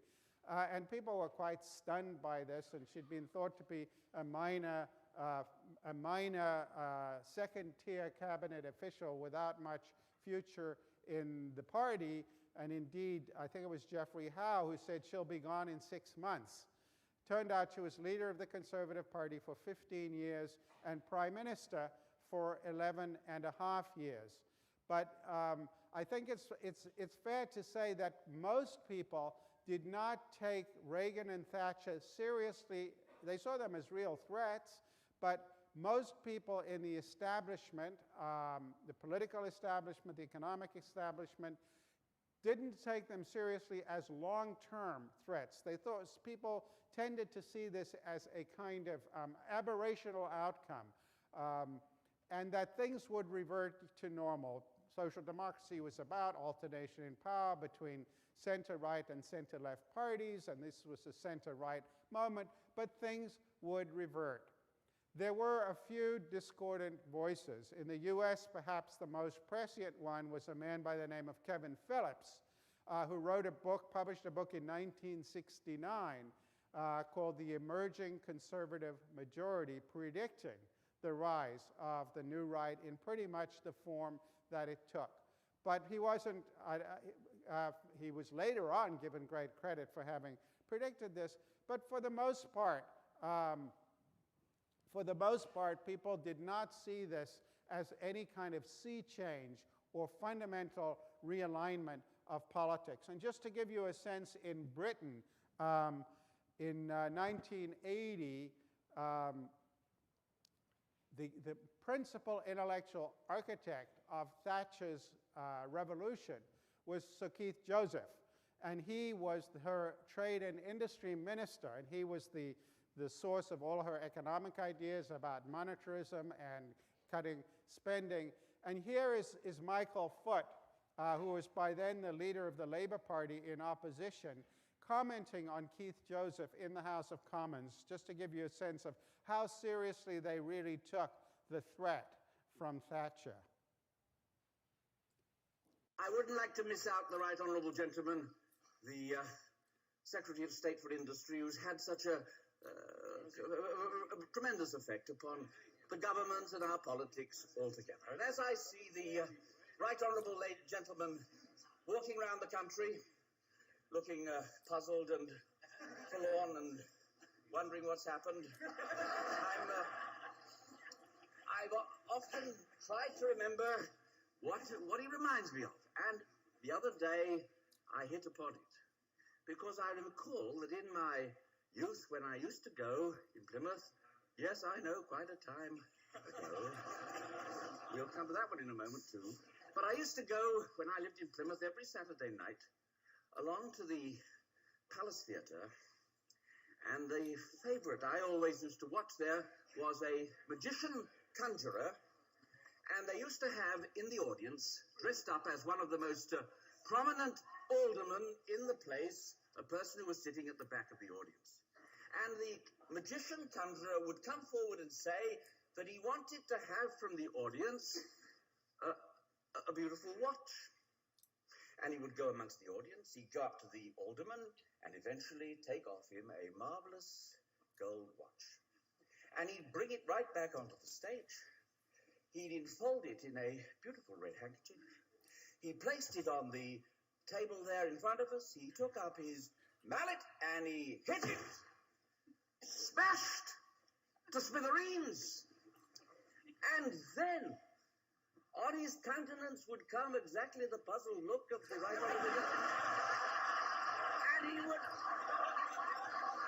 he would step forward. And he would step forward. He would step forward right to it. He'd step forward right to the front of the stage and he'd say, "I'm very sorry. I'm very sorry. I've forgotten the rest of the trick." And that's the situation of the government. That's the situation of the government. They've forgotten the rest of the trick. It doesn't work. And lest any objector might come along and suggest that it was only a trick, I can assure you that at the Palace Theatre in Plymouth, the way it was played, he used to come along at the end of the very act and say, "I'm very sorry. I've still forgotten the trick." That's the situation in this country. So there was, Michael Foot making fun of Keith Joseph as a kind of buffoon who didn't know what he was doing, and getting, lots of positive reinforcement for that. But of course, the joke really was on Michael Foot. 3 years later, he ran unsuccessfully against Margaret Thatcher, and his election manifesto was called the longest suicide note in history, subsequently, by historians. So the joke was really on Foot, and he completely underestimated the staying power of what was coming down the pike. So that's our agenda today, and we're going to look at the sources and implications of the resurgence of right-wing politics across the Western democracies. So we're going to look at several sources of this, one being the collapse of communism, the second being embedded in the logic of distributive politics, and the third being the changing power relations in the economy. And all three of these things have an influence, or should have an influence, on how we think about the resurgence of the right and its political implications. And when we think about its political implications, I'm going to talk briefly today, but more next time, about those implications in two-party systems like Britain and the US versus in multi-party systems like we have on much of the continent. So let's start with the effects of the collapse of communism. When the wall came down and when the Soviet Union started disintegrating, many intellectuals and analytical commentators thought that this would be good for European parties on the left. They thought generally that it would be good for two reasons. One, it made it clear that European social democracy, or what we think of as a great society kind of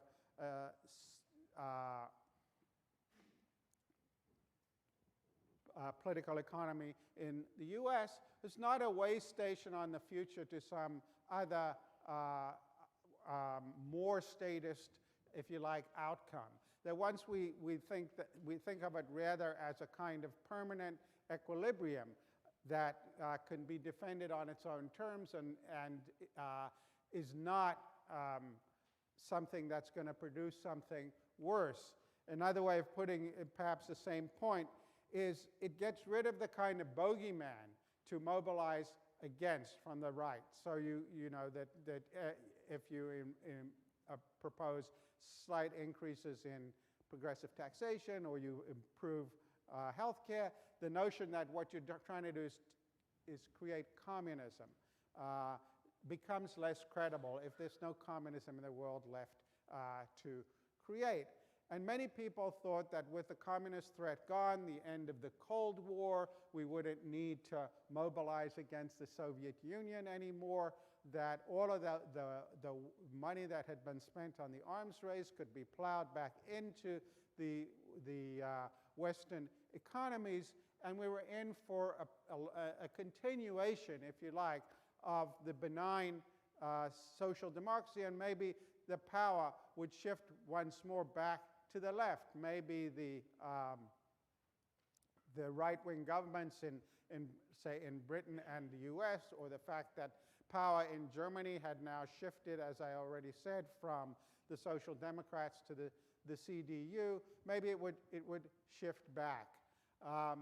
And what all of that failed to take account of was that, and this is really the story of Tony Judd's book, Post-War, some of which I put on the syllabus, is that the social democratic economies and welfare states depended on a very fortuitous arrangement of demographic, economic, and geopolitical circumstances after the war.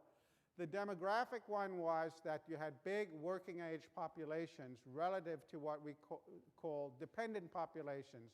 We think of the dependency ratio is the ratio of working age to dependent, and dependent is defined under the age of 15 and above the age of 65. And of course, what really matters from the point of view of the fiscal health of the welfare state is the older crowd, because parents mostly internalize the cost of children, whereas governments in turn have to bear the costs of elderly people. And for the most part, in all of these countries, we had big working populations and relatively small elderly populations. That would change as the baby boomer bulge worked its way through the population. And so there's one big source of fiscal stress inexorably coming at all of these systems as the ratio of working people to retired people would increase. Then secondly, much of the economic health of these countries had been the result of the enormous infusion of funds by the Americans, the Marshall Plan in Europe, the rebuilding of the Japanese economy, and the fact that, as I mentioned to you earlier, Europe was not spending money on its own defense, so it had the resources to build up its domestic economies. And that too would go away or would start to diminish as the Cold War ended. Also, the American interest in sustaining these economies as bulwarks against the Soviet system would start to diminish as the Cold War ended. So the idea that European social democracy was sort of a permanent equilibrium was by no means obvious. It's certainly not in retrospect. A second thing to notice is that while the bogeyman of communism might not have been there around which the conservative, the ideological right could organize, there are always other potential bogeymen, and particularly, as it's turned out since 9/11, Islamic fundamentalism is an alternative bogeyman around which to organize political movements. And it has the added advantage that it's not a threat to democratic capitalism. You know, when Islamist regimes, when Islamists do come to power, whether it's in Iran or Libya under Gaddafi, they run capitalist systems badly. There is no alternative. There's no Islamist model of the economy. So the idea that one has to worry about them as a threat to capitalism in the way that communism had once been perceived is no longer there. And that's important because it diminishes the incentive to buy off working class discontent. So if you think about, go back to the New Deal, after the Depression, Communist Party in the US was quite powerful, was very influential in American unions, particularly in the CIO. We had 20% unemployment. There was real fear in the aftermath of the Depression that communism might be claim hearts and minds of large numbers of American workers. And that is partly what motivated business elites and others to at least tacitly support the New Deal. The notion was that you want to make sure America's workers do not reach a state of affairs where they think they have nothing to lose but their chains. And so my colleague Peter Swenson has done tremendous scholarship on this, but actually what Swenson shows is that there's never been significant expansion of a welfare state, even the European welfare states, by the way, without significant, at least tacit and sometimes active support from business. And part of it in the 30s and 40s was Keynesian thinking about revising the economy, or proto-Keynesian thinking. The general theory didn't come out until well after the Depression, but there were many people making those kinds of arguments at the time. But it was also political. It was this idea that you want to give the dispossessed people who had been most harmed by the Depression a stake in the existing order. And similar arguments were made in Britain and Europe. For instance, Ralph Miliband, the father of Ed and David Miliband, was a political economist who published a book in the early 60s, I believe it was, called The Capitalist Industrial State, in which he argued the welfare state is capitalism's best friend. He was a Marxist, well to the left even of Ed Miliband, and he thought that this was a bad thing because it was preventing the workers from becoming revolutionary because they had this stake in the existing order. And so this was the notion that if you don't do this, there's an alternative model out there vying for hearts and minds, and we'd better look out for that. Once the alternative model has gone away, once there's no longer a Soviet Union, it's much easier to discount all of that. It's much easier to say, well, let's, might not say it, but think, move to the suburbs and build more prisons. It's not obvious that there's any reason of the sort that existed when there was a communist alternative out there to continue to maintain expensive welfare states that would require substantial levels of taxation and maybe increasing levels of taxation given the changes in the demography. So the short of it is that those who had faith in the idea that the end of the Cold War was going to be good for left-of-center parties were wrong, and things have played out quite differently since that time. So that's the first thing. But I want now to turn to some more analytical thinking. Let's put on my analytical hat here. Some more analytical thinking about the logic of distributive politics, because I think people don't think clearly enough about just what that logic is when they think about what's going to happen in different political scenarios. So this is a famous picture of a hat from the beginning of The Little Prince, Antoine de Saint-Exupéry. And as you might recall, it's the very beginning of the book. He decides he wants to frighten the adults. And he's going to frighten the adults by drawing a picture of a boa constrictor eating an elephant. So he does. And he's absolutely devastated when the adults say, "That's a nice hat you've drawn." And he's furious.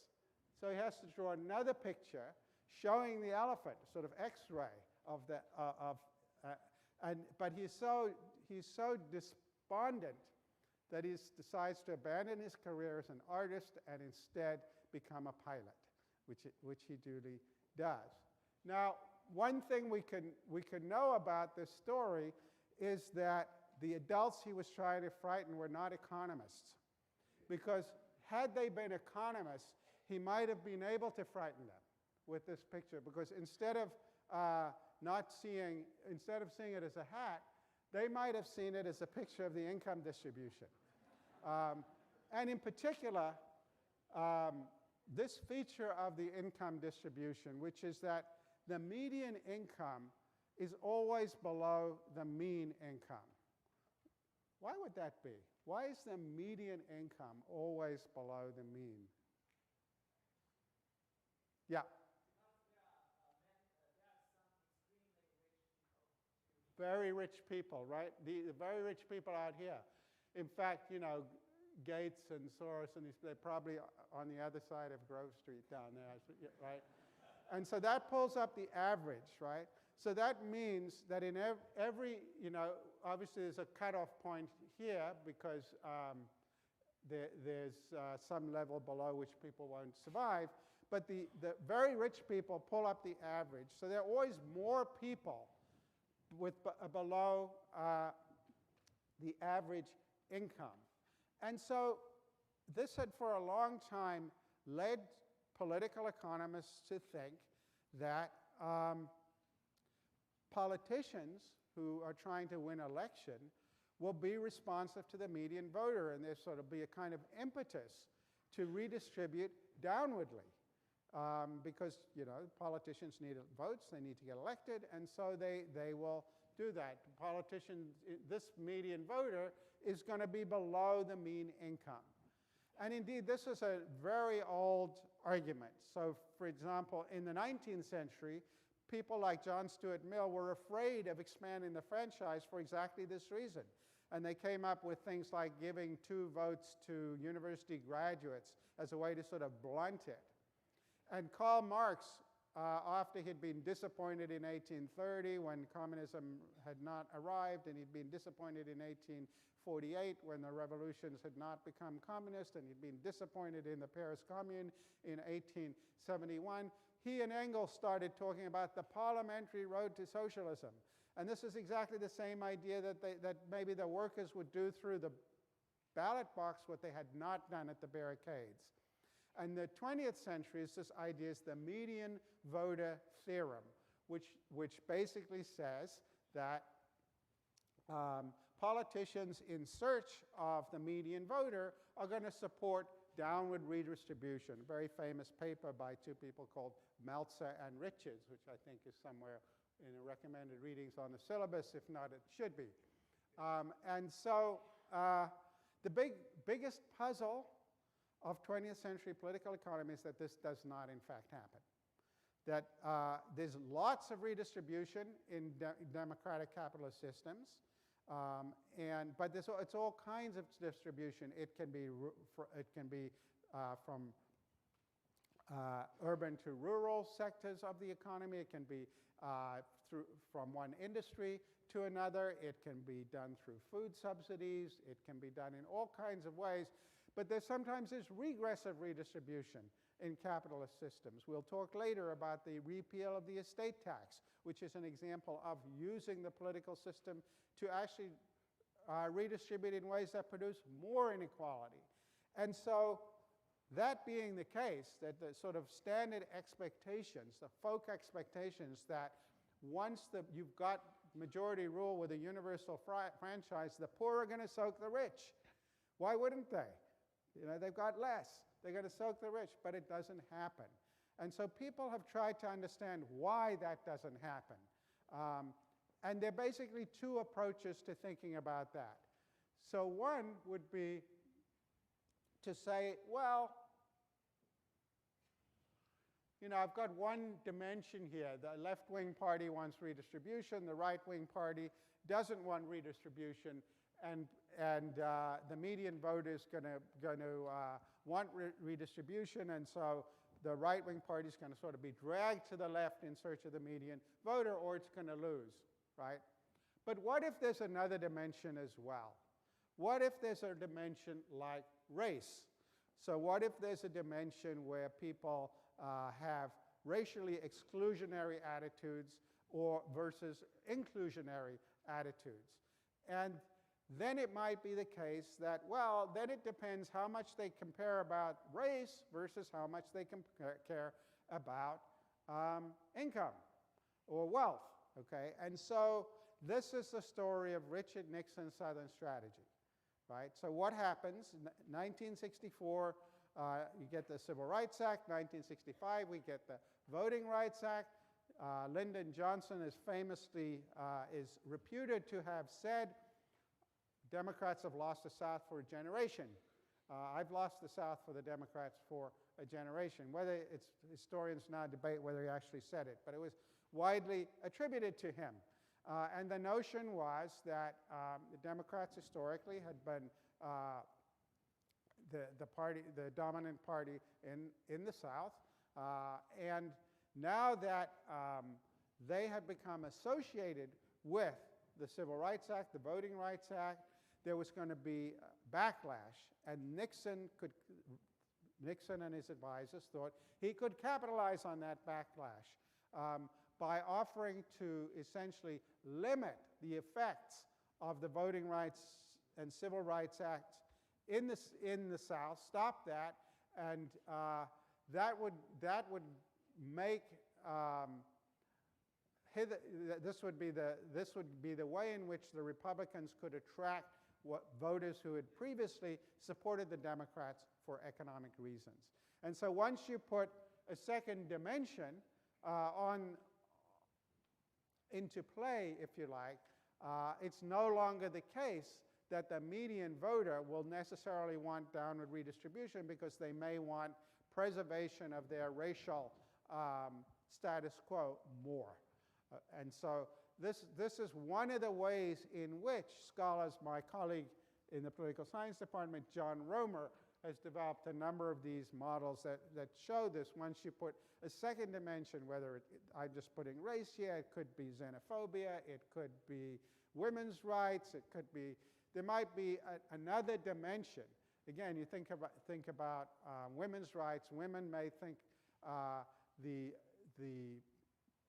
pro-choice, pro-life dimension more important than the economic dimension, and so vote differently. So once you put other dimensions into play, maybe the median voter won't vote for redistribution. So that's one possible story about why we have not seen the sorts of developments that one might anticipate. Here's another story.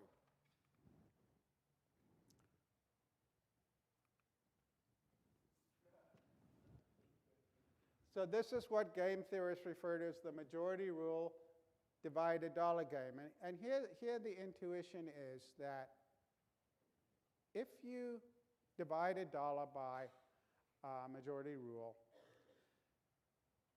no matter how you divide it, there is some potential majority to upset that division. So if they start out with an equal division, you can see here that Stannis and Arya can decide to completely dispossess Joffrey and keep it all to themselves.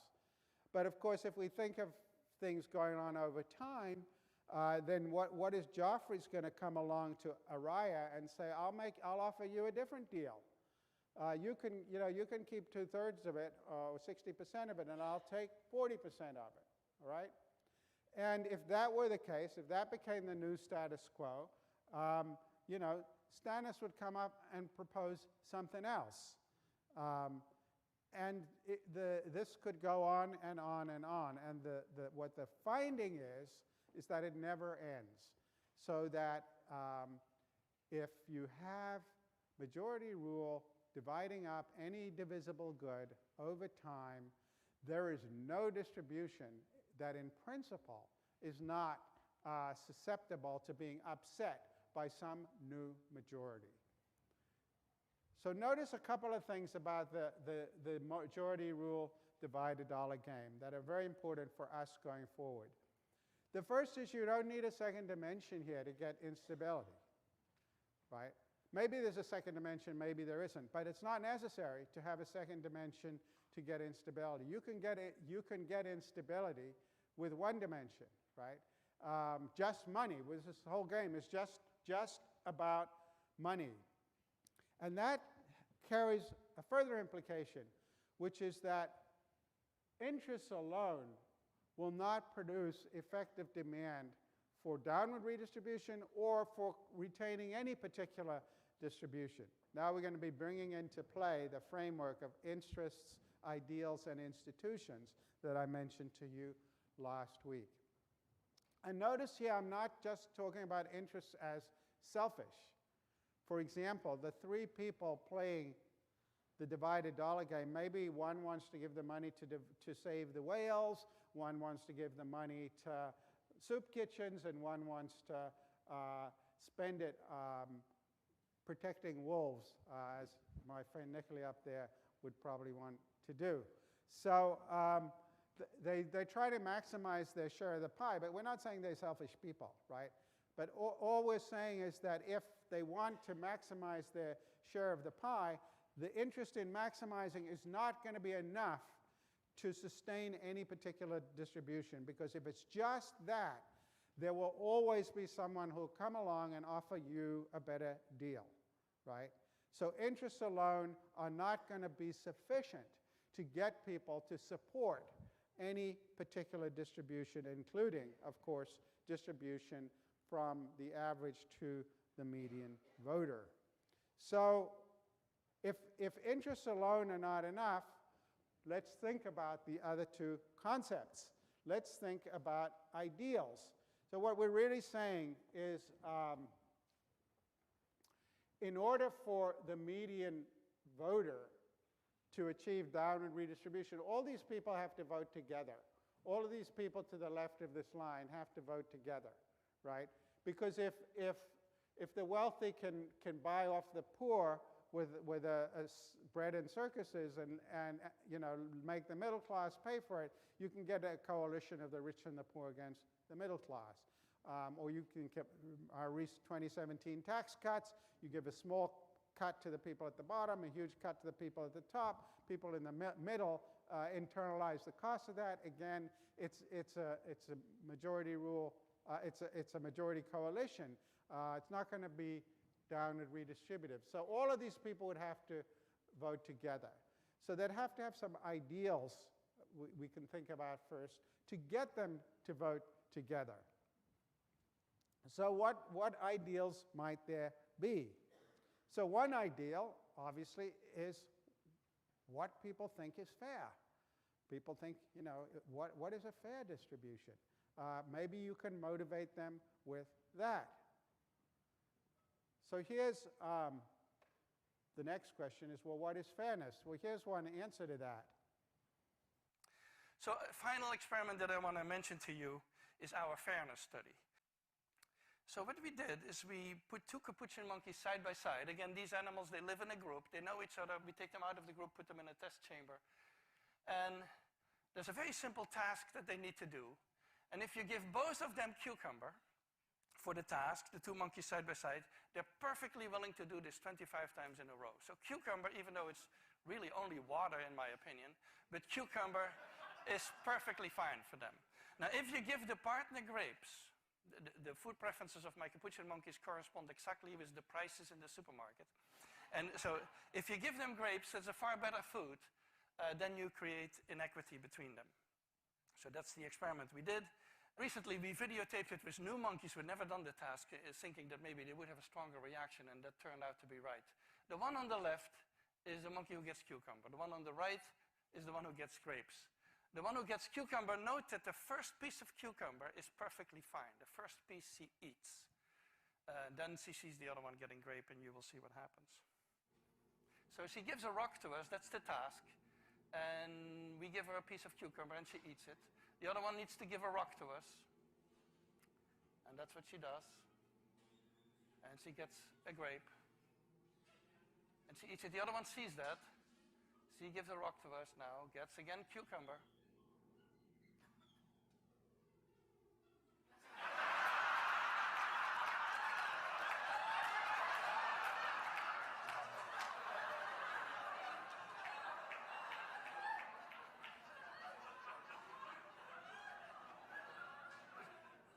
She tests the rock now against the wall. She needs to give it to us.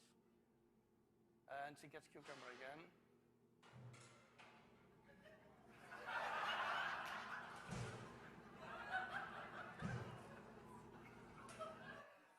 So this is basically the Wall Street protest that you see here.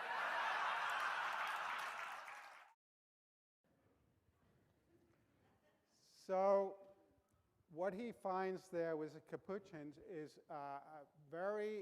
he's studied it in many social animals, and there's plenty of psychology to support the idea that human beings are the same.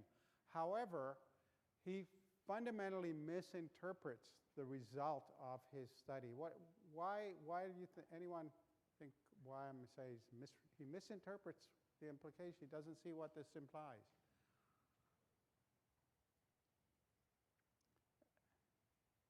Yeah. No. It's not the Wall Street protester, because what infuriates this monkey is that another monkey just like it is getting more. It's not the monkey's not bothered that the researcher has a bowl full of cucumbers and grapes, right? So, and this is a very robust finding in the social psychology literature about people. Their sense of their welfare is often other regarding, but they make relatively local comparisons. They do not compare themselves to people very different from themselves in the socioeconomic distribution of socioeconomic distribution. So steel workers might compare themselves to auto workers, or coal miners might compare themselves to people working in oil fields. And this is true, by the way, up and down the occupational scale. So a professor will be much angrier to discover that he or she earns $5,000 less than the professor in the next office than to discover that he or she earns $500,000 less than the attorney who lives next door. People tend to make relatively local comparisons. And later on, when we come to populism and all that, we'll discuss the implications of that in the politics that we're seeing right now. But so for the point to make here is people don't make global comparisons. They tend to compare people to people like themselves. Now you could say, yeah. No, not necessarily. I mean, there's studies of children, for example. You give a little boy half a glass of orange juice, and then you give his sister a full glass, and he was happy before, now he's furious, right? So it depends what your reference group is. Paul Bloom, who gave the Devane lectures about 4 or 5 years ago, is the local expert on reference groups. But it doesn't have to be in the same industry. It's got to be the kind of people you consider yourself to be like, and by whom you want to be given esteem, right? Now you might say, well, that's not necessarily fatal for solidarity, because if you say, well, I want to have at least as much as people like me, you could say, well, let's get together and make sure we all get it, right? So it's not obviously fatal to solidarity. And that's basically what Marx's theory of consciousness raising was about. But the trouble is that it competes with other ideals of fairness. So let's just consider a couple that are relevant to where we're headed. Next Tuesday is election day. Next Tuesday, all of you will go to the polls, will stand there in the polling place and make a decision. I think when you make that decision, it might be well if you would ask yourself, are you better off than you were 4 years ago? Is it easier for you to go and buy things in the stores than it was 4 years ago? Is there more or less unemployment in the country than there was 4 years ago? And if you answer all of those questions yes, why then I think your choice is very obvious as to who you'll vote for.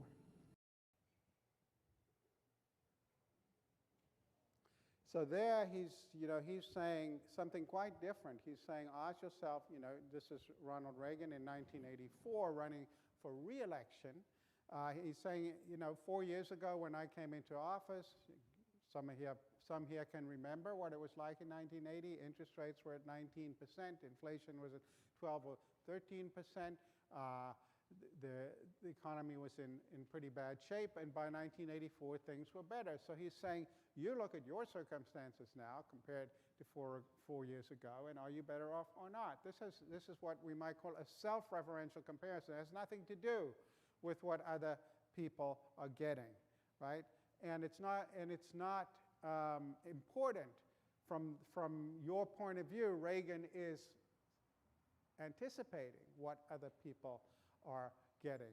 And this is what economists call a Pareto improvement, right? Economists are all about absolute gains, not about relative gains.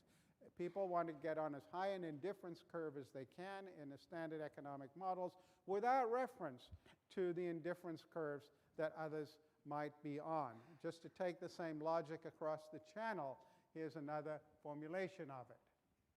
There is no doubt that the Prime Minister has in many ways achieved substantial success in the economy. There is one statistic that I understand is not, however, challengeable, and that is that over her 11 years, the gap between the richest 10% and the poorest 10% in this country has widened substantially. How can she say at the end of her chapter of British politics that she can justify many people in a constituency such as mine being relatively much poorer off, much less well housed, and much less well provided than it was in 1979? Surely she accepts that is not a record that she or any Prime Minister can be proud of. Mr. Speaker, all levels of income are better off than they were in 1979. But what the honourable member is saying is that he would rather the poor were poorer, provided the rich were less rich. Once they start to talk about the gap, they'd rather the gap were that. Down here. That.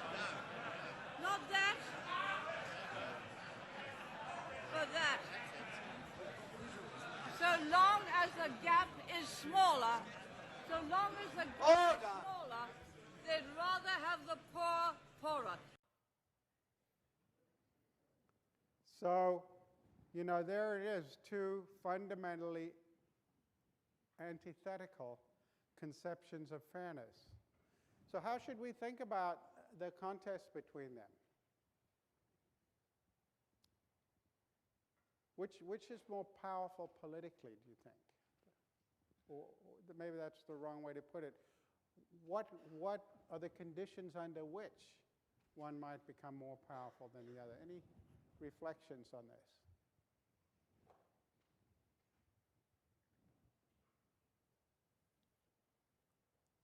Yeah, we're going to give you the microphone. Yeah. You want to give it to? Yeah.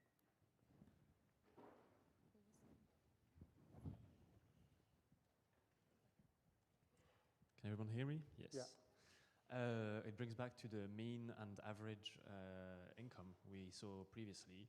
If you have more people that have less, then politically you're going to have more people who are going to vote for the income.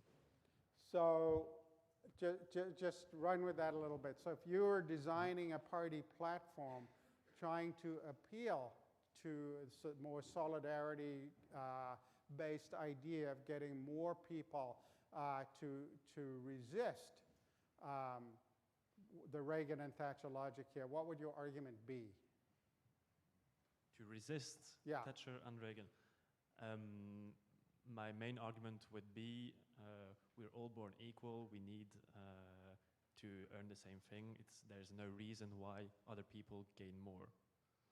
Okay, and now if you had to bet in an upcoming election that you were right, how much of your own money would you bet? This is taking the contrary to my own opinions, but I think there's a good chance it will be successful in the next 15 months, unfortunately. Okay. So this is you think the people's basic conception of a solidarity-based conception of fairness can actually command people's support despite the appeals of to what we might call an economist conception of absolute improvements. Any other arguments that somebody could imagine making in support of that notion? Yes, sir. You need the microphone. Yeah.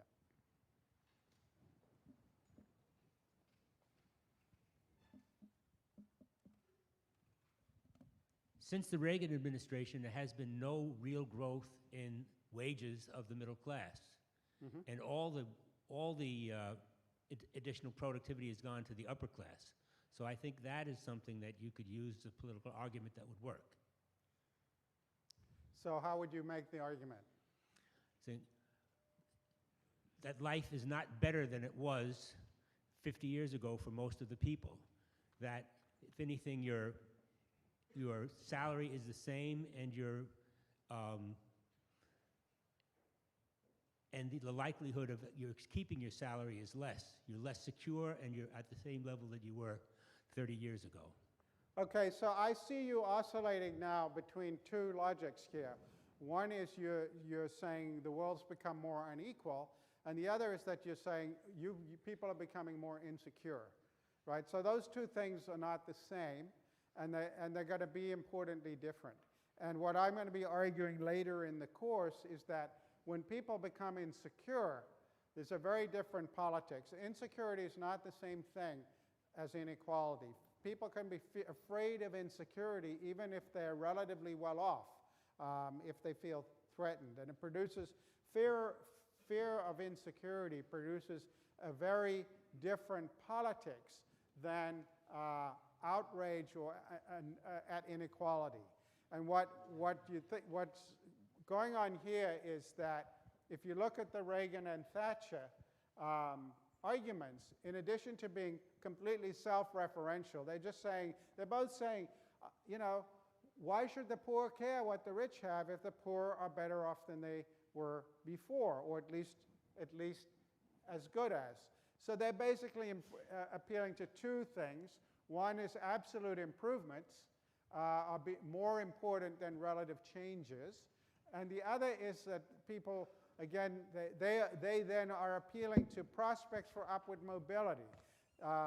They're saying, Reagan famously said, I want an America where anybody can become a millionaire, right? People should be able to get ahead. Now, and that was certainly a difference between the politics of the new right in the 1980s and the politics of conservatism, pro-market arguments today, which revolve more around what psychologists and economists call loss aversion. It's no longer a politics about promising upward mobility. It's actually a politics revolving around, as you said, wages have stagnated and perhaps in real terms actually gone down. People are more insecure. Make America Great Again is a slogan which implies that something's been taken away from you and I'm going to bring it back, right? It's a very different notion than America's best days lie ahead. Now, it's interesting that Reagan was responsible for both those slogans, Make America Great Again and America's best days lie ahead. And in 2016, Trump used the first and Hillary used the second. But of course, the context in which Hillary was talking about America's best days lie ahead had been an era when we had had 3 or 4 decades of wage stagnation and growing economic insecurity. So it was a very different era than when Reagan and Thatcher were running in the 1980s. But those are more contextual things. I want to just make some more basic points about the logic of distribution here, which is what Thatcher's success was keying off of is this wonderful line from the Times obituary of Benjamin Disraeli. He died in 1881. I don't know why it took them 2 years to write the obituary, but they said he discerned the conservative nature of the working man in the same way as a sculpture discerns an angel in a block of marble. So what Disraeli, he basically understood this logic of divide a, we might call divide a guinea rather than divide a dollar, but that there was plenty of reasons to think that you could appeal to working class voters to support conservative policies. And you know, one of the I think enduring myths on the intellectual left is that when poor people don't support redistributive politics, they're somehow acting against their own interests. Sort of, what's the matter with Kansas, right? Thomas Frank. Why are these people voting in ways that are not in their interest? Even setting aside whether there's a second dimension like race, which might be part of the story, but it might not be part of the story, being promised minor incremental improvements might be sufficient to get people to support a political program without reference to what others are doing. And I think that the other thing to say, you could say, okay, so these are two competing conceptions of fairness. It's not obvious why one will win rather than the other. But the difficulty is that it's much harder to hold a solidaristic coalition together precisely because all you have to do is start picking off some people from that coalition until you've got enough. So even if 40 or 50 or 60% remain in solidarity with this basic conception of fairness, if you could promise upward mobility to others, that might be enough. Or if you could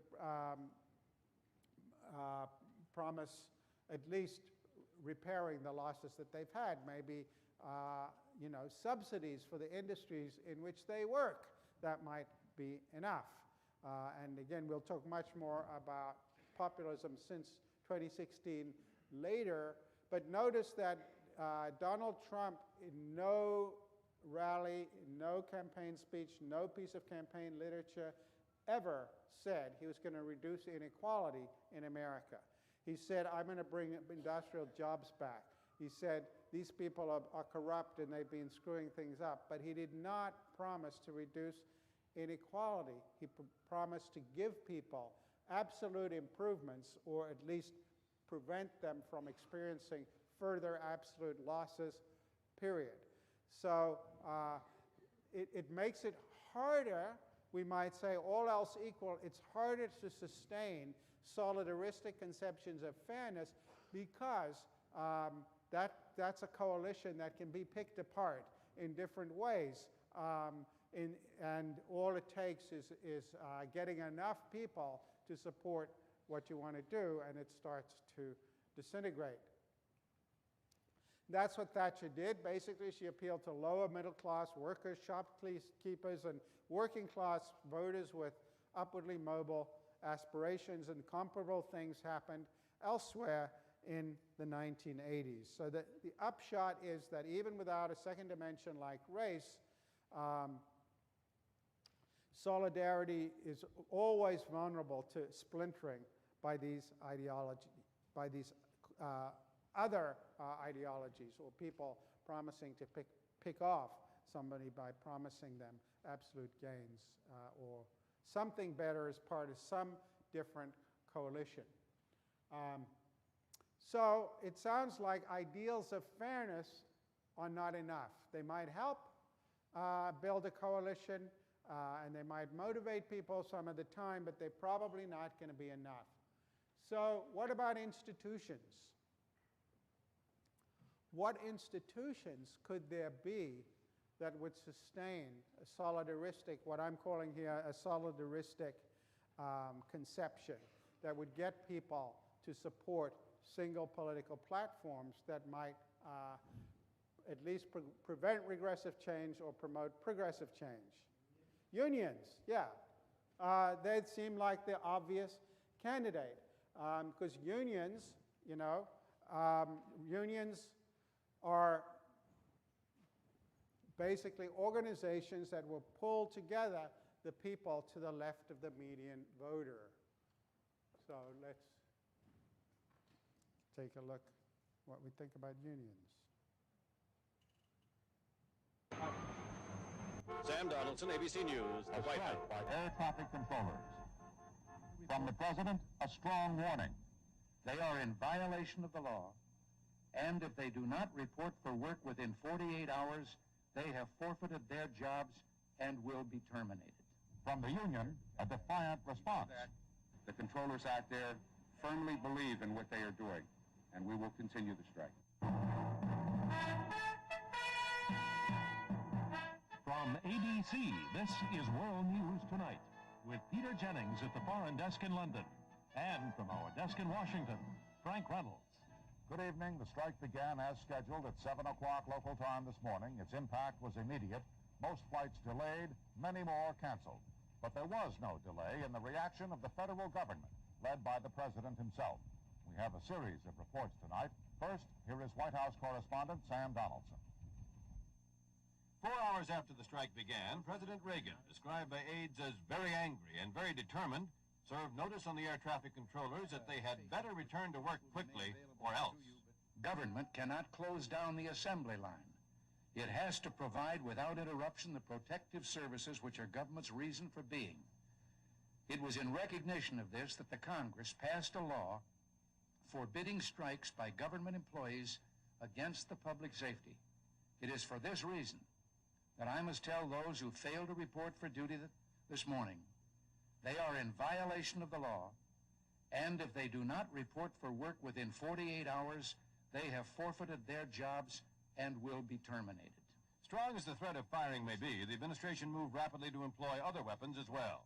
Court proceedings to force the strikers back to work were begun in 19 separate courts. Criminal charges were being prepared against individuals. The first cases would be brought against union leaders, but FBI agents are compiling a complete list of strikers. The union's $3.5 million strike fund has been impounded by court order, and a petition has been filed asking for decertification of the union, meaning to put it out of business permanently. The president was asked why such strong action immediately. Why not some lesser action to begin with? What lesser action can there be? The law is very explicit. They are violating the law. The president is said by an aide to be tough as nails in his determination to break this strike. And this morning, Mr. Reagan reminisced in the Oval Office about Calvin Coolidge's similar determination and success in breaking the Boston police strike of 1919 when Coolidge was governor of Massachusetts. In this case, Mr. Reagan wanted to make the deadline for firing 24 hours at first, but finally settled in 48 in order to make certain that no air traffic controller could say later he didn't get the word. The president seems convinced that by being tough, he can force many of the union members back to work. He also seems convinced that being tough is what the public wants. Sam Donaldson, ABC News, the White House. And he did indeed fire those air traffic controllers. Let's go forward 3 years in the UK. What we have seen in the past few weeks is not picketing at all. It is an attempt by force to prevent others from doing